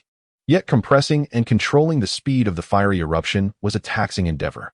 After 5 minutes, he felt as though he had just endured a fierce battle. Persevere. He could faintly discern the edges now. Just then, the flames from his left foot suddenly twisted and expanded. Oh no! The figure in midair abruptly spun around. I can do it! Harrot's heart screamed in anguish, yet he clung tightly to Nami, disregarding the peril of plummeting to his demise. Ignoring the encroaching darkness before his eyes, he resolutely focused on his path and took a deep breath. Boom! Harrot released the controls, and flames erupted from his feet, resembling a blue meteor from a distance. What on earth is happening? Sanji, still climbing the mountain, could faintly hear a rumbling sound and catch a glimpse of a weak blue light. This glow was all too familiar to him, as Harriet practiced maneuvering this device on the ship every day. It's nothing. Rest assured, Harriet will surely manage it. Luffy, also scaling the mountain, stated with unwavering confidence. Sanji was left speechless, yet oddly comforted. Though this foolish captain often acted nonsensically, he possessed the remarkable ability to instill a sense of reassurance in critical moments. Bang! Crash! Harriet fell to the edge of the cliff, yet he did not hesitate to use his own body as a cushion to protect Nami, casually extinguishing the flames that surrounded her. It's over. A sharp pain pierced his head, threatening to plunge him into unconsciousness. Though he yearned to keep Nami warm, in his current state, he could only risk setting her ablaze. This is the end. Harriet endeavored to raise his right hand, and with a resounding thud, he unleashed the last flicker of flame before succumbing to unconsciousness. Outside, as expected, the sudden burst of fire captured the attention of a lone individual and a reindeer within the castle. When Harriet next awakened, he found himself in a room. Where was this place? Harriet felt somewhat dazed, as if he had fainted on the edge of a cliff outside the castle. Fainted. Harriet's eyes flew open, and in an instant, he recalled Nami. Glancing around, he found himself utterly alone, observing the vast emptiness of the room and his own form reclined upon the hospital bed. With an intravenous needle protruding from his hand, Harriet's mind swiftly pieced together the events that had transpired. He had been rescued. Harriet muttered to himself, realizing that he had indeed been rescued by Chopper and Dr. Kureha. Nami should also be resting in a nearby room. Just then, a piercing scream echoed through the air, prompting Harriet to instinctively turn his gaze towards the source of the sound. Suddenly, the door burst open with a loud bang, and an upright creature resembling a raccoon with antlers intruded into Harriet's view. Chopper. The sight of this peculiar being instantly reminded Harriet of the name. In this castle, it was the only entity that could be so bizarre. Stop. That's Miss Nami's supplement. Upon hearing these two exclamations, beads of cold sweat formed on Harriet's forehead. He didn't need to guess who these two were. In a flurry of commotion, Luffy and Sanji rushed in. Ah, Harriet, you're awake, Luffy exclaimed, running in place before turning to look at Harriet. Thanks to you. At that moment, Sanji wore a broad smile as he gazed at Harriet. In Sanji's eyes, those who prioritized women before themselves were deserving of respect. You still appear a bit weak, but it's nothing serious. You just need to replenish your energy. Chopper, who had evidently misjudged the situation, stared at Harriet with a puzzled expression, questioning why he would attempt such a strenuous climb in a state of hunger. According to Chopper, it was clear that Harriet had fainted due to starvation. Harriet could not help but wipe his face. He was well aware of the reason. The prolonged and intense utilization of the death fire during his journey had inevitably drained his reserves, ultimately depleting the energy stored within the death fire and subsequently exhausting his own physical vitality, which led to his fainting from hunger. However, it seems you have inadvertently evaded your intended target. Harriet gazed at the blue-nosed reindeer, expressing a tone of resignation. Dr. Chopper was immediately taken aback, hastily retreating behind a pillar. He then cautiously peered out, unlike before when he merely concealed part of his head while leaving his body exposed. His countenance transformed into that of fierceness. Enough of your incessant chatter, human. Well, regardless, I appreciate your assistance. You appear to be a doctor, don't you, reindeer? Harriet gazed at Chopper earnestly and declared, even if you say that, it will not bring me joy. You scoundrel. Upon hearing this, Chopper immediately began to wriggle with delight, wearing an expression of sheer happiness, yet his words were reluctant. His demeanor clearly belied his true feelings. Observing the insincere blue-nosed reindeer, both Luffy and Sanji broke into a cold sweat. By the way, is our companion all right? Harriet inquired, thinking of Nami. Yes, Chopper nodded, explaining. It seems a highly skilled doctor had attended to her earlier, preventing her condition from deteriorating too much. She has since received treatment, but complete recovery will require a few more days. Oh, the three members of the Straw Hat Pirates present nodded in agreement. Ah, it can talk. At that moment, Luffy and Sanji were taken aback, exchanging astonished glances. Chopper's expression instantly darkened, and he quietly withdrew, finally realizing, Harriet could not help but feel anxious about the sluggishness of these two fellows. Surely, they must have captured it for quite some time, right? They must have heard its cries. The Grand Line is replete with astonishing phenomena. Perhaps it has consumed some devil fruit. Harriet deduced the truth and remarked, he appears to be a doctor. Let us treat him with courtesy. Upon hearing this, the two nodded in agreement. Sanji speculated that this peculiar creature might be Dr. Kureha's pet, possessing a modicum of medical knowledge. As for Luffy, only a being of his kind could possibly fathom his thoughts. Chapter 62. Nami awakens. After a series of inquiries, Harrod discovered that these two individuals had reached the summit merely 20 minutes after his own arrival. This revelation left him in awe of their remarkable stamina, as they had ascended such a daunting mountain in such a brief span of time. It is worth noting that this peak stands at nearly 5,000 meters. Unburdened, the two relied on their robust physiques, managing to recuperate after resting for a mere 10 minutes, appearing lively and animated. Upon seeing Chopper, the scene that Harrod had previously witnessed reemerged. "So, you have seen Nami?" Harrod inquired, and both individuals nodded affirmatively before revealing that the local physician, Dr. Guriva, had already descended the mount. Harrod was momentarily taken aback, yet upon reflection, it seemed entirely reasonable. After all, this island had previously boasted only a single physician. Dr. Guriva could hardly be expected to await patients at her doorstep. Contemplating further, it dawned on him that the Straw Hat Pirates must have arrived here somewhat earlier than depicted in the original narrative. At this juncture, it was likely that Dr. Guriva was preparing to venture out to tend to the ill. Gazing at the Ford drip, which evidently contained nutritional supplements, Harrod casually disconnected it. Noticing this, Sanji gestured towards the door through which they had entered, saying, "I have prepared food over there, in the third room to the left." As a member of the Straw Hat Pirates, he instinctively understood Harrod's immediate needs. Without further ado, Harrod swiftly made his way to the meal, indulging heartily before seeking out Chopper, who was attending to Nami. Knowledge of the human body? Chopper inquired with curiosity, and after some initial exchanges, the man and the reindeer finally managed to communicate with relative ease. Harrod nodded affirmatively. "I had also conducted some research in the past." Upon hearing Harrod, Choba understood that this was likely the research conducted during the study of the Lumbo sphere and surgical techniques. How splendid that is! Harrod suddenly burst into laughter, realizing that with Chopper by his side, he could further enhance his strength. Chopper, initially perplexed, couldn't he help but smile slightly at Harrod's evident joy. When Harrod expressed his interest in human anatomy and his desire to engage Chopper in a discussion, Chopper readily accepted the invitation. Meanwhile, on the coast near Magnet Drum Island, Valbo glared at the soldier reporting to him, incredulous. "What do you mean my castle has been taken?" The soldier, stammering, replied, "It was seized by a doctor named Dr. Guriva, and his team of 20 soldiers have been captured in Big Horn Village." Captured? This is intolerable. Valbo's forehead pulsed with rage. "My castle is of utmost importance. Once I deal with that fool, I'll handle those scoundrels." He fumed. "I barely found my way back from the sea, and now this happens. Unforgivable. I will sentence them to death." Fuming, Valbo mounted a white hippopotamus, accompanied by 2 trusted aides, and galloped towards the castle, leaving a dozen bewildered soldiers behind. Is the castle all that matters? What if one day we are similarly abandoned?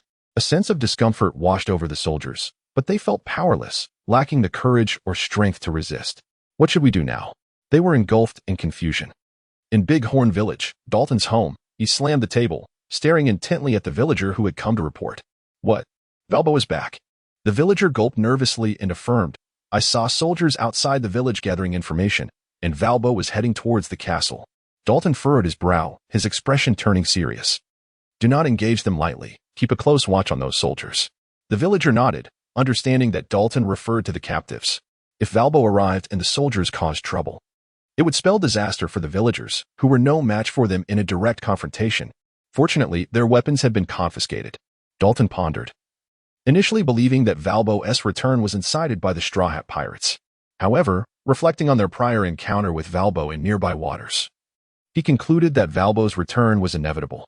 Thankfully, he had not yet acted against the villagers. A flicker of worry crossed Dalton's eyes as he glanced at the villagers across from him. This tyrant cared nothing for the lives of the common folk. He must not be allowed to retain power. He is the treacherous king who has forsaken this nation. "Valbo, it's time to settle this," Dalton muttered to himself before opening the door and rushing towards the castle. A faint murmur echoed in Nami's ears as she slowly opened her eyes. Upon awakening, she was met with a horrifying sight. A figure, along with a diminutive deer-like creature, was pointing at a skinned human body, surrounded by several skeletal remains. Startled, Nami instinctively recoiled, causing the bed to creak ominously. "Oh no, am I encountering a pervert?"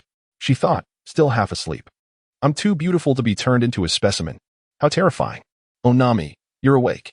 Harrod, upon hearing the business, turned to Nami and exclaimed, "Haha, Harrod." At that moment, Nami, upon hearing his voice, calmed down.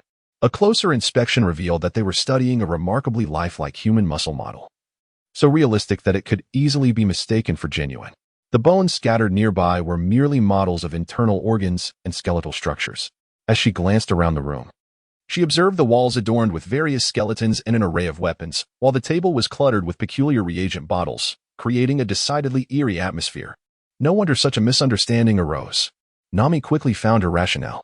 Meanwhile, Chopper, startled by Nami's awakening, swiftly hid behind his companion, anxiously watching her. His attempt to evade was misguided, as Nami broke into a cold sweat at the sight of the peculiar raccoon. What an intriguing creature! Chopper, upon hearing her words, was taken aback once more and promptly concealed himself, urging, "No need for so much chatter, human." Earlier, Herod had revealed his identity to Chopper and demonstrated his fishman form, which excited Chopper to the point of classifying Herod as one of his kin, while simultaneously envying his ability to assume a normal human appearance. At this juncture, it was evident that Nami still embodied the terrifying aspect of humanity. "You have already received antibiotics, and Doriel's medicine is quite effective. Your fever should have subsided considerably," Chopper remarked. Though he felt tense, he still fulfilled his duty as a doctor. Nami was momentarily taken aback, but quickly realized that she had indeed sought the doctor's assistance. Upon touching her forehead, she confirmed that her temperature had indeed decreased somewhat. "I heard Herod mention that you were already aware of your condition, so I want to elaborate further. This illness typically requires a 10-day course to heal, but under Doriel's care, you must still rest for 3 days to recover properly," Chopper said anxiously, his discomfort in speaking so extensively in front of others evident. 3 days? Nami exclaimed in surprise, eager to throw off the covers. "We don't have that much time. The fever has already subsided. If we just return and rest, I should recover gradually. Best to remain lying down for now," Chopper advised. Herod approached, swiftly restraining Nami, meeting her gaze. "You merely have a fever. Most of the pathogens remain within you. You cannot afford any strain, and we have no doctor aboard." As he spoke, Herod cast Nami a significant look. Nami blinked in surprise, immediately becoming more compliant. "Is there something wrong?" "Thank you." After a moment of consideration, she expressed her gratitude to Chopper. "You idiot. Even if you thank me, I want to be pleased," Chopper retorted, twisting in agitation, though he appeared rather joyful. Nami observed this scene. A few black lines appearing on her forehead. What a peculiar creature. Wait, it can talk. A talking reindeer with horns. Nami gasped, scrutinizing Chopper. Indeed, in the Grand Line, one could encounter the most bizarre entities. Reindeer. Miss Nami. Suddenly, 2 individuals burst through the door, one fixating on Chopper and the other on Nami. "Ah." The lovesick chef immediately twisted his body, clasping his hands before his left cheek. "Nami, I shall prepare a heartfelt medicinal meal for you. Nami, you're awake." Luffy first flashed a smile at Nami, then turned to Chopper, saying, "Reindeer, will you join our pirate crew? Be my mate." Having heard Herod's words and reflecting on Dr. Kureha's previous mention of another doctor in the castle, coupled with Chopper's ability to speak, Luffy's mind was instantly stirred with the desire to invite Chopper. In the quirky thought process of this captain, perhaps amusement was one of the criteria for selecting crew members. Chopper's heart trembled at the words. "A companion? Impossible. I am merely a reindeer." Dr. Hiralek. The thought of this caused Chopper's eyes to dim, and he abruptly turned to flee, his demeanor appearing rather dejected and disheveled. Chapter 63. The Return of Walpo. His name is Chopper, an ordinary reindeer who happened to consume the human fruit. Dr. Kureha had returned at some point, narrating Chopper's tale in Nami's room, now with 2 additional listeners. Meanwhile, the black-clad Herod was engaged in his daily training alone within the castle. Yes, and he was also attempting to charm a reindeer. As previously mentioned, Chopper felt a certain kinship with Herod, having learned of his half-fishman heritage. Perhaps it was a case of mutual understanding. Chopper observed as Herod sketched something on paper. Whenever he had a question, he would ask Herod to pause, then approach to feel Herod's muscles or take out a stethoscope to listen to his heart and lungs, occasionally checking his pulse. Thus, nearly 30 minutes passed, resulting in several anatomical drawings appearing in Chopper's hands. "This is my body." Herod glanced at Chopper's drawing, and indeed, his bodily structure exhibited certain distinctions from that of an ordinary person. Chopper nodded thoughtfully, then remarked, "Herod, you possess a dual respiratory system, and as you mentioned, there are specialized muscle tissues. Though relatively simple, this is the extent of our current understanding." Haru nodded in acknowledgement, recognizing that achieving such progress in a brief span of time was commendable. After all, one cannot resort to self-dissection, can they? While it may be expedient, it would ultimately lead to demise. And in death, what purpose would remain? Perhaps I might employ a special diagnostic tool known as the blue wave ball. This unique substance, developed by me, has the ability to disrupt the transformation wavelengths of animal-based ability users, thus enabling me to execute a 7-stage metamorphosis. One of these transformations enhances cognitive functions, allowing me to gain a more precise understanding of your physiology. With that said, Chopper gazed at Haru with eager anticipation. Harriet did not disappoint him and promptly uttered the words that Chopper longed to hear. You truly are impressive. You fool, even if you praise me like that, it won't bring me any joy. Chopper immediately twisted his body, feeling a tumult in his heart. Harriet pondered for a moment, if Walpo were to arrive now. Dealing with Chopper, who had utilized the rumble ball, would indeed pose quite a challenge. However, he could still persuade Luffy to invite Chopper. Perhaps persuasion was unnecessary, for Luffy had already exhibited considerable interest in Chopper. Chopper produced the rumble ball, and Harriet observed it with a hint of curiosity. Was it not blue? He had once followed the anime One Piece, yet he did not possess the habit of watching it repeatedly, leading him to forget certain details over the prolonged course of the series. For instance, the rumble ball was yellow. To Harriet's present understanding, the presence of the word blue implied that the ball should be blue. How literal-minded he was, mistaking it for blue when it was indeed yellow. Chopper cast a curious glance at Harriet before tossing the rumble ball into his mouth, preparing to bite down and showcase his research findings to this newfound kindred spirit.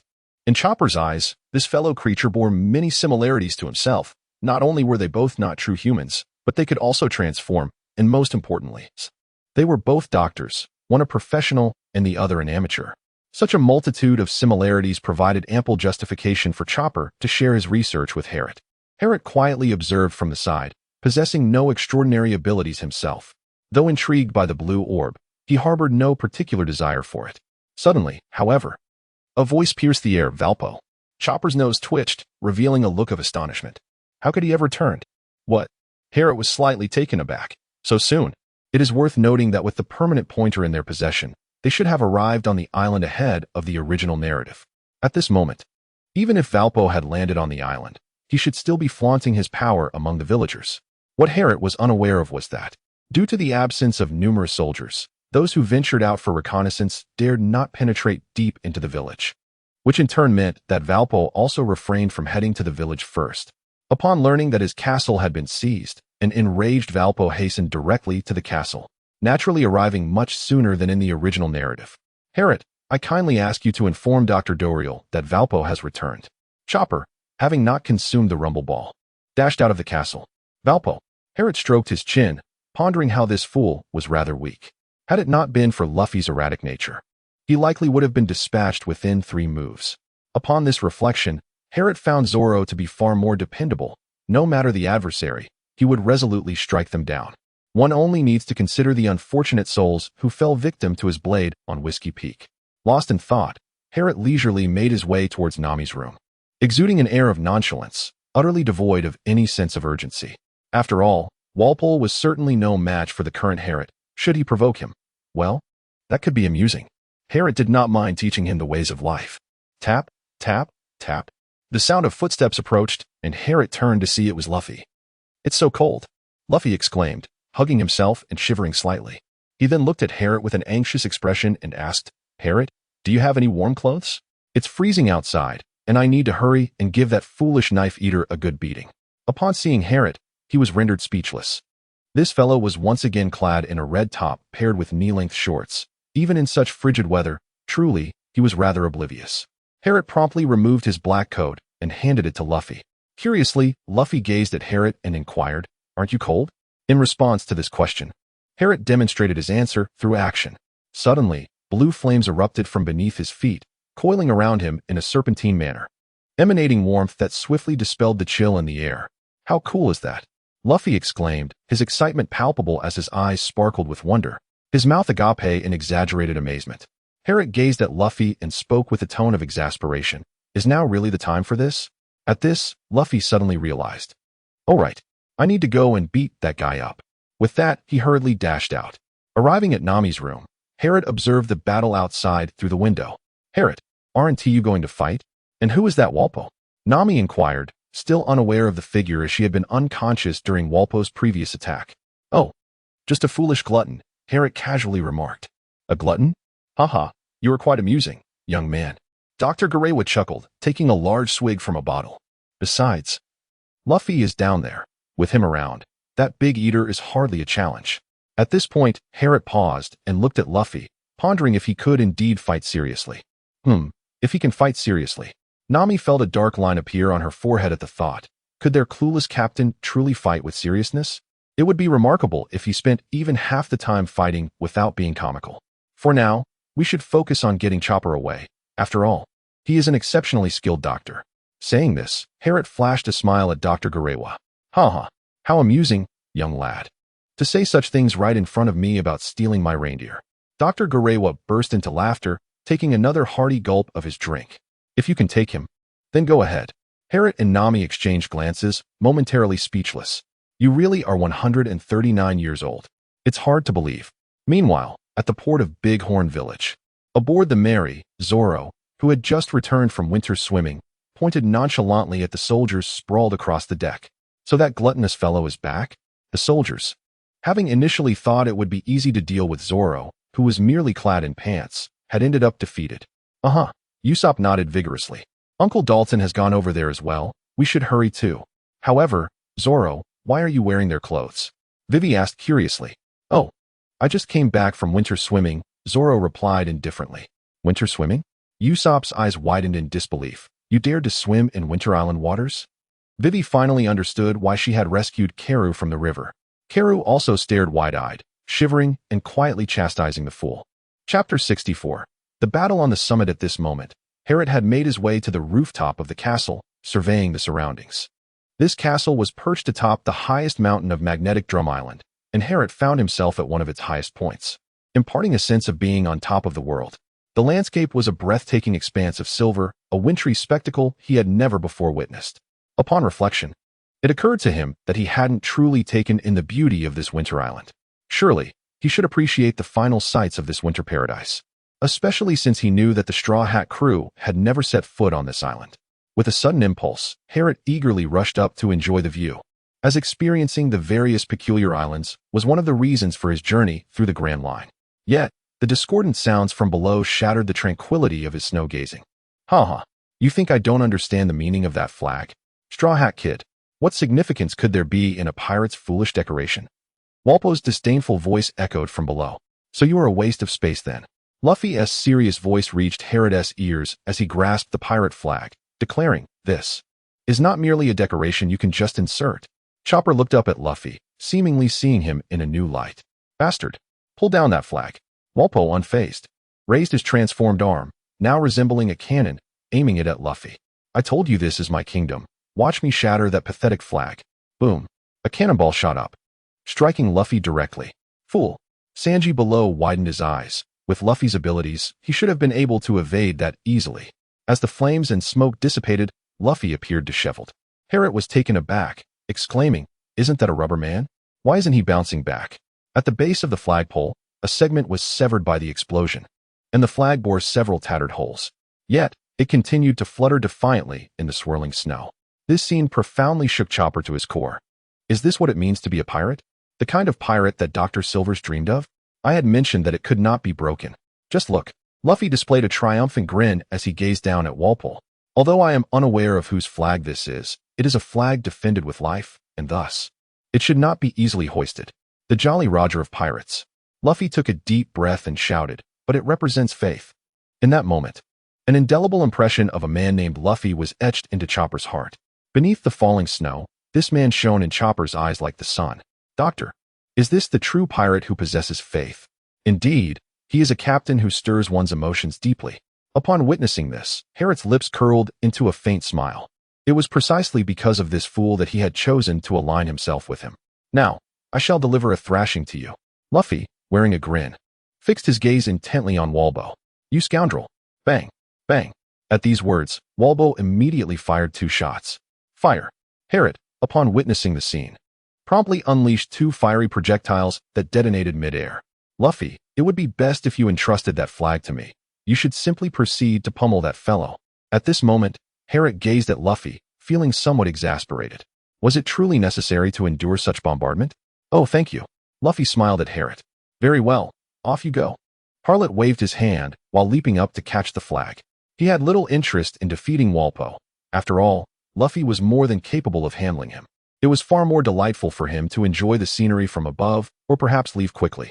However, just as Luffy was about to jump down, a figure appeared. Walpo. Dalton gasped, clearly exhausted from his long journey. His face contorted with anger as he shouted, "You are no longer the king of this country. Get out." At these words, veins bulged on Walpo's forehead. "What did you say? Leave? It seems you've forgotten that I am the ruler of this land." Before he could finish, Walpo launched an artillery attack at Dalton. Boom, boom, boom. 3 cannon blasts echoed as the cannonballs hurtled toward Dalton. With a swift motion, Dalton dodged the projectiles and leaped towards Walpo, drawing his massive sword to strike. Just then, 3 arrows shot forth, striking at Dalton while he was midair and unable to gain his footing. Clang. Dalton reacted quickly, blocking the incoming attack with his sword. Die? Walpo's eyes widened as he aimed the cannon at Dalton. Boom. The shot hit Dalton squarely, and although he managed to block it with his sword, the explosive force still injured him. Dalton collapsed. "Uncle!" Luffy exclaimed in shock, quickly extending his arm to grab Dalton and pull him back to safety. Goodness. This is still a disaster. Harlot thought to himself, initially believing that Dalton would fare better than in the original story. Yet, history proved relentless. With a quick adjustment, Harlot secured the pirate flag of Sirleaf. Meanwhile, the battle below escalated into a frenzy. 7-portion transformation. What an intriguing reindeer. Luffy's eyes sparkled as he watched Chopper. Chopper showcased his mastery of the 7-portion transformation, almost overpowering the stacked flag warrior, Marimo. Arm strength enhancement. Chopper's muscles swelled dramatically, demonstrating that he was no mere decoration. As he charged at Marimo, he shattered the opponent's hammer with a single blow. "How dare you?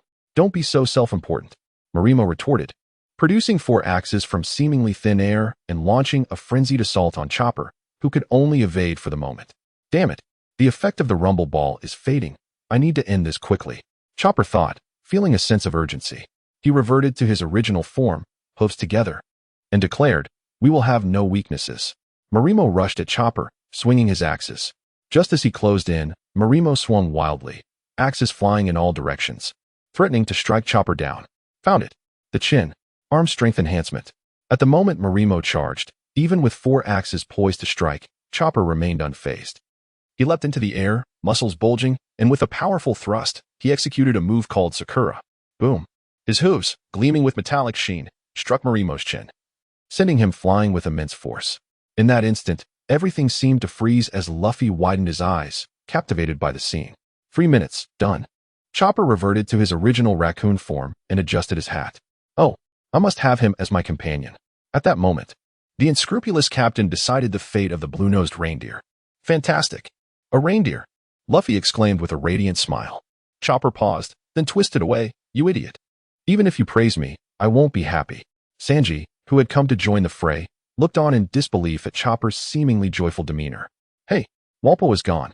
Suddenly, the trio and the reindeer noticed Walpo's conspicuous absence.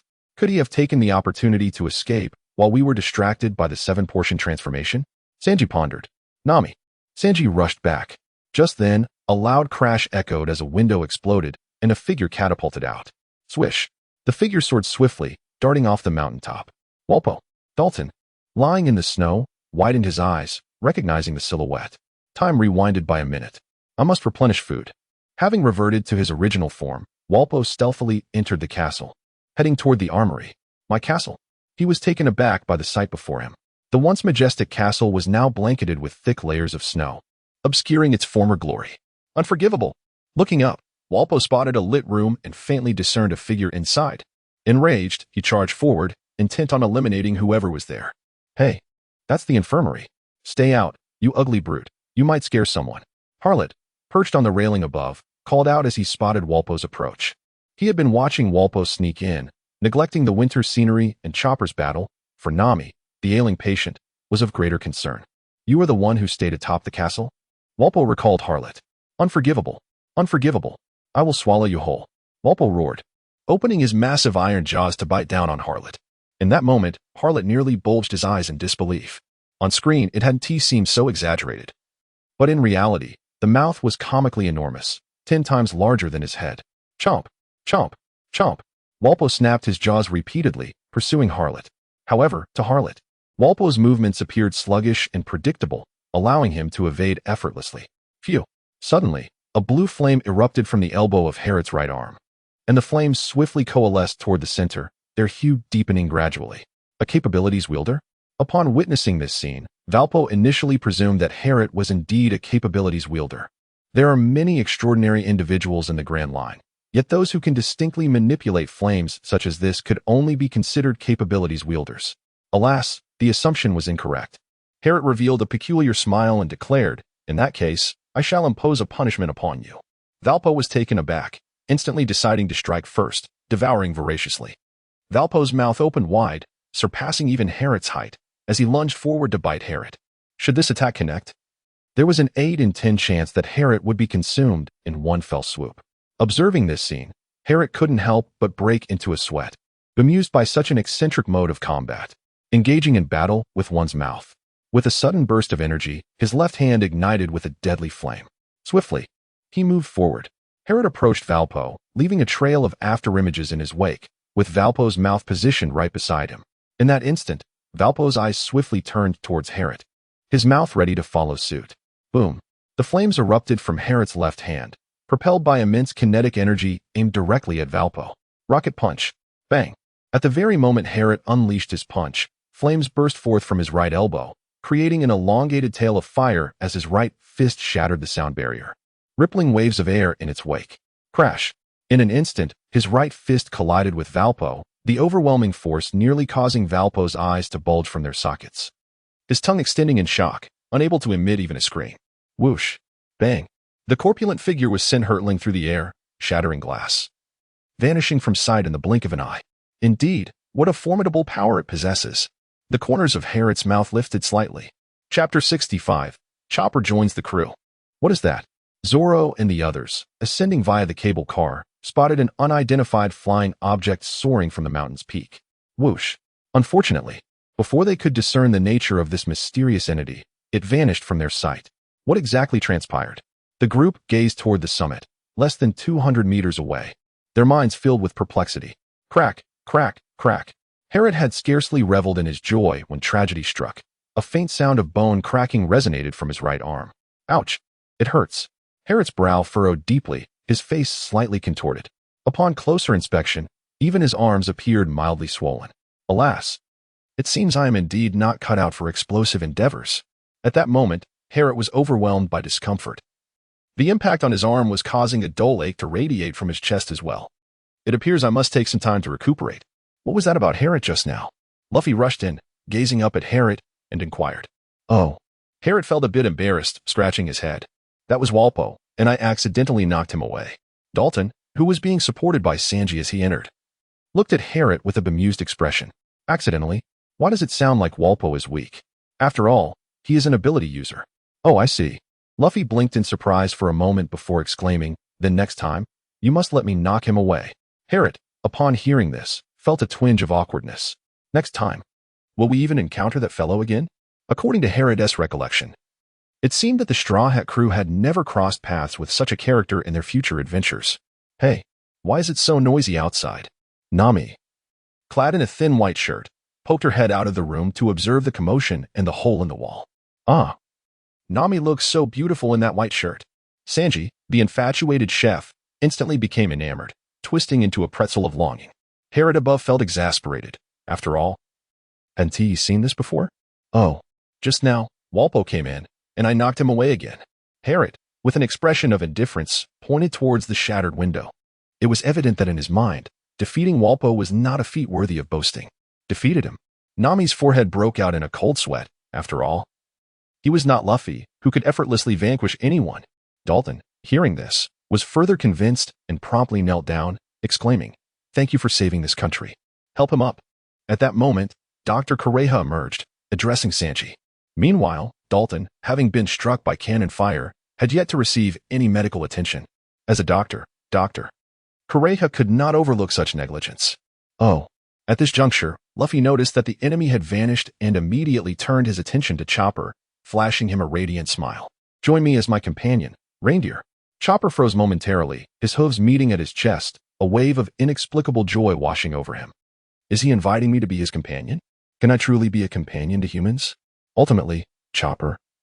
With a tinge of melancholy reflecting on his past experiences and considering Dr. Correja, turned and dashed outside. Hey, stop, reindeer. Be my companion.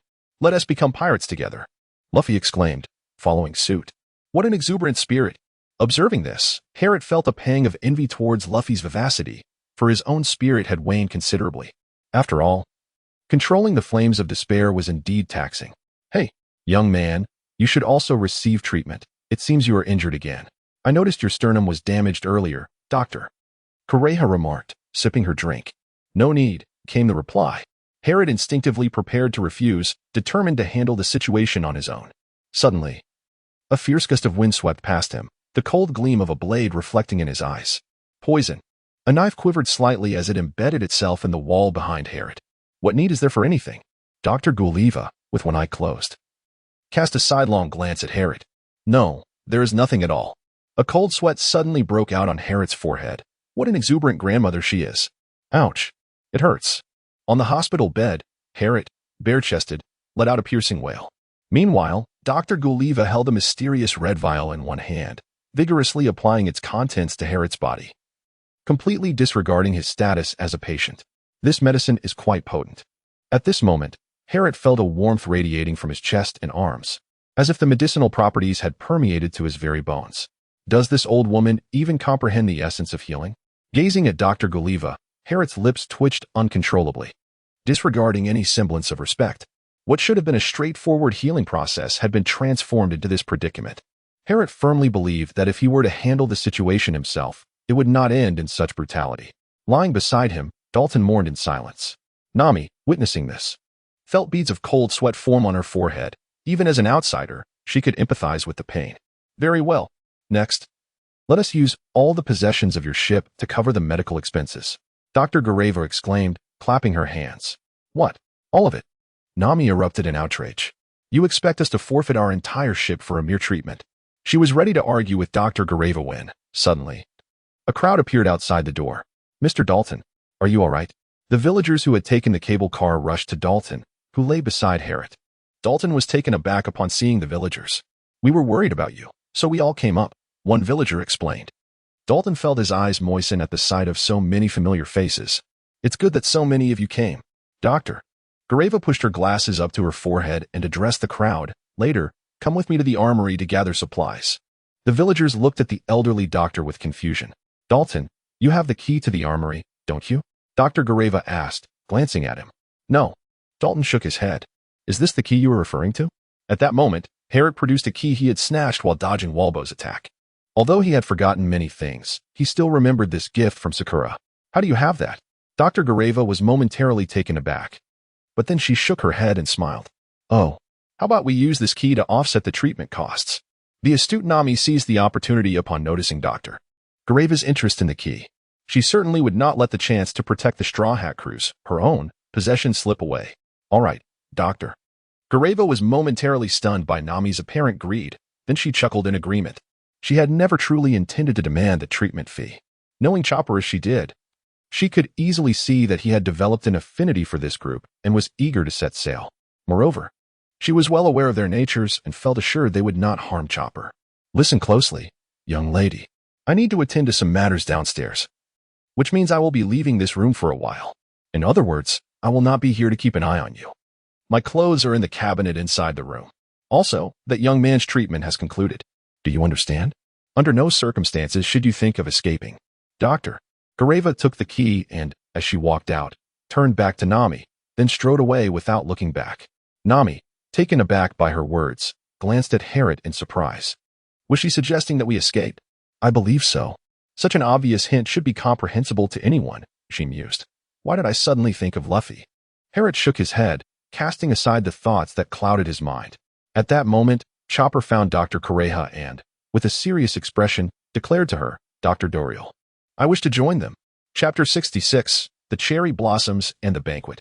Not long after Harriet reunited with the group, Chopper transformed back into his reindeer form and dashed out, pulling a sled, closely pursued by the fully armed Dr. Correja, who hurled knives in her frantic chase. Swiftly, unknown projectiles whizzed past the Straw Hat crew, creating a chilling atmosphere. A collective bead of sweat trickled down their brows as they stared in a daze at this exuberant and fierce old woman. The sight startled not only Chopper but the entire crew, prompting them to quickly board the sled and soar down the cableway from an altitude of 5,000 meters. Was a proper farewell too much to ask for?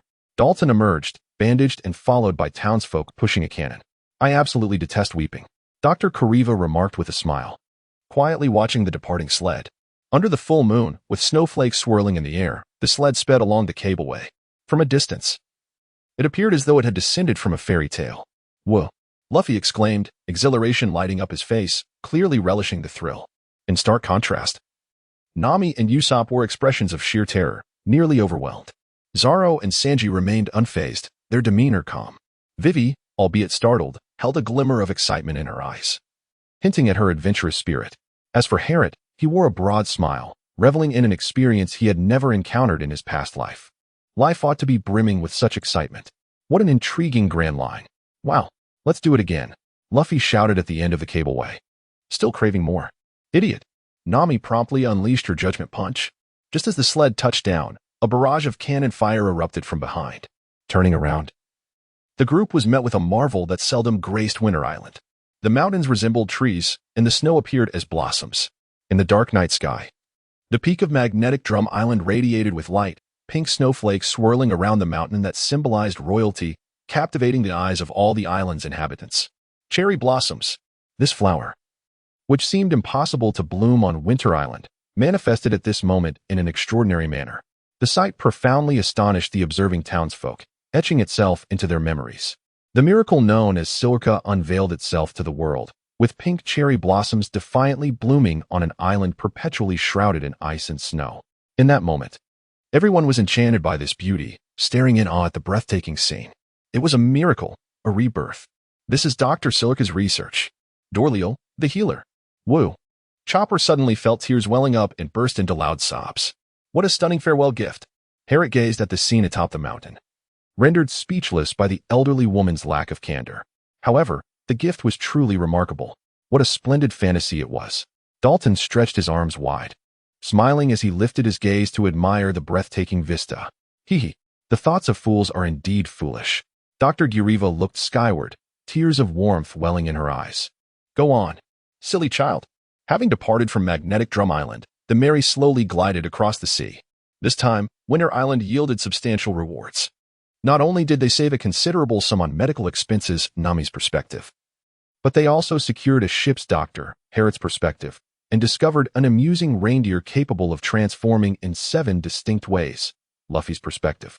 Ultimately, they were treated to an unforgettable spectacle. In summary, the journey was certainly worthwhile. With such bountiful gains, how could a feast not be in order? Thus, Sanji sprang into action, diligently attending to his duties. Seizing the opportunity, Harriet promptly ushered Nami into the cabin. Upon entering, Nami was utterly astonished. So many treasures. Gazing at the piles of gems, golden ornaments, and stacks of belly, she was so excited that her words stumbled. Hee. Harriet wiped his nose with a smile and remarked, "This is plundered from the ship of Walpo. Although it is but a fraction, combined with our previous gains, we should be able to enjoy a prosperous life ahead." A fraction. Nami immediately furrowed her brows, questioning why they did not take everything. However, considering that these were items from Chopper's homeland, leaving some behind would benefit the construction of his new country, and she chose to refrain from further comment. Gazing at the yellow and white treasures, her mind raced with calculations. There must be at least 200 million here, not to mention the spoils from the bear pirates.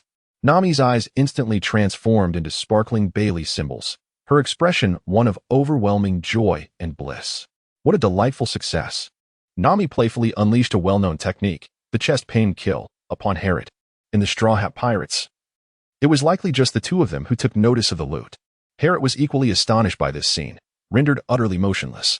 Ding ding ding. The effect of the suffocating pressure was remarkable, plunging Harriet into a state of distress. Health -10, blood pressure 10. Ding ding ding. Harriet has received a heartfelt medal from Nami.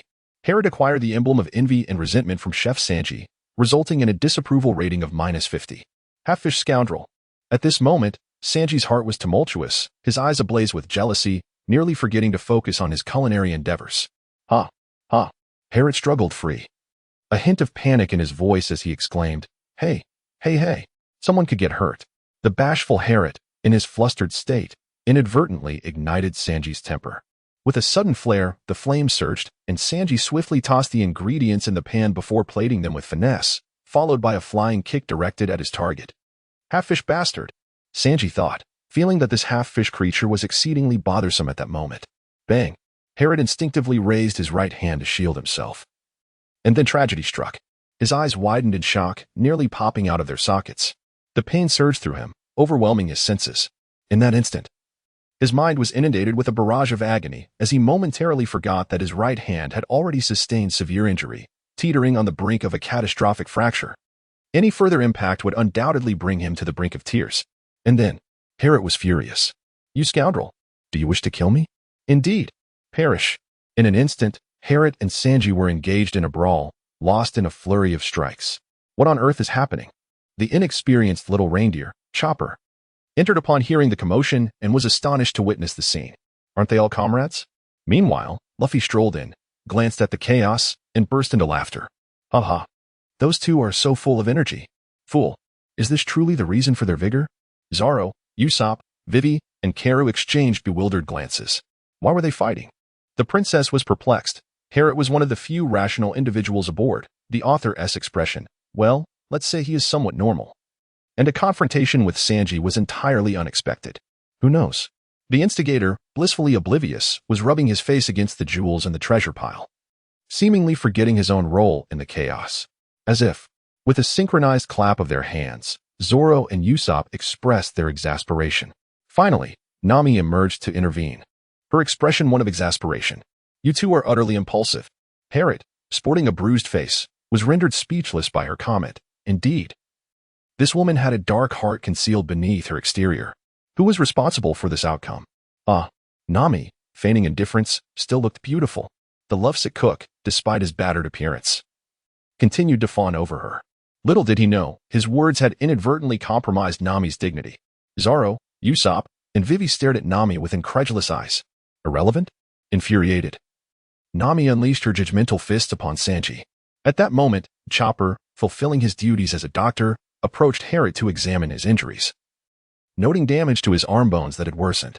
Afterward, he retrieved some medicine from his backpack to tend to Harriet's wounds. Chopper was truly kind-hearted. He was indeed a remarkable doctor. Once Nami had dealt with Sanji, she turned to Chopper. "You rascal, even if you flatter me, it won't make me happy." Chopper immediately began to blush, a look of joy on his face. Clearly, he was quite pleased. The Straw Hat crew collectively scoffed in their minds. "Wait," Vivi exclaimed in surprise. "Chopper is a doctor?" "Indeed." Haru nodded thoughtfully. "Oh, so that's how it is." Luffy furrowed his brow, deep in contemplation, his expression shifting to one of sudden realization. It was clear that he had only just remembered Haru's earlier mention of Chopper being a doctor. Prior to this, his impression of Chopper had likely been overshadowed by the antics of the 7 transformations. "We have a doctor now," Usopp exclaimed, feeling a surge of happiness. After the incident in the Little Garden, the crew had finally recognized the significance of having a physician on board, making this a moment of genuine joy. "Hey, Luffy, didn't you already know Chopper was a doctor? Why did you invite him up?" Nami inquired, her curiosity piqued. "The 7 transformations," Luffy blurted out in response. "Spare ingredients," Sanji chimed in, joining the fray. "Dolly, I want to go back," Chopper exclaimed, nearly on the verge of tears. Let's celebrate our ship's Dr. Chopper joining us." Soon, the feast was prepared, and everyone gathered around the table to make amends for previously forgetting Chopper's role. Luffy promptly enlisted Usopp to join him in an absurd display of inserting chopsticks into their noses and mouths while performing a bizarre dance.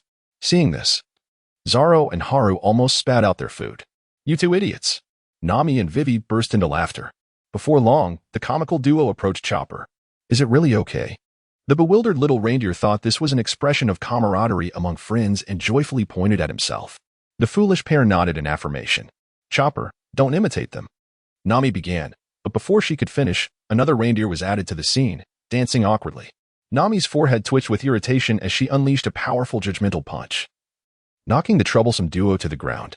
"Don't lead Chopper astray," she roared, her face contorted into a shark-like expression as she stood over the fallen fools. "Sorry." The duo groaned, lying on the floor. Chapter 67, on the road just a few hours after the Straw Hat crew departed from Drum Island. News of their presence reached a basement beneath the Great Red Tree numbered 63 on Sabaody Archipelago in the Grand Line. The Straw Hat Pirates have appeared on Drum Island? Are you sure? A man dressed in black grasped the microphone, inquiring. Absolutely. Many people here have seen them, or else I wouldn't dare to report, came the reply. However, according to witnesses, they have already left Drum Island.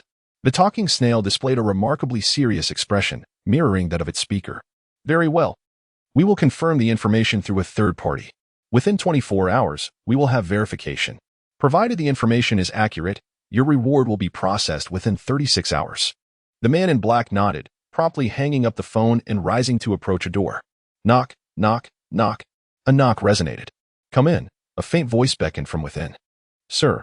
The man in black entered, saluted, and stated, We have news regarding the elusive Harriet. They left Drum Island a few hours ago, and we are currently verifying their route. Oh. The officer, seated at a desk and reviewing documents, looked up with a furrowed brow. So his route can be confirmed? I have great confidence in our intelligence department. By the time it arrives here, there is an 80% chance it is accurate. However, this is still at the earlier islands.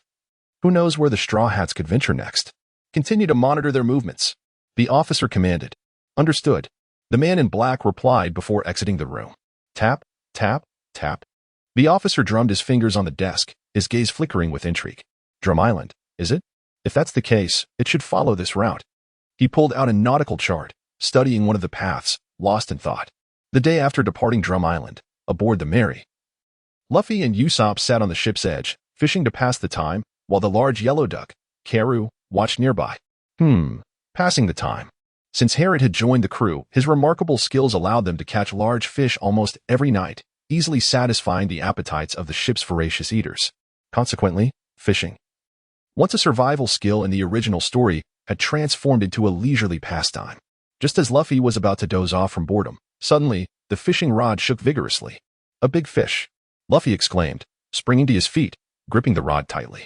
Creak. The rod bent into a daunting arcwell. Usopp and Karu were instantly thrilled. Damn it. Luffy strained, pulling hard, nearly snapping the rod in half. Bang. Splash. With a resounding crash, a massive fish, nearly 5 meters long, was hauled onto the deck, soaring into view. Huff. Huff. Zoro, gripping dumbbells, swung them tirelessly. Suddenly, an ominous sensation washed over him, prompting him to look up sharply. A colossal shadow loomed overhead. Damn it. I don't even need to guess. I know who's responsible. He quickly dove to the side. Thud. The Mary shuddered violently. What the hell are you trying to do? Zoro shouted, transforming into a shark-faced glare directed at Luffy. I'm sorry. Luffy earnestly apologized. I'll be more careful next time. Next time. Zoro's urge to draw his sword and slice this fool was palpable. It was you causing all this trouble. Sanji, cigarette in mouth, looked unhelplessly at Luffy, who was still apologizing. On the ship, if anyone could create such a ruckus, it was none other than this foolish captain. Yo. Sanji, I'm hungry. I want to eat meat. Upon seeing Sanji, Luffy's demeanor shifted instantly. Tossing aside his remorse and smiling at Sanji. Honestly, Sanji appeared exasperated, but soon smiled. All right, since the captain is hungry, I'll get started. With that, he rolled up his sleeves to begin cooking. Damn it. Zoro's mouth twitched in irritation at Luffy's quick forgetfulness regarding his blunder. Hey, what is going on? The commotion naturally attracted Harriet, who emerged from the cabin, surveying the chaos on deck. Luffy, Zoro, and this fish. Harriet glanced at the expressions on their faces, then cast a fleeting look at the fish on the deck, instantly discerning the truth. A hint of amusement graced his lips as he recalled that among the Straw Hat crew, Zoro seemed to be the most unfortunate, often sent flying by the bizarre objects that Luffy would hurl at him. Nevertheless, at that moment, Harriet found himself aligned with Zoro, exclaiming, Hey, Luffy, behave yourself. I'm busy collaborating with Chopper on our research. Speaking of which, it seems you and Chopper have been engrossed in this endeavor for the entire morning. Usopp blinked in response, gazing at Harriet. Of course, developing a new medicine is no simple task, but fortunately, the medication I require can be produced in a relatively short time frame. Haru nodded thoughtfully and spoke. Harriet's aspiration to develop a pharmaceutical remedy revolves around enhancing energy replenishment, whether it be through discharging capabilities or the enigmatic Deathfire. The utilization of these forces depletes the energy within Herod's system. Given his current state, relying solely on sustenance has proven insufficient to meet his energy demands. Consequently, he has turned his focus towards medicinal solutions. Chopper, not only a skilled physician but also possessing research experience, has previously created the remarkable Rumble Ball. However, it is believed that, in comparison to the myriad of bizarre and technologically advanced concoctions present in the pirate world, the nutritional supplement he envisions should be relatively uncomplicated to devise. As anticipated, within a mere half-day, Chopper has made significant progress, currently engaged in experimentation and risk assessment. It is estimated that within a day or two, the inaugural batch of products will be ready for production. However, there remains a caveat. Harlot's eyes glimmered as he gazed at Usopp, contemplating that rather than idly fishing, it would be more beneficial to engage in some rigorous training. After all, there remained but a week until their arrival in Alabasta, and it was highly likely that a fierce battle awaited them. Herod sighed, deliberately casting a gaze upon Usopp that seemed to pierce through him. Indeed, sweating profusely, Usopp's earlier smile vanished into thin air. What imaginative scenario had unfolded in Usopp's mind, resulting in a fright that nearly drained the color from his face? Just then, the little reindeer emerged from the cabin. Witnessing Usopp's alarming state and instantly suspecting a grave situation, rushing over, it inquired, "What happened to Usopp?" The little reindeer's concerned expression elicited laughter from Nami and Vivi, who had also stepped outside. However, Vivi vaguely caught the mention of a fierce battle, a shadow of unease creeping into her heart. Crocodile, one of the 7 warlords of the sea, with a bounty of 81 million berries. The thought of Herod suggesting that he could potentially possess the strength of a pirate with a bounty exceeding 200 million only intensified her apprehension. This was the first half of the Grand Line, where pirates with bounties over 100 million were exceedingly rare. Despite her loss of privilege, Vivi, as a member of the royal family and a descendant of the 20 kings of the Creator God, had access to knowledge far beyond that of ordinary royals. In these waters, a bounty exceeding 100 million marked a significant divide. Such individuals were undoubtedly powerful, either possessing formidable abilities or extraordinary martial prowess. Regardless of the category, they represented a catastrophic threat to the current state of Alabasta.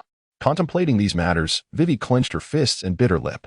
Nami, noticing Vivi's distress, reached out to grasp her hand, and with a smile that caught Vivi by surprise, she encouraged, "Vivi, why don't you tell us about Crocodile? Perhaps to relieve some of her own internal pressure as well." Crocodile? The little reindeer was perplexed. It was hearing this name for the first time and, being somewhat naive, was unaware of the implications it carried.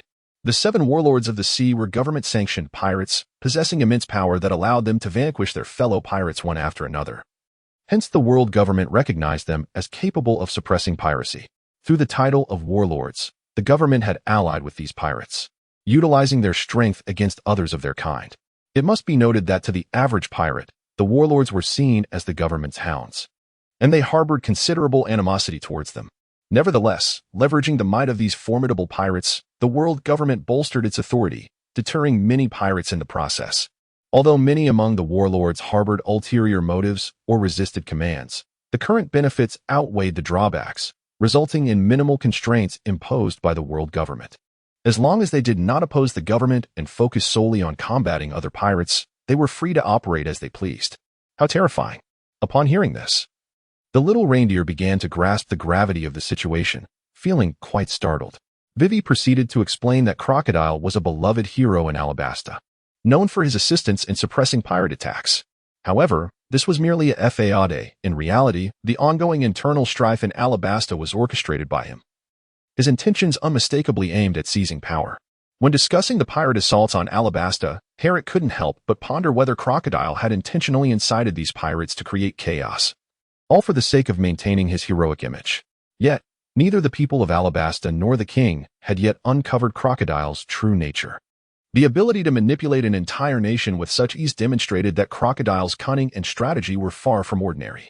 Indeed, he is a most peculiar individual. Herrick silently shook his head.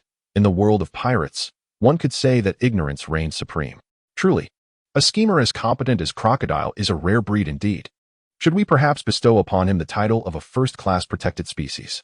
Herrick's heart brimmed with malice as he contemplated. Through the preceding narrative, he was well aware that Crocodile had once dared to challenge the formidable Whitebeard, whose stronghold lay in the New World. It was certain that Crocodile had ventured there, Given his capabilities, he must have, to some extent, encountered the concept of hockey, even though he was a Logia-type devil fruit user. Primarily focused on the development of his fruit's powers, he would inevitably have come across it. After all, this was a force capable of countering even the mightiest of Logia users. Furthermore, to seize control of a nation's governance? Harriet silently shook his head. The true objective of the sand crocodile was none other than the king of the underworld. Eventually, Vivi mentioned BW, elucidating its organizational structure. To which Usopp exclaimed in astonishment, "Does that mean we must confront 7 formidable adversaries?" In the Little Garden, Usopp had thoroughly grasped the troublesome nature of BW's elite agents, each possessing peculiar abilities. Among the remaining 7 elite operatives, 2 had already been confirmed as ability users, and the likelihood that the rest were also endowed with such powers was undeniably high. Devil fruit users. Given the current circumstances, it was certain they would manifest in Alabasta. The mere thought of this brought an overwhelming urge for Nami and Usopp to weep. They had only just ventured into the Grand Line, and were already encountering the very ability users they had not seen in the East Blue for over a decade. Not only had they emerged, but they were also their enemies. Could life become any more unbearable? However, with Vivi by their side, the two managed to suppress their negative emotions deep within. She was, after all, the one truly burdened with immense pressure. The fate of an entire nation rested upon her shoulders. From prior intelligence, over 1 million had already entered a standoff, all of whom were military personnel.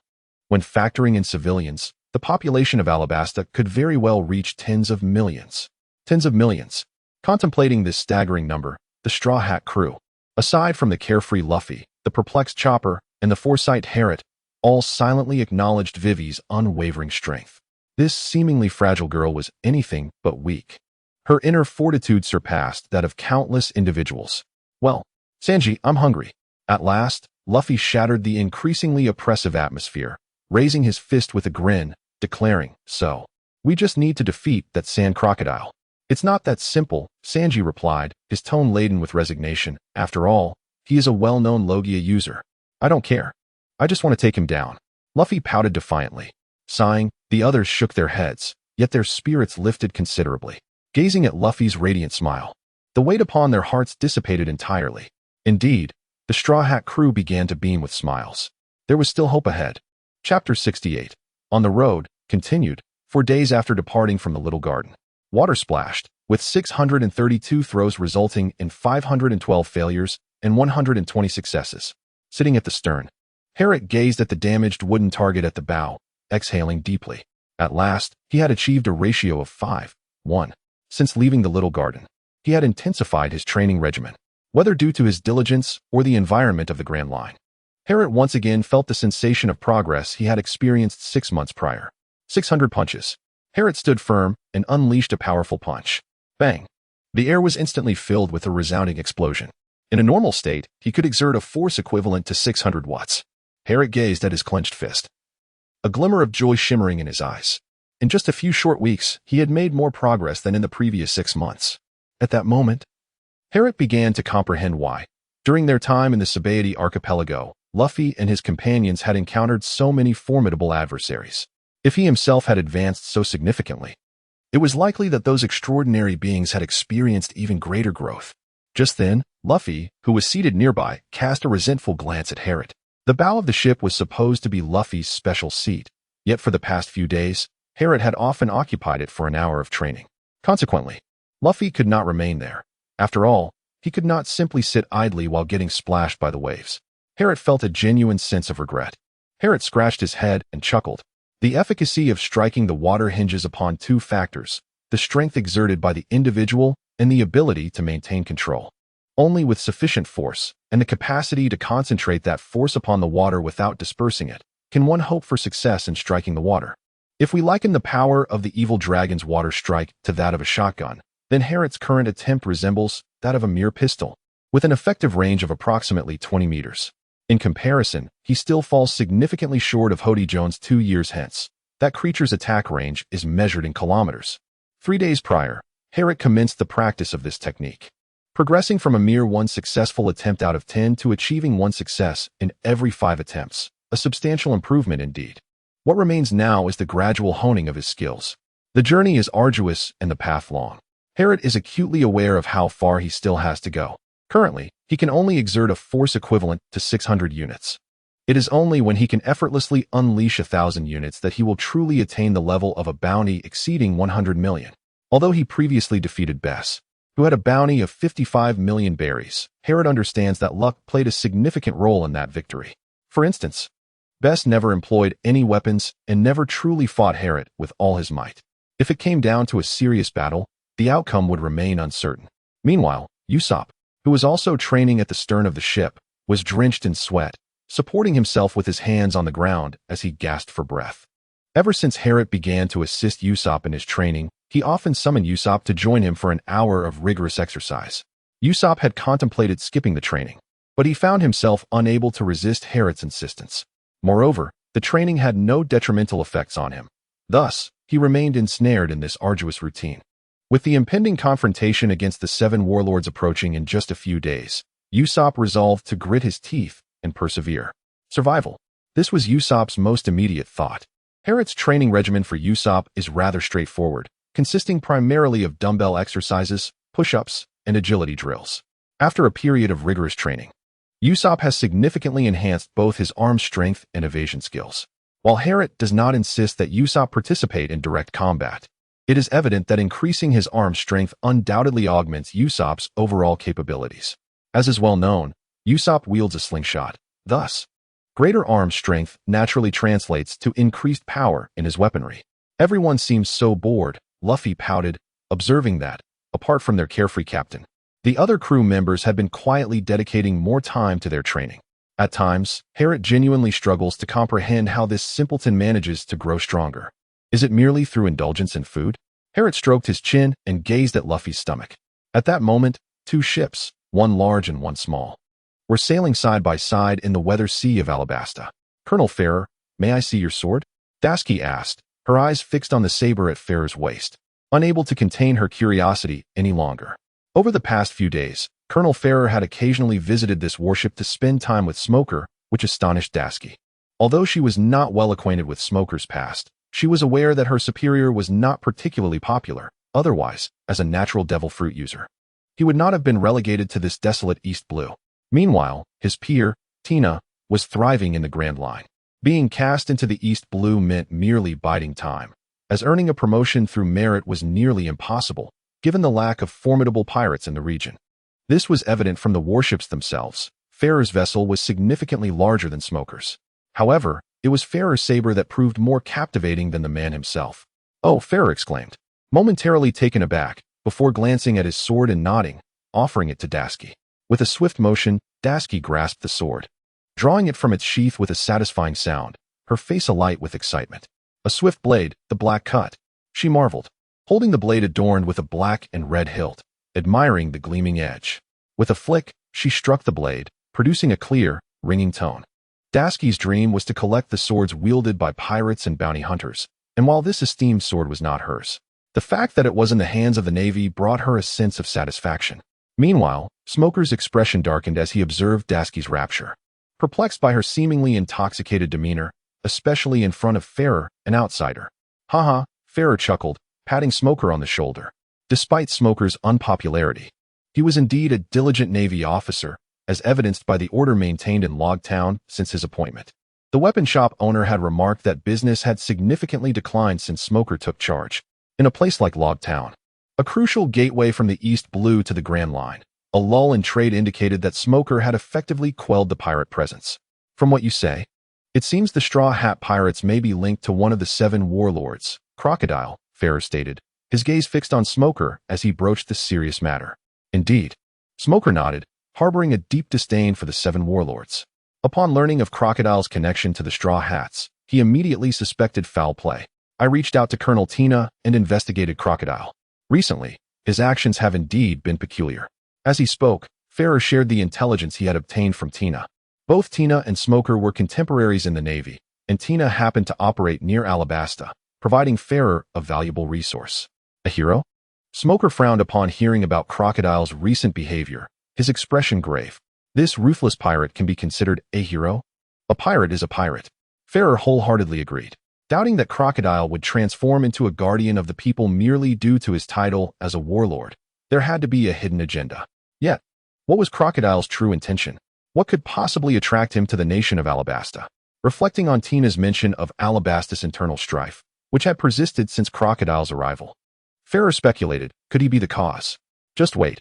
One day I shall follow in Admiral Akainu's footsteps and eradicate this band of scoundrel pirates. A vision of a burning town flickered in Farrer's mind, accompanied by the echoes of despair and maniacal laughter from years past. His fists clenched involuntarily. The scene shifted back to the Mary. With a swift motion, Harriet vanished from the deck. In a flash, Luffy's arm extended, nearly capturing Harriet just in time. So fast, Vivi exclaimed, watching the playful exchange. Over the past few days, Harriet had occasionally sought Luffy's company for games of tag, much to Luffy's delight. As the monotony of life aboard the ship was palpable, especially when he couldn't indulge in his favorite pastime of eating to his heart's content. Naturally, the outcome favored Harriet, as both his swift movements and the technique of Soru rendered him nearly untraceable. Yet, true to his nature, Luffy began to catch up to Harriet's pace, showcasing his innate talent for combat even in the guise of play. In an instant, Harriet appeared atop the mast. Oomph! Luffy expelled 2 jets of air from his nostrils, tilting his head in irritation. Harriet, how did you get up there so quickly? The foolish captain felt a twinge of dissatisfaction, having not secured a victory in their recent games. Upon hearing his exclamation, Nami, who was leisurely reclining on a deck chair while perusing the news, turned her head curiously to observe Harriet. Harriet can be considered the swiftest among the Straw Hat crew once he unleashes his speed. None of his companions can keep pace with him. Harriet gazed at Luffy, inwardly lamenting that he truly lived up to his role as the protagonist. Just a few days had passed, and already he was compelled to enter electric shock mode. Luffy's high-speed movements in his ordinary state had nearly unraveled his defenses. Upon hearing Luffy's inquiry, Harriet replied, "This technique is called Suru, a specialized movement skill, as you have likely discerned."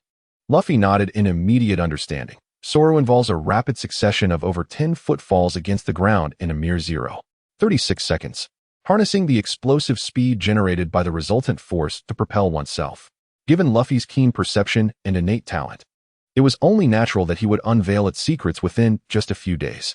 However, Nami and the others were unaware of this, prompting Harriet to elucidate further.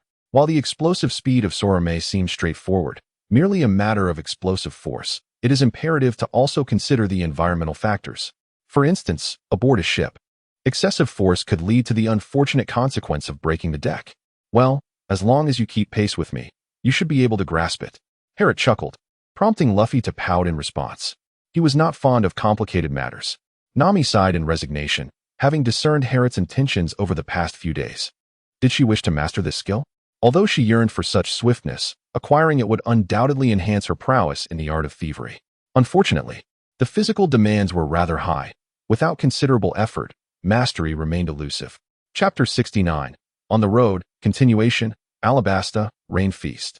This city, situated on the western bank of the Santo River, was also the residence of Crocodile, one of the 7 warlords of the sea. It bustled with life. Even in the deep of night, a symphony of sounds creating an atmosphere of extraordinary vibrancy. At first glance, Rain Feast appeared prosperous and stable, as though Alabasta were a thriving nation. However, beyond this city, the flames of rebellion spread relentlessly throughout Alabasta, which seemed akin to a gravely ill patient, barely clinging to life. The hero Crocodile, due to his presence, had become not only a guardian in the eyes of the Alabastan citizens, but also a reliable ally in the eyes of the king, and a figure worthy of respect among the rebels. It could be said that Crocodile's influence had gradually eclipsed that of the king, and he was regarded as a beacon of hope by the drought-stricken populace. Rain Feast, however, had not yet faced a shortage of water. Yet, few in all of Alabasta were aware that this guardian was, in fact, the root cause of the chaos. In the basement of the largest casino in Rain Feast, owned by Crocodile, he sat, cigar in mouth, expressionless as he perused the intelligence reports. It seemed there had been naval activity in Rain Feast recently. A cold voice escaped Crocodile's lips as he furrowed his brow, the scar across his face resembling a menacing centipede, lending him an ominous appearance. This shouldn't be happening, he pondered. The Navy had not dared to approach him for years, and his impeccable reputation as a compliant warlord should have been acknowledged by the world government. Why then, the sudden interest in his affairs? Unusual. The scheming Crocodile sensed a hint of danger. Who knows? Robin, sitting quietly with a book, wore a serene smile. seemingly engrossed in her reading while perhaps mocking Crocodile's predicament. Miss All Sunday. Crocodile's gaze flickered towards the woman clad in a moon-white coat, unaffected by her intellect. Akin to a crocodile lurking silently in the water, fixated on its prey.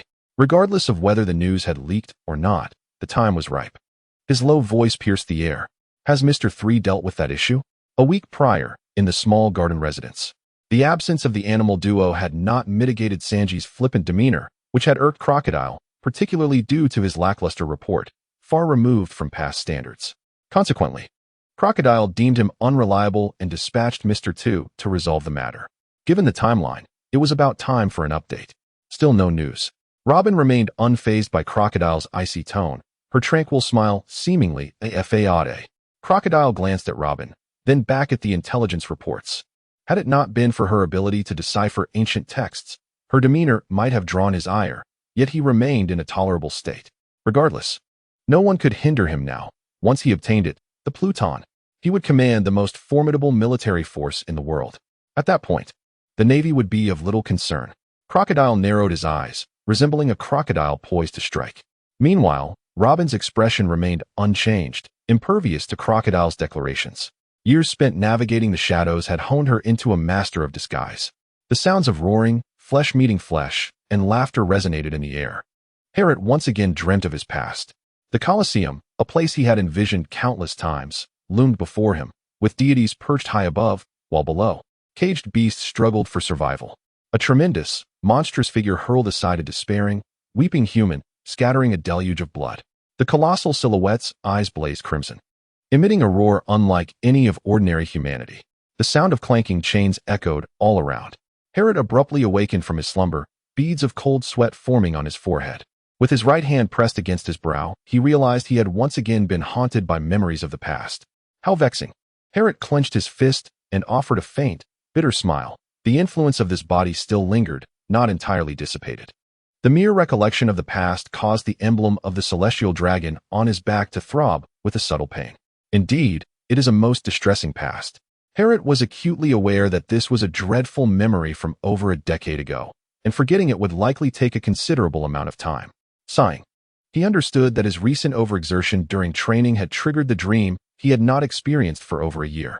After some contemplation, Herod climbed out of the cabin. However, upon encountering the others, he was taken aback by the news they shared. What? Mr. 2 had visited this ship? Herod could hardly believe that such an incident occurred while he was asleep. Upon further inquiry, he was left speechless. It turned out that Luffy had pilfered some food, was caught by Sanji, and as punishment, was sent to fish as compensation. Unexpectedly, while traversing a steam-filled area, he managed to catch a certain Mr. 2, a transvestite. Sweat. After hearing the account, Herod felt a pang of embarrassment. Indeed, history unfolds with great momentum. Now, only Sanji and Chopper remained unrecognized, but fortunately, they were also not well acquainted with our appearances. We can only hope that Mr. 5 and Mr. 3 have not disseminated our likenesses. Nami surveyed the group and articulated her thoughts. Among the Straw Hat crew, only Herod and Luffy had bounties, making their identities easily discernible. However, the remaining crew members were likely less known to the outside world. After a moment's reflection, Nami felt a tinge of sorrow. Having narrowly escaped the animal duo's attempts to capture their likenesses and even faced rumors of death, they now stood at the brink of exposure. But it was all right. Herod patted Nami's shoulder in a gesture of comfort. Suddenly, a sharp gust of wind swept through, startling Herod, who swiftly dodged to the side. You scoundrel! What do you intend to do? Herod bellowed menacingly at Sanji. It is you. Keep your filthy hands away from Miss Nami. In response, Sanji's face contorted into a fierce grimace as he roared back. Herod felt a sense of frustration. Why was his adversary not the green-haired one, but instead at odds with him? Indeed, it seemed a confrontation was imminent, and Herod was ready to clash with Sanji. What a pair of fools. Ultimately, it was Nami who unleashed her judgment fist, successfully diffusing the tension. Is this what it means to be companions? The naive little reindeer found himself struggling to comprehend the essence of the term partner, given the constant bickering. Vivi also broke into a cold sweat, unsure how to articulate the dynamics within the Straw Hat crew. Chapter 70, Canola Flower Harbor. Thus, we require this to discern whether one is truly a companion. Herod gazed at the white bandage encircling his left hand. It had been 7 days since they departed from Magnetic Drum Island, and they had now approached the vicinity of Alabasta. with land finally in sight. Along their journey, they had encountered numerous vessels belonging to B.W. and were preparing to disembark. However, due to the rather troublesome abilities of Mr. Two, they devised a method to mark their hands. The bandage served merely as a disguise, concealing the true emblem, a hidden X mark beneath it. There was no choice. Their adversary's powers posed a significant challenge this time. Zoro, while securing the bandage, remarked that although Mr. Two's imitation fruit might not excel in combat, it could adeptly create discord from within enemy ranks. Faced with such a threat, the group could not afford to be careless. A moment's inattention could lead to being undermined from within. All right, regardless of what lies ahead, Luffy declared, extending his left hand, which was similarly bound, encircling it with those of his companions, and cheerfully proclaimed, "This is the mark of friendship." Canola Blossom Port was a bustling harbor city, thriving in commerce, and its residents enjoyed a decent life. However, since the onset of the uprising, the number of pirates had surged. Fortunately, the presence of the guardian, Crocodile, allowed the citizens to continue living in peace and prosperity. From this perspective, Crocodile truly embodied the essence of a hero, dutifully fulfilling his role. At this moment, Harriet strolled along the street, contemplating the bustling scene before him with a sense of wistfulness. Who could have imagined that this vibrant landscape belonged to a nation shrouded in uncertainty? Nevertheless, despite his musings, he remained steadfast in his duties. His objective was to locate Smoker and divulge the information regarding Crocodile. From Harriet's understanding of Smoker, he realized that the latter held little regard for the warlords of the sea. If he could incite some suspicion about Crocodile in Smoker's mind, it might indeed create complications for Crocodile. As for relying on Smoker to undermine Crocodile, Harriet is rather skeptical about the possibility. Firstly, both individuals belong to the natural element category. Secondly, Smoker's offensive capabilities are rather limited. Unlike the Mera Mera no Mi or Goro Goro no Mi, which possess inherently formidable attack power, it is nearly impossible for his Moku Moku no Mi to pose a threat to Crocodile. Furthermore, it appears he has yet to master Haki. Harriet, do you recall the astonishment on Smoker's face when he was struck by the Empress? Clearly, at that moment, he was unaware of the existence of Haki. Yet, considering his rapport with others, it does not seem entirely implausible. To inflict harm upon Crocodile, one must engage in a fierce confrontation with him. Harriet also recalls that this individual carried weapons made of sea prism stone. However, it is evident that the time for him to engage in a desperate struggle with Crocodile has not yet arrived. A restaurant? Harriet peered intently, seeking the whereabouts of the restaurant. His recollection of the numerous pirate tales was somewhat hazy, yet he distinctly remembered that Luffy had encountered Smoker within a dining establishment, and Ace had been present as well. Considering his position as a member of Luffy's crew, it was reasonable to assume that Ace would intervene if a confrontation with Smoker arose. With this thought in mind, he concluded that the risks were minimal. Thus, upon disembarking, he parted ways with the others and made his way alone to Canola Flower Port, while Luffy dashed off in pursuit of the local delicacies, quickly disappearing from sight. The plan was indeed splendid, yet unforeseen complications were inevitable. As Harriet wandered the streets, an individual observed him from a distance. Farrell, who had been investigating the area, felt an immediate shift in his demeanor upon spotting Harriet. Since arriving in Alabasta, Farrell had initiated an inquiry into Crocodile. Indeed, the dossier provided by Tina regarding the so-called people's hero proved accurate. The locals genuinely revered Crocodile, perceiving him as a hero from the depths of their hearts. How terrifying! When did pirates attain such a claim? What schemes could this individual be concocting? Farrell, acutely aware of the true nature of pirates, recognized them as a band of greedy and bloodthirsty scoundrels. Plunder was their primary vocation, and the notion of guardianship was utterly foreign to them. A conspiracy was undoubtedly afoot. Thus, in pursuit of the truth, Farrell promptly commenced his investigation into Crocodile. Unlike Smoker, who was also a colonel, Farrell was a direct subordinate of Admiral Akainu, boasting a robust network of connections, contrasting sharply with Smoker's poor rapport with others. Consequently, even though Alabasta did not fall under his jurisdiction, he mobilized considerable resources to delve into Crocodile's affairs. The findings were shocking. Such a glamorous resume. Was this truly a pirate? As a result, additional manpower was allocated to Farrell, clearly indicating that the government was equally eager to uncover Crocodile's intentions. This unexpected scrutiny left Crocodile feeling quite vexed. Hadn't they always ignored him? Why the sudden interest in his activities? Though he had contemplated severing ties with the Navy, that was not the right moment. Des Bones, assemble the Navy quickly. The Shadow Harriet has appeared. Farrell commanded, raising his right hand with urgency. Desbones initially thought Farrell was merely parched, but soon realized the gravity of the situation. Shadow? Desbones paused, her expression sharpening as recognition dawned. Harriet? Isn't he a member of the Straw Hat Pirates? That implies. The bounty hunter Zorro is also in the vicinity. With a swift motion, Desbones drew her sword.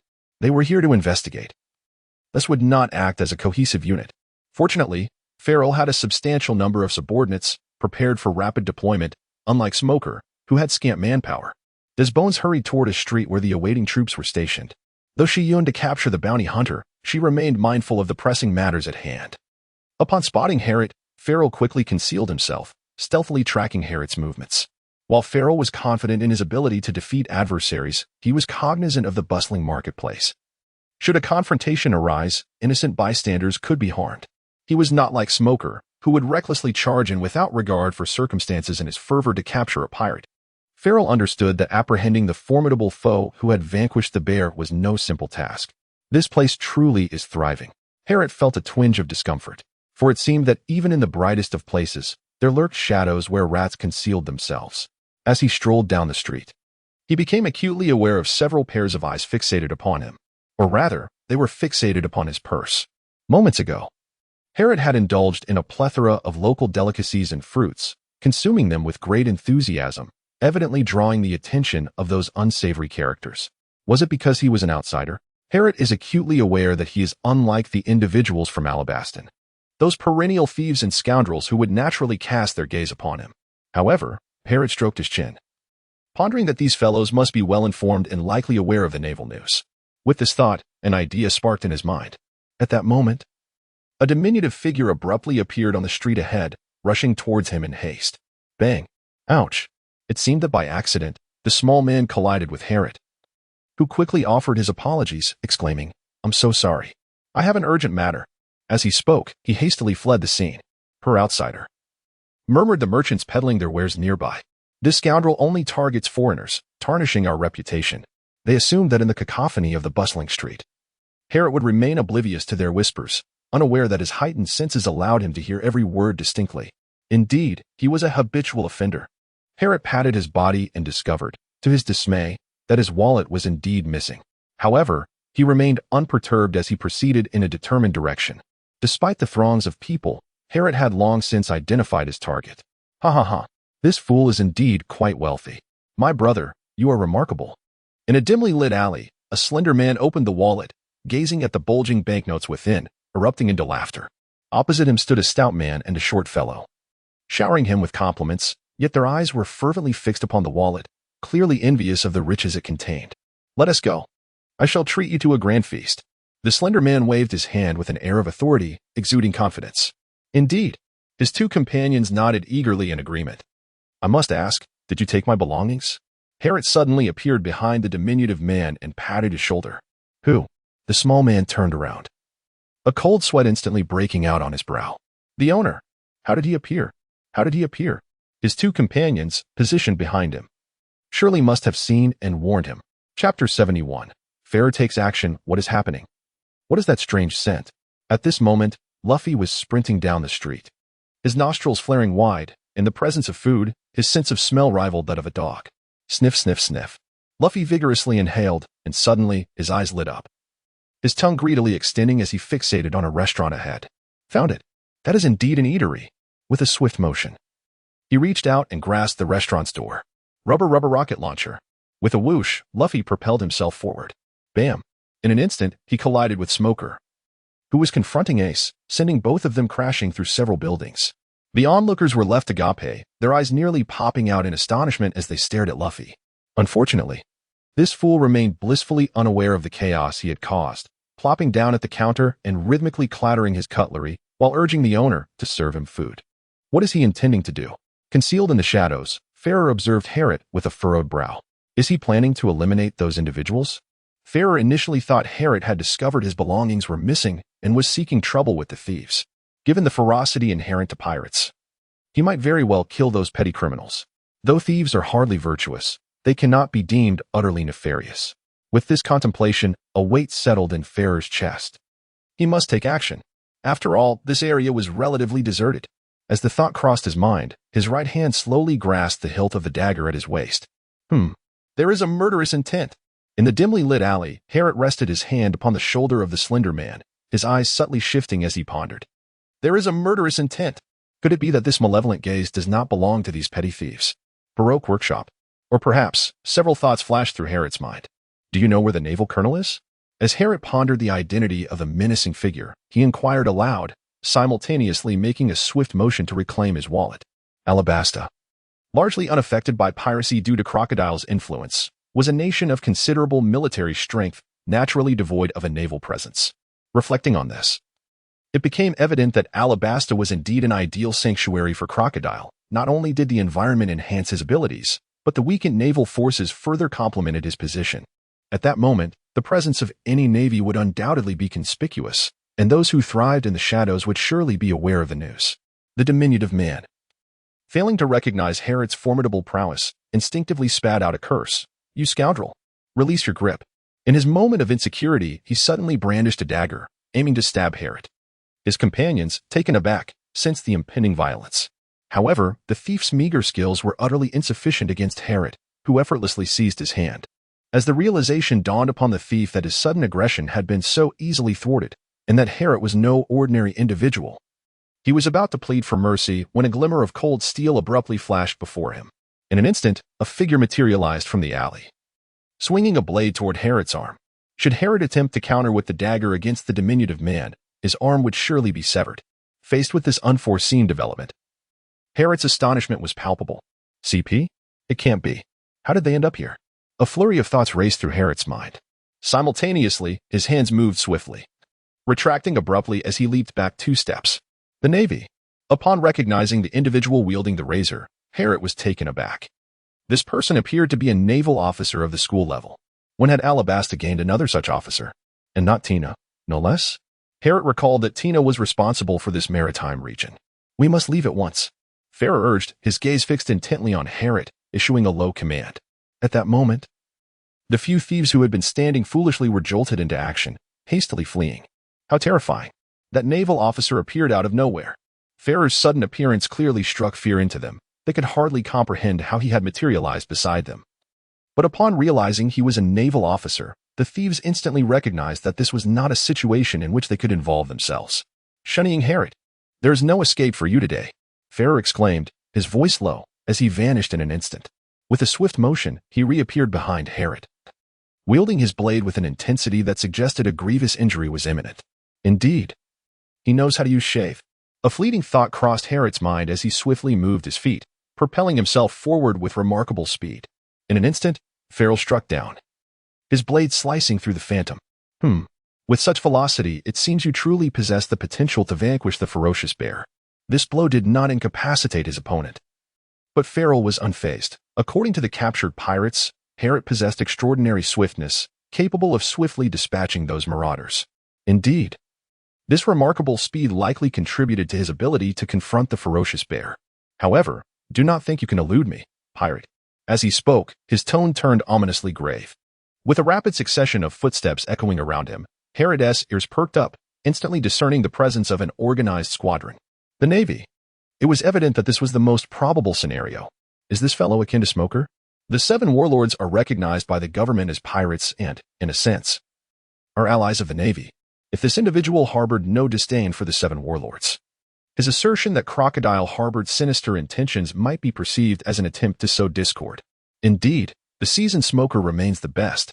Harriet felt a slight headache. An entirely unfamiliar individual had unexpectedly appeared. Should he retreat for the time being? The sight of this stranger employing the technique of shave clearly indicated a significant threat to the Straw Hat crew, as few among them could hope to evade his prowess. With a swift motion, Farrell executed shave once more, propelling himself toward Harriet, and delivered a fierce slash. The sharp sound of slicing air resonated ominously, triggering a familiar sensation that startled Harriet momentarily. Confronted with the overwhelming presence of Haki, Harriet instantly transitioned into a state of heightened awareness, his form altering dramatically, and deftly evaded the impending strike with his own application of shave. The attack missed its mark with a resounding thud, yet it struck the adjacent wall, instantly creating a gaping fissure nearly 5 meters in length. Truly, the power of Haki was remarkable, enhancing the slash to such an extraordinary degree. Haru felt a mix of envy and apprehension. You can actually wield a blade? And you possess haki? This revelation left Farrell quite astonished. Such skills and insights were not typically found in a fledgling pirate.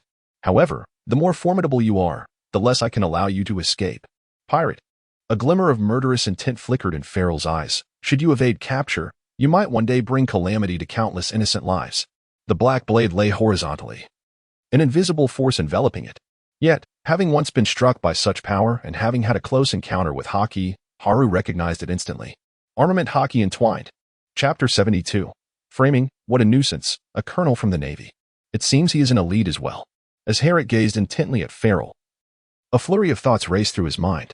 Though only a few exchanges had transpired, Harriet swiftly discerned that this individual was a formidable adversary. Harriet's body flickered as he deftly leaped onto the rooftop, yet Farrell was not far behind. He almost reached Harriet's rear the moment he arrived atop the building. Gale slash. Farrell uttered in a hushed tone, his black blade slicing through the air with ferocity. With a swift motion, a blue arc of energy, approximately 5 meters in length, surged forth, relentlessly targeting Harriet. Harriet swiftly crouched down, evading the lethal strike. Even as he dodged, he could still feel the oppressive force of the wind it generated. Seizing the fleeting moment of Harriet's evasion, Farrell rapidly closed the distance, launching a flurry of a dozen stabs towards him. Whoosh! These swift thrusts were executed in the blink of an eye, prompting Harriet to move in a flurry, barely managing to evade the onslaught. How formidable! A cold sweat broke out on Harriet as he pondered the formidable strength of this individual. Could it be that he was surrounded by a cadre of powerful colonels? Akin to Smog? Tina, a wielder of abilities, recognized that while the number of ability users in the Grand Line was substantial, they remained exceedingly rare when considered against the backdrop of the global population. Yet, this colonel appeared to be devoid of any such powers. A master of pure physical combat. Perhaps? Harriet suddenly recalled those individuals from CP9. They were the first genuine masters of martial arts that Luffy and his companions had encountered. Hey, what connection do you have with Crocodile? At that moment, Farrell struck with his blade, and Harriet swiftly donned his gloves to parry the attack. Just as he heard Farrell's inquiry, what connection? Harriet suddenly had a thought. Has he mistaken us for allies of Crocodile? What is happening? Harriet was somewhat perplexed. Just at that moment when he was distracted, Farrell pressed down hard, nearly cutting into his chest, startling Harriet into a hasty retreat. Bang, bang, bang. A barrage of bullets rained down beside Harriet, nearly sending him into a cold sweat. The Navy. With a mere glance, he could see a group of armed naval soldiers aiming at him. The Navy. They are apprehending pirates. The citizens on the street were taken aback by the gunfire, quickly seeking refuge. Instantly, the street erupted into chaos. Do not fire recklessly into the crowd, Farrell commanded upon witnessing the situation below. Understood. Many naval soldiers promptly acknowledged his order. How noisy, Zoro remarked, having gathered with his companions after procuring supplies, as they observed the surging crowd and the cacophony, along with the recent gunfire. It's likely some fool pirate has drawn the Navy's attention. Sanji took a satisfying drag from his cigarette and casually remarked, but then paused, struck by a sudden realization. Fool? Pirate? That sounds oddly familiar. Unaccountably, a figure clad in a straw hat began to flood his mind. Wait. Nami and Usopp exchanged glances, their expressions shifting. This seems very much like our idiot captain style. Zoro instinctively covered his face, forming a dreadful conjecture. The Straw Hat crew fell silent. It's quite possible. This indeed reflects his modus operandi. They inwardly shouted fool, yet remained oblivious to their misidentification of the source of the current turmoil. Though, in a minute, their captain would contribute to the chaos as well. What is your purpose in Alabasta? Plundering? Do you think you can stand against Crocodile? Or perhaps you are colluding with him, and the rebellion here is your doing. Farrell launched a fierce assault, his barrage of questions intensifying his momentum and amplifying his imposing presence. Clang, clang, clang. Harlot continued to retreat, even though the gloves he wore were as formidable as steel. However, when confronted with the encroaching power of Haki, he found himself at a distinct disadvantage. After enduring a dozen strikes, his hands began to feel numb. Several times, Farrell nearly landed a blow upon him. With a swift motion, the glint of the blade flashed, severing a portion of hair from Harlot's forehead. How infuriating. That bothersome Haki. Harriet furrowed his brow, as electric sparks flickered intermittently on his gloves.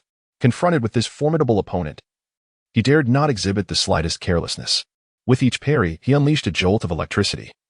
Yet the flow of the current was thwarted by the aura entwined around the blade, rendering his electric assault on Farrell ineffective. An invisible layer of armor. Perhaps Herod has come to understand why Rayleigh describes the armed color hockey in such a manner.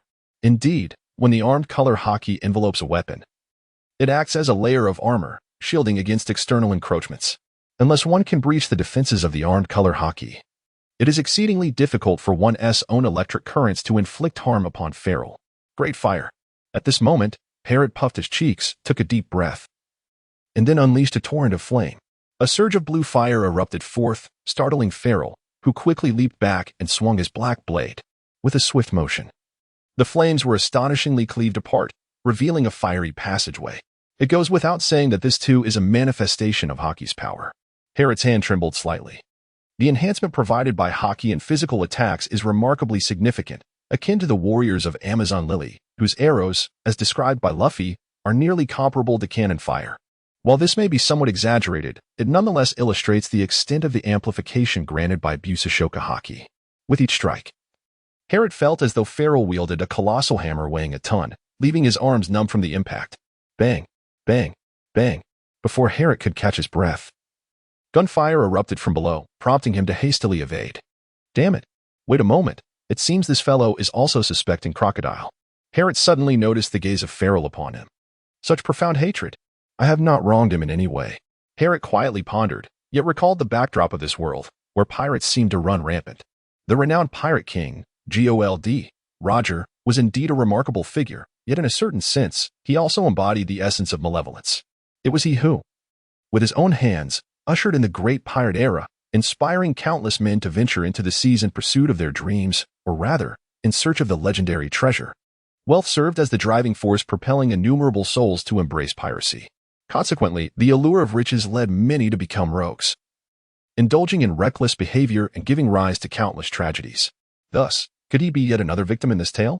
Herod understood that if his role were merely that of a naval officer, such profound animosity would not exist, to the extent that it was readily apparent even to himself. Herod is acutely aware that he is not particularly sensitive. His own realization suggests that the animosity he perceives is likely profound and extraordinary. It seems feasible as well. We have come to establish a utopia with Lord Crocodile. This nation rightfully belongs to us. As Herod feigned an eager demeanor upon Farrell's approach, he exclaimed, Almost immediately, he seemed to inadvertently let slip a secret, hastily covering his mouth, his expression shifting drastically. That was all mere nonsense. Upon hearing this, Farrell's eyes widened in astonishment, momentarily taken aback, while Herod seized the opportunity to employ his swift escape techniques and vanished from the scene. The pirate Herod has disappeared. The naval soldiers below were thrown into disarray, their eyes scanning the surroundings in disbelief. Yet, with their limited skills, they could not discern Herod's whereabouts. Chapter 73. The gradual unfolding of events due to Herod and Luffy's involvement. The Straw Hat crew found themselves under the scrutiny of the Navy and were promptly pursued. Fortunately, Ace made his entrance, single-handedly obstructing two formidable colonels. Faced with the captain of the Whitebeard pirates, the colonels dared not underestimate him, allowing the Straw Hat crew yet another opportunity to flee. Karu, there is a task that only you can accomplish. On the shore. Just as the group was about to board the ship, Vivi turned to Karu. Huh? Karu looked puzzled, tilting his head at Vivi. You must head north to Alabasta and deliver this letter to my father. Vivi produced a letter, solemnly fastening it around Karu's neck. The findings from Icolum and Mir detailed within. At the mention of Icolum, Vivi's countenance dimmed slightly, evidently recalling the devastating explosion. And I am still alive. Having returned to Alabasta with trustworthy companions, she then took a small container of water and secured it around Karu's neck, instructing, You must traverse the desert alone. Cherish this water. Now, hasten to inform my father. Tell him that this nation is hope. Vivi's face beamed with a smile. Okay. Upon hearing her words, Karu's expression transformed to one of determination, and he swiftly bolted northward. Is this truly sufficient?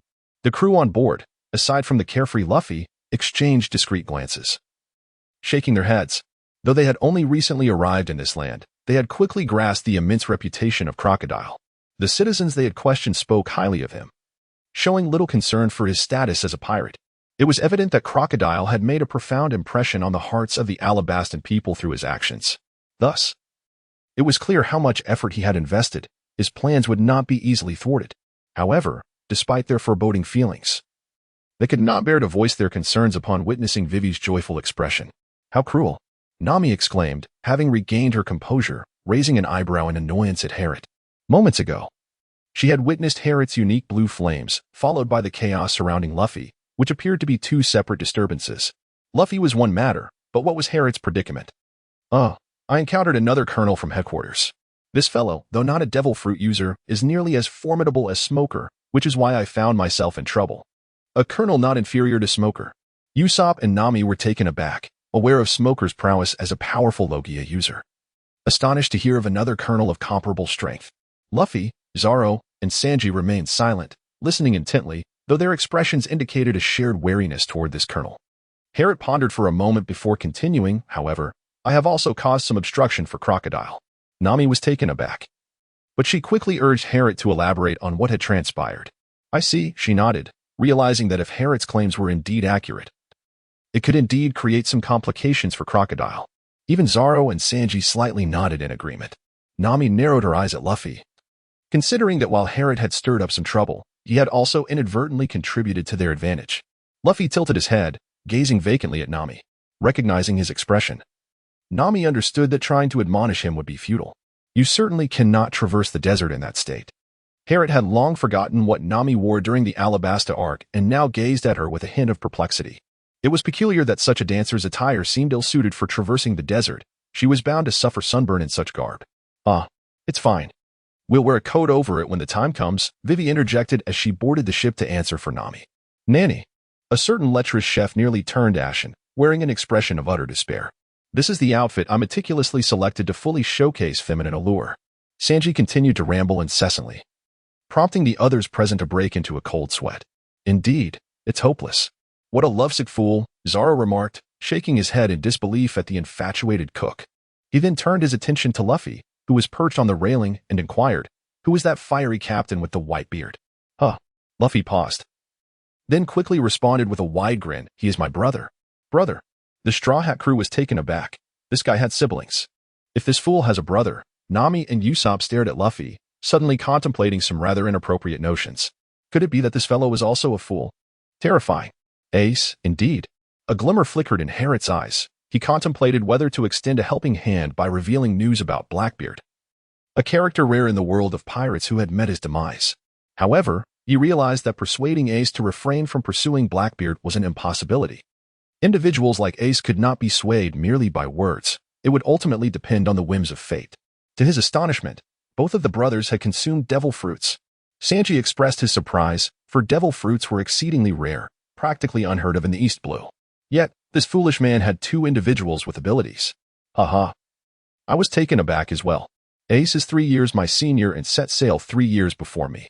I never expected him to have eaten a devil fruit. As he had never consumed any before, he recalled with a smile. Although Ace had not consumed a devil fruit in his youth, Luffy reminisced, I could never defeat him in any fight. However, if it were now, I would undoubtedly win.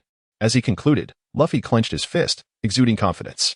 Through numerous experiences, Luffy had indeed grown significantly stronger. Not once did I manage to best my brother. He truly is a monster. Nami and Usopp silently reflected. Although they were unaware of when Luffy had consumed the fruit, his current demeanor suggested that he had possessed these abilities for quite some time. Otherwise, given his foolish nature, he could not wield such powers with such proficiency. Here they come. At that moment, Harriet's ears perked up, tilting his head in confusion. What? Nami, Vivi, Usopp, and the ship's doctor, Chopper, appeared bewildered, yet Zoro and Sanji turned their heads, seemingly having noticed something. Who do you think you can defeat? A clear, resonant laughter echoed, followed by a figure leaping aboard the Mary, knocking Luffy off the railing and onto the deck. Observing the bare-chested man wearing a hat, the Straw Hat crew immediately recognized him as Luffy's brother. I can't believe Whitebeard's captain actually knows those guys. Pharaoh lamented while seated amidst the rubble. Indeed. That fellow is a notorious pirate. Smoker remarked in a low tone, fingers interlaced thoughtfully. What exactly is their relationship? Hey, Smoker. That Shadow mentioned they have a dreamland plan with Crocodile, Farrell added, shaking his head with a hint of amusement, though he managed to frighten us for a moment. Upon reflection, it seems he was lying. Dreamland. Smoker's eyelids drooped, as if he had heard that term from Mr. 11. It appears Crocodile is indeed suspicious. Smoker's voice grew heavy. While that pirate's words are untrustworthy, the issue surrounding that hero is equally significant. A flicker of inexplicable emotion crossed Farrell's eyes, hatred and distrust. As a notorious pirate himself, how could he possibly be deemed a hero? There is undoubtedly something amiss. However, the two colonels exchanged glances, and Dasky quickly interjected. We should investigate why the Princess of Alabasta is with the Straw Hat crew. Princess? Farrell and Smoker exchanged knowing looks. Since they had already mentioned Crocodile, Terrain Party. Smoker declared. Farrell added solemnly, we'll uncover the truth there. Pirates will always be pirates. Guardians. The colonel's eyes were filled with skepticism. Chapter 74, Ace's departure meanwhile. In the underground casino of Rain Party, Crocodile, the mastermind behind Alabasta's years of drought, exhaled smoke from his cigarette towards a nearby man in black with a scarred face. Have you figured out why the Navy and government are investigating me? It's still unclear. The scar-faced man wiped the sweat from his brow. Crocodile remained silent, his expression darkening. Our internal news has been nearly sealed off. Without a significant price, we can't obtain any information, the man stammered, seeking to preserve his own life. Internal sealing. Crocodile narrowed his eyes, understanding the implications as a schemer. Has my importance within CP risen? A glance at the information broker revealed Crocodile's awareness of his connections. The underground intelligence agency he belonged to had been established decades ago by some retired CP members seeking extra income and had since expanded its reach globally. While their information-gathering capabilities might not rival CP's, they could still acquire intelligence through less reputable channels. If he could no longer obtain information about himself, it could only mean CP considered him a key subject of scrutiny, making it increasingly difficult to gather intelligence from within. Besides, we've collaborated for many years.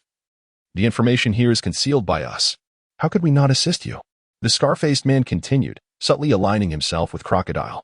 I understand. Crocodile's face remained expressionless. Yet it exuded a chilling aura. You may leave now. The scar-faced man nodded quickly and departed in a fluster, fully aware of the power wielded by the warlord. It seems the government is indeed harboring some distrust towards you, observed Nico Robin, a knowledgeable beauty, as she rested her chin on her hand. A formulaic smile gracing her lips. It's nothing. There are just a few days left. The government won't act rashly for now, Crocodile replied with a serious demeanor. Though I'm unsure where the issue lies, the image we've cultivated in the government's eyes over the years with our funding still holds some value. At least it causes them to hesitate, preventing them from making any significant moves.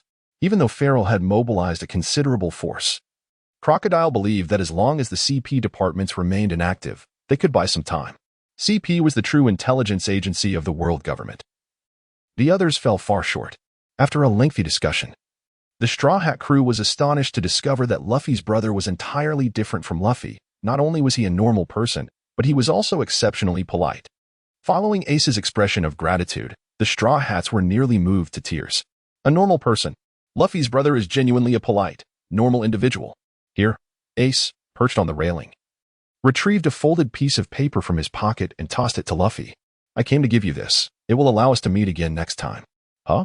Not only was Luffy taken aback, but the Straw Hat crew was equally puzzled. A piece of paper. You traveled all this way just to give him a piece of paper. This must be a life card. At this moment, Herrick gazed curiously at the piece of paper, which was indeed quite remarkable, reminiscent of the soul lamps found in web novels from his previous life. He couldn't help but marvel at the abundance of advanced technology within the world of pirates. Oh, did you know? Ace exclaimed, somewhat surprised. This individual was a companion of his younger brother, and he learned from the newspaper that he too had embarked from the East Sea. It was rather unusual for pirates from the East Sea to be aware of such a thing as a life card. Life card? The Straw Hat crew looked towards Herrick, fully aware that he had once again acquired knowledge they lacked. To be honest, I too am quite intrigued by this extraordinary item. Herrick nodded in agreement. Subsequently, Ace expressed his intention to depart, mentioning that he was in pursuit of a pirate named Blackbeard. The Straw Hat crew was taken aback. They recalled that Blackbeard was the very pirate responsible for the destruction of the Drum Kingdom. Speaking of Blackbeard, there are some matters I wish to discuss with you. Might we step aside for a moment? Herrick directed his gaze at Ace. Ace, feeling somewhat puzzled, nonetheless accompanied Herrick to a secluded spot. How much do you know about this pirate, Blackbeard? Herrick spoke with a certain gravity, stating, to my knowledge, this individual possesses the abilities of the dark fruit, which can be regarded as the nemesis of all other fruits. Before long, Herrick relayed all the information he could recall about Blackbeard. How do you know this? Ace, who had been listening intently, observed Herrick's demeanor and sensed that he was not speaking frivolously. Yet, how could he possess such extensive knowledge? After a moment of silence, Ace shook his head inwardly. It was someone else's secret, and it would not be prudent to pry further.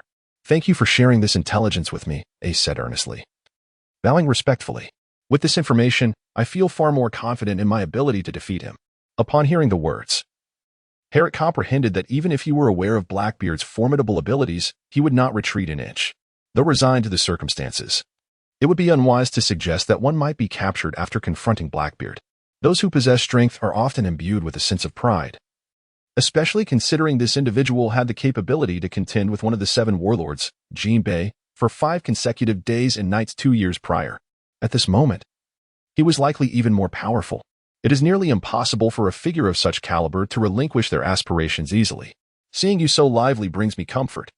Ace suddenly turned, smiling as he spoke. Well then, I must take my leave. Without waiting for a response from the Straw Hat crew, Ace leaped onto his specially crafted small sailboat. "Eh? Won't you stay a while longer and have something to eat?" Sanji urged, keen to extend hospitality to Luffy's brother. "Not this time," Ace replied, shaking his head with a smile, and turned to Luffy, saying, "Make sure to keep that piece of paper safe." Though Luffy was uncertain of its significance, he nodded solemnly, clearly taking the words to heart. "I must capture the one who has harmed my comrades. It is my duty as captain.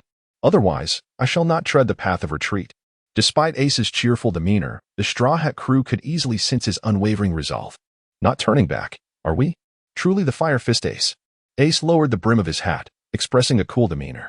Luffy remained silent, yet his smile grew, and his gaze became increasingly resolute. "The pinnacle of piracy. That is Fire Fist Ace. We must defeat him. Only by vanquishing him can I ascend to the role of commander."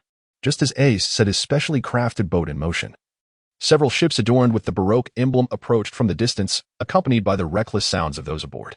Harriet found himself at a loss for words. Given that this group was already aware of the infamous Fire Fist Ace, how could they possibly not recognize him as a notorious pirate with a bounty of 550 million? Furthermore, he was a wielder of the Logia-type abilities. Were they truly courting danger? In the face of such a situation, Ace remained as calm as a tranquil sea, swiftly unleashing flames that propelled the ship forward. Whoosh! The vessel surged into the ocean, deftly maneuvering beneath the Baroque work ships. With a leap, Ace transformed his lower half into flames, soaring above them. Bang! Bang! Bang! Gunfire erupted incessantly. However, the hapless crew, lacking hockey, posed no threat to Ace. As he landed on the surface of the sea, the ship surged forth, perfectly catching him. Fire Fist. Ace swung his fist with ferocity. Boom! A torrent of flames erupted, sinking all the Baroque vessels in mere moments. Afterward, Ace placed a finger to his lips and gently blew, extinguishing the flames. "Come on, Luffy, let's ascend to the pinnacle of piracy." Chapter 75, The Desert Impressive.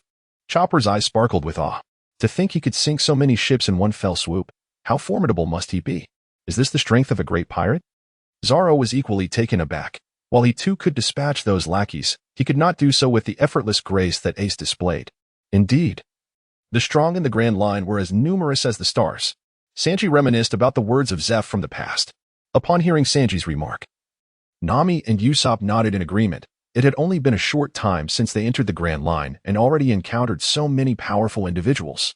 Ace was truly remarkable. Luffy beamed with pride. His brother's prowess filled him with elation. "Ah, Harriet, can you do that?" Suddenly, Chopper blinked his big eyes, gazing expectantly at Harriet. At this, the Straw Hat crew turned their attention to Harriet. "Speaking of which, you can wield flames too." Nami arched an eyebrow and remarked, "I can, indeed. But I cannot achieve that level of effortless finesse, and my output is limited." Upon obtaining the Deadfire, Harriet had contemplated its inherent limitations.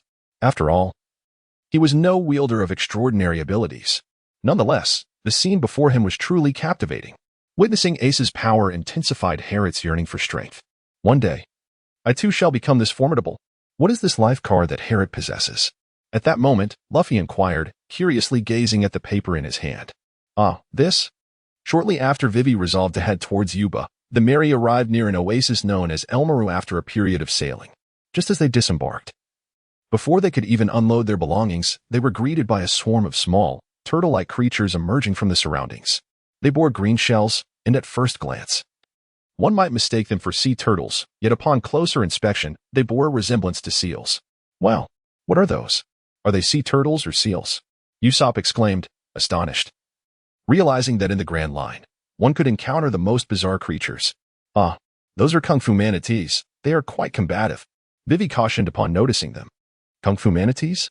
Combative? Mr. Longnose blinked, gazing at the adorable creature, and felt it was time to showcase his strength. Thus, he proudly displayed his bulging biceps to the little reindeer, declaring, "Chopper, let me demonstrate the might of the brave sea warrior, Captain Usopp."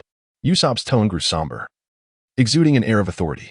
The naive little reindeer believed Usopp was about to reveal the immense power he often spoke of in his tales, and he eagerly widened his eyes in anticipation. How exciting! Usopp read this enthusiasm in Chopper's gaze, invigorating his spirit. Indeed, although I usually encounter monsters that prevent me from taking action, Usopp observed the cute little creature, which was playfully punching the air, and could hardly discern any fighting prowess within it. The time has come. Chopper, allow me to show you Captain Usopp's strength. Mr. Longnose, filled with fervor, struck a bodybuilding pose and, under Chopper's admiring gaze, swung his fist with fervor. No, Usopp, they are quite formidable, Vivi exclaimed, fully tapping into her potential as a late cautionary voice, attempting to intervene. Alas, it was too late. Harriet, Nami, and Zoro simultaneously sighed and waved their hands. Bang, bang, bang. The great warrior of the seas and the clumsy martial artist were defeated in 10 moves, transformed into a rotund figure under the sympathetic gazes of the crowd. Usopp, the little reindeer's eyes nearly bulged out in disbelief. Is this truly the brave warrior of the seas? The little reindeer felt as if a noble image within his heart had been shattered. Indeed, there had been significant progress.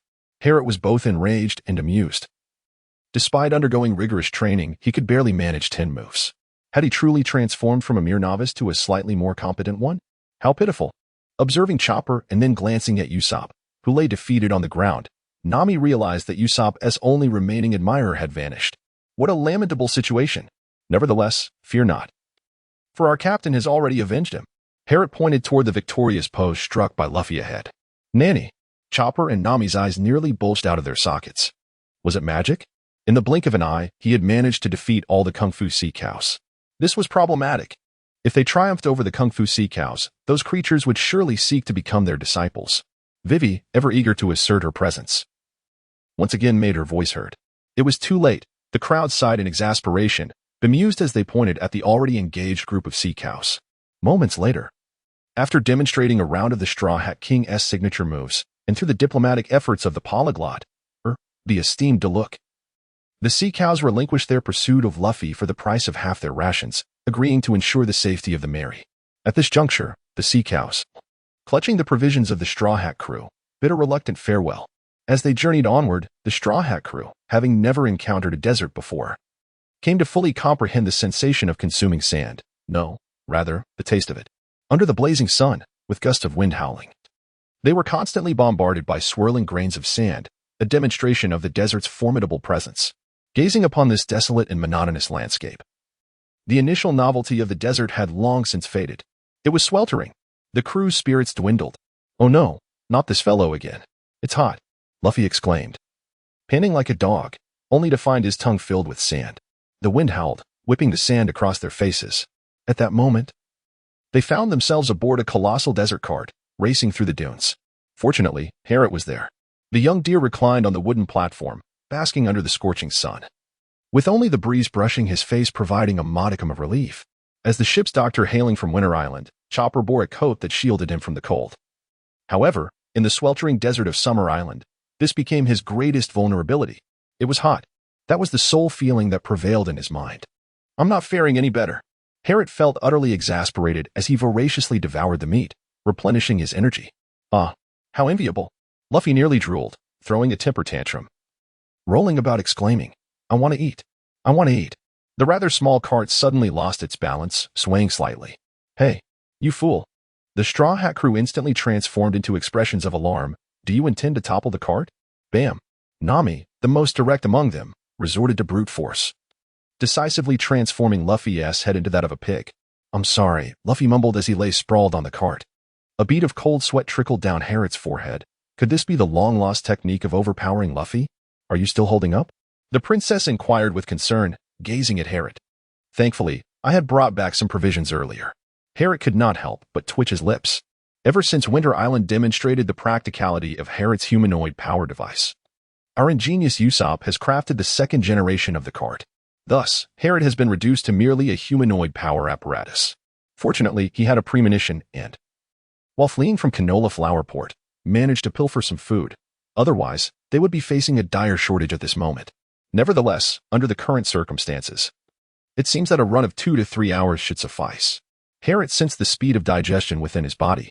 Since entering the Grand Line, he had gained a deeper mastery over his physical form. He could distinctly feel the life force within him continuously transforming sustenance into fuel. Although his intake could match his expenditure, the sensation of depleting his own body was undeniably unpleasant, especially when he was acutely aware of it. The cart thundered along for a good 10 minutes before a desolate landscape gradually came into view. As they approached the city, the expressions of the Straw Hat crew grew increasingly somber. They had heard Vivi describe the city of Almaro as a vibrant oasis, yet now, all that remained was a ruin nearly engulfed by sand and wind. At Vivi and Herod's request, the cart came to a halt in a shaded area. Vivi wished to see this once prosperous city, while Herod was simply fatigued. Alabasta was far larger than Drum Island, and he had little resistance to the scorching sun. The heat was quite exhausting. Naturally, he welcomed the chance to rest for a moment. Vivi wandered through the abandoned streets, her eyes filled with sorrow. Once, this place had thrived, but now it lay in ruins. From that moment on, the relentless sands and howling winds became the dominant theme, drowning out the laughter and joy that once echoed here. Who could fathom the prosperity that had once flourished in this oasis? Vivi felt a deep sense of melancholy, prompting her to speak of Crocodile's misdeeds. From the dance powder incident to framing the king, from becoming a so-called guardian to inciting rebellion, his numerous crimes were unfathomable. He had stripped the people of their trust in the king, their very lives. Why? Why did he possess the right to do so? As she spoke, her emotion swelled, and she could scarcely contain her outrage, vowing that she would never forgive him. The Straw Hat crew fell into a profound silence, their gazes toward Vivi filled with compassion and a shared indignation toward Crocodile. Indeed, these were the lives of countless ordinary people. How could they be so easily taken? Though they were pirates, the members of this crew had never truly embodied the essence of villainy. At that moment, Herod recalled the impression the citizens of Oilseed Flower Port had of Crocodile. Convincing them that he was the true perpetrator would likely prove to be a formidable challenge. Crocodile's name shone even brighter than that of the king. Suddenly, a loud explosion erupted from a nearby building, which then collapsed in a thunderous crash. Amidst the curious gazes of the others, Luffy returned, fervently waving his arms, his expression serious as he declared, "Let us go. I can't hold back any longer." Herod remained silent, yet he sensed that this usually jovial individual had begun to adopt a serious demeanor. Chapter 76, Striving Together. Yuba, once the grandest oasis of Alabasta and one of its most prosperous, had seen its vibrancy waning since the onset of a devastating drought 3 years prior. Now, as the Straw Hat crew arrived in the afternoon, they discovered the place nearly engulfed by shifting sands. Abandoned houses and crooked trees were stark reminders that this oasis was gradually succumbing to a fate akin to that of Almaru. How could this be? Vivi stood frozen in disbelief. Is this really Yuba? Am I mistaken? She desperately wished to deny this grim reality, yet her memories affirmed that this indeed was Yuba. It was far too desolate. What difference was there from Almaru? Zaro surveyed the barren landscape, lamenting the scene before him. Vivi had claimed this was an oasis. Sanji glanced around, spotting no signs of life or any evidence of human activity, muttering to himself. It was evident that this too was a lifeless oasis. Although the earlier encounter in Almaro had already opened his eyes to the dire circumstances of this nation, the sight of this once magnificent oasis deepened his understanding of the profound suffering endured by its people. Turning about, Herod found no signs of anyone. Where's that old man? Although his memories were somewhat hazy, he recalled that there was an elderly man in Yuba who was acquainted with Vivi. Could it be that we arrived too early? Herod surmised that after switching to a power-driven cart, the Straw Hat crew would undoubtedly arrive in Yuba much faster than before. Suddenly, a door creaked open, and an emaciated old man emerged, wielding a shovel. His hands were rough, and his face resembled weathered bark, indicative of a life spent enduring harsh conditions. Upon noticing the presence of outsiders and the various items on the cart, the old man expressed surprise, inquiring, "Are you perhaps desert travelers? You must be weary from your journey. Despite Yuba's current state, there is one advantage. You may choose any house to rest in." His warmth was evident, suggesting that the existence of visitors brought him considerable joy. Any house? The members of the Straw Hat crew, possessing even a modicum of common sense, quickly grasped that the houses here were abandoned. Is that so? However, one individual remained oblivious, the captain, who appeared utterly astonished.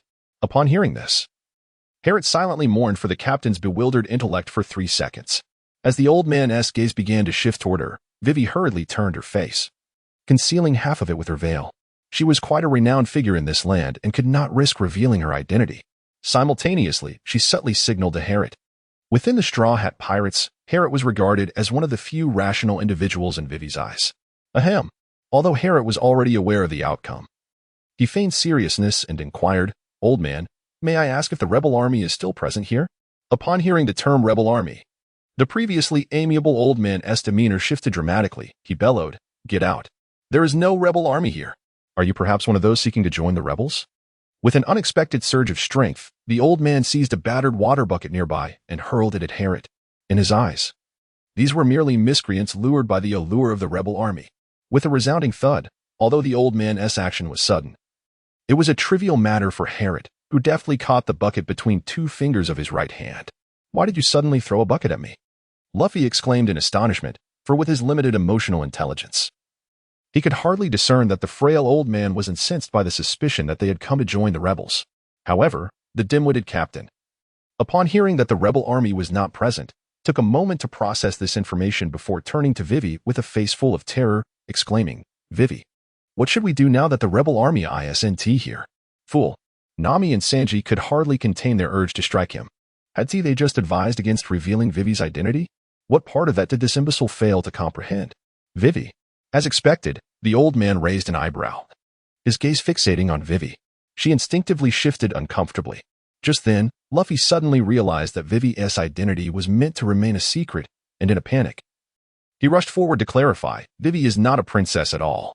With that, Nami could finally hold back no longer and delivered a solid punch to Luffy. What a fool. Harriet's lips twitched unnaturally, clearly indicating to others that she was indeed a princess. Just then, a frail old man approached with an expression of excitement, tears glistening in his eyes. Placing his hands on Vivi's shoulders, he exclaimed, "It's you, Vivi. I am Uncle Dodo. Do you not recognize me?" It was no wonder. Upon hearing this, Vivi scrutinized the thin old man closely and realized that his brows bore a certain familiarity. Her memories of a plump face gradually merged with this weathered visage. "You are Uncle Dodo," Vivi gasped, covering her mouth in astonishment. She had not anticipated that this once rotund elder had transformed into such a figure. As a gentle breeze rustled, Harriet turned his gaze northward, where a vast expanse of yellow dust swirled on the horizon. The north. Harriet squinted, lost in thought. A sandstorm is approaching. He quickly alerted the others. Having traversed the desert before, he had become quite familiar with this natural disaster and instantly recognized it. Come. At his words, Dodo glanced around in surprise and promptly ushered everyone indoors. Although there was a considerable amount of supplies on the cart, the group led by the Straw Hats was not lacking in strength, and they efficiently managed the situation in just a few moments. As the sandstorm engulfed the city, Dodo busied himself inside the house, appearing well acquainted with the necessary preparations for such an event.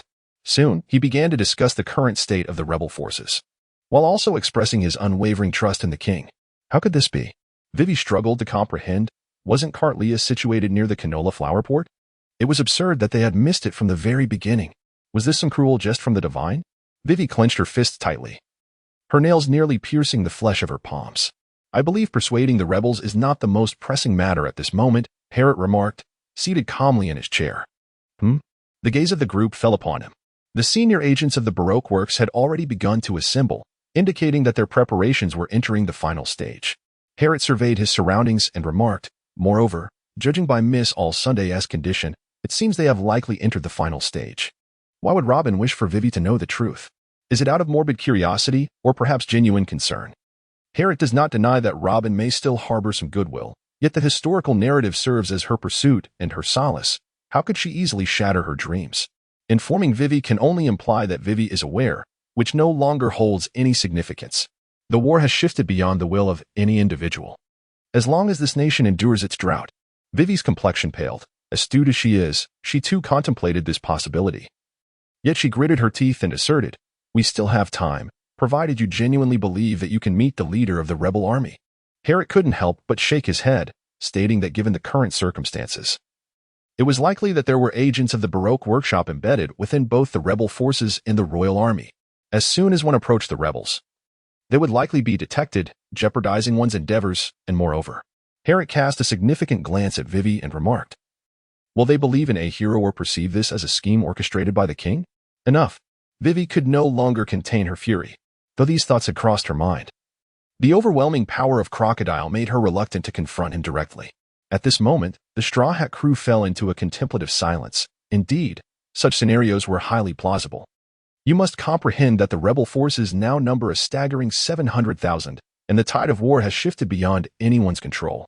Moreover, if Crocodile seeks to ascend the stage of this nation, both the king's army and the rebels pose a significant threat to him. It seems he has already conceived a plan to bring about the mutual destruction of both factions. Herod was not particularly adept in the realm of politics. Yet he understood that for Crocodile to ascend to the throne seamlessly, both the rebel forces and the royal army must cease to exist. Only in such a scenario could the implications of his identity be diminished to their lowest point. After all, he was still a pirate. And as long as there existed someone of comparable renown, the prospect of him legitimately claiming the throne would be nearly impossible. Naturally, the dead pose no complications. They are devoid of troubles. What more could I do if I do not intervene? Those are the lives of millions. Vivi roared, akin to a furious beast. You are exceedingly naive. At that moment, Luffy spoke with an expression of grave seriousness. Not only Nami and the others. But even Herod was taken aback by Luffy's words. Navi, is this something Luffy would say?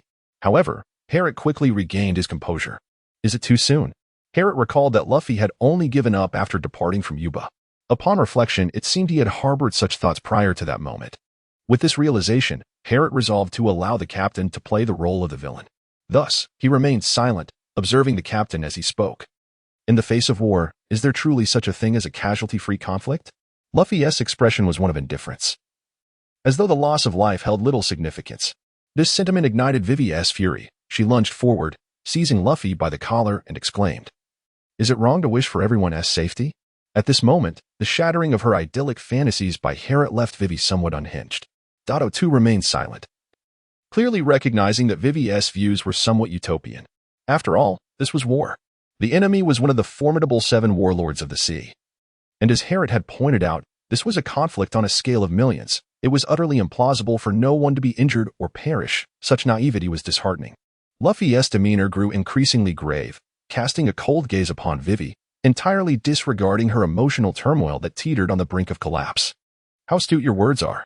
At that moment, Herod couldn't help but commend the captain's eloquence. Truly, the usual jesting was merely a fade. Usopp and the others observed Luffy in silence, finding themselves in agreement with his statements. Suddenly, Vivi, unable to accept the harsh reality, slapped Luffy, sending him flying. Silence. Do not utter such words again. Whether it be the rebels or the royal army, no one was at fault. Why must lives be sacrificed due to his schemes? But what else can I do if I do not oppose the rebels? Vivi exclaimed, shaking Luffy fervently. We must defeat Crocodile. That is all that is required. Luffy shouted back, unceremoniously striking Vivi. You scoundrel. Sanji nearly lost his composure at the sight, appalled that Luffy would dare to strike a woman, no matter how justified. A gentleman could not tolerate such behavior. Zoro remained silent, placing a hand on Sanji's shoulder, for only he could restrain Sanji at this moment. But even if I were to risk everything, I cannot defeat him. If my life alone could bring him down, I would gladly sacrifice it. However, Vivi and Luffy began to brawl. You wretch. Uncle Dato nearly erupted in anger, prepared to confront Luffy, but Herod swiftly restrained him. In that case, let us wager our lives. Luffy inhaled deeply, firmly grasping Vivi and shouted, Are we not comrades? Vivi was momentarily taken aback, tears streaming down her face uncontrollably. Comrades? She murmured, glancing around to see the smiles on everyone's faces. Do I still hold the lives of my comrades? Her tears became increasingly difficult to contain as she covered her mouth, stifling her cries. Indeed, there is much truth in this. Herod felt a slight sense of emotion. He had to admit that the foolish captain possessed a remarkable ability to inspire those around him. Seeing this, Luffy wiped his nose and broke into a smile, finally shedding tears of joy. This was a positive turn of events. Now, the most pressing matter was. Luffy gazed solemnly at his crew. Gulp. It was evident that Luffy's earlier display of determination had momentarily intimidated everyone, and the captain's authority now resonated within their hearts. They watched him in silence, eager to hear his words. The most crucial issue at hand was dining. Bang. The Straw Hat crew collapsed, collectively breaking into a sweat, nearly rendered speechless. Wipe? Wipe. Wipe. What? Why is it about food? The crew felt a deep sense of despair. I was wrong. I should have known from the beginning that he would always be a joker. Harriet felt a profound sense of shame for his earlier thoughts. Sanji. I am quite hungry, he said, oblivious to the fact that their foolish captain had unwittingly exuded the legendary aura of authority just moments before, grinning like a simpleton. Chapter 77, Calculations. Now, let me share my thoughts. Inside the room, the Straw Hat crew, having satisfied their appetites, gathered around the table, each displaying a serious demeanor as they listened intently to Harriet. Firstly, it is highly likely that the rebel forces will rise during this period, even if they are unprepared. Baroque may have already made arrangements for them. Secondly, according to Vivi, it seems the royal army will not engage the rebels with the same fervor as Crocodile would have preferred. Harriet surveyed the surroundings, meeting the gazes of the crowd, and articulated his knowledge of the impending future. It is highly probable that Crocodile will clandestinely abduct the king, subsequently exploiting Mr. Two's abilities to incite discord, ultimately igniting a war. Vivi's eyes widened in shock, and she quickly recalled that indeed all members of Baroque Works had converged upon Alabasta. War was indeed imminent. Nevertheless, I have also prepared a transponder snail, and I can only hope that the king will establish communication with us. Harriet produced the telebug he had been nurturing and addressed the crowd, explaining that Vivi's letter could not possibly contain such extensive content. It dawned on Vivi that the telebug number Harriet had asked her to include in her correspondence was intended for this purpose. She was taken aback, recalling that Harriet had indeed requested she jot down his telebug number while composing her letter. Well, as long as we can establish contact, the particulars can be gradually elucidated. Haru nodded thoughtfully. You are truly remarkable, Harriet, exclaimed Luffy, his eyes widening in astonishment, while the others nodded in agreement. Although they struggled to comprehend the details, it appeared that this was an idea that Harriet had devised. Moreover, it seemed that this plan had been conceived even before their arrival in Alabasta. Harriet could not help but feel a flush rise to his cheeks. It was not a matter of his own prowess, but rather his foreknowledge of the future. However, this was something that could not be disclosed. As for Crocodile, Harriet produced a rudimentary map and remarked, at present, he should still be in the Rain District. Thus, it would be prudent for us to embark on our journey to the Northern Rain Feast in search of him at dawn tomorrow. Otherwise, once he begins to overthrow Alabastan, locating him may prove exceedingly challenging. Harriet made a valid point. If a connection were truly established with Cobra, capturing him would undoubtedly become a more formidable challenge. At that juncture, Crocodile would likely retreat into the shadows, swiftly instigating a change in circumstances. Oh. Zoro nodded gravely and remarked, so the rain banquet is situated in the north. This revelation caused Nami and Usopp to involuntarily twitch their lips. We heard Vivi mention the direction of the rain banquet while aboard the ship. The timid duo couldn't help but internally scoff. Suddenly, Luffy slammed his hand on the table and stood up, exclaiming, so all we need to do is head to the rain banquet to take down Crocodile, right? I'm going to give that guy a beating. Haru nodded thoughtfully and then remarked, we must go there, but you cannot confront Crocodile alone. Huh. Luffy blinked in surprise. Bang. Harriet retrieved a peculiar water gun and placed it upon the table. Upon seeing this intriguing device, Usopp couldn't help but feel a sense of pride as he wiped his nose. After all, this was his creation. I had previously mentioned that Crocodile's Achilles heel lies in his aversion to water, and this water gun crafted by Usopp boasts a range of approximately 50 meters.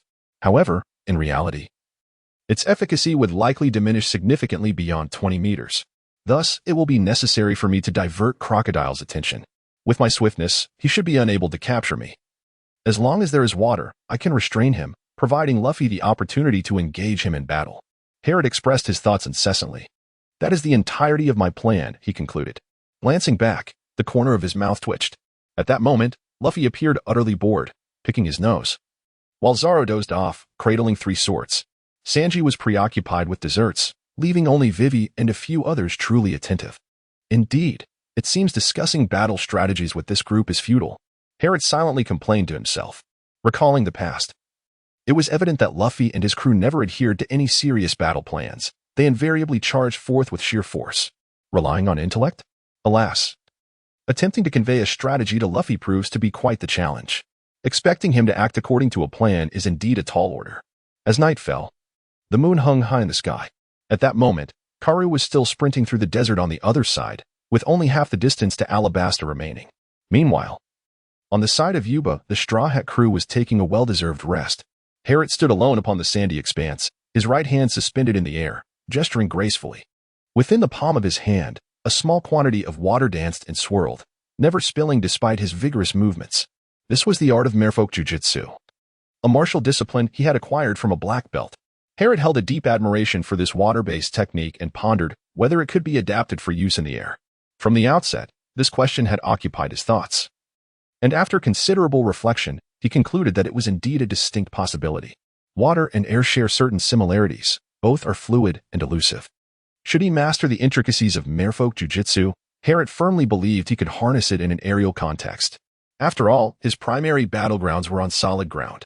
If Jinbei's fishman karate could manipulate the moisture in the air for offensive maneuvers, then it seemed entirely plausible that he could employ merfolk jujitsu through air as a medium. "What are you doing?" Suddenly, a voice interrupted him from behind. "Practicing new techniques." Herod, without turning back, was already aware of someone's presence, thanks to his ever-increasing perceptual abilities. Nami, seated beside him, gazed in admiration at the water in Herod's hand, exclaiming, "What remarkable control!"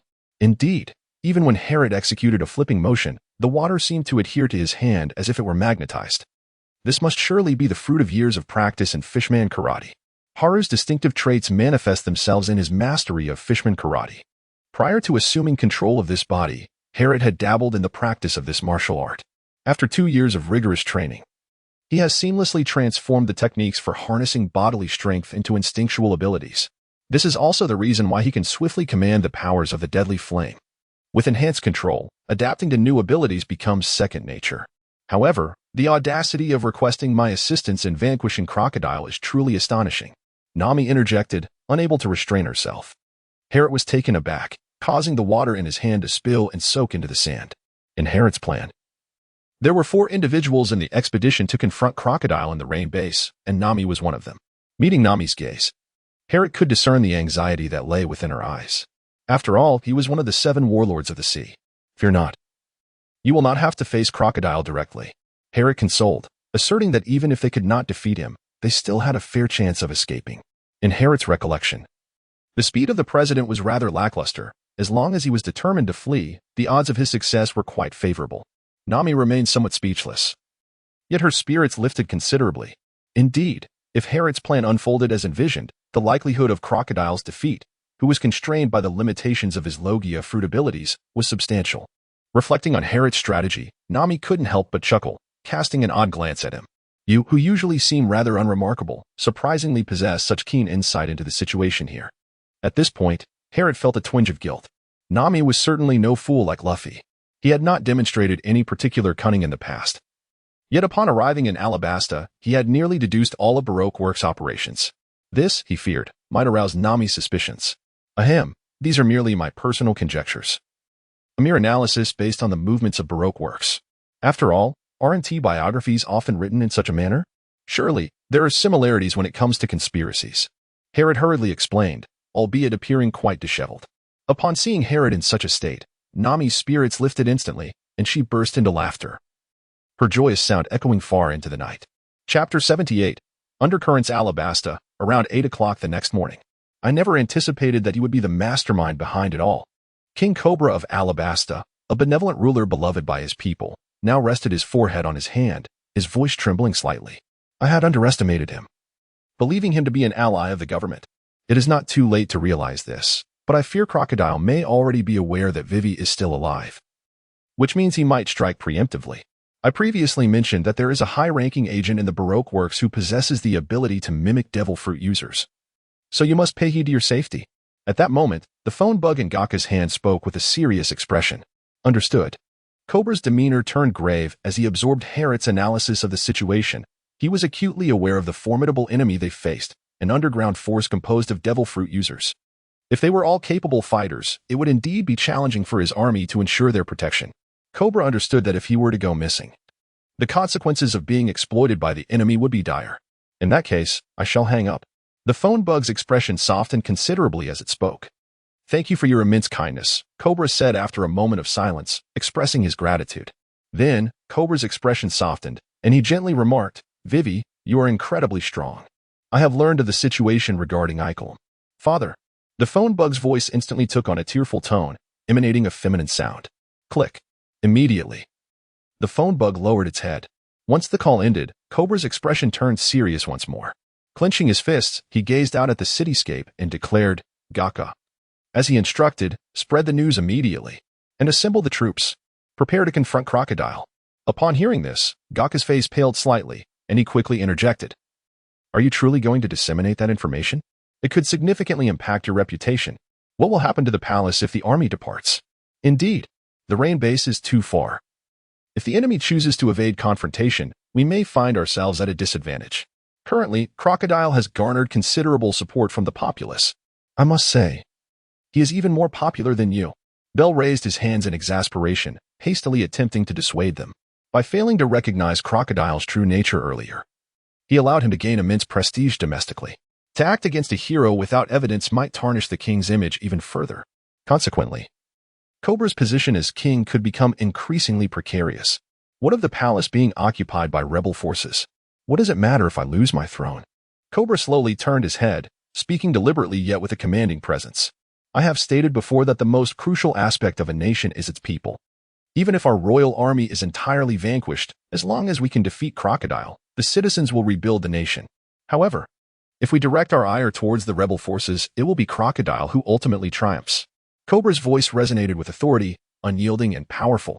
Gaka and Bell both froze in astonishment, not expecting the king to possess such profound awareness and resolve.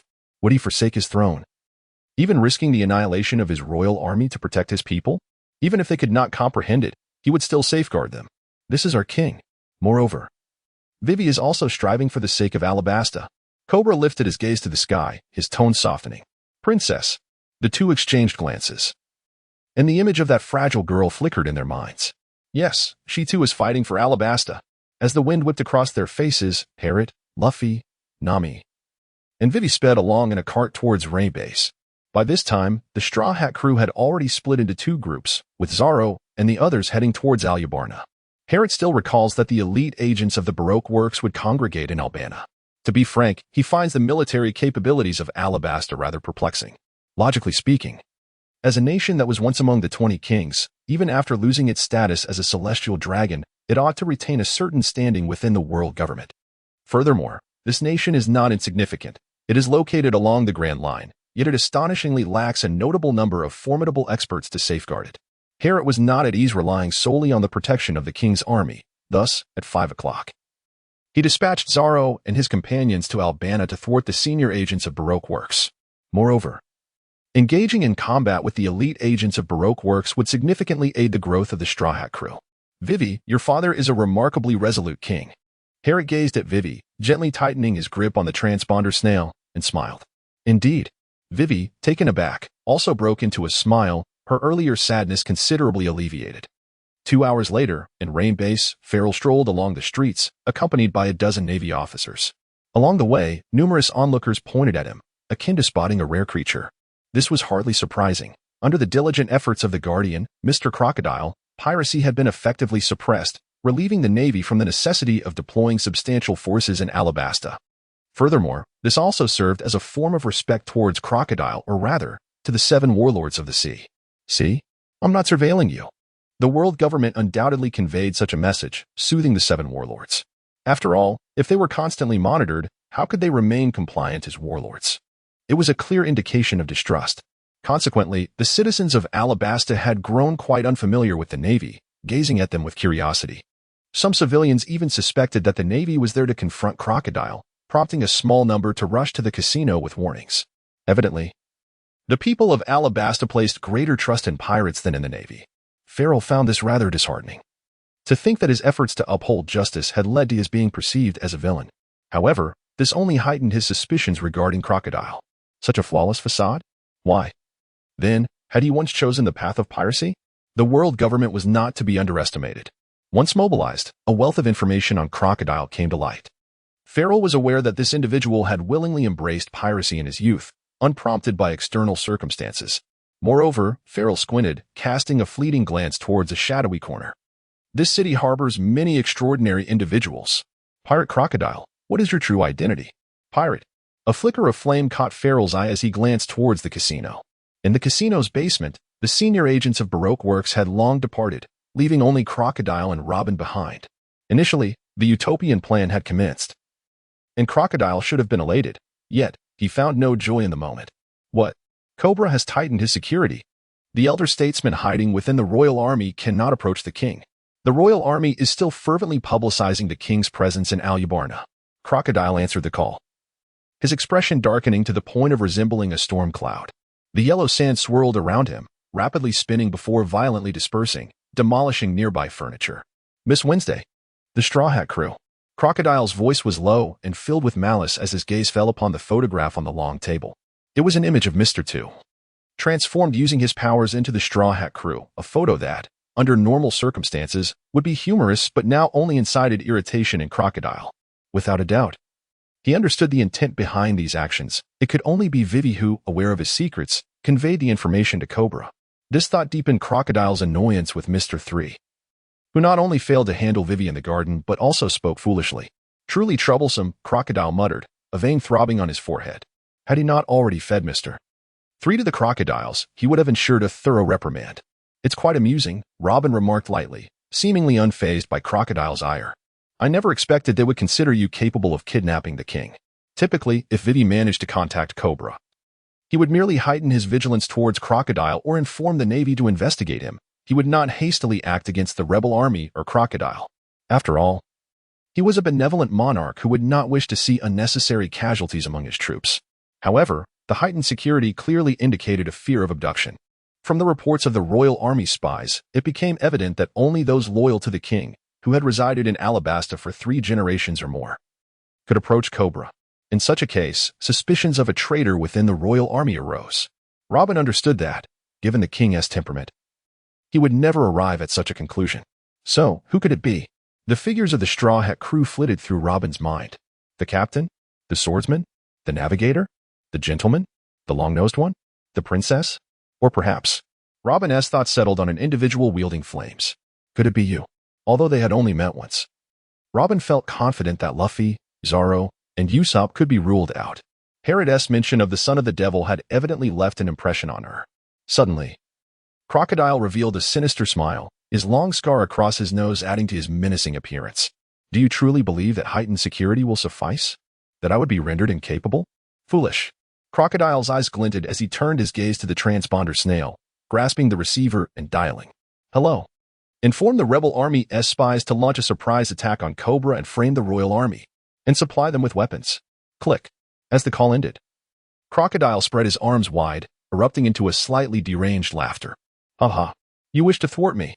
As long as the hatred persists and the rain does not fall, the true culprit, the king, shall be the target of our wrath. Come. Witness the deep-seated resentment rooted in Alabasta for years of drought, the bitterness directed at the king.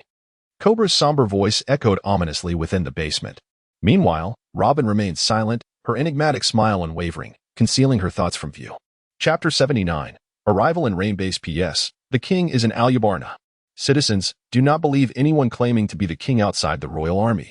If the king appears, the rebels may seize him directly. On the streets of Catley, a soldier dressed in royal army attire ran while shouting.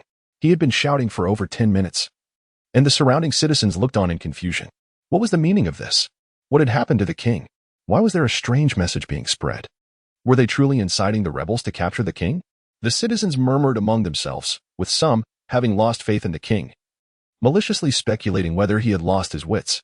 At the rebel army headquarters, panic ensued. This is bad, Chief. At that moment, a young man burst into the tent, calling out to a contemplative figure with deep, tea-green short hair and a scar running across his left eye, who was resting his forehead on one hand. Outside, the king, but before he could finish his sentence, Kusha interrupted, not bothering to lift his gaze, his fingers rhythmically tapping against his thigh. What exactly does the king intend? Kusha pondered, somewhat confounded by the dissemination of such news. What purpose could it serve? Or was it merely a ruse? Would he take the initiative? Reflecting upon the past conduct of the king's army, Kusha recalled that they had never proactively confronted the rebel forces. Instead, they had consistently shown forbearance. Moreover, based on Kusha's understanding of the king, he seemed unlikely to engage in such duplicitous tactics. Despite their opposing stances at present, Kusha did not perceive this king as a tyrant or a fool. Then I shall go and see, Kusha exclaimed, rising abruptly and exiting the tent. Just as he stepped outside, the young messenger broke into a sly grin, a peculiar glint flashing in his eyes. A gentle breeze swept through, causing the young man's clothing to ripple, revealing the faint insignia of B. W on his shoulder. After several hours of arduous travel, Harriet and his companions finally arrived at the rainy land. At that moment, Harriet carefully selected a spot and unloaded several water barrels from the vehicle. "Listen closely, Luffy. You must heed my words and not linger in battle," Harriet said earnestly to Luffy. "All right," Luffy exclaimed, raising his arms and responding without a second thought, while also shouting, "I'm going to take down that crocodile guy." Harriet couldn't help but twitch the corners of his mouth, knowing that a fight was imminent. "Do you truly understand?" he asked. "All right, Nami, you stay here for now. Once we draw Crocodile's attention, then you shall act." At this moment, Harriet turned his head and addressed Nami. With a decisive clink, Nami grasped the weather stick, her expression brimming with confidence as she declared, "Leave it to me." Haru nodded slightly. Although Nami exhibited a hint of timidity, she proved to be quite reliable when confronting their adversary directly. Moving forward, it would be up to herself, Luffy, and Vivi to draw out Crocodile. Harriet's gaze swept over Vivi and Luffy. Harriet's eyes bulged in astonishment, his expression one of sheer disbelief. The two women were not faring much better, their mouths agape and their gazes vacant. A magic trick. Luffy. The three individuals present were left utterly stunned. Where did he go? In the blink of an eye, he vanished. Vivi, covering her face, was on the verge of tears. Could he not remain still for a moment? Nami, her teeth clenched, seethed with visible fury, her anger almost palpable enough to raise the temperature in the vicinity several degrees. That scoundrel. Harriet turned to gaze towards the casino, exclaiming helplessly, "Luffy has likely already set off to seek out Crocodile. What on earth has he come to understand?" At this moment, Harriet was engulfed in an inexplicable fury, uncertain of what expression to wear. Indeed, Luffy is nothing more than a single-celled organism, or perhaps a hairless primate. A gorilla. How terrifying. What should I do? Vivi, too, was feeling a sense of urgency. Prior to their arrival, they had analyzed Crocodile's abilities, and relying solely on Luffy's strength would prove exceedingly difficult to contend with. "Let us take a moment to compose ourselves," Harriet quickly reassured. At this moment, the worst-case scenario would merely entail being captured and confined in a sea prism stone cell, and it is likely that Luffy, with his forthright disposition, would inadvertently divulge the fact that they had split into two groups. How infuriating. I had originally hoped to incite a confrontation between Smoker, that fellow, and Crocodile. Harriet's mind raced, aware that time was of the essence. With Luffy's interference, it was likely they would soon confront the formidable warlord of the sea. Oh, may the divine light of Oda illuminate my path. In that moment, all Harriet could do was hope that this warlord, having been led astray by Oda, was not as powerful as he had envisioned. Luffy's final confrontation with Crocodile could only be described as a display of sheer absurdity, transforming a cunning strategist into a fool. Instead of leveraging his remarkable devil fruit abilities, he chose to engage in close combat with a master of martial arts, even resorting to poison. You are a powerful Logia user? Must you resort to such disgraceful tactics? Nevertheless, at that moment, Harriet sincerely wished for Luffy's absurd aura to shine even brighter, ideally rendering Crocodile utterly befuddled. All right, Vivi, remain still for now. I shall retrieve Luffy. This fool may unwittingly fall into the enemy's trap, and I must keep a watchful eye. Harriet turned to Vivi, securing 2 water guns at his waist while grabbing 4 bags of water, and swiftly raced towards the casino. Vivi understood. Given Luffy's nature, falling into a trap was almost inevitable, thus she decided it was unnecessary to join the fray. Her presence would only serve to complicate matters. Swish, swish, swish. Harriet swiftly made his way toward the casino, skillfully avoiding the throngs of people. Catch him. Where has that Straw Hat Kid Luffy gone? Pirates are causing a commotion. The Navy is here as well. Mr. Crocodile. Indeed, it wasn't long before Harriet was engulfed by the cacophony of chaos. Harriet appeared in a corner, surveying the scene before the casino, the Baroque workshop, and the Navy. Harriet immediately discerned that 2 groups were pursuing Luffy. Are they not afraid of the Navy? Harriet appears somewhat peculiar. You are all armed militants, yet you so brazenly present yourselves in public. However, upon further reflection, with the commencement of the Utopia project, even if Alabasta remains elusive, the acquisition of the underworld king, Crocodile, would provide a formidable foundation for establishing dominance at the pinnacle of the world, naturally reducing any trepidation. First, let us devise a means to ascertain how to access the basement. Harriet muttered to himself, though only a few minutes had passed. The chaos before the casino suggested that Luffy had already entered, or perhaps he had fallen into a trap. This time, however, he was without the Straw Hat crew. How was he faring with Smoker inside? The thought of Smoker left Harriet somewhat speechless. After all, he was a rival who shared a complicated relationship with Luffy. In the casino's basement, Crocodile watched Luffy, imprisoned in a cage, with a sinister grin. This fool had disrupted his plans, being just a rookie pirate, which was quite displeasing. Yet, observing the fool's antics provided him with unexpected amusement. "You must be Crocodile," Luffy shouted, grabbing the bars and roaring, "I will defeat you." His voice quickly faltered. "Damn it, I suddenly have no strength." He panted heavily. "Humph." Smoker stepped forward, swiftly knocking Luffy away and pinning him down with his jutty, initiating a lesson in reality. "By the way, where are your companions?" Crocodile inquired, having witnessed the farce unfold. However, he did not expect to glean much, as he presumed Luffy's allies were likely caught in the downpour. "Huh. Mentioning my friends gives me energy."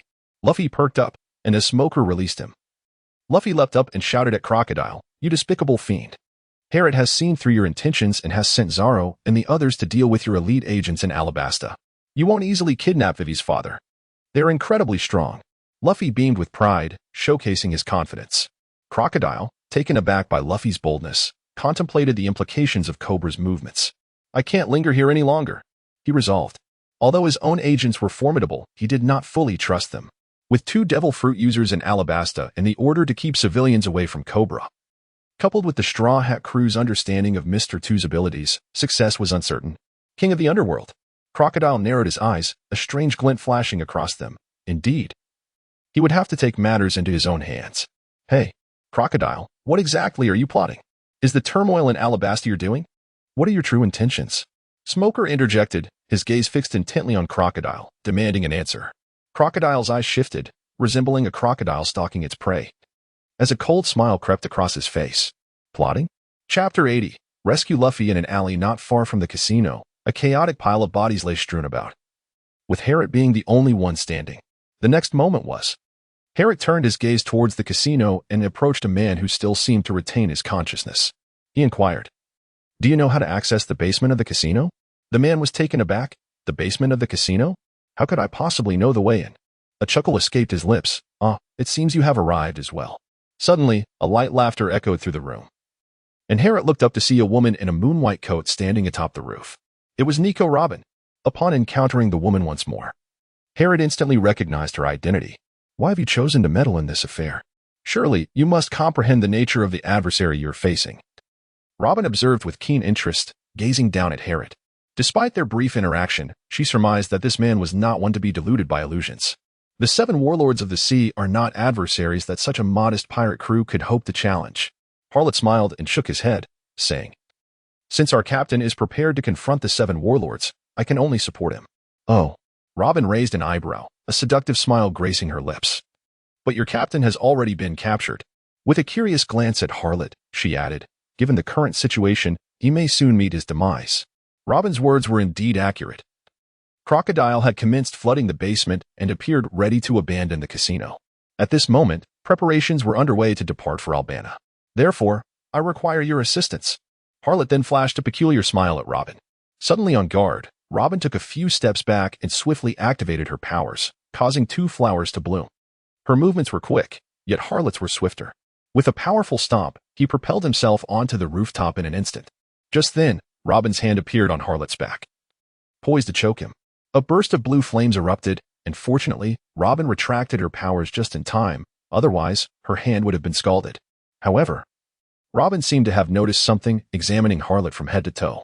"Hey, your abilities hold no sway over me." Harrod appeared rather self-satisfied. "Do you know my capabilities?" Robin's demeanor shifted to one of seriousness as she regarded the man before her. Setting aside the fact that her bounty was established 2 decades ago, and that she seldom ventured into the world openly, how could he possibly be aware of her abilities? Although she had previously employed her powers against him, it had been but a fleeting moment. It could be said that Harrod should have been oblivious to her capabilities. So, from where did he derive his knowledge of her talents? His demeanor clearly suggested that he had long been wary of her abilities. Upon hearing this, Harrod was momentarily taken aback. Upon careful reflection, he realized that he had never heard her speak of her abilities, and his response had been rather impulsive. Reacting the instant his arm sprouted. Typically, those unacquainted with the capabilities of the Hana Nomi would not act with such swiftness. The corners of his mouth twitched involuntarily. Could it be that he discerned this from his own instinctive actions? Indeed, Luffy is truly remarkable. So easily misled. Just at that moment of Harrod's distraction, Robin hastened her retreat. although she lacked a comprehensive understanding of Harriet's powers. She was certain that distancing herself from this man was the prudent choice. If only I had known it was this fellow, I would have refrained from investigating. Robin sighed inwardly. She had originally come to address the trouble that had arisen with the Baroque works, only to unexpectedly encounter this individual. She specialized in joint techniques, yet Harriet's flames rendered her methods nearly ineffective. Unless she were to risk injury while launching an assault. Whoosh! As Harriet took a stride forward, intent on pursuing Robin, two hands unexpectedly emerged from the rooftop, seizing his feet. The suddenness of this grasp caused Harriet to lose his balance instantly, plummeting towards the ground. A fall of such magnitude could undoubtedly result in serious injury.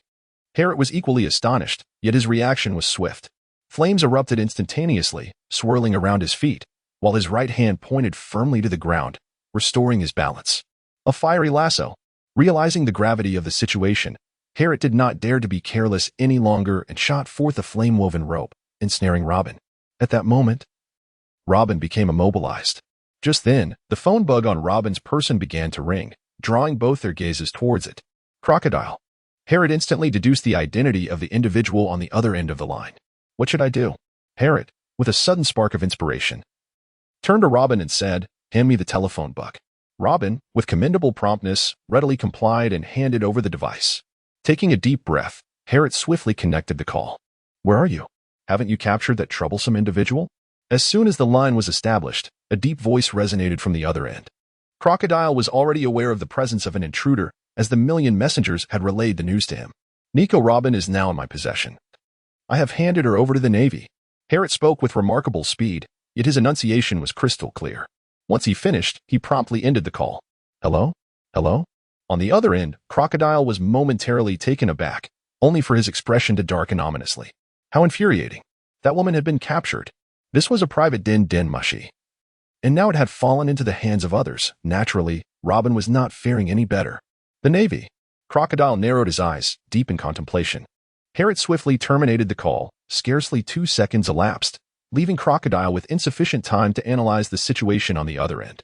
However, the prospect of handing Robin over to the Navy cast an increasingly ominous shadow over Crocodile's countenance.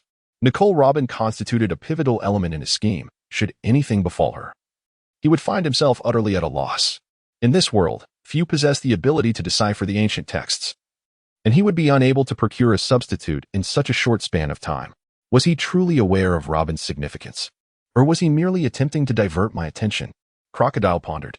If she were indeed surrendered to the Navy, he would have no choice but to take action to reclaim her. As he stood at the entrance of the casino, Crocodile transformed into sand, propelling himself towards the Navy's temporary encampment. "Mr. Crocodile." The bystanders gasped in astonishment upon witnessing his presence. "Could it be that the pirates have returned? How do you know he will seek out the Navy?" questioned the trapped Robin. Although the distance from the casino was over 100 meters, and various tall structures obscured the view, her Hana Nomi powers enabled her to detect Crocodile's movements. Glancing at Harriet, Robin realized that, for the moment, she was safe. Harriet, upon hearing this, found himself at a loss for words. The Baroque Works organization adhered to a principle of outright abandonment for those who faltered. Being captured by the enemy would naturally lead to Robin being forsaken. Yet, Harriet's tone conveyed a firm conviction that Crocodile would indeed come to her rescue. Undoubtedly. He was certain. This only deepened Robin's suspicion of this man and his rationale for such a judgment. Harriet, aware that the more he spoke, the more flaws he revealed, decisively stated, "Take me to the place where Luffy is confined." Robin, in agreement, promptly led the way. Fortunately, this fellow did not employ the observation hockey. Harriet followed Robin, secretly exhaling a sigh of relief. Although the location was remote, if Crocodile were to activate his observation hockey, it would spell disaster. After all, this place was quite close to the casino. If Crocodile were to discover that Nico Robin was right under his nose while he foolishly sought out the Marines, he would surely be infuriated. Upon descending into the basement, Harriet observed water continuously bubbling up, with the banana crocodiles crawling about. "Huh, Harriet, come save me." Upon spotting Harriet, Luffy exclaimed with delight, grasping the railing, only to find himself utterly weakened once more. Harriet, feeling utterly exasperated, had no choice but to rush down to the front of the cage. At that moment, the water had already risen to Luffy's knees. Suddenly, a ferocious crocodile, resembling a banana, lunged forward, snapping at Harriet. Bang! With a single punch, Harriet sent it crashing to the ground. Luffy, is the key nestled within the bellies of these banana crocodiles? Herod inquired. What do you mean by bellies? Smoker, standing nearby, furrowed his brow in confusion. Herod's mind sparked with realization. It seemed that without Vivi, Crocodile would no longer toy with her, but instead would directly attempt to drown Luffy and his companions. The release of the banana crocodile was likely a precautionary measure. Step aside, he commanded. Herod wasted no words. He swiftly positioned himself, hands clasped together, aimed directly at the cage. A blue flame erupted forth. What is this? Smog squinted his eyes. However, at that moment, the banana crocodiles launched their reckless assault, charging towards Herod one after another. Herod's lips twitched momentarily before he resolutely directed his ire towards these individuals. Before long, one by one, the banana crocodiles lay lifeless. Flames burst. Herod once again aimed at the cage, focusing intently as flames gathered for nearly a minute before erupting with a tremendous force. Boom. A column of fire surged forth, its power rivaling that of a battleship's main cannon, directly damaging the cage. Crack, crack, crack. Subtle sounds of fractures emerged as the walls surrounding the cage were relentlessly impacted. Boom. Ultimately, a torrent of water surged in. Wow, Herod, you are incredibly powerful. Luffy's eyes sparkled with wonder. This is hardly the moment to be saying that. Herod quickly exclaimed, simultaneously picking up some broken railings. Yes, yes. Run fast. Luffy also realized that water was flooding in, his face alight with a smile, exclaiming, This is exhilarating. Herod's lips twitched in irritation. Was there still time for amusement at this hour? Whoosh. Smoker, the swiftest among them, transformed into white smoke and surged ahead, closely followed by Herod and Luffy. It was her. As they dashed midway, Luffy finally noticed Robin. Upon seeing Herod approaching, Robin hurriedly began to run as well. Although she had contemplated fleeing earlier, she was ensnared by the ominous flames surrounding her. Despite her lack of understanding regarding Herod's abilities, she could sense the potent energy within those flames, compelling her to refrain from reckless actions. Boom. A torrent of water suddenly surged forth. Chapter 81. The Battle on the Desert. That man, Crocodile, wore a sullen expression and swiftly returned, only to discover that the basement was empty. Aside from the defeated banana crocodile, nothing remained but water. I was outsmarted. Crocodile's countenance darkened further. He had rushed to the nearest naval base, only to find it devoid of any commotion, and he realized he had been deceived. He hurried back, only to find the prisoners were also gone. How did he breach the cage? Crocodile pondered, perplexed. The cage, constructed from sea stone, was notoriously resilient and could not be dismantled without heavy artillery. Yet, the basement was now flooded, and as a power wielder, he could not afford to investigate further. Boss. At that moment, a timid man in his 50s approached, clad in black. Crocodile's displeasure immediately fell upon him. Gulp. The man swallowed hard, clearly sensing Crocodile's foul mood. Yet he steeled himself to speak. Someone asked me to deliver this note to you, stating they have kidnapped the manager. Instantly, Crocodile's gaze fixated on the note. He snatched it, and upon reading it, crushed it with force, activating his powers to reduce it to mere fragments. The southernmost part of Rain Base? The note suggested he go there. A trap. Crocodile's mind raced with possibilities. No, it must be a trap. However, the Navy has become a hassle now. Crocodile turned towards the southern end of Rain Base, aware that Smoker had escaped and realizing he had revealed his intentions to seize Alabasta. He braced for the arrival of more Marines. Alabasta, Crocodile mused, but after careful consideration, he knew he could never become the king of Alabasta. If all the prominent figures perished, perhaps, with the people's endorsement, Crocodile might attain recognition as a king by the world government. Yet, once his schemes were exposed, he understood the government would not let him off easily. If word got out, wouldn't it reveal the world government's negligence to other allied nations? Pluton. I must obtain it. Crocodile clenched his fists. With Pluton, Alabasta would become inconsequential, granting him one of the world's most formidable military powers. No era. I must reclaim the legendary sword from your grasp. Meanwhile, Dashiki, who had previously spotted Luffy, was still scouring Rain Base for his whereabouts. To her, Luffy's appearance meant that Zoro was undoubtedly nearby. Dashiki. While wandering in the rain, or rather gathering intelligence, Farrer encountered Dashiki and, noticing her anxious demeanor, inquired, "What is the matter?" Colonel Farrer, Dashiki replied, halting abruptly. "The Straw Hat crew has appeared here." Farrer was taken aback, then furrowed his brow, asking, "Where's Smoker?" Colonel Smoker went after the Straw Hat Kid, Dashiki responded, but now he has also gone silent. Oh. Farrer frowned, stating, "It seems we must visit the casino." The Straw Hats are targeting Crocodile. We should glean some information there. Understood, Dashiki replied, momentarily stunned, then nodded. They're coming. Harriet, poised to engage outside in the rain, suddenly exclaimed.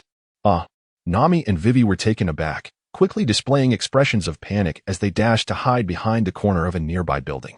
Originally, Vivi intended to lure out Crocodile, but with Luffy's commotion, she was relegated to a mere supporting role. Hi, Luffy chuckled, gradually retreating away from the building. Meanwhile, Harriet approached a nearby water barrel, where Robin was still bound. Whoosh. Sure enough, within 10 seconds, a whirlwind of sand swirled toward them. Straw Hat Kid. Crocodile emerged, his gaze first landing on Robin, then shifting to Luffy and Harriet, his voice icy. You two little pirates truly lack the sense of danger. Enough chatter. I will definitely knock you out. Luffy bellowed, launching into action. Rubber pistol. Bang. Luffy's right fist shot forward, extending over 20 meters to strike Crocodile's face. Yet Crocodile remained unmoving, merely having his head obliterated. Luffy, somewhat incredulous, continued his assault. Rubber rocket. Rubber machine gun. Rubber battle axe. A series of strikes ensued. However, Crocodile's expression remained unchanged as his body continuously transformed into sand, deflecting Luffy's attacks effortlessly. That fool, Nami, hiding, covered her face. Had she previously warned that ordinary attacks were ineffective against Crocodile? Why waste so much energy with such futile attempts? Have you finished? Crocodile revealed a rather sinister grin, and then with a swift motion, his right hand erupted with sand, striking fiercely at Luffy. Desert Sword. Swish. A blade of sand sliced through the air, cleaving the desert ground beneath it in an instant. Harriet was startled by the incoming blade of sand, promptly kicking away a bucket in its path and swiftly pulling Robin aside. However, he suddenly heard the faint sound of swirling sand. Turning his head, Harriet was taken aback. At some point, Crocodile's hand had already seized Robin. Harriet's right foot swung fiercely, aiming to disrupt Crocodile's grasp. However, Crocodile acted with even greater swiftness, transforming his hand into sand in an instant, rushing towards Harriet's eyes. Harriet swiftly leaped back, as a cascade of sand surged forth, separating Robin from him. Nicole Robin. I did not expect you to be so careless, Crocodile remarked, his tone decidedly unfriendly. Despite having endured capture and subsequent rescue, Robin's expression remained largely unchanged. She simply smiled in silence.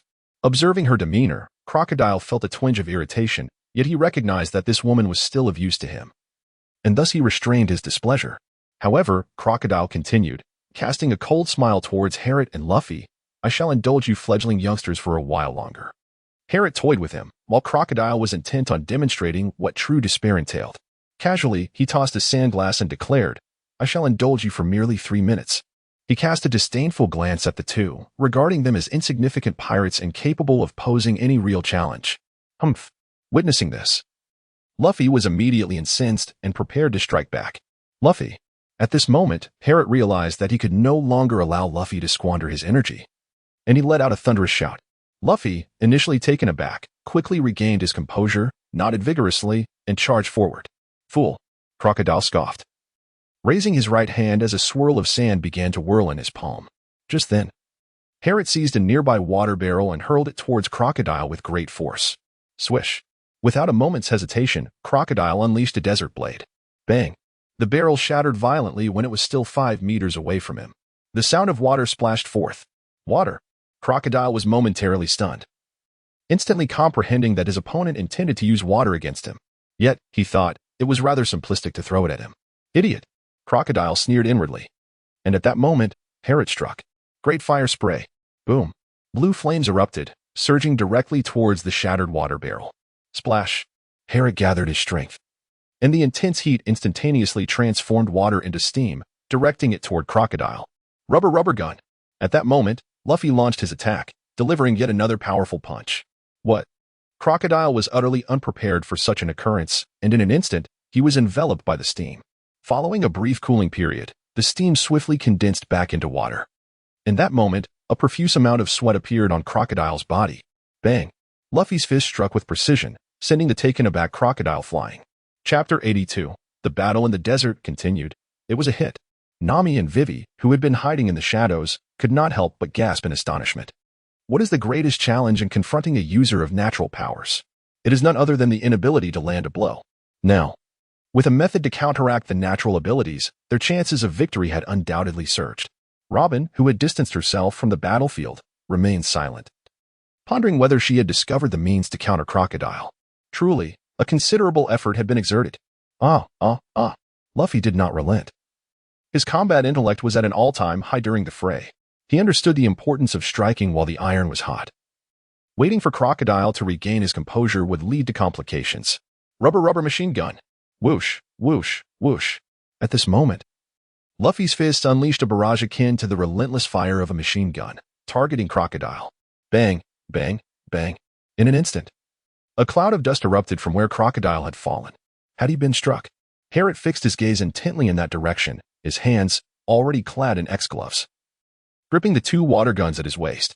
Crocodile. Luffy retracted his hand and could not help but let out a loud roar, ready to charge forward once more. Desert Sunflower. At that moment, Crocodile's ominous voice suddenly echoed. The sand abruptly sank, forming quicksand that ensnared the moving Luffy. Wow, quicksand. Luffy's face instantly displayed a look of astonishment. Why has quicksand suddenly appeared here? Luffy. Harriet was taken aback for a moment, then swiftly employed his kicking technique with great force. Boom.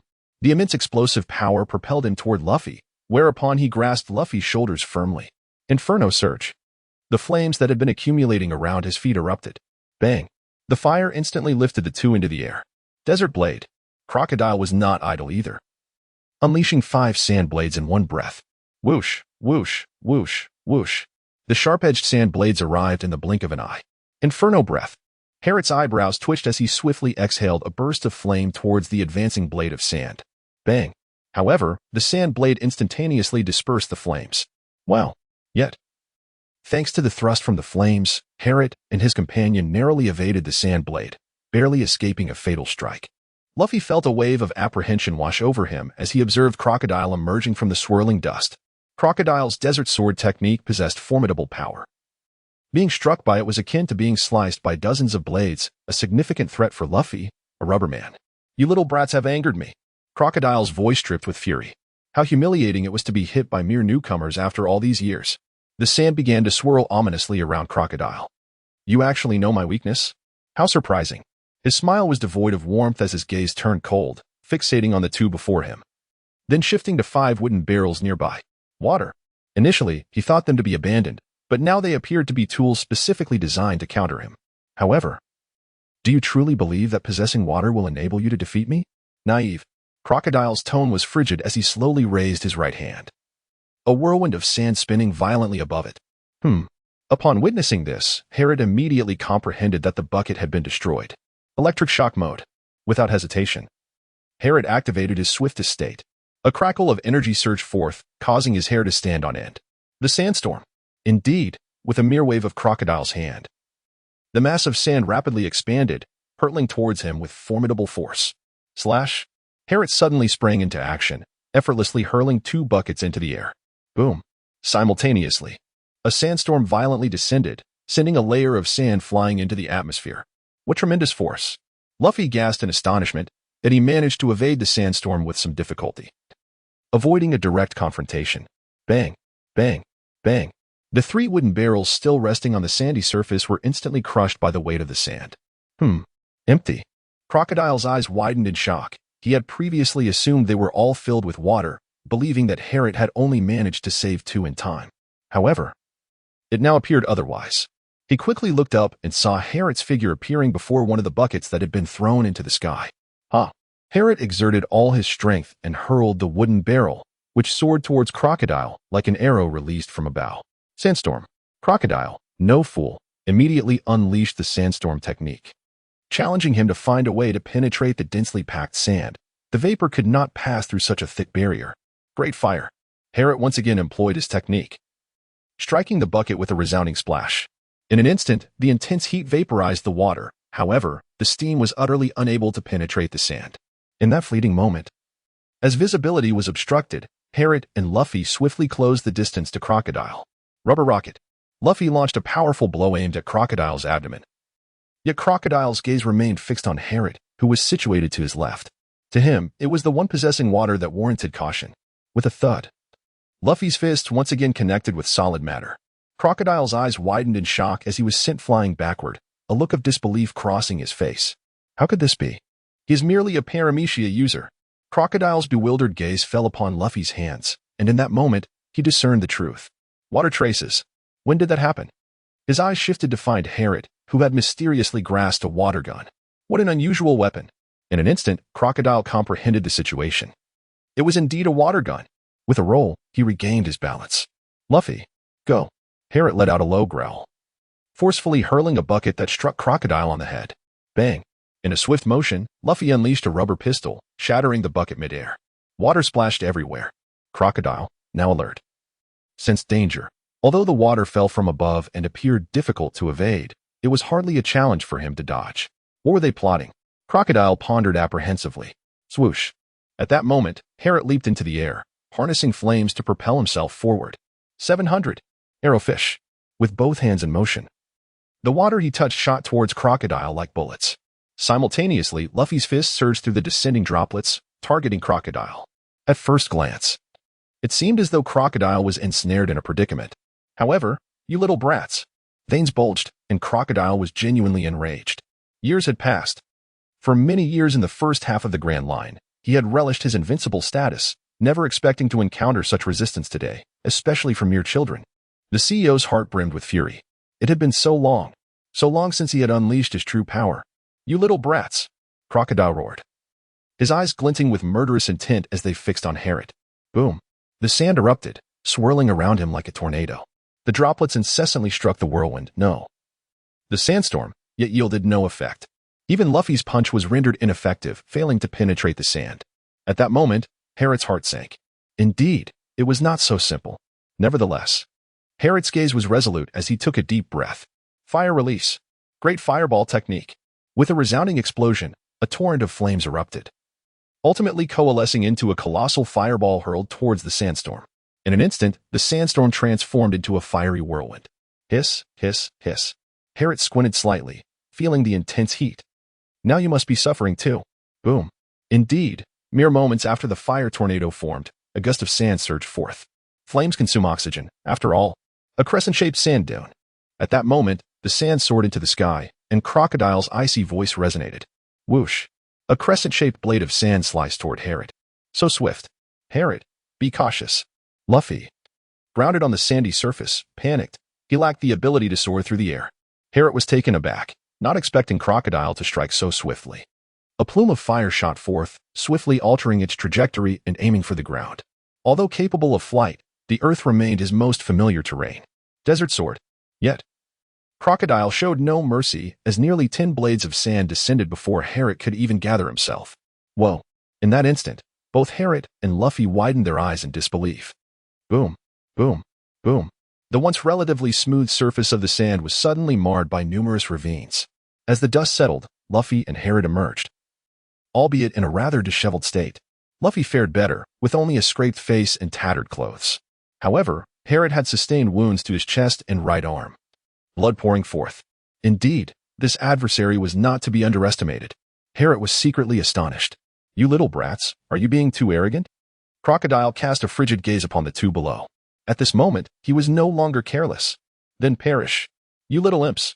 Chapter 83, The Battle in the Desert continued, as Harriet gazed at Crocodile, who was floating mid-air. He could not help but feel a pang of envy towards the powers of the Logia type. Such abilities were indeed remarkable. Once one's body was transformed into an element, flight became possible. For instance, the individual before him, Crocodile, at this moment, had his lower body transformed into sand, hovering in the air. With his right hand raised, the sand swiftly coalesced into a sandball. Sandstorm. Heavy pressure. With a flick of his hand, the sand rapidly dispersed, descending with immense force. In the face of such an assault, Harriet and Luffy quickly evaded, then launched their counterattack. Indeed, this was troublesome. Harriet sighed deeply, his grip tightening around the water gun as blue flames erupted, enveloping the weapon. This water gun, capable of harnessing flames as a source of propulsion, significantly amplified the pressure. With a swift motion, he unleashed a torrent of fire. In an instant, Harriet vanished, only to reappear behind Crocodile, swiftly pulling the trigger. Whoosh! 2 jets of water erupted forth. However, Crocodile seemed to have anticipated Harriet's move, transforming himself in advance. The water passed seamlessly through Crocodile's form. Meanwhile, Luffy below was not idle, launching a powerful rocket punch. Bam! Yet, Crocodile abruptly intercepted the attack with his hand, sending Luffy's arm recoiling. What is happening? Luffy's eyes widened in surprise. This sensation felt different. It was not the impact of hitting flesh. True to his nature, Luffy's extraordinary intuition sensed something amiss. Harriet's expression subtly shifted. It was noteworthy that Luffy's strike was undeniably formidable, and Crocodile had managed to withstand it. If memory serves me right, Crocodile had once been left spitting blood from a single rocket punch delivered by Luffy. A fleeting thought crossed Harriet's mind. Upon closer examination of Crocodile's movements, he wondered. Could it be Haki? Harriet was suddenly struck by an overwhelming sense of dominance. The mere thought of it caused the corners of his mouth to twitch involuntarily. Indeed, a man who dares to challenge my father exudes an undeniable aura of authority. Are you done yet? Crocodile's chilling voice resonated. Now it is my turn to strike. With those words, the sand whirled violently, producing a fierce gusting sound. At that moment, a voice broke through. All right. Nami emerged from the shadows, halting the still spinning weather stick as she spoke. Crocodile's gaze fell upon Nami, startling her. He could not suppress a derisive sneer. If you had remained hidden, perhaps I might have spared you, but his eyes slowly shifted behind Nami. However, Miss Wednesday, I shall not let you escape. Crocodile's mouth twisted into a menacing grin, the scars on his face adding to his intimidating presence. Cobra's actions suggested that he was aware of the war's true instigator, likely due to Vivi's influence. It was evident that Vivi had disrupted his meticulously orchestrated plans. Cobra's prior knowledge of him might have even alerted the Navy. Although the 7 warlords serve the government, the voice of the King of Alabasta, a member of the world government, carries significant weight within the Navy. The mere thought of this ignited a surge of murderous intent within Crocodile, for this was the nation he had sought to seize for years. Croco. Vivi stepped forward, her gaze fiercely fixed on him. To her, Crocodile was the villain who had shattered the peace of her homeland.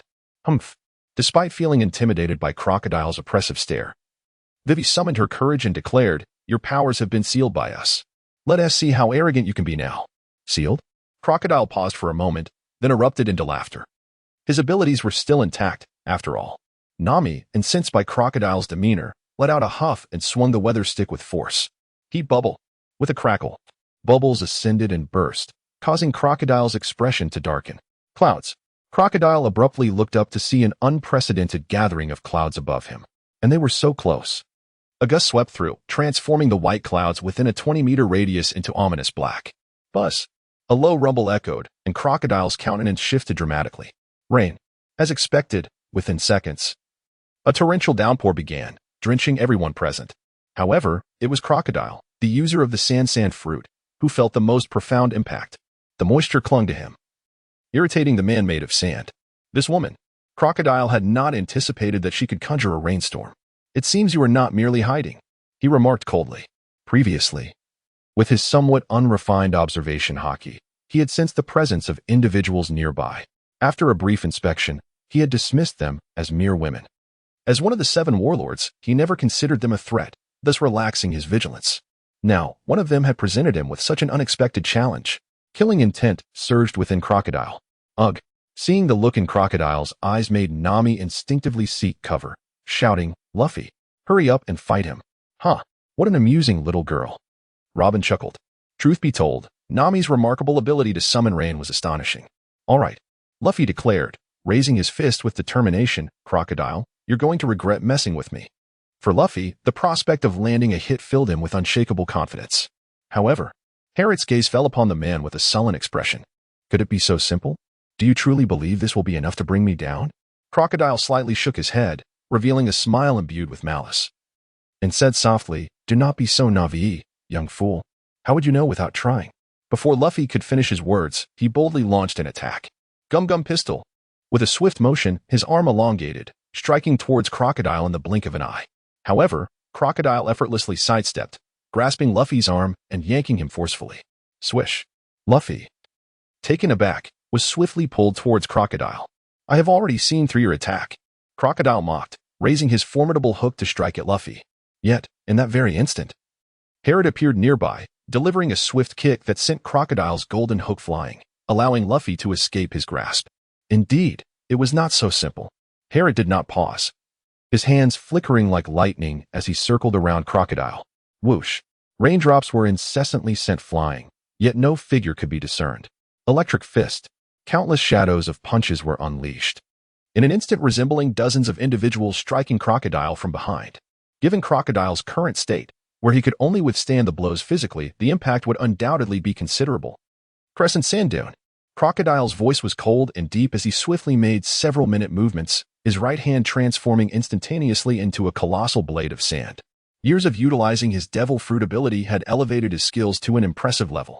Even drenched to the skin, Crocodile mounted a formidable counterattack. Swish. Harriet was caught off guard, instantly struck in both arms. In an alarming turn, his limbs rapidly desiccated, losing all moisture. Startled, Harriet recoiled, swiftly distancing himself from Crocodile. Chapter 84. The Battle on the Desert. Harriet. Luffy exclaimed in shock upon witnessing Harriet's condition, feeling the weakness in his arms. Harriet trembled as he hastily retrieved a pouch of water, gulping down half of its contents, which restored his limbs to their former state. Casting a glance at Crocodile, Harriet was besieged by a wave of frustration. It was evidently not going to be simple. It seems your earlier actions were all in preparation for this rain, Crocodile remarked, observing the dark clouds still drizzling above, then turning his gaze back to Harriet. He was well aware of the climatic conditions in this desert, and under his influence, the likelihood of rain here was virtually non-existent. Harriet's earlier act of evaporating moisture had clearly been a prelude to this downpour. Because he was focused on the two young pirates, he overlooked the changes in humidity around him. Crocodile pondered, growing increasingly displeased with the individuals present.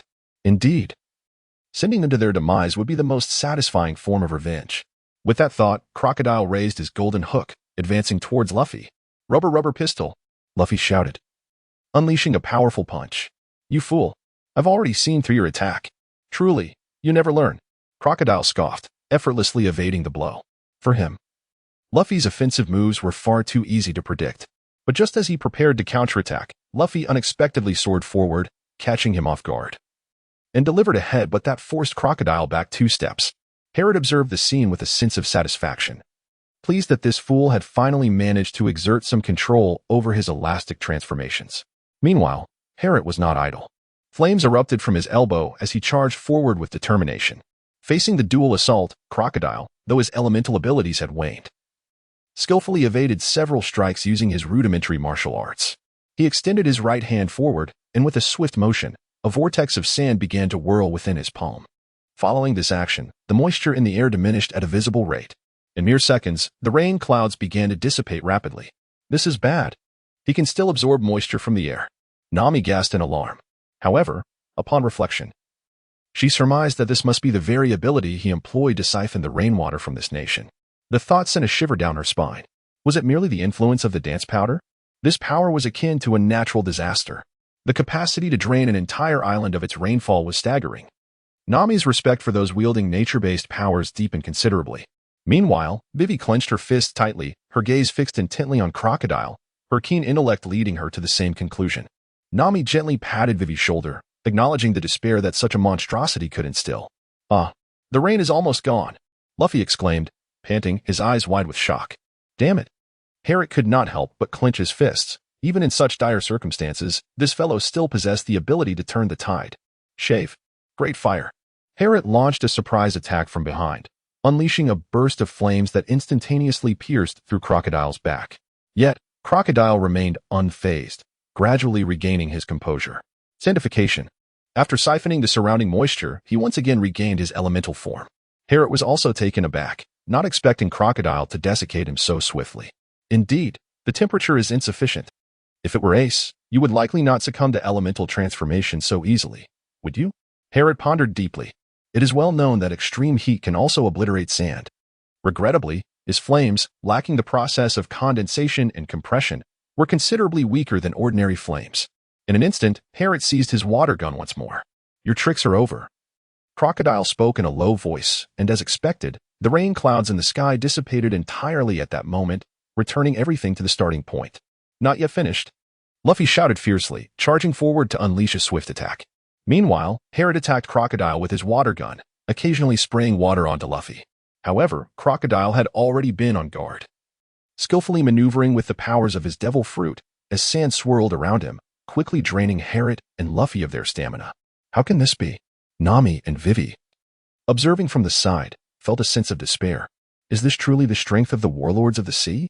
Suddenly, Crocodile unleashed a crescent-shaped sand dune that struck Harriet's leg, causing him to fall onto the sandy surface. Crocodile then swung his golden hook with ferocity, preparing to deliver a decisive blow to Harriet. Harriet was taken aback, his eyes widening in shock, yet he had no time to evade as Crocodile drained his moisture, leaving him in a state of discomfort. Harriet, the two women exclaimed in unison. Suddenly, a stream of blood gushed forth. Ugh! Both the women and Harriet stared in disbelief. Luffy. Crocodile chuckled at Luffy, who had brashly absorbed his attack with his own body. What a fool to shield himself like that. Truly pathetic. Coughing. Luffy staggered a few steps, glaring fiercely. I won't allow you to kill my comrades. Crocodile glanced at Luffy, a sinister smirk curling at the corners of his mouth. Oh? Let us see how you protect them. With that, he swung his arm violently. Desert Sword. In an instant, a blade of sand shot towards the two women.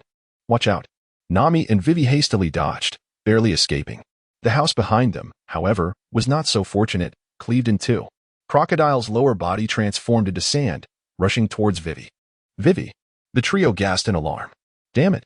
Luffy extended his arms, desperate to grasp Crocodile, but his wounds hampered his movements, allowing Crocodile to evade effortlessly. Vivi, filled with terror, retreated, but Crocodile showed no mercy, seizing her by the neck and lifting her effortlessly. Did you think these little pirates could contend with me? His expression was impassive, yet his words dripped with menace.